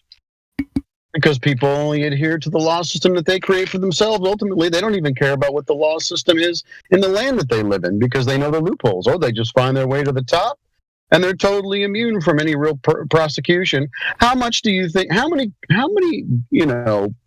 lawmakers should be in jail right now? Emails, perjury, treason, sharing information with foreign entities. All of these people at the top that they have all this evidence for, and they were just like, they should be in jail by now. They're not in jail. Why do you think that is? Because it's different rules for them. Because they're not flat earthers. Absolutely. Shout out to all those in YouTube land. How's it going? Good morning.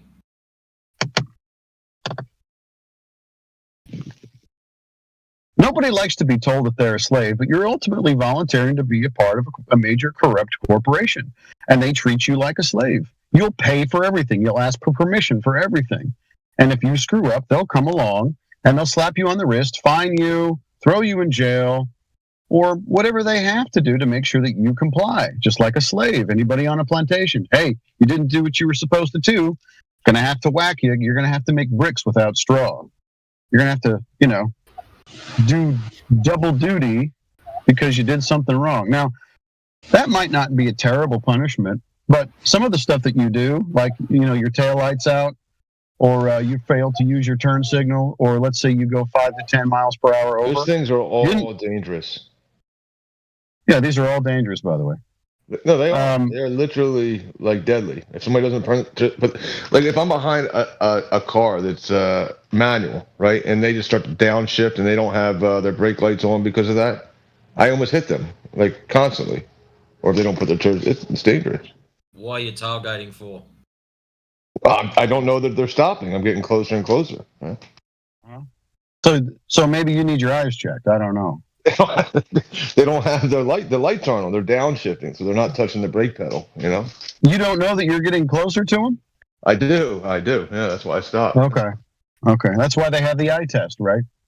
So, anyways, but if no loss or damage was shown to have occurred to anybody or their property, and yet you still have to pay, that's not law.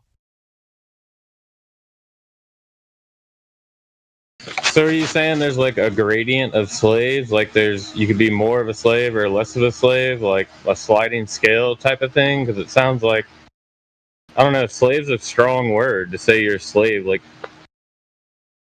slavery has always existed ever since the earth was founded. It's always existed. People volunteer or have to be enslaved because they're in debt to somebody else. It's always existed. Now, it has a bad connotation. Everybody thinks about slavery in terms of the propaganda put out. They were always abused and beaten and raped and blah, blah, blah, blah, blah. That wasn't always the case. Some people are voluntarily being slaves, and that's no problem. Now, and they work for, they would work for or be on a farm or a land with the owner of that land that they actually really appreciated. Today, people have changed the name slave to employee. Same thing. Yeah, a lot of times being a slave was a lot better. It was a better option. And a lot of slaves chose to continue to be slaves. Being a slave doesn't necessarily mean having a horrible life. It could mean a better option for you. Yeah, I'm kind of on Major's side, not exactly with that last sentiment, but before that, maybe with slave is a strong word, and if we're just defining slave as any time where you're working for somebody other than yourself, then that's like all the time, and then then there's just the natural order of the world and the way it is without human beings. To say that then I'm a slave to my desire or I'm a slave to hunger. Right, so it's like, well, who did this to me? And I shake my fist at the sky. How dare you make me hungry? Right, so now I'm a slave to this food, to this earth. Right, it's just like a line that we're drawing and calling it slavery. Doesn't seem right. Well, I mean, if the food's readily available, is that slavery? Your body needs energy to operate. Yeah, that's what we're just defining it as. If you're then indebted to something else, is that I'm indebted to my body to eat and to gain energy when I really wanted to go play, but I got to stop and eat. And it's like, is that slavery? It's just getting thrown around in the last 10 years so easily when this word slavery is getting like equivocal. You don't have to eat. You don't have to eat. Now I'm a slave to the grave. Now it's oh, who made this world? I never asked to be born. Me and Major, we never asked to be born. I know. We made that slaves. But you still eat every day, so you must want to live. Yeah. That's what I'm saying. It's just a natural order of the world, not the human being, not the human nature, even just the natural order of desire. I eat because I get hungry. I eat because I'm hungry, and I'm hungry because I eat. That kind of thing. It's a vicious cycle. But yeah, I do agree. People are getting carried away with this whole, for safety's sake, give away more freedom. Yeah, it's right. happening. That will always occur, right? Like that is sort of the natural order of things right now. And every jurisdiction seemingly is going this way, where they become increasingly more oppressive, tyrants, if you will, to their particular, if you want to call them constituents, citizens, employees, slaves, you can call them whatever you want. But there is an increasing problem with the oppressiveness, and out of that oppressiveness, there comes a reaction of rebellion. And eventually it just kind of blows up into some sort of eventual civil war. That's just the way it's been since the beginning. People can't live under that sort of tyranny. But we don't have the guns. I mean, the United States, we have gun rights, quote unquote. But we don't have the good ones. They do. So whatever conflict might arise, we're not going to fare very well. You know what I mean? I mean, they tried to doesn't make a lot of sense. You kind of failed at that, right? I mean, they tried Whoa, you're done. Don't bring that shit in here. We can't talk about that? No, we're not talking about that. All right. Medical stuff. No cocoa. Talking about what? What does he want to talk about? The old the jabby jab. We're not going to talk about that stuff. But yeah, you could point to something like that and go, see, they're kind of pushing the issue. Why? It's up to you to figure out. Yeah, I mean, and it does seem to start with that same mindset. Like, I'm responsible for you, and you're responsible for me. We're no longer responsible for ourselves. I'm responsible for your freedom, and now and it just keeps getting passed. Like seatbelts. Like, what is that all about? Like, seatbelts. If I want to put a seatbelt on, I'll put a seatbelt on. Getting tickets for seatbelts. That's crazy. Yeah. And they can adjust statistical data, and they can put out what they want to put out. You're subject to whatever they decide you want to see, not necessarily what's true. Luckily, though, the truth for the most part is kind of staring everybody in the face every day, but they don't look for it or they don't want to find it. It's way too inconvenient. It actually puts more of the onus for what you do, what you eat, how you interact with people, all that stuff. Consider your choices a lot more carefully. There's repercussions for every choice, every word, every idle word spoken. So what are the repercussions? What are the consequences of what we do? And can we not be more self-governing? If we were more self-governing and not so easily fooled or baited into doing things that are unwise for ourselves and the people around us, there wouldn't be a lot of power for them to grab. But since people are fairly reckless, immoral, self-worshiping, they tend to shit all over one another, and they also tend to shit all over the earth, and that needs to be controlled. Well, then how do communities like the Amish community, homesteading communities, like it seems like those communities wouldn't be allowed if we really truly were in a state of slavery in America. But there's plenty of communities like that that do exactly what they want, don't do the medical things that they try to prescribe, don't use the systems that they try to, you got to basically create your own system. Yeah, you can. There's a sliding scale. There's a vast array of how conservative and also how liberal, like the Amish or the Mennonites are. It's very broad. But there are Amish out there that are just involved in all the commerce and pay all the taxes and do all the things that the other ones that a normal, we would call a normal citizen would. But there are others who still don't register their children with the state. They themselves don't have driver's license, and they live in a very closed community. They're very isolated. That does exist, and for the most part, they don't cause a lot of problems. However, even some of those particular communities have had land seized, have had children taken away. So, you really almost can't escape the control system, because the control system itself is and I'm not saying all cops are bad. I'm not saying anything like that. But you do have a lot of officers of the state that have no care as to what they're doing. Just someone from the top said, go over there and seize this guy's land at gunpoint. And, I want to make sure that I want to feed my family tonight, so I'm going to do what they say, because I use U.S. dollars. I use Federal Reserve notes. And so to make sure that I feed my family, I'm going to do what they say. Well, that's tyranny, right?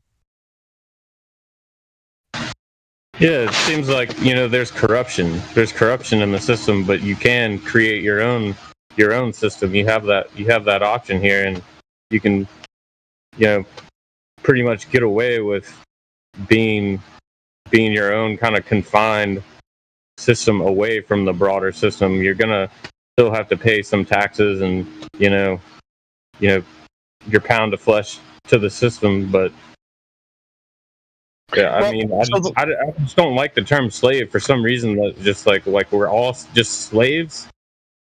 Well, the reason you don't like it is because you've been well propagandized. You just have a really bad connotation with that particular term. Like I said, a slave is either forcibly a slave, or there's also a bond slave, which voluntarily does it. You're a bond slave. You volunteer to be a part of this. You like this system. That's fine. You're not necessarily being raped, but there are things that you are doing that you prefer not to do in this, in this system. But that if you don't do it, they may come to your doorstep. So you comply with most, if not all, of what they tell you to do.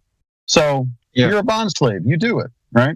It kind of reminds me of the Christian argument, where people argue, look, it says that you can have slaves in the Bible.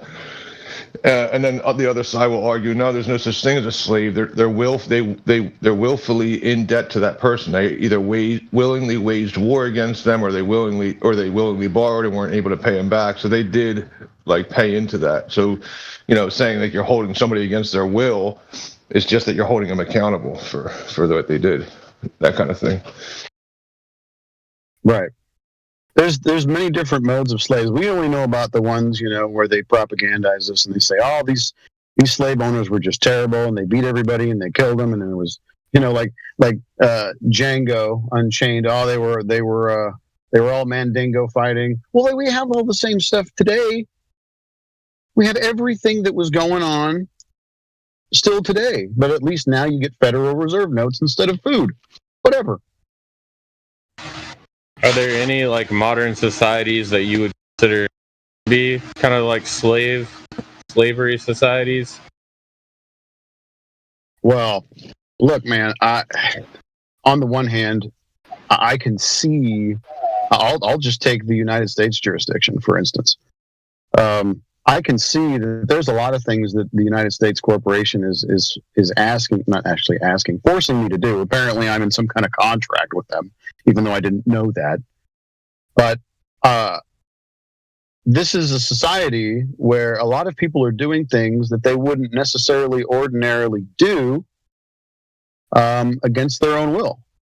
A lot of that is giving a large portion of the fruit of their labor back to that particular state, the United States corporation. So, and they don't even know why. They don't even know why the value of those Federal Reserve notes continues to deplete, so they have to work harder, right? They don't know why they're having to pay more to the owners every year, because nothing really changed in their life, right? So why am I having to pay more? Well, because you elected a representative, somebody to represent you. Now, you didn't ask your representative to vote or whatever, or decide to get involved in some conflict internationally.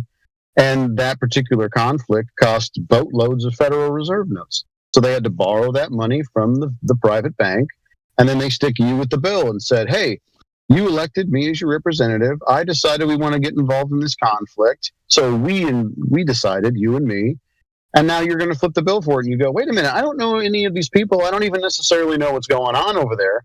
I certainly don't want to pay for it because I don't think it's any of our business, but you say it is, so I guess I have to pay. So I think this society is one of those societies. You're doing things that you don't necessarily agree with, but hey, we're all in this together, right? Yeah, I think I pretty much agree with everything you're saying. I'm kind of arguing semantics with you, so it doesn't really welcome matter. to the Flat Earth, Major. Welcome to Flat Earth. Well, I didn't say I agreed that the surface of the Earth is flat. I was just talking about... It comes with the agreement, sir.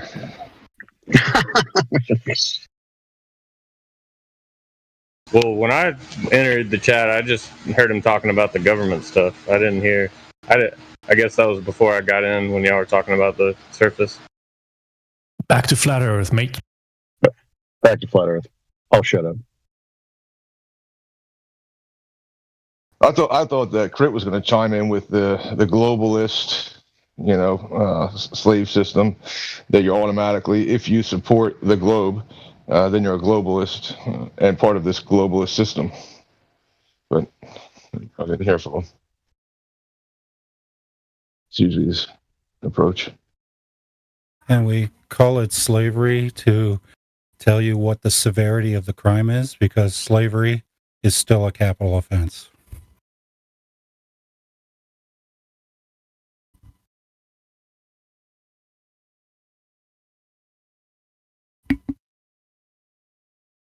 Yeah, some people will argue that, I don't know if it's the case, but some people will argue that there's more land uncharted, unknown, similar to when Christopher Columbus went out and he found more land. He found all these other continents. They only had a couple. Then they got North America, South America, you got Canada, a bunch of other stuff. Some people will argue there's more land. So with the globalist mindset, you're kept into this small circle, and you can't be free because they won't allow you to leave the cage.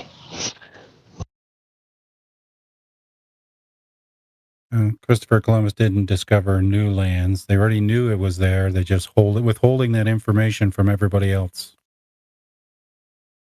All right, well, it's new to me. Because the Portuguese and the Vikings had already knew that there was land out there. Yeah, who am I talking to? It depends on what story you subscribe to, during the Christopher Columbus. I wish men had PMS and PMDD and periods. Because if they saw... What a weird thing. If women ate a proper diet, they wouldn't have PMS.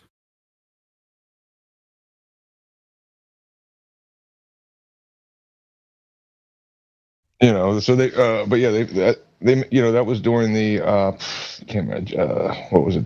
Anyway, it was during the time where they started to make the world maps and, section off the land and say, here, you get this much, you get this much, and nobody's allowed to talk about it. What's that called again? I can't remember.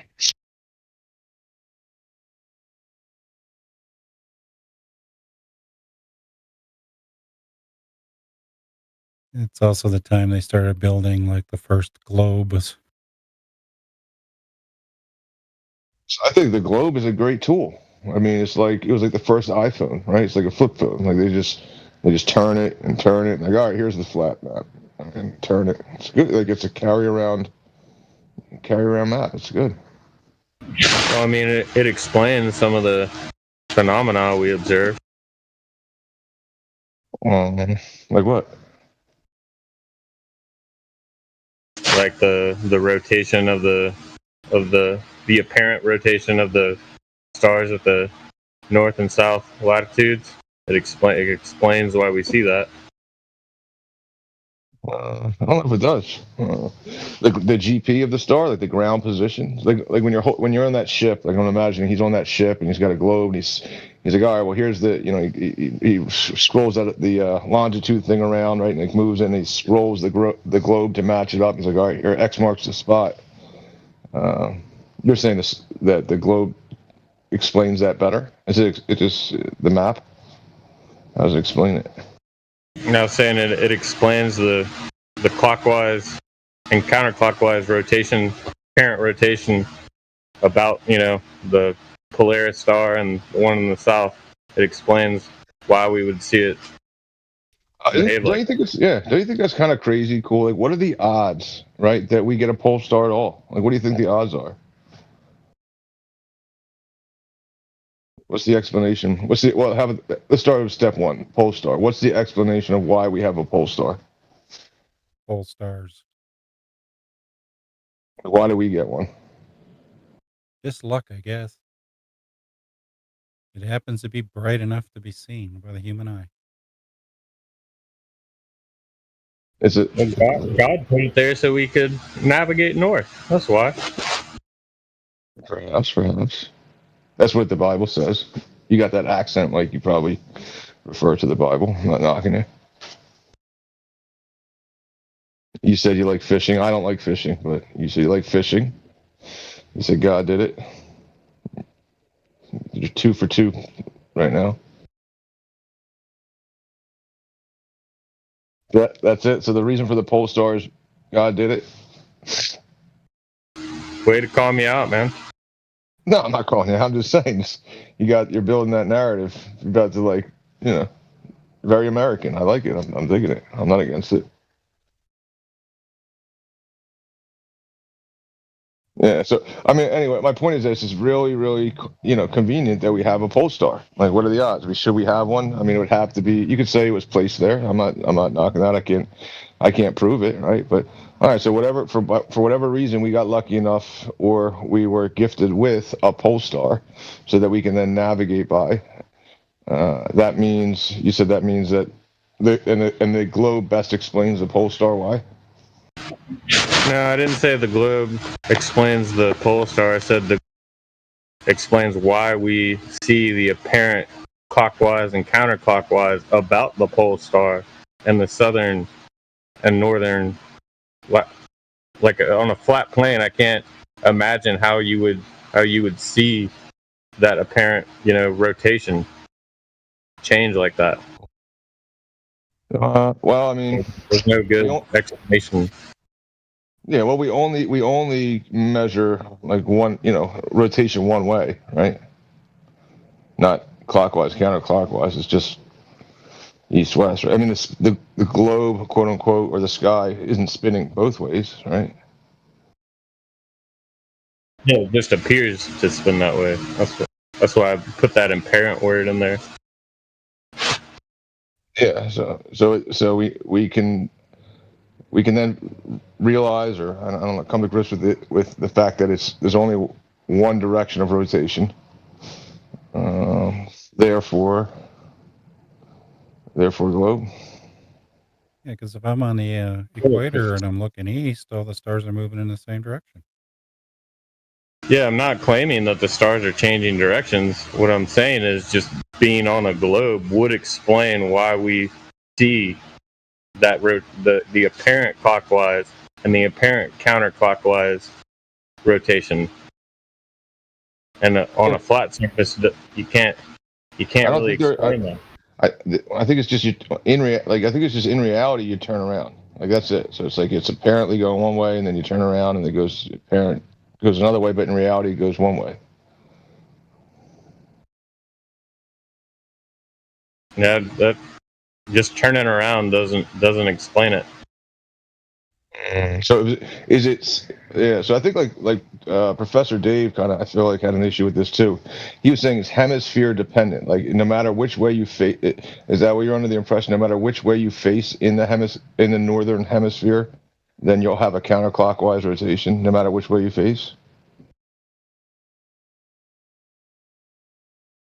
Yeah, I saw that debate too, and they never really, they just started yelling at each other or whatever.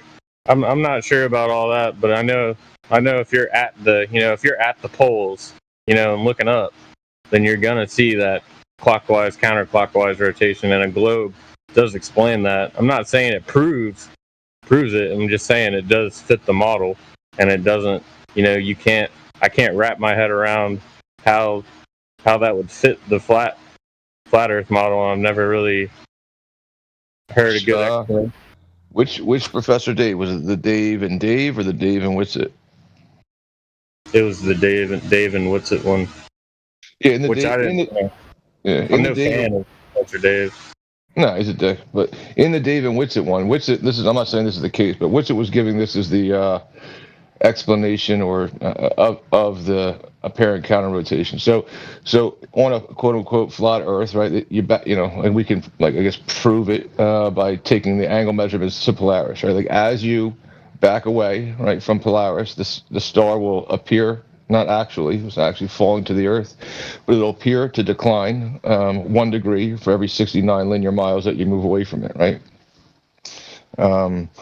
You with me so far? Not really. All right, so like the way we have latitude, right? We have from the equator at 0, right? That's because Polaris is at 0. It's like at the same level as your feet. Like a straight line from your feet to Polaris is it's setting on the horizon, right? But then as you move forward towards the north from the equator, like 5-10 degrees, now Polaris, when you're at 10 degrees north of the equator, then Polaris, you pull out a protractor, you hold it level, and Polaris is 10 degrees above 0. Like that's how we have latitude. And when you're right under Polaris, it's 90, so it's straight up vertical. You with me? Yeah, I'm following that. Yeah, so like the explanation, I guess, that Witsit was giving was that the stars in the sky, right, as you move, now there's other stars, right, like or whatever, but as you move further away from them, they appear to decline, right? They just appear to.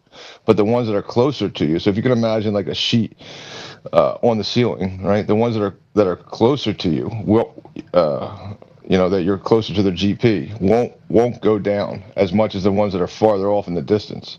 Right. So now if you just kind of like map that out with just random dots on the ceiling and they're appearing to go down, down, down, right? You'll see them on this sheet called the sky, right? Lower and lower and lower.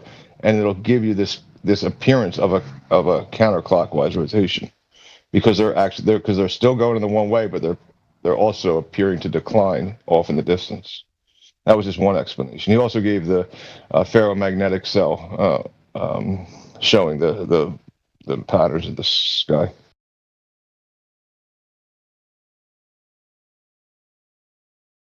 Yeah, so that the one that I gave is like an old one. I guess I could probably say it's like an old one by like Eric Dubé had kind of like modeled it out, I guess you could say. Yeah, so that's like what you'd have to imagine. Yeah, I'm not too big of a fan of Eric Dubé either. Like a lot of times when I'm watching his videos, it just some of the stuff just doesn't seem logical to me, but Yeah, thanks for saying that, though. That's the first time I've ever actually heard the explanation, because they just started yelling at each other, and I couldn't really understand what the point was, what it was trying to make. Yeah, well, there was I feel like they missed a couple points. One point was that it's definitely not north.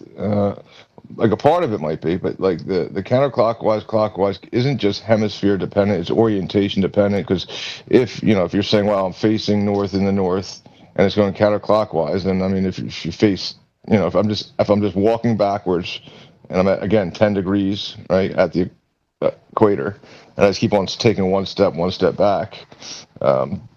And I keep on facing north, I'm still not going to see the stars in the north do something different.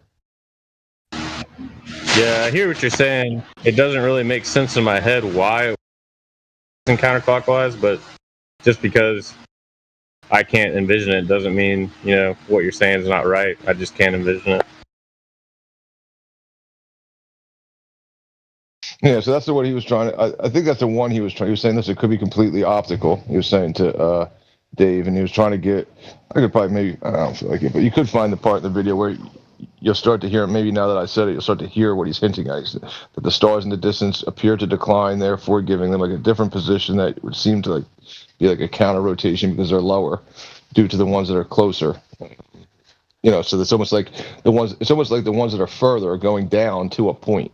Because it's like a pyramid, like up, it's up and then down because we're getting further from it. So then it would go converge to this visual point in the distance that would give us the visual effect of a clockwise rotation. And that was just the one. That's just purely can be modeled out with visuals.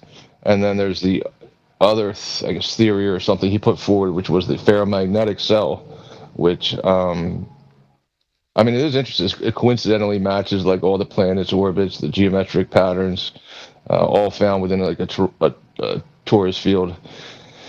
And it's, I mean, I don't know, definitely a coincidence, I guess. Yeah, it does readily. The globe does readily explain that phenomenon. I don't know. I think that's probably the easiest one to convince somebody that it's the globe, just because it's so easy to understand why it would do that on a globe. I can't really think of a more obvious one. Yeah, well, that is like the globe. The globe is manufactured from the sky and how we see the sky and things like that. But then it comes in that we see things in apparent positions. But yeah, that's how the globe, right, was made using the sky and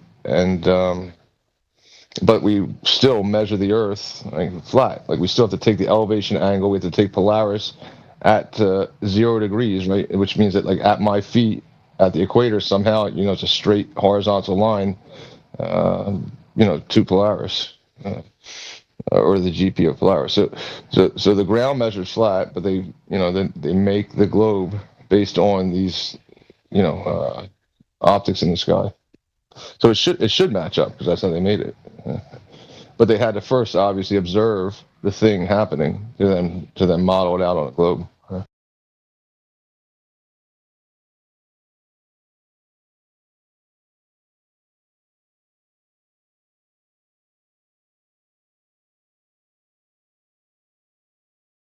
Yeah, so somebody else was talking about, which I don't really love the idea, right? But it's really easy to model out on like a dome, right? But people don't like the dome, but it's really easy to just model on a dome.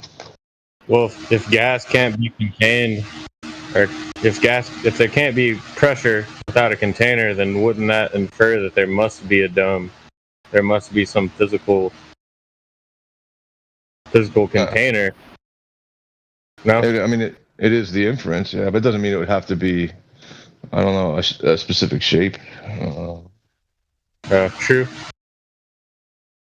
I mean, gas does move in all directions, right? Like a circle, like a sphere, in all directions, according to the molecular models.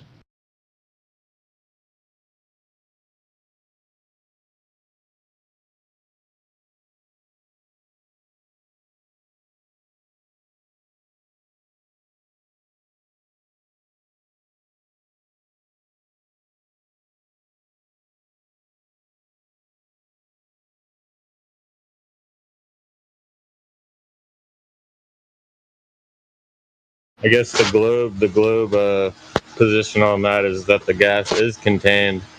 It's contained by several different things. The spin plus the magnetic field, and then plus gravity, and that the gas isn't just gas. It's also laden with all kinds of physical matter, and it's being produced from the ground. So it's a lot denser on the ground. So it's going to be more.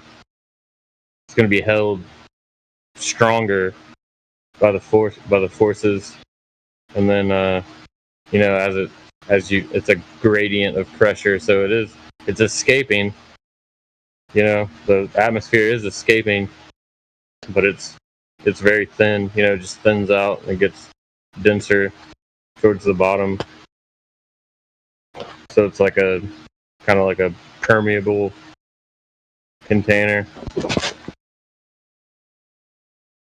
Yeah, they invoke a container. Yeah, they say gravity contains it. Yeah. Some people will say the air contains the air, which is silly, obviously, but they don't say gravity contains it. You ask them what's gravity? I don't know. Who knows? Right? It's the thing that we need to contain the gas. Gotta have it.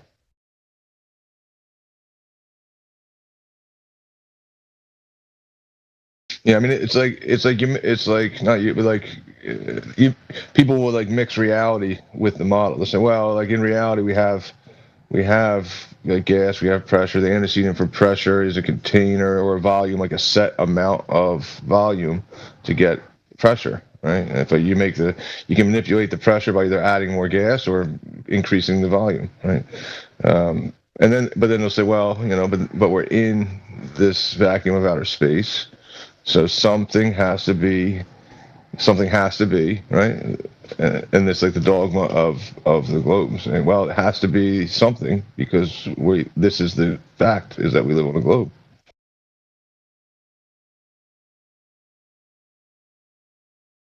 Yeah, whenever anybody says like, show pressure without a container, I always just think like,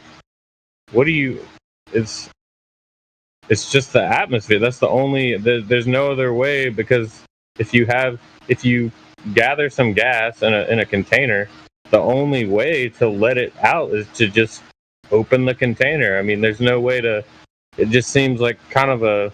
I mean, I understand the argument, but it almost seems like it's kind of a baity question, because it's like there would be no way to prove it, because it just means the atmospheric pressure. I mean, you can only just open a container, or you can only contain the gas. You can't really show gas being without a container without just letting it just acclimate to the pressure that is around you. Yeah, but the argument is that we're they'll make the argument that we're in a contained system. Like I can have a container inside a container. I can put a balloon inside of another container, and then pop the balloon, and the balloon will equalize to the pressure of the container. With whatever's in the container. Then I can open the container; it'll equalize with the atmospheric pressure. But I can only show containers. So I mean, the argument is that there's a container. That's why we have pressure. And then if somebody said, "Well, show it to me without it," you can't show it. You just have to beg the question that we're uncontained, and that there's another force, i.e., gravity, at play. Then you have to show gravity.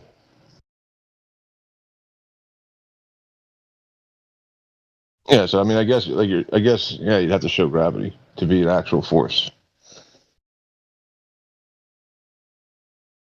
Yeah, that's not easy.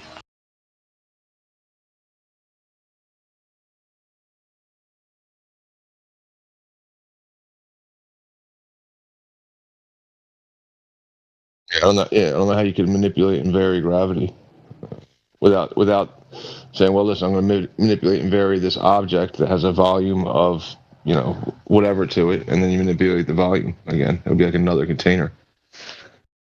Have you looked into LIGO? What they're doing? What they're measuring? In regards to like waves, or in regards to the building?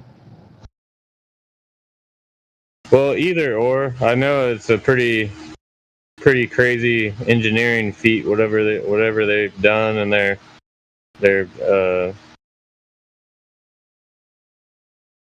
measuring, I guess, yeah, a wave, the wave created from gravity. I don't much understand it. I was just wondering if you had a understanding of what they're doing. No, no. That's it's no. The only part I get is that they affirm when they claim to have built LIGO, they claim to have built it in a horizontal orientation, and the proof that it was horizontal is that they had to dig out the Earth because the Earth is flat and curved at the same time. So they had to account for the curvature of the Earth, was their claim. And then they have like beams that they shoot in a vacuum chamber, so they can get back it's called interferometry, so like just shooting light waves or beams 90 degrees to each other and then getting back a interference in the measurement. So they'll shoot the waves, and if they get back an interference, they say they're measuring something. Now they say they measured like some wave of gravity, but what they how can they affirm that what they measured was these like two stars off in the distant galaxy exploding, and that because what they measured was like 1/100th of a human hair discrepancy in their laser beams. It's like, okay, therefore we measured stars colliding. I guess you say so. Yeah, it sounds like you knew a little bit more than you were. Well, I don't know how they're. I mean, I know their assertion, and it's but how do you prove that that's the case? How do you prove that somebody didn't sneeze 2 miles away? I don't know. How are you proving, somebody didn't pop a hot air balloon above your facility that made the air move, which made something move, which, how are they proving this?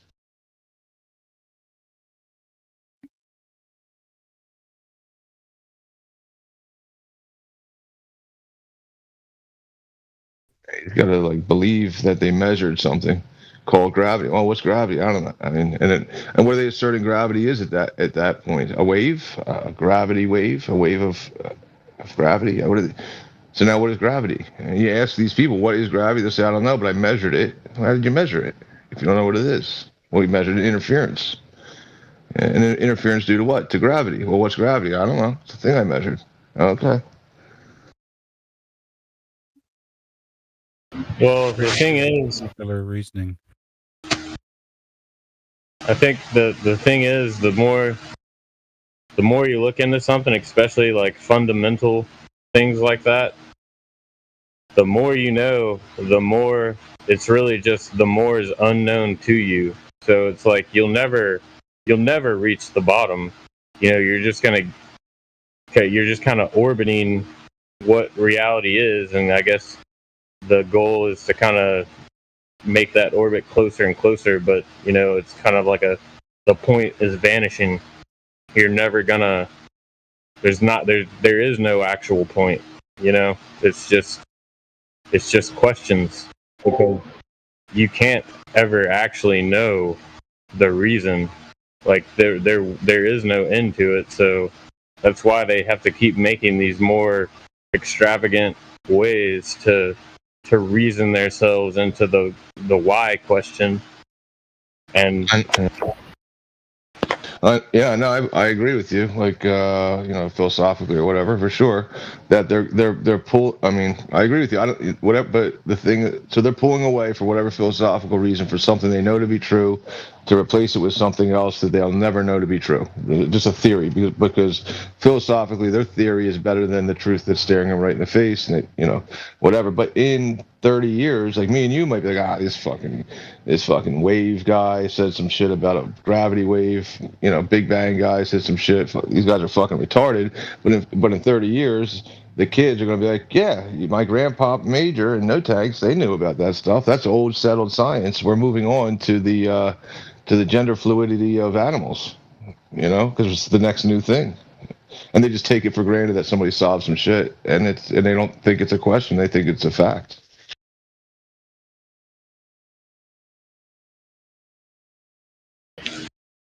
Yeah, well, that's you just brought a psyop into the equation. It's just like even you ask like the globe, like, hey, listen, how do we know it's a globe? Well, Eratosthenes. Okay. So there's assuming it's a fact based on this guy who did it a long time ago, and the longer time ago it is, and the more people they believe have agreed with it since then, it must, the odds are it must be true. Like somebody would have found out by now. It's affirming the consequence. Like somebody would have said something. I've never heard anybody say something, so it must be true. And this is moved from there, but they're moving further from, or they could be, right, moving further from the truth every step of the way. Well, no, with the Eratosthenes thing, I've definitely that doesn't prove the Earth is curved. It might show it, but it doesn't prove it because so and so it works even on a flat plane. You can show that, and so I'd say you could probably only show it on a flat plane. I don't know, unless the sun is a laser light or something. Unless you get like a real big laser beam. Yeah, they would have to. The rays have to be perfectly straight, parallel. Yeah, I don't have a laser beam that's got multiple non-diverging lights. Yeah, under my understanding, you can only have horizontal, vertical on not on a plane. You can have it on any surface, I guess, or not on the surface, but above any surface. But yeah, I mean, the things that we use to create those references, we wouldn't have those tools if the Earth were a globe. Yeah.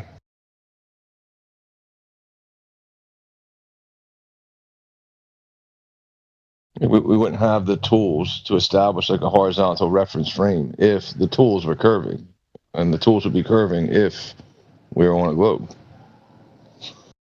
But I mean, a plumb bob works on a globe. Well, you would just say a plumb bob works, and the Earth's a globe, therefore a plumb bob works on a globe. Well, why wouldn't a plumb bob work on a globe? I mean, it'll just show a horizontal to that vertical at any point that you drop it. Yeah, because vertical. That's how you reference it. Oh yeah, because vertical is a line, right? And horizontal is a line. Yeah. Yeah. And vertical is perpendicular to horizontal. Exactly, and that's you drop the bob, and then you got a horizontal on a ball at any point. Where? On any point on that ball.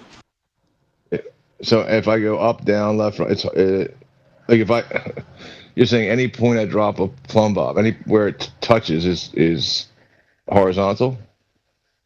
Well, you can reference a horizontal off that. How would I? Is there another tool that I can use to establish a horizontal? Yeah. To confirm the perpendicular relationship between the two. Yeah, there is. What's the other tool? Water level. All of them use the vector of down, don't they? Water level.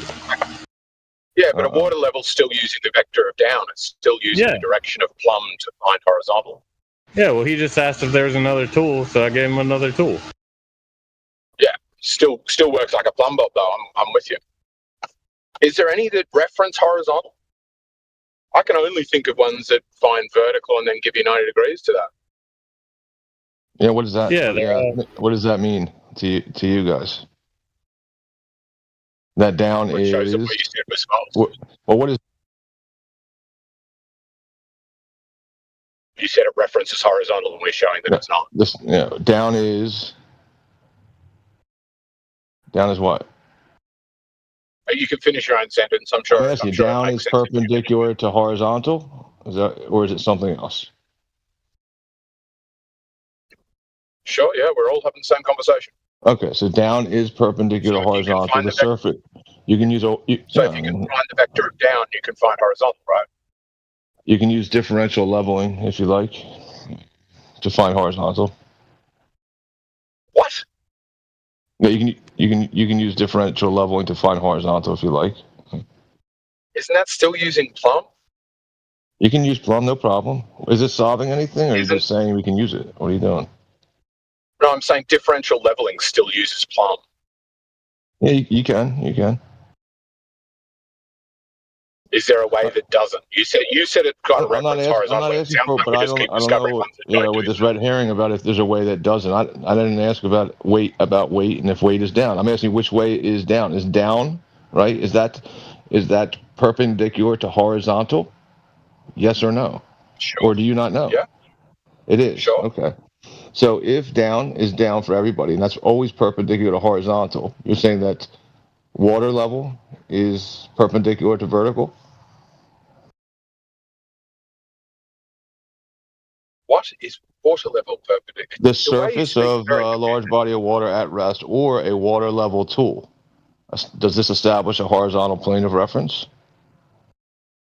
Locally, yeah. Those aren't the same thing. A large body of water and a water, same thing. How do you know that? Locally. So that's just a redundant statement to say locally, yeah. It's a yes or no. No such thing as horizontal. No such thing as horizontal on the globe. It wouldn't form. Why would Is no such thing as horizontal on your globe. Is no such thing. It does not exist. I didn't mean say it 4 times louder. I meant, could you explain it? Why would there not be? Because it's not horizontal. It doesn't meet the criteria of being horizontal. Okay. Oh, it wouldn't be possible. I agree. It wouldn't be possible. So let's come up with a new word. Horizon-y. Why are we doing new words? What is Eggshells doing with these new words? Well, I'm just trying to figure out, but it sounded like he was caught up on the word meaning having a set definition. Yeah, it does. That's what defines it as being horizontal. That's how you know something is horizontal, because it meets the criteria of being horizontal. If it doesn't meet the criteria, then it's not horizontal. It has another term. There's another term. It's called tangential plane. It's called tangential plane. Sure. Well, that's why on a globe you need plumb to reference the horizontal. That's why. Well, just in reality, right? We need it. We need it to reference it, right? But there is a perpendicular relationship between the two. But in reality, we would want to use both of these things. Which does it affirm? But where do we ever use horizontal? That's the question. Well, all the time. Building, just name one. Surveying. Building a deck, differential leveling, surveying. Yeah. But all of those use plumb. None of those are referencing horizontal. They are referencing plumb to define to determine horizontal is 90 degrees from it. That's the challenge that's at your feet. No, they're not. They're referencing the short. They're referencing the shortest distance between 2 points and a straight line in the horizontal orientation. What do you mean they're not? How does now it he's going to appeal to straight? Yes, he's going to appeal to how the water is behaving, right, and why the water is behaving the way it does, right. So the thing is, right. So they come hand in hand. You can't invoke one without the other. Either way, even if you couldn't establish horizontal without referencing or invoking vertical in some manner, right? They come hand in hand. And once you've established your horizontal, even if you did use vertical, you'll then be using that as a reference for other things, like more verticals and changes in elevation.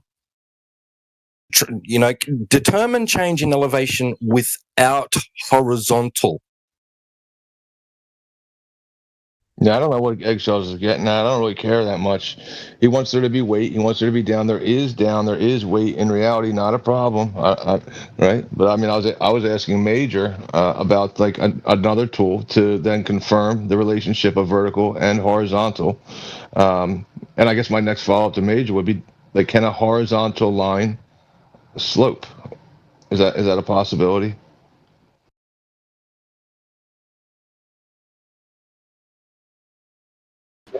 can a horizontal line slope? No, it wouldn't. It would slope in relation to vertical. Right. Yeah. No. Okay. So if a water level, right, like the tube and the two beakers at the end, is a tool for establishing the shortest distance between 2 points, being a horizontal, right, between two verticals, right. If I raise the one end of the beaker higher, right, the water will flow to the lower point because, like Eggshell said, there's weight and there's down, right. But we're trying to find out what down is, right. But so if I raise up the one end higher, right, the water will flow down, right, and that would be like if I were to do a straight line between the two beakers, that would be a sloped line. But that wouldn't be horizontal, right?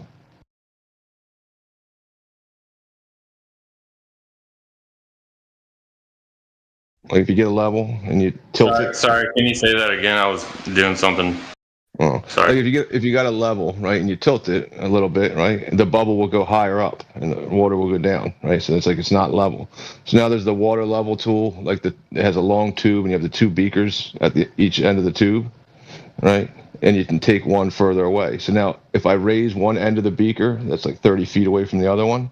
If I raise it, right, the water will start to flow to the lower point, right? And that would be a sloped line. But if I bring them back down to the same elevation where the water's not flowing, that will be a straight horizontal line or something else.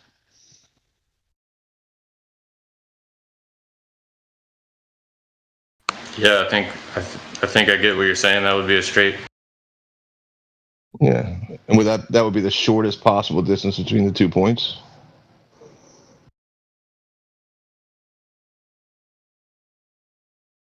All right. Yeah. Yeah. So the surface of water, right, or large body of water at rest, or the two ends of a water level, right? They establish the shortest distance between 2 points, and that can't be anything other than horizontal.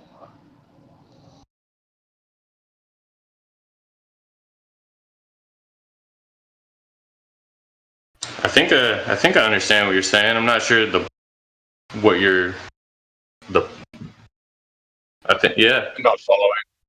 Yeah, so if water level, right, is horizontal, the surface of water, any 2 points on the surface of water, you put a straight line between the two. It's the shortest distance between two vertical, 2 points, and any verticals at those positions are 90 degrees, right, to that straight line. Then water is horizontal.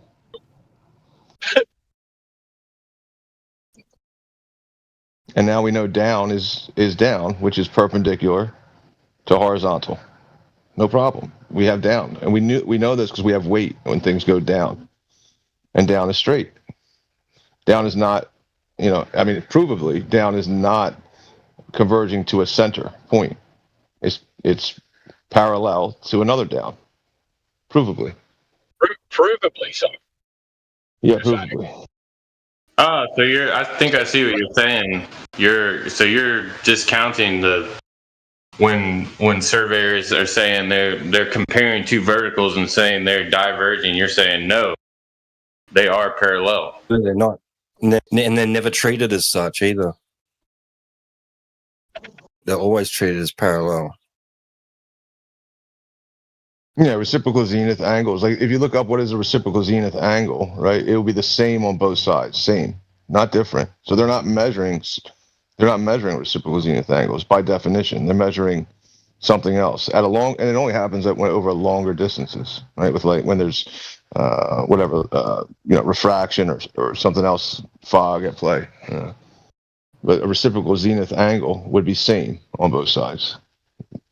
So by definition, they're not doing that.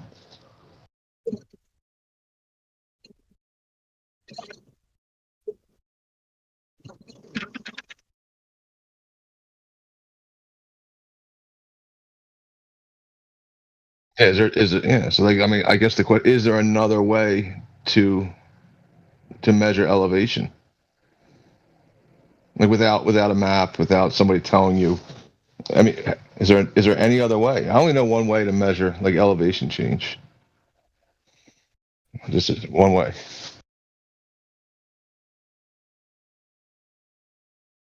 done with 3D geometry. It's just that's as it. Yes, I mean, yeah, reality is 3-dimensional, no problem. And we measure the change in the vertical from a straight line, right, and not a sloping line, right? Because the horizontals don't slope, right? So like if I'm at one way point, to do things in practicality. What else makes sense? It's not even about makes sense. It's the only. That's There's what no they other way. fucking use. There's no way out of reality. You can only do things in reality that are possible in reality. You can't get out of it and do it a different way. Oh, I don't know. You guys are giving it a red hot go, though. Yeah. What do you mean? Levels, differential leveling, vertical change from a horizontal, 90 degrees vertical and horizontal. This is like out of the box think thinking. The floor of your house was built to match 8 inches per mile squared or something? I would be astounded if there are many houses that don't have a greater degree of curvature.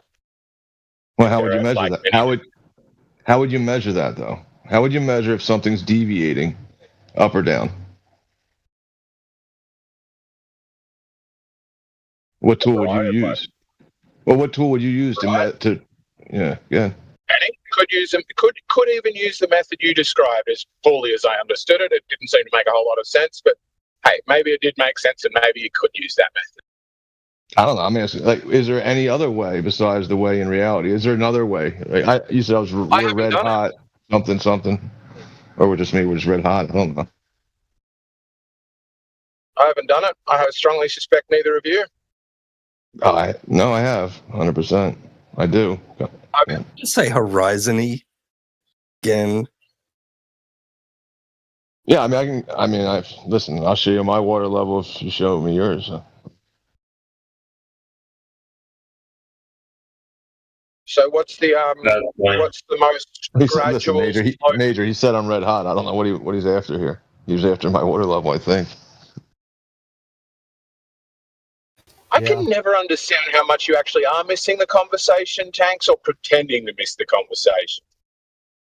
Is there another way to measure a change in elevation other than the one I put forward? Like front? Is there another way? I already answered that. Do you just want me to answer it again? You said you'll do what I do. You'll follow the leader. I was asking. I don't know. There's I'm probably sick of many leading. methods. Your method may even work as poorly as I understood it. I don't think you've even done it. Yeah, no, I all the time. Have you? What's the most gradual slope you can detect with your water level? It's very small. Very small. Does it have a number?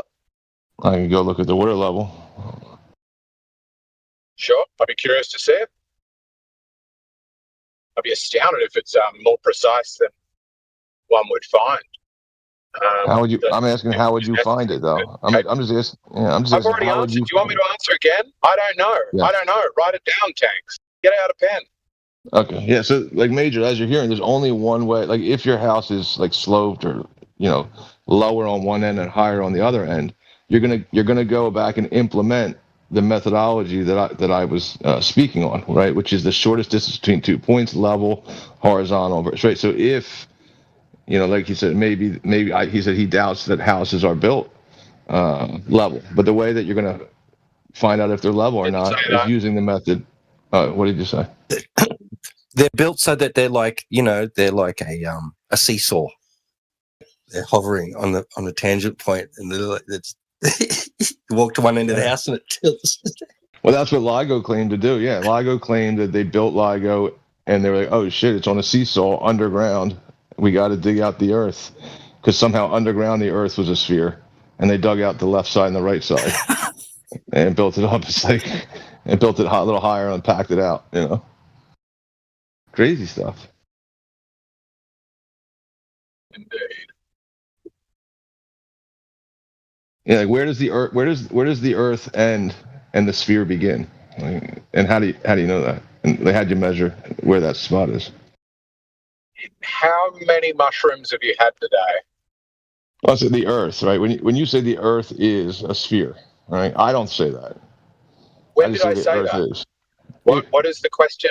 It just sounds like you're doing word association games because you've had too many mushrooms and you think it's a jazz jam session. Where does the earth end and the sphere begin? Yeah. Like in it LIGO. sounds like some cracked out jazz scat lyric. What does it does sound mean? cracky. I agree with you. It sounds like crack. Yeah. Absolutely unhinged. What does it mean? What did you mean when you said that? Was that meant to be an intelligible statement? Really? Yeah, like in the situation of where does it begin? Where's the earth end and the sphere begin? Yeah, the mountain is that Earth? The mountain is it sea level? You know, is that it? Is it the surface I'm asking of the you to ocean? explain what you meant by a statement. I don't see how a question's going to get you there. What I think won't tell me what you thought when you said that. Well, do you different like the way I measure? When you said, "Where does the earth end and the sphere begin?" What did it mean? What was another person meant to perceive or think you meant when you said those words? Gotcha. Right. So when I measure Earth, right, what I measure is like things that go up and down, like the dirt, the mountain, the hill, and that's the thing. Like you said, I doubt you do that in reality. That's the thing I do in reality. I measure the Earth, right, and I can measure it to be up and down from that horizontal reference that I establish using the water level, right. So is the mountain Earth for you, or is it something different for you? This isn't. Again, it's not going to tell me what you thought. Yeah, when you asked me what I think. I did. All right, well, then you don't think anything. No problem. Where does the earth end and the sphere begin? Yeah, just like that, right? So is the mountaintop, is the house, right? The house, all these things, like the house is made out of wood, it's made out of trees, it's made out of earth. All these things, are they the curving earth, or are they separate from it? So when you said, where does the earth end and the sphere begin, what you really meant is to ask me a question about how I conceive what earth is. Yeah. It's a weird way to ask a question, man. It sounded like a crackhead statement, but what you really meant to ask was a question. Well, you made the statement about houses and you doubt that they're level. I said, how would you know that? You said, you don't know. So now I'm asking you, what do you consider, what do you consider Earth? But how does this get me to understanding what you meant? Where does Earth end and the sphere begin? That's it. You're scrambled eggs, dude. You can't get there. I can't get you there. I can't understand what you were saying. It's just absolutely crack-apple. I can't help you. No, I think that might be an accurate statement. Where does the earth end and the flatness begin? Yeah, it's not flat. I measure the earth to not be flat. Yeah. So I told you. Right, but does it mean something now? Can we now get to what the crux of what you actually meant was? Yeah, I mean, I don't say the earth is flat unless I've measured it flat. And if I measured it flat, that means I'd be measuring no elevation change from one point of earth to another point of earth. That would be flat earth. But that's not often what I find. What I find is that there's mountains, there's depressions, things like that, houses in the way. Except for the fact that what you're going to be using to reference, the change is flat. Yep. And Eggshell said it. He said, "Listen, all things go." He said, "They go down, right? To reach this, they have this weight. They're all going to this flatness." I think it's broadly speaking true, but I don't remember saying that. Yeah, but you're already scrambled up, man. It's okay. Back out now. I have enough ammunition from you. Get out. Right, but you're just making them up. You're making up things I said in order to fabricate. The conundrum is: Are you going to? Is the surface of a body of liquid at rest the partial surface of a sphere, as was proposed by Archimedes in his postulates, right? Yeah. Or represent the partial surface of a plane? Yeah. Another way to say it is, are all vectors of down parallel or converging? Right, because that's what you're really using. Which one is it? Vertical perpendicular to the surface of liquid at rest? Sure, yeah. Go. It's a plane then. It doesn't tell us. Been treated as a plane then. It's been measured as a plane then. Using the surface of liquid at rest to get 90 degrees. Cool. Yeah, if it's one communicating body of water, that would be the case, yeah.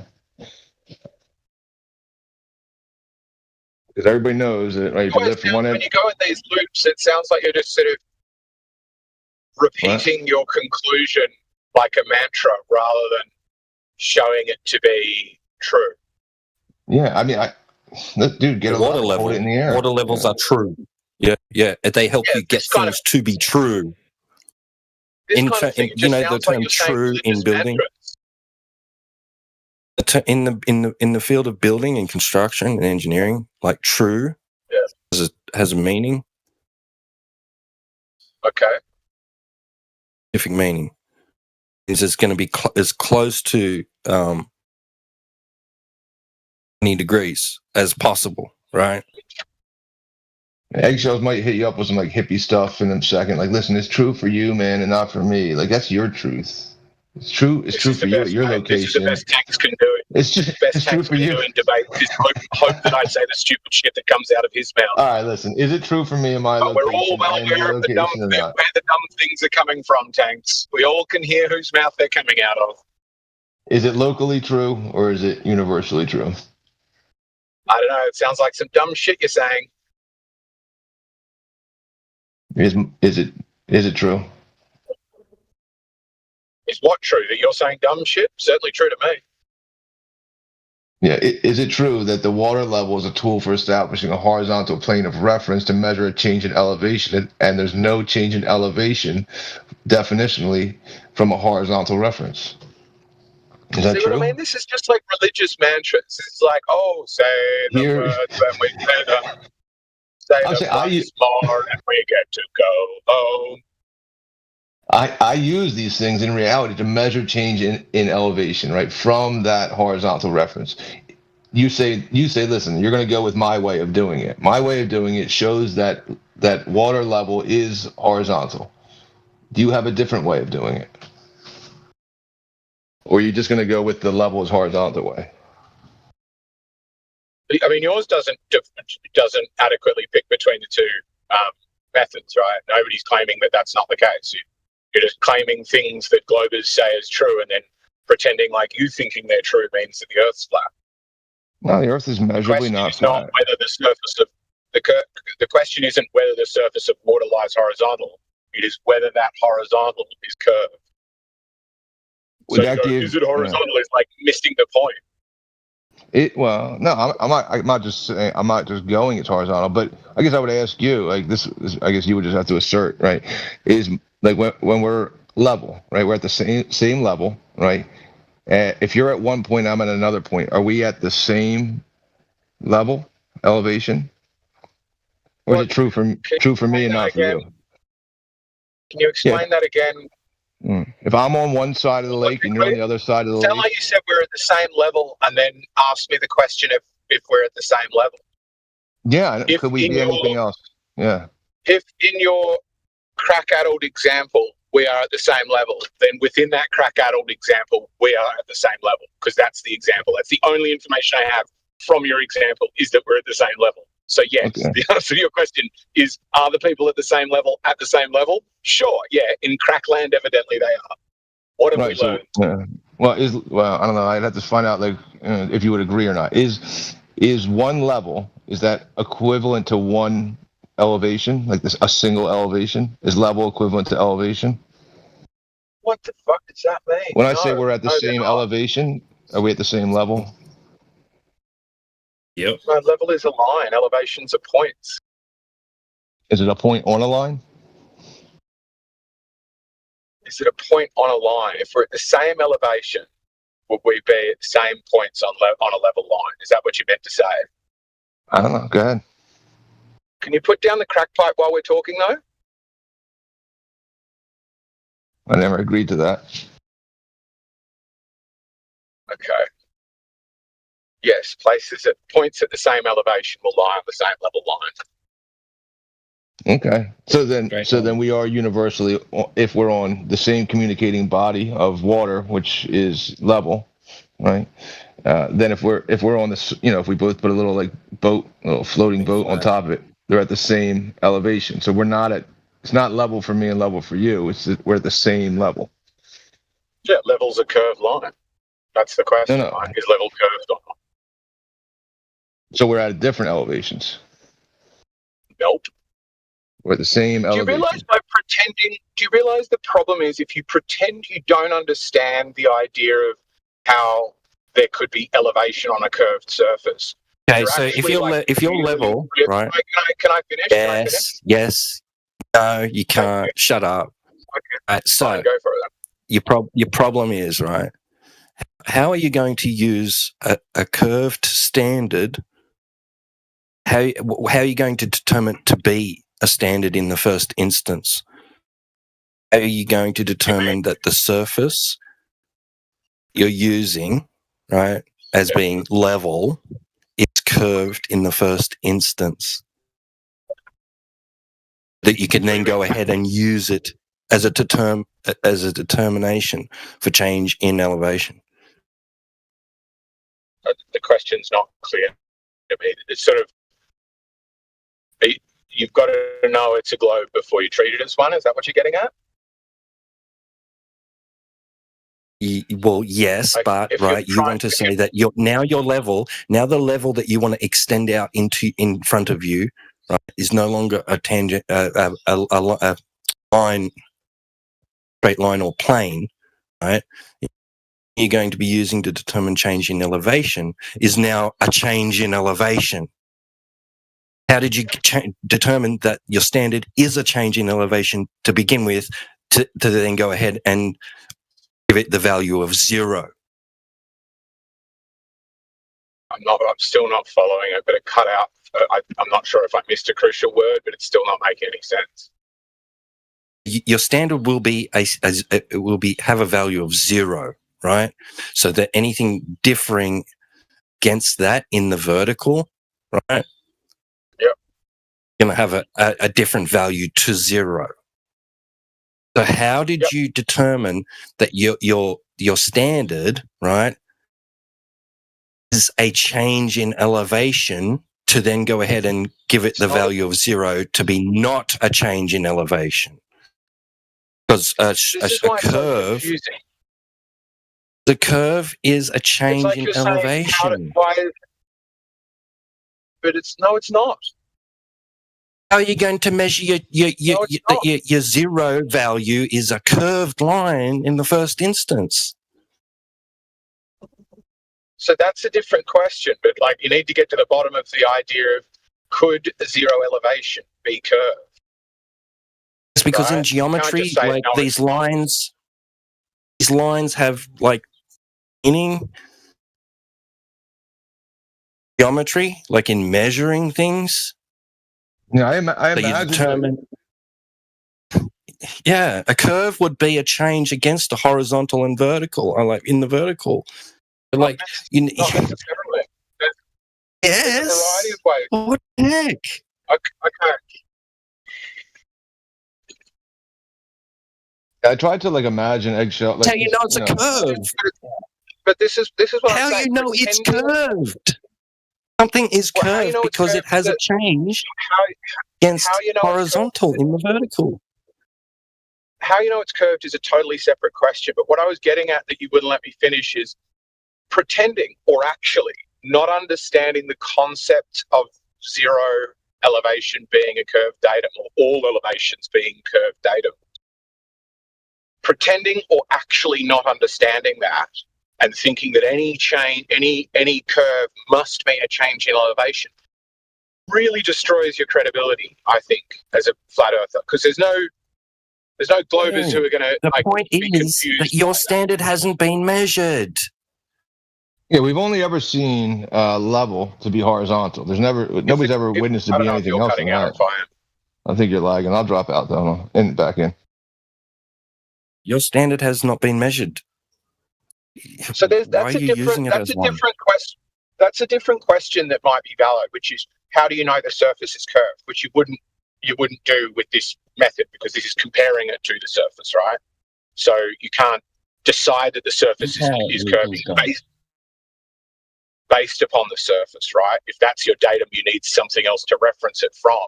But they're two separate questions. How do you know this datum is curving versus definitionally, can it be curving? And they're two separate things. One, can it be curving? Yes. How do you determine that? Different question.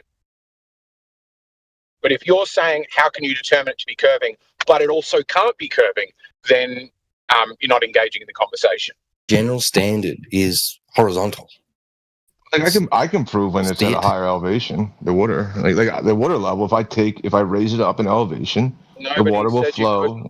It'll flow to a lower elevation. Yeah. Yeah, it's great preschool science, but nobody's suggesting that's not the case. It's not showing anything to anybody. It's just reciting religious mantras. No, that's just one part of it. And then what I can show later, right? I can get a tape measure, right? Well, I can get a tape measure. Shortest distance. Yeah, is this the shortest distance? I love this mantra. Go for it. Sing it. From your chest, though. We're 2 sticks in the ground. Exactly. We hammered them down. Listen, I don't have a real rhyme ready to go or nothing. But listen, you get the 2 sticks in the ground, right? You make sure they're vertical, perfect. Up and down, right? Down. You can hold a plumb bob next to it, make sure it's vertical, and then you get the water level, 2 ends of the stick. If the water's not flowing, right, and it's at the same elevation in the tool, right, you can then mark those little marks. Right? And then you can get a tape measure, right? And you can confirm that that's the shortest possible distance between 2 points, right? And there's no other, right? Because then you can raise the tape measure above the line and be like, oh, that's 30 feet and 1 inch, and then you go back down to where the line was marked. You're like, oh, that's 30 feet. And then you go below it. You're like, oh, it's 30 feet and 1 inch again. So the shortest possible distance is a straight line, proven by the water level tool. Is there any? No, your tape measure must be curving at 8 inches per mile squared. I'm sorry. Is that at a straight line, right? The middle of the geometry, smuggled in a straight line, and then is there though? Is there a shorter than a straight line distance? What do you got? Yeah, that's definitely the bit I was challenging. What is the bit I was suggesting was a little bit silly. So there's nothing shorter than the straight line distance. With your tanks, whether you're playing games and pretending to miss things this badly, or you actually you don't agree with Einstein then? This badly. Don't agree with Einstein then? Do you? Do you agree with Einstein or not? On what? Do you agree with Einstein? On what? I don't agree with fucking your cousin. The shortest distance between 2 points. Yeah, that's the bit I can't understand how that's relevant. Who disagrees with that? Einstein. The question is not whether the shortest distance between 2 points is a straight line. It's whether that conceptual straight line matches with the observable reality of water. I don't get how you guys don't get this. I matched it. You just used it to do so. Absolutely fascinating. It's this that keeps me turning up each day. I just can't understand how functional adults can think this poorly. I can show it to you with the water level, right? That the 2 points on the beaker. Oh, please, the mantra again. Oh, what is it? What do you? Somebody bring their harpsichord. What's your contention? That there's a hump of water in the middle? I would say there's not enough organ playing during this mantra. That's what I would say. Yes, we need Major back in here. Major's going to be the tie-breaking guy. He's going to just be the judge. Just slam the gavel and be like, listen. It hurts that much. It hurts that much, doesn't it? This is great. This is great. Switch gears, if I may? This is becoming a little painful, circular. It is. You guys see the news for today? What, they've cancelled or they think they're going to be cancelling the moon trip? No, the news I post. I know there's lots of news every day, so I should have the critical news of the day. And what was it? Here, I'll post it again. I won't. You'll have to tell me as well. I'm driving. It's a good one. I'm really proud of it. It's like, here we go.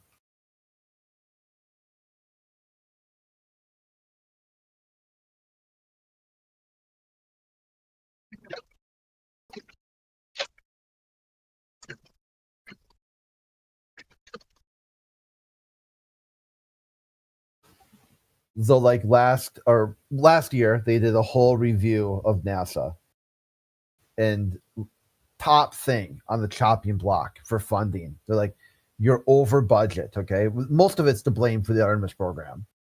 The Artemis is like a decade behind, billions. 6 billion over, isn't it? Yeah. 60 billion over. 60 billion over. Yeah. And they have no heat shield. Okay. They got no spacesuit, and they're already like they bust a budget. Their plan was they should have been already on the moon multiple times by now. Okay. Yeah, I mean, they were meant to be there in 2020 or something. They were first saying that's when we're meant to get back. Yeah, it was great about if you use like that Wikipedia in the Artemis page, you go back to all the previous versions, you just see the years going up and up and up and up, like predicted, times. So now the top thing on NASA's chopping block was the Hubble telescope. They're like, it's the oldest thing. It hasn't done a lot. You got James Webb. Was it one called Sandra? Was it Chandra? No, Cassandra. There's some other one too. I can't because like it's a woman's name with a C. So it said Hubble. Sophia? Is it Chandra? Sophia? No, Sophia is what they say Hubble is. Yeah. Okay. Chandrayaan was the Indians stuff. They keep calling their stuff Chandra something or other. Yeah. Okay. So they're like, okay, we got both of these. We've got James Webb and Chandra. You don't need Hubble. Hubble is old. It's unrepairable. It's too far out there to really repair. You're on the chopping block. NASA's like, we found Tangled. You fucking marketing pieces of scum. There's like a last bit. Yeah, they found two. Apparently, there's two galaxies that are tangled up to form Queen's hair in a new startling image from Hubble telescope.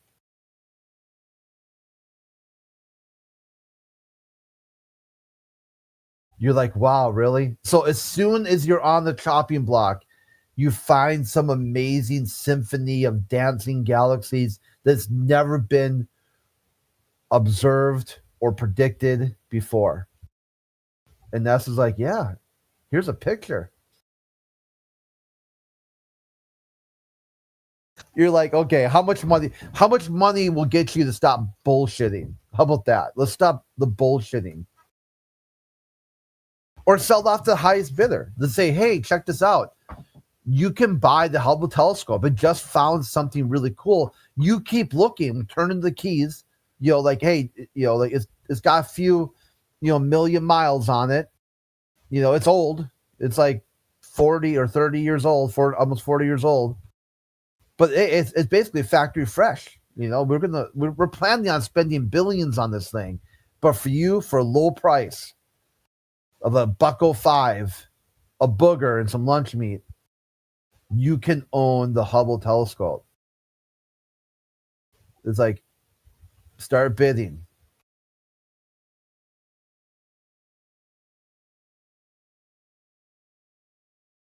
So this is what they do with government spending. It's always they offer up something that they can't cut. The Department of Defense does this too. They'll be like, they'll say, hey, all 4 branches, you have to close 2 installations. The Navy's like, okay, we'll close Kings Bay and I can't think of the other one. It's like Kings Bay is the only spot where they can repair submarines. And the other one's the only one where they can refill aircraft carriers. You're like, what the fuck? Like, okay, no, be serious about this, okay? You got to close 2 installations. I'm sure you can find 2 installations. It's like, nope, the only 2 we can find are, Kings Bay and Charleston, I think is the other one. It's like, so the 2 bases, the 2 naval stations the only 2 that you can close that would be top on your chopping block just so happen would get rid of all the aircraft carriers and all the submarines. And the Navy's like, yeah.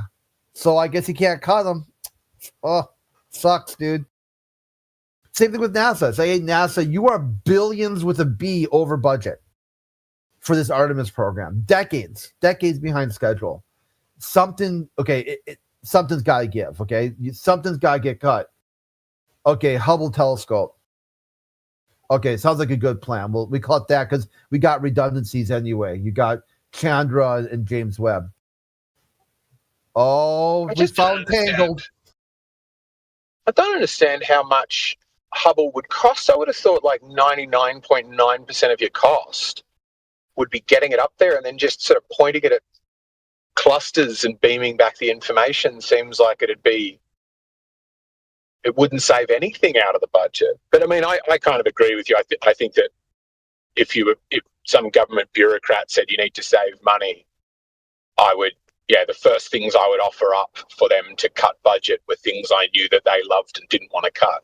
Yeah. And the next thing I would do is start trying as hard as I can to show that my projects are worth something. Okay, so I just Google, for what it's worth, says the annual budget is $16 billion for Hubble.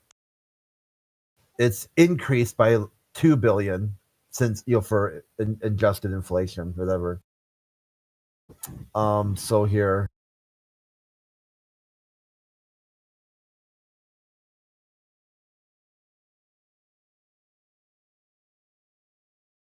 Yeah, no, it's hard to read this actually.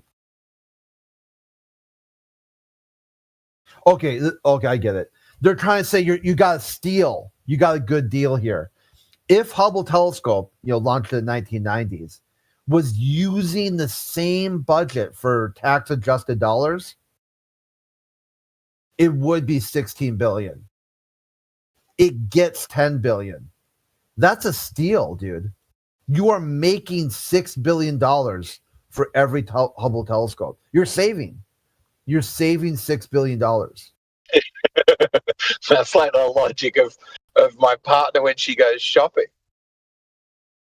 Yeah, if I get it's this like, top and it's 50% off, I'm basically making money. I should get 2 tops.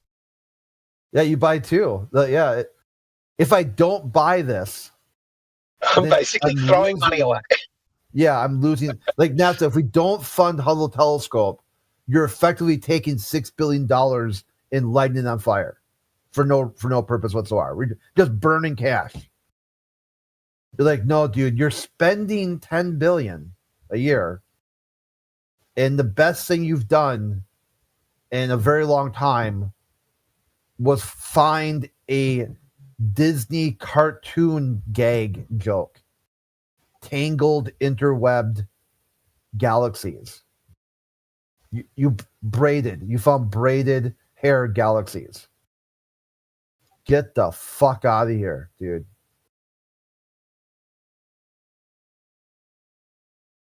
Like, come on. And then people can't figure out why they would lie. I can get why NASA would lie. More to me, it would need to be all the pilots and physicists and other people. But a government agency, publicly funded government agency run by bureaucrats, I can 100% see them lying. Just generally, I think people lie about stuff for clear benefit and when they can get away with it. Yeah, just for fun sometimes. They'll just lie just to, for a kick out of it. It can also be kind of like a psychological test, like kind of testing how you can manipulate people. You lie to see the reaction, see what people will swallow. Yeah, which would be a benefit, right? There's always going to be that cost benefit of like, how likely am I to get caught? What's the punishment going to be? What's the advantage if I get away with this? And then like try to make a thing on that, which is why I think, if 4 people sit in a room and conspire to, waste tax dollars or do something, I can easily believe that. But if it's tens of thousands of people and has to reach into every physics department at every university, then I start thinking that doesn't seem like a tenable lie. That seems like probably more likely the truth. Here's the interesting thing I found here. The Hubble telescope, they had to do damage control. Because you remember the movie Gravity with Sandra Bullock and the other dude? Yeah. Never saw it. Was it Richard Gere, right? Probably. George Clooney. Oh, George That's Clooney. it. Yeah, there we go.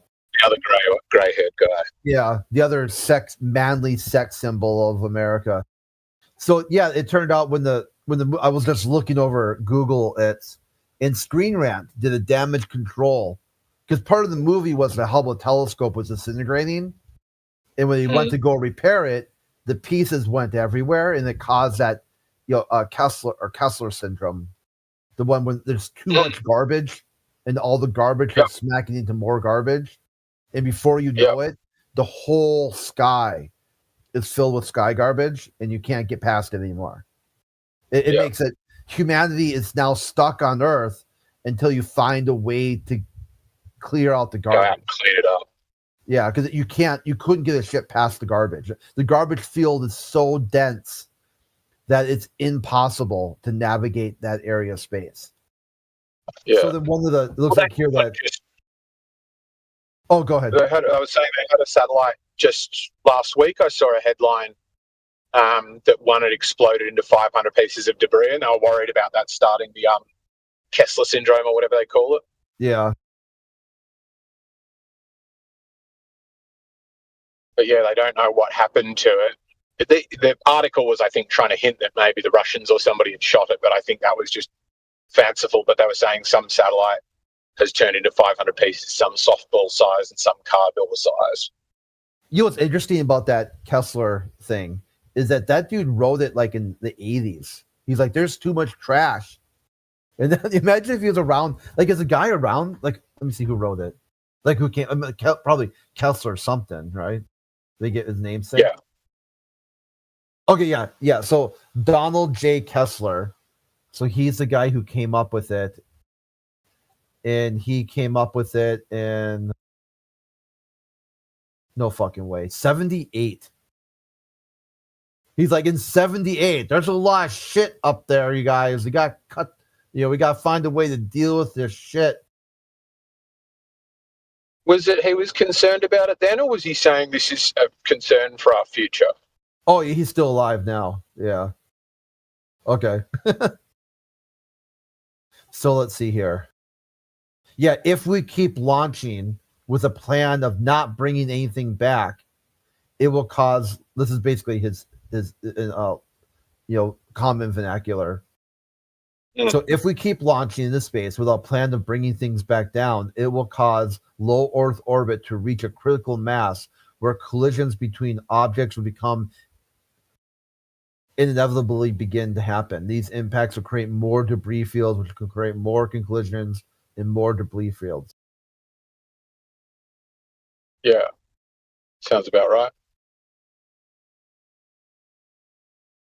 But I mean, low Earth orbit is a decaying orbit. That's a bit of a silly one. Low Earth orbit is a decaying orbit, so objects fall back out of that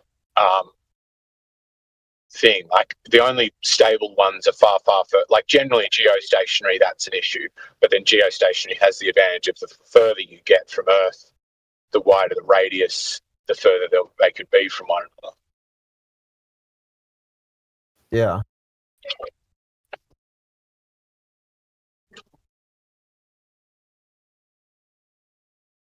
So okay, yeah. So they say here, for what it's worth, objects below 620 miles will eventually re-enter Earth, but it could take hundreds of years to do so.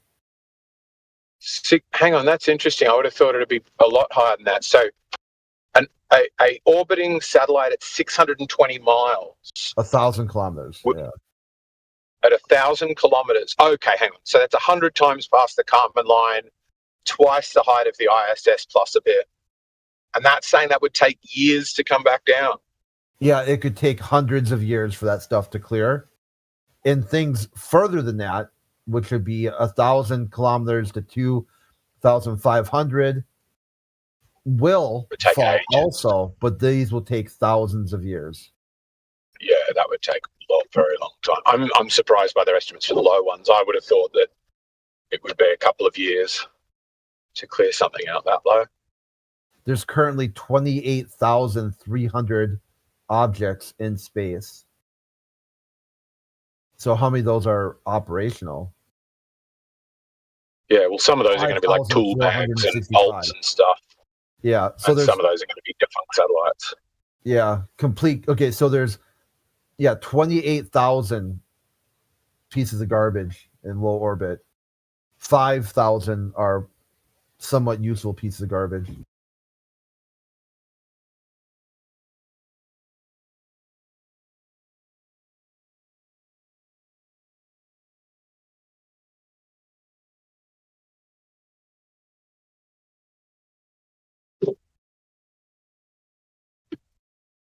This is a good bar trivia question. Which movie covered the Kessler syndrome? The movie Gravity.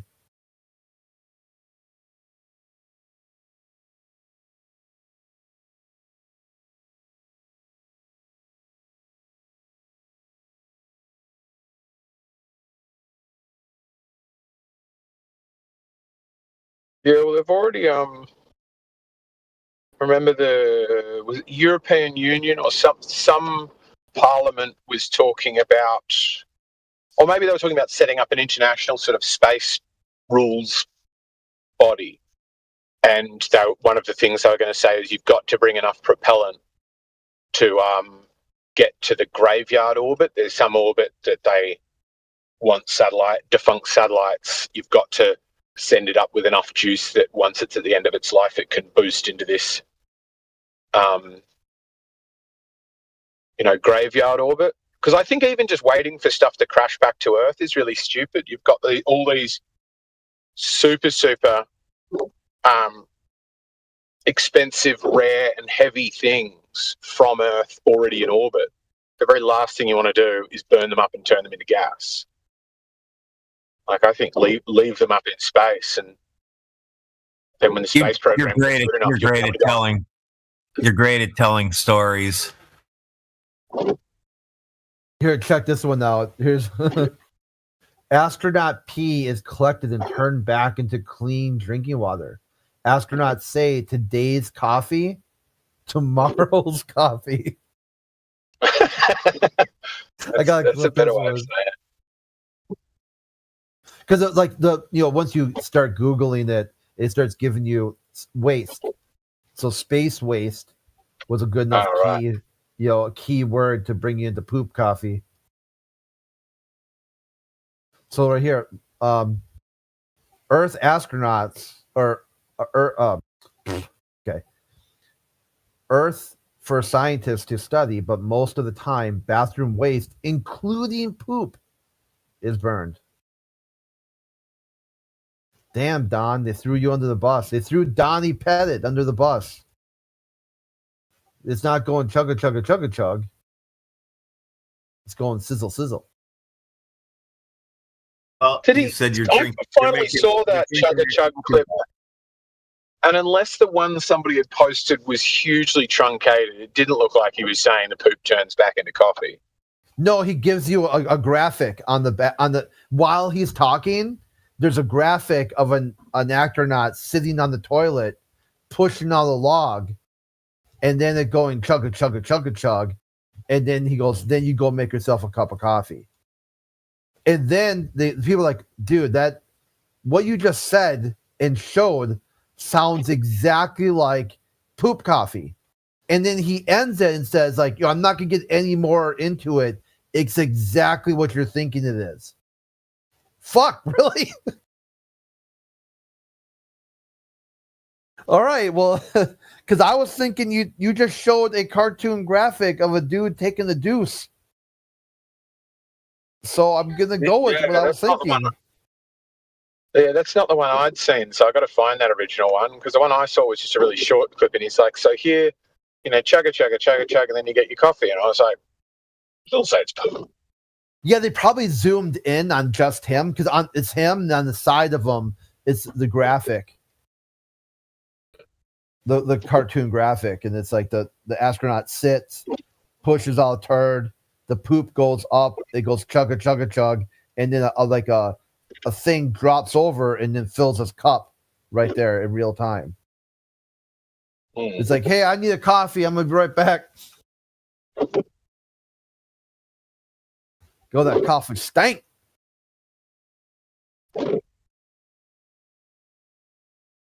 There's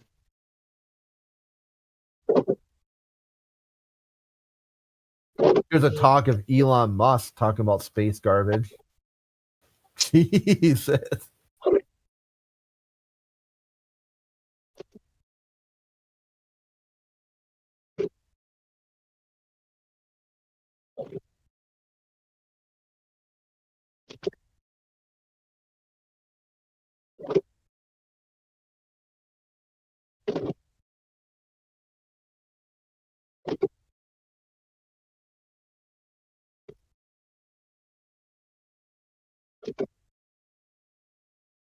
Okay, here's a good one. Scientific America.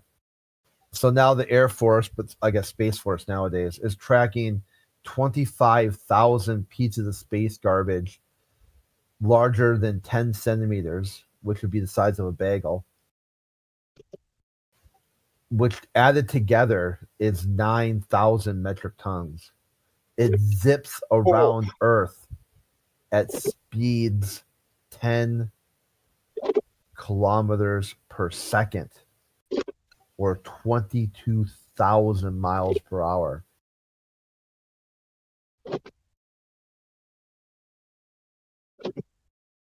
Well, why not? Why can't that happen? Bagels don't move at 22,000 miles per hour. Imagine the energy that should be useful. If you've got something moving at that speed, you can harness the power of that kinetic energy. Well, there's no friction. If there's less friction, there's less kinetic energy. That's even better. Without a frictionless area, that would mean there isn't any power being lost. Well, I mean, if you're harnessing at the moment, you'd be taking energy out, but you'd also have to be like speed by itself has no energetic state. It's not. You start putting satellites going up the other directions, and then you make them collide, and then you collect that energy, and you make oxygen bubbles up in the vacuum, and then you start making places where you can live. Genius. Get our best and brightest on it. It's going to work. Actually, that didn't sound. I mean, did you just think of that? Yeah, of course. That's what I do for a living. I'm a problem solver. And that problem is now solved.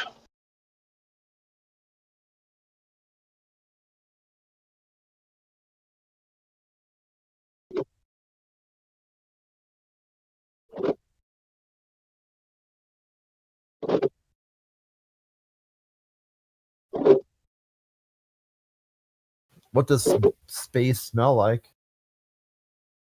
In case you're curious, no, not really. Farts or something? Didn't somebody say? No, Uranus does.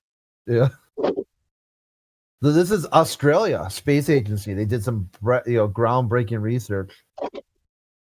So it smells like welding fumes, burning metal, the odor of ozone, walnuts, brake pads, gunpowder, or a burnt almond cookie. All of those sound like really nice smells, actually. I like the smell of welding. Brake pads too, unless they're mine. Yeah, does this sense of smell, would that work in space? Does that work in a vacuum?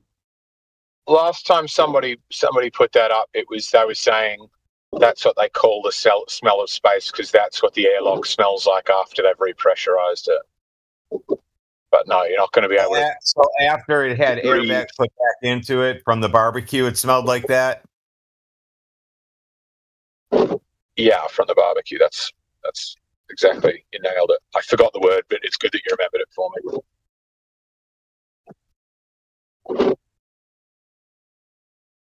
Why don't you do us a favor? Why don't you do us a favor and go into a vacuum chamber, and when it gets down to whatever spaces, take a whiff and tell us what it smells like. Cool story, bro. Is that all vacuum chambers, or all vacuums smell like that, or is it only space vacuum, sky vacuum? Well, hold on a second, guys.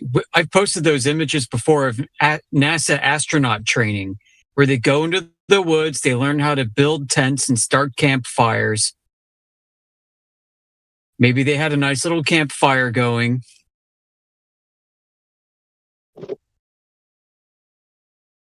NASA astronaut training includes survival training in the woods and building fires so you can eat.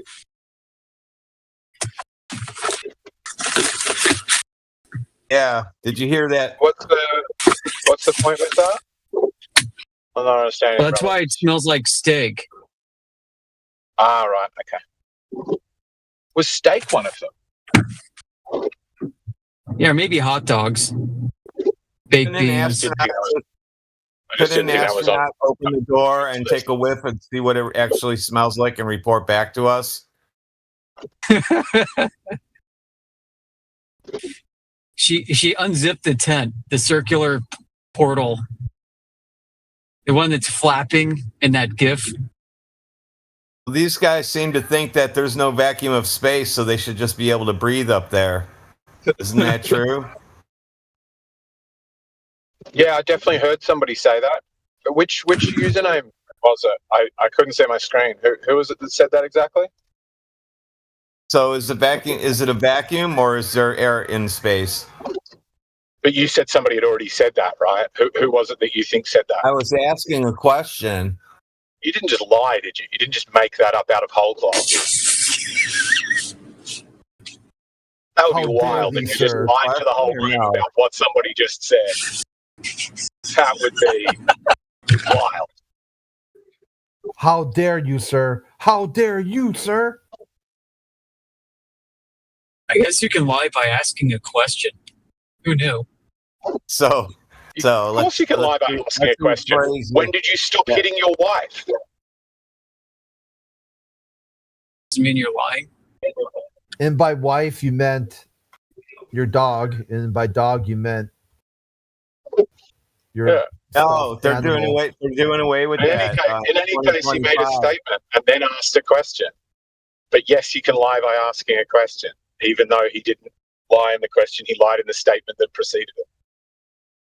When he said that I think that you can breathe in the near vacuum of space. Oh, since globers think there's air in space? You said since you. Did you mean globers? I didn't say you. He said we, madame.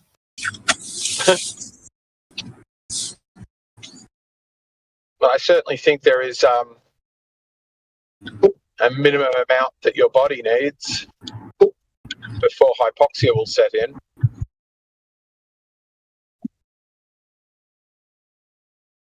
They can just hold their breath. They get out into space, they go, and then they go back inside. So we're gonna say that he's right. So that means we can, like Amish actually said, open that door, like, running outside in your bare feet in the middle of winter and then running back in before they freeze off. So you should be able to run out there, hang on the side, holding your breath, wave, do a cartwheel, and come back inside, and then start breathing again. Do you think that's true riding on eggshells? That wild thing that you just dreamt up that's obviously a pile of shit. Do I think it is not a pile of shit? No. That was obviously unhinged and insane, and that's what I think it to be. Okay, would you be able to just go in there, hold your breath for 10 seconds? That's all it's going to take. Open a door and then close it real quick. Do you think that would work? But what makes you think that these? Do you think they go? Hey, Radwood, do you think they go skinny dipping out in outer space?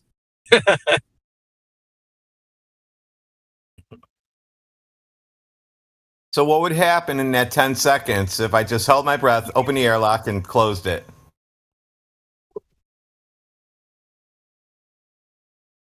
Well, it's just, really low pressure. What's the big deal, right? Eggshells. What do you say to that? What do you think is going to happen? I'm just going to hold my breath. You said you just need a minimal amount. If you go into an airlock, amount of air that you need. Remember, you just said that. I said what now? What did I say? space has the minimal amount you need before you get hypoxia. Who heard me say that? That isn't currently on crack. Show of hands. Did anybody hear me say like that? But did I say that, or did I say something that actually equates to the opposite of that? So it doesn't have anything out there. Look, if I say words and you understand the opposite of those words to be what I mean, it kind of destroys the purpose in saying more words to you, because you'll obviously possibly assume those to be the opposite of what I mean.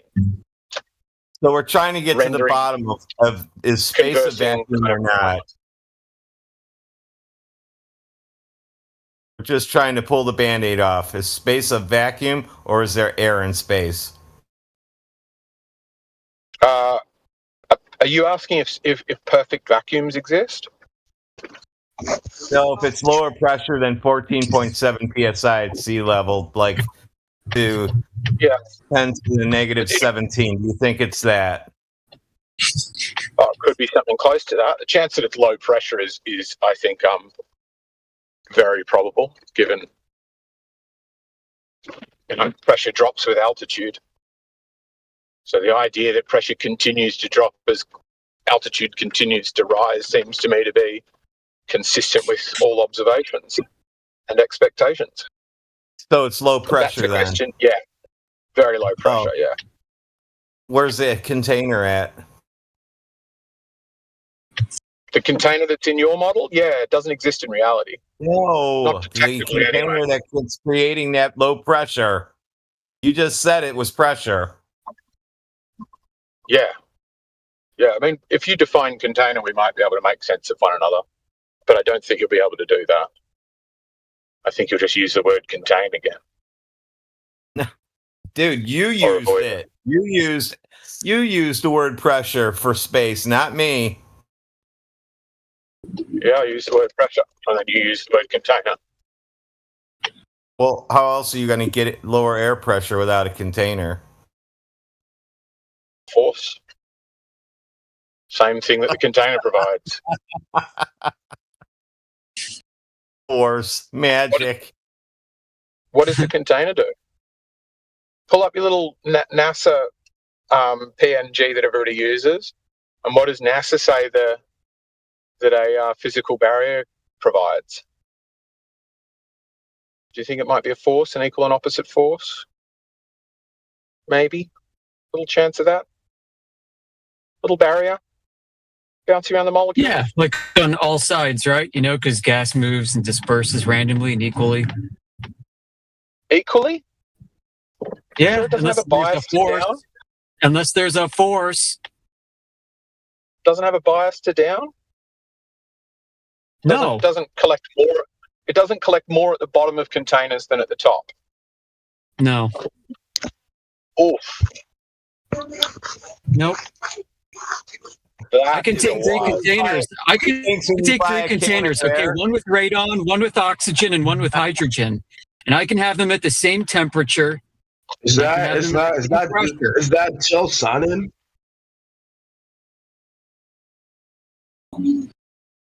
Is that pressure isn't weight?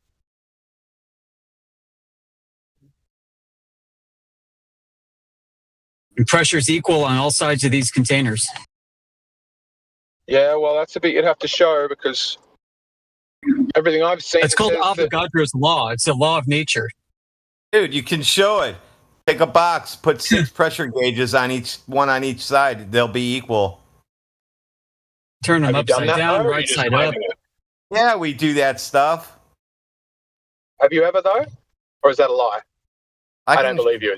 Go into work and probably take a picture of boxes that have multiple pressure gauges all over the side. So we've gone from I do it all the time to I could do it. Is this that my girlfriend goes to another school defense? Dude, why would there be more gas? She's really hot, bro. I swear she exists. Does it say on a can of radon gas? Does it say shake well before using?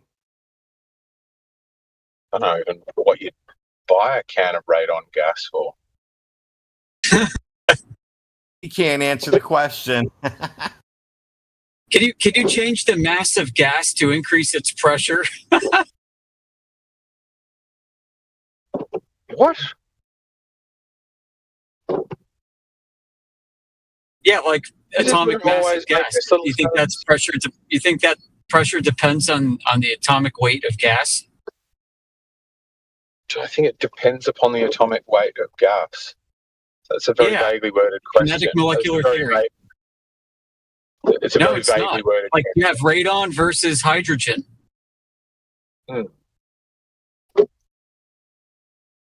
It's temperature and frequency of moles independent of atomic weight. Doesn't matter. Right. When do we get into the bit about pressure? Pressure is not weight. You globers confuse the two all the time.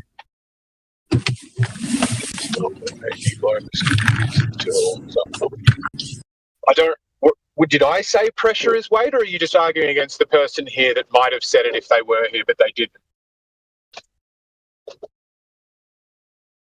Radwin was asking you where the container is. Right, and because he asked me where the container is, that means you've come to the conclusion that I said pressure is weight. Well, you were talking about how we've got this gradient I'm not stack, strong right? at you, but Am I wrong about that? Say again? Am I wrong about you bringing up the gradient stack? Which is a claim of weight, which is independent of pressure. Hang on. So the I bottom said of there's the a gradient stack I is said contained there's a by gradient. water and earth on the ground. Okay, carry on. Yeah. And so this means I think weight is pressure. Because you brought up the claim of the gradient stack. Right. Yeah. Yeah. And then you made up some As shit. if it's a weight claim. Right, because I said gradient. You need gravity, right? You're trying to say gravity's containing. You're trying to say gravity's the container. Is he saying a column I've got a nifty way. Pressing down on you like a weight? I have a nifty way of saying things. You asked me if you could take a box of gas and it would weigh more at the bottom. The answer is no. I didn't say it would weigh more at the bottom. Provides equal pressure on all sides, top to bottom to side to side. It weigh more at the bottom. Confusing weight with pressure. I said the pressure would be greater at the bottom, not the weight. No, and that's wrong. That's wrong too. But did I say that? I know you want to say it. You want to say gravity provides the reason for the gradient stack, and therefore the containment at the top. That's what I think is the case. But it doesn't change whether I did or didn't say things. Well, that means that pressure must be dependent or have some component of weight to it, which it doesn't. Am I right, Radwin? Am I smoking crack here or what, dude? Like you're saying things that comport with the globe model, but you're just saying things that you're just like impeaching points I haven't made. I haven't said these things. Reality. Like, I nearly didn't beat you on this point you haven't made. If I'm wrong, you can just listen to the words I am saying and show those to be incorrect. But if you want to go off on the weight thing, sure. I think that the mass of gas causes it to follow the vector of down, meaning that you could say weight at the or a column of air is the pressure of the weight of the air on top of it. There you go again, conflating weight with pressure. What's caused by it. But I don't go again. What I'm saying is this is me saying it for the first time. So now that I've said it, you can say the bit you were keen on showing that. Well, I just did. Yeah. So you conflated weight with pressure again. Are you showing that it's untrue, or are you just? Well, I described how it's not true, and I brought up Avogadro's law as an example. How did you show that it wasn't true? I told you that the molecular mass, the atomic mass of gas, does not have to do with the pressure. It's the frequency. Right. Frequency of the moles hitting the sides of the container. That produces pressure. Gas in the presence of what you think is gravity is completely weightless. Gas is weightless. Yeah. You have to contain it. Okay, so and put it into a medium. You have to put it into a container in order to weigh it. And it applies equal pressure on all sides of the container as you weigh it. And you can test it. You've got to put it into a container to weigh it, but it's set. Right, you weigh the container with the added mass of the gas. Can I Inside the container, the gas fucks off with gravity, doesn't care. So, for what you're saying to be true, unless I'm misunderstanding it, the gas has no weight, then the same gas contained as a result of being surrounded by a container now does have weight? Is that right? Am I misunderstanding? You have to contain it. You have to contain it in order to weigh it. That's how you figure out. You can figure out which gas you have in which box. Can you please answer the question? By containing them, you can take three different gases. You can have three different gases of three different molecular weights and put them each in boxes at the same temperature and pressure. And the pressure reads the same on all sides of the box. And then you can weigh them and determine which one is argon, which one is oxygen, which one's hydrogen. Okay. But the question I was asking is, for what you're saying to be true, it sounds to me like a given gas will not have mass until it's contained. Is that what you're saying? It's kind of freaky, but that's partially what I'm saying. And I'm telling you that within the box, there's no gradient of greater weight at the bottom compared to the top, because gas is dispersing freely in all directions and applying equal pressure to all sides. Yeah, I mean, that's kind of freaky. Yeah, gas is really freaky, dude. Well, I think if you find precise enough measuring instruments, you will find that they are higher at the bottom. It's not something I've tested think whatever myself, you want, but I've and that goes against kinetic molecular theory. If you can do that, you'll break all the gas laws. How many decimal places? Well, go for it. I mean, if you don't believe that, go for it. The gas laws as understood by flat earthers. No. How many decimal places do you need? I'm going to go. Yeah, that's what I want to know. Just do perplexity, but it's a couple of millibars between the top and the bottom of an ordinary room. Like if you think a good 10 foot vertical distance would be a your AI told you, okay. Yeah. All right. Perplexity well, you guys told me you're wrong. You guys are the ones claiming I mean, I'm kind of more interested, though, in this idea that it doesn't have mass and then the same matter. It has mass, it doesn't have weight. Gas doesn't have weight. It doesn't have weight. It fucks off in all directions. Mass. It's weird, dude.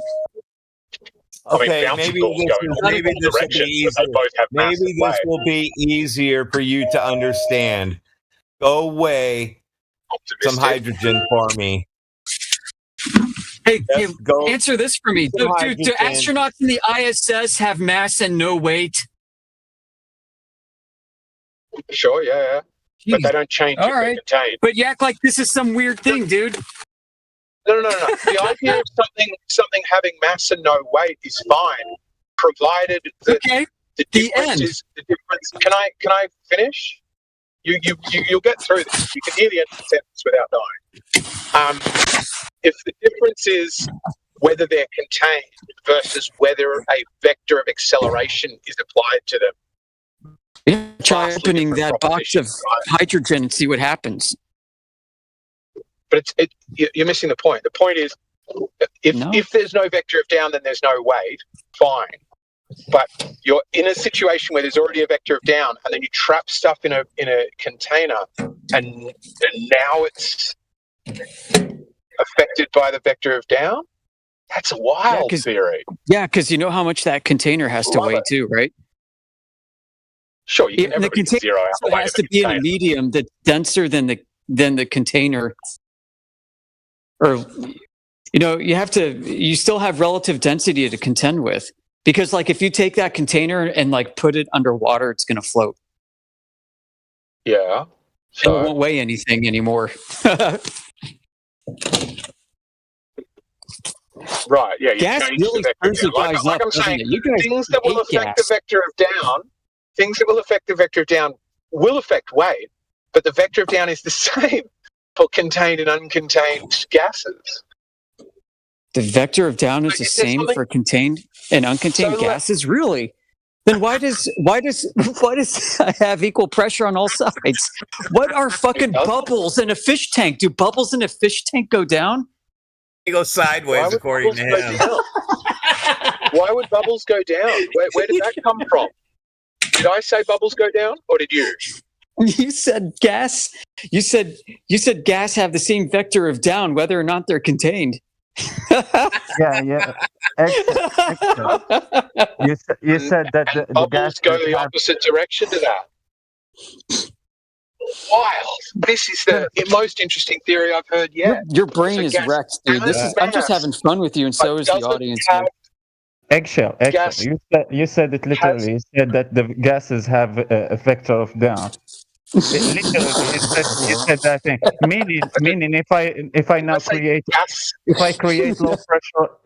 create low pressurized environment, so a vacuum in a vacuum chamber, dependent to what you said, I just have to leave gas there for a couple minutes, and that gas, following that vector of down, will fall to the bottom of that vacuum chamber, leaving me with a complete perfect vacuum in the rest of the volume. What did I say about talking on crack?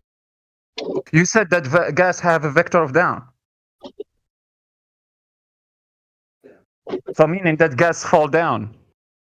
You understand, if I say something that is comprehensible and logical, and then you make a really wild, mistaken assumption about what would flow on from that, you need to take responsibility. You said gases go down. Gas go down, go boom, boom. Is it, what else did I say? Did I also say I'm a dumb poopy head? Gases go down, everybody. I did say gases at the bottom of a container have a higher pressure than at the top. That's the bit you guys are claiming you've got the tools to test this. I would love to see something showing that, because that would. Why don't you go on Amazon and start buying some gear and do it yourself? You claimed you'd already done it, though. That's why I'm challenging you. You weren't lying, were you? The picture of a tank that I'm monitoring right now. That up. You weren't making it up that you've already done this test, were you? Dude. Didn't you say you'd already done the test? Air pressure all the time. Great. Show us. Show us this pressure that's the same at the top and the bottom. No, I'm not going to show you my work. How convenient. My girlfriend goes to another school. I swear she's super hot. Dude. We do this all the time. I posted a little glimpse of one of my... No, she's busy this weekend. She can't hang out. Oh, if that's not good enough, that's not good enough. I don't care. I asked you how many decimal places so I can go in SQL and do a query on some vacuum pumps we're running, and we'll see what we're getting right now. But you wouldn't give me a decimal places. Go for it, man. Just see what they're currently reading. I don't think more digits is going to hurt or blow out your inbox, is it? You don't measure your available storage space in bits, do you? Get as many decimal places as you can, and let's see what the pressure readings on the top versus the bottom are.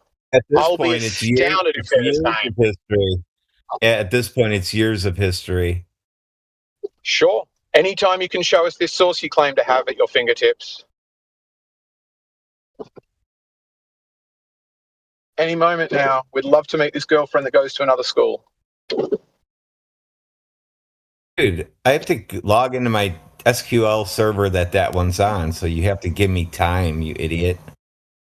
You don't use computers much, do you? I don't use computers much. I don't know. I guess that's a subjective question. From the NASA Glenn Research Center, quote, pressure acts in all directions at a point inside a gas. Does it say at the equally? surface of a gas, the pressure force acts perpendicular to the surface. Does it? Great. Yeah, I agree with both of those statements. All right. So there you have it. Yep. Goes in all directions, just not equally. No, it is equally. What about Amish? What about those ones of like accelerating a container? Oh no, that'd be fine because it's contained.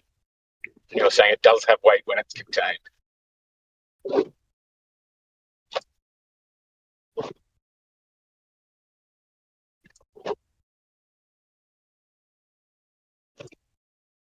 So what is it about containing something that gives something weight? Well, you put it in a box, and the box is denser than the surrounding medium. Right. So you have a box with something more than nothing in it. You have a box with something more than nothing in it. Yeah, like if I took a box that had a vacuum inside it and then compared that to a box that had hydrogen inside of it and weighed them, the one with hydrogen would weigh more inside of a vacuum or inside of, or even just in, I don't know. Yeah, I guess you'd probably need a vacuum for that. Just an idea. Yeah, but I'm more asking why. What property or gas is thing does the gas is really spooky. Yeah, it's a freaky thing. You know, no bonds, or sometimes you know they're just they often come in pairs, pair bonded, like oxygen often is. But I mean, they're free. They're free radicals, man. They're free birds. Fly all over the place. There's something about bonds. There's something about bonds that has something to do with it. That's an area of theoretical physics that you can get into, and I don't have time or any care or inclination to myself. But the molecular bonds, there's something to that giving rise to this idea of weight. Have you seen a test of a scale inside the vacuum chamber? So would the scale measure when you take out the gas?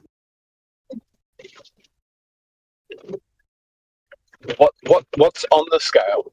When you put a scale inside the vacuum chamber, right, and you take out the gas, you verify what's the difference. What do you think the difference is? I think it will be 0 at the start and 0 at the end, unless you've done something wrong.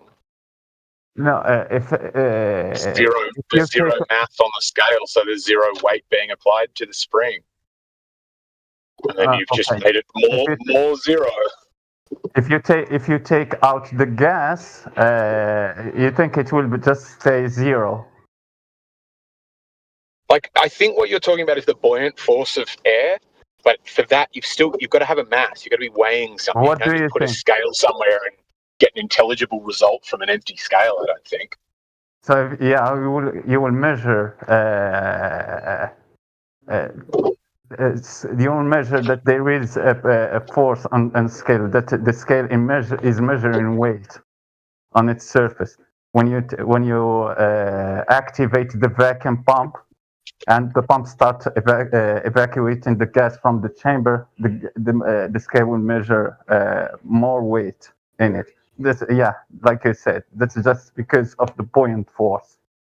That's not that doesn't mean that the void weight something. No.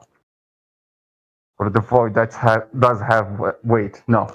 It's just the buoyant force. No more gas around that scale that can keep that platform just floating and measuring that 0. So when you take that buoyant environment, that platform will just fall.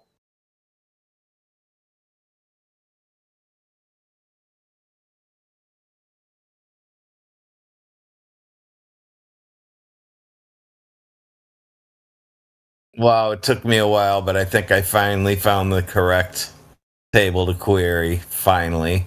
There's only about, I don't even know how many tables. We probably have 1,500 different tables that run this.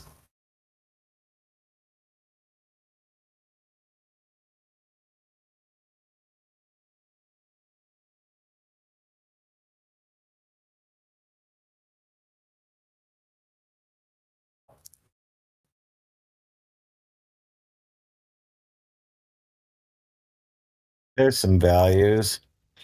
I have to figure out how to get these converted so you can actually read them because they're scientific. So I want them to read out in their decimal places for you, but I'll have to query that. So give me a minute to build this thing.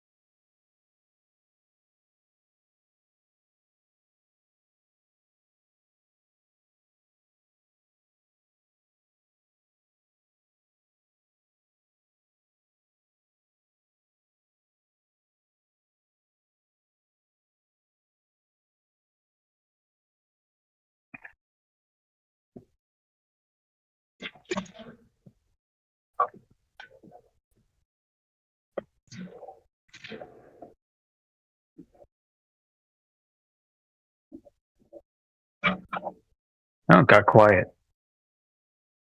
Yeah, man, there's something funky about bonded matter and the path of least resistance and entropy and things moving to find equilibrium.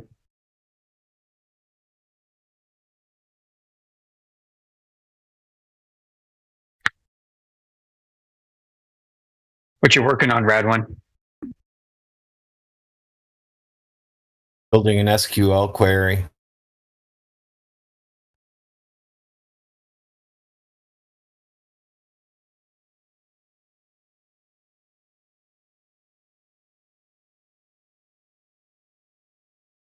So without saying too much, I'm trying to pull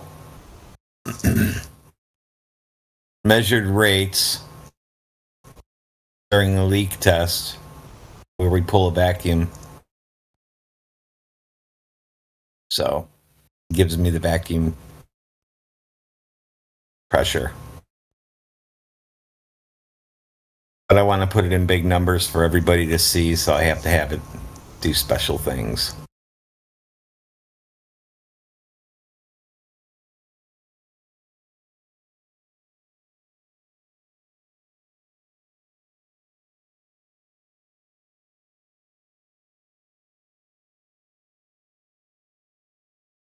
I'm on kitchen duty. Yay.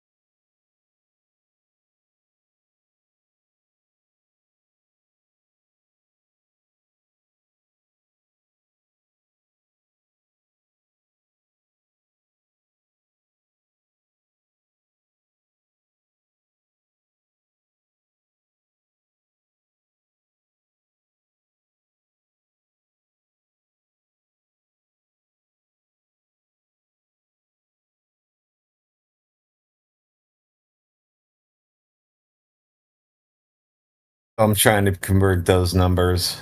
Didn't like it. Oh, it didn't post? Ooh, wonder why. Big? No. It's just an image. There it is. That's what we're measuring right now.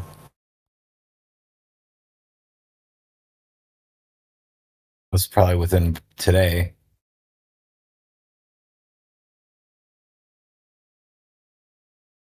Gotta go. I'll be back probably 40 minutes. See ya.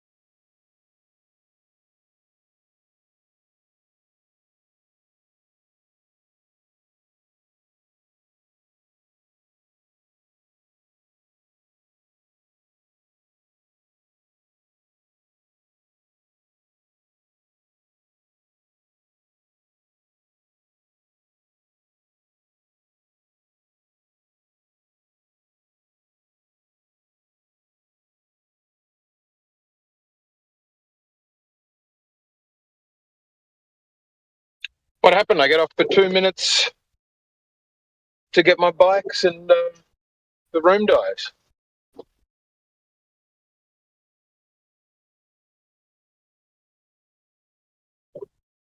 Happen to what? I'm getting your leak rates. There's a sample. I'm trying to get more info without giving away my info. Leak rates. I thought we wanted pressure differentials between top and bottom. Is that what the leak rate is? I asked, well, this one, yeah, we measure at top and bottom with these. But leaking doesn't. Does leaking tell me anything? Yeah, it tells you how much vacuum we're pulling at the time the leak started.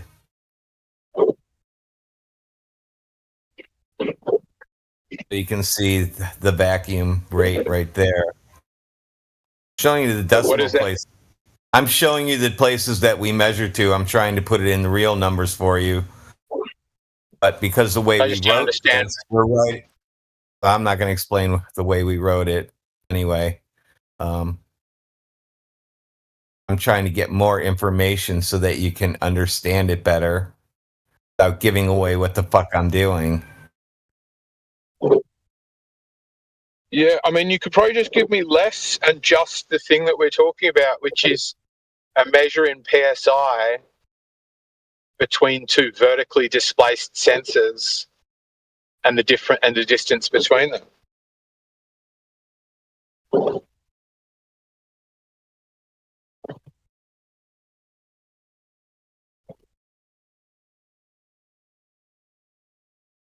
So should it be higher pressure the lower you go, or lower pressure the lower you go? I'll give you a wild guess. See if you can manage that one all on your own. No, you tell me, because I want to make sure that it's recorded what you said. Yeah, but you don't want to take a wild stab at what my answer might be? No, I want you to tell me. Okay. It's going to be higher pressure, lower down. Awesome.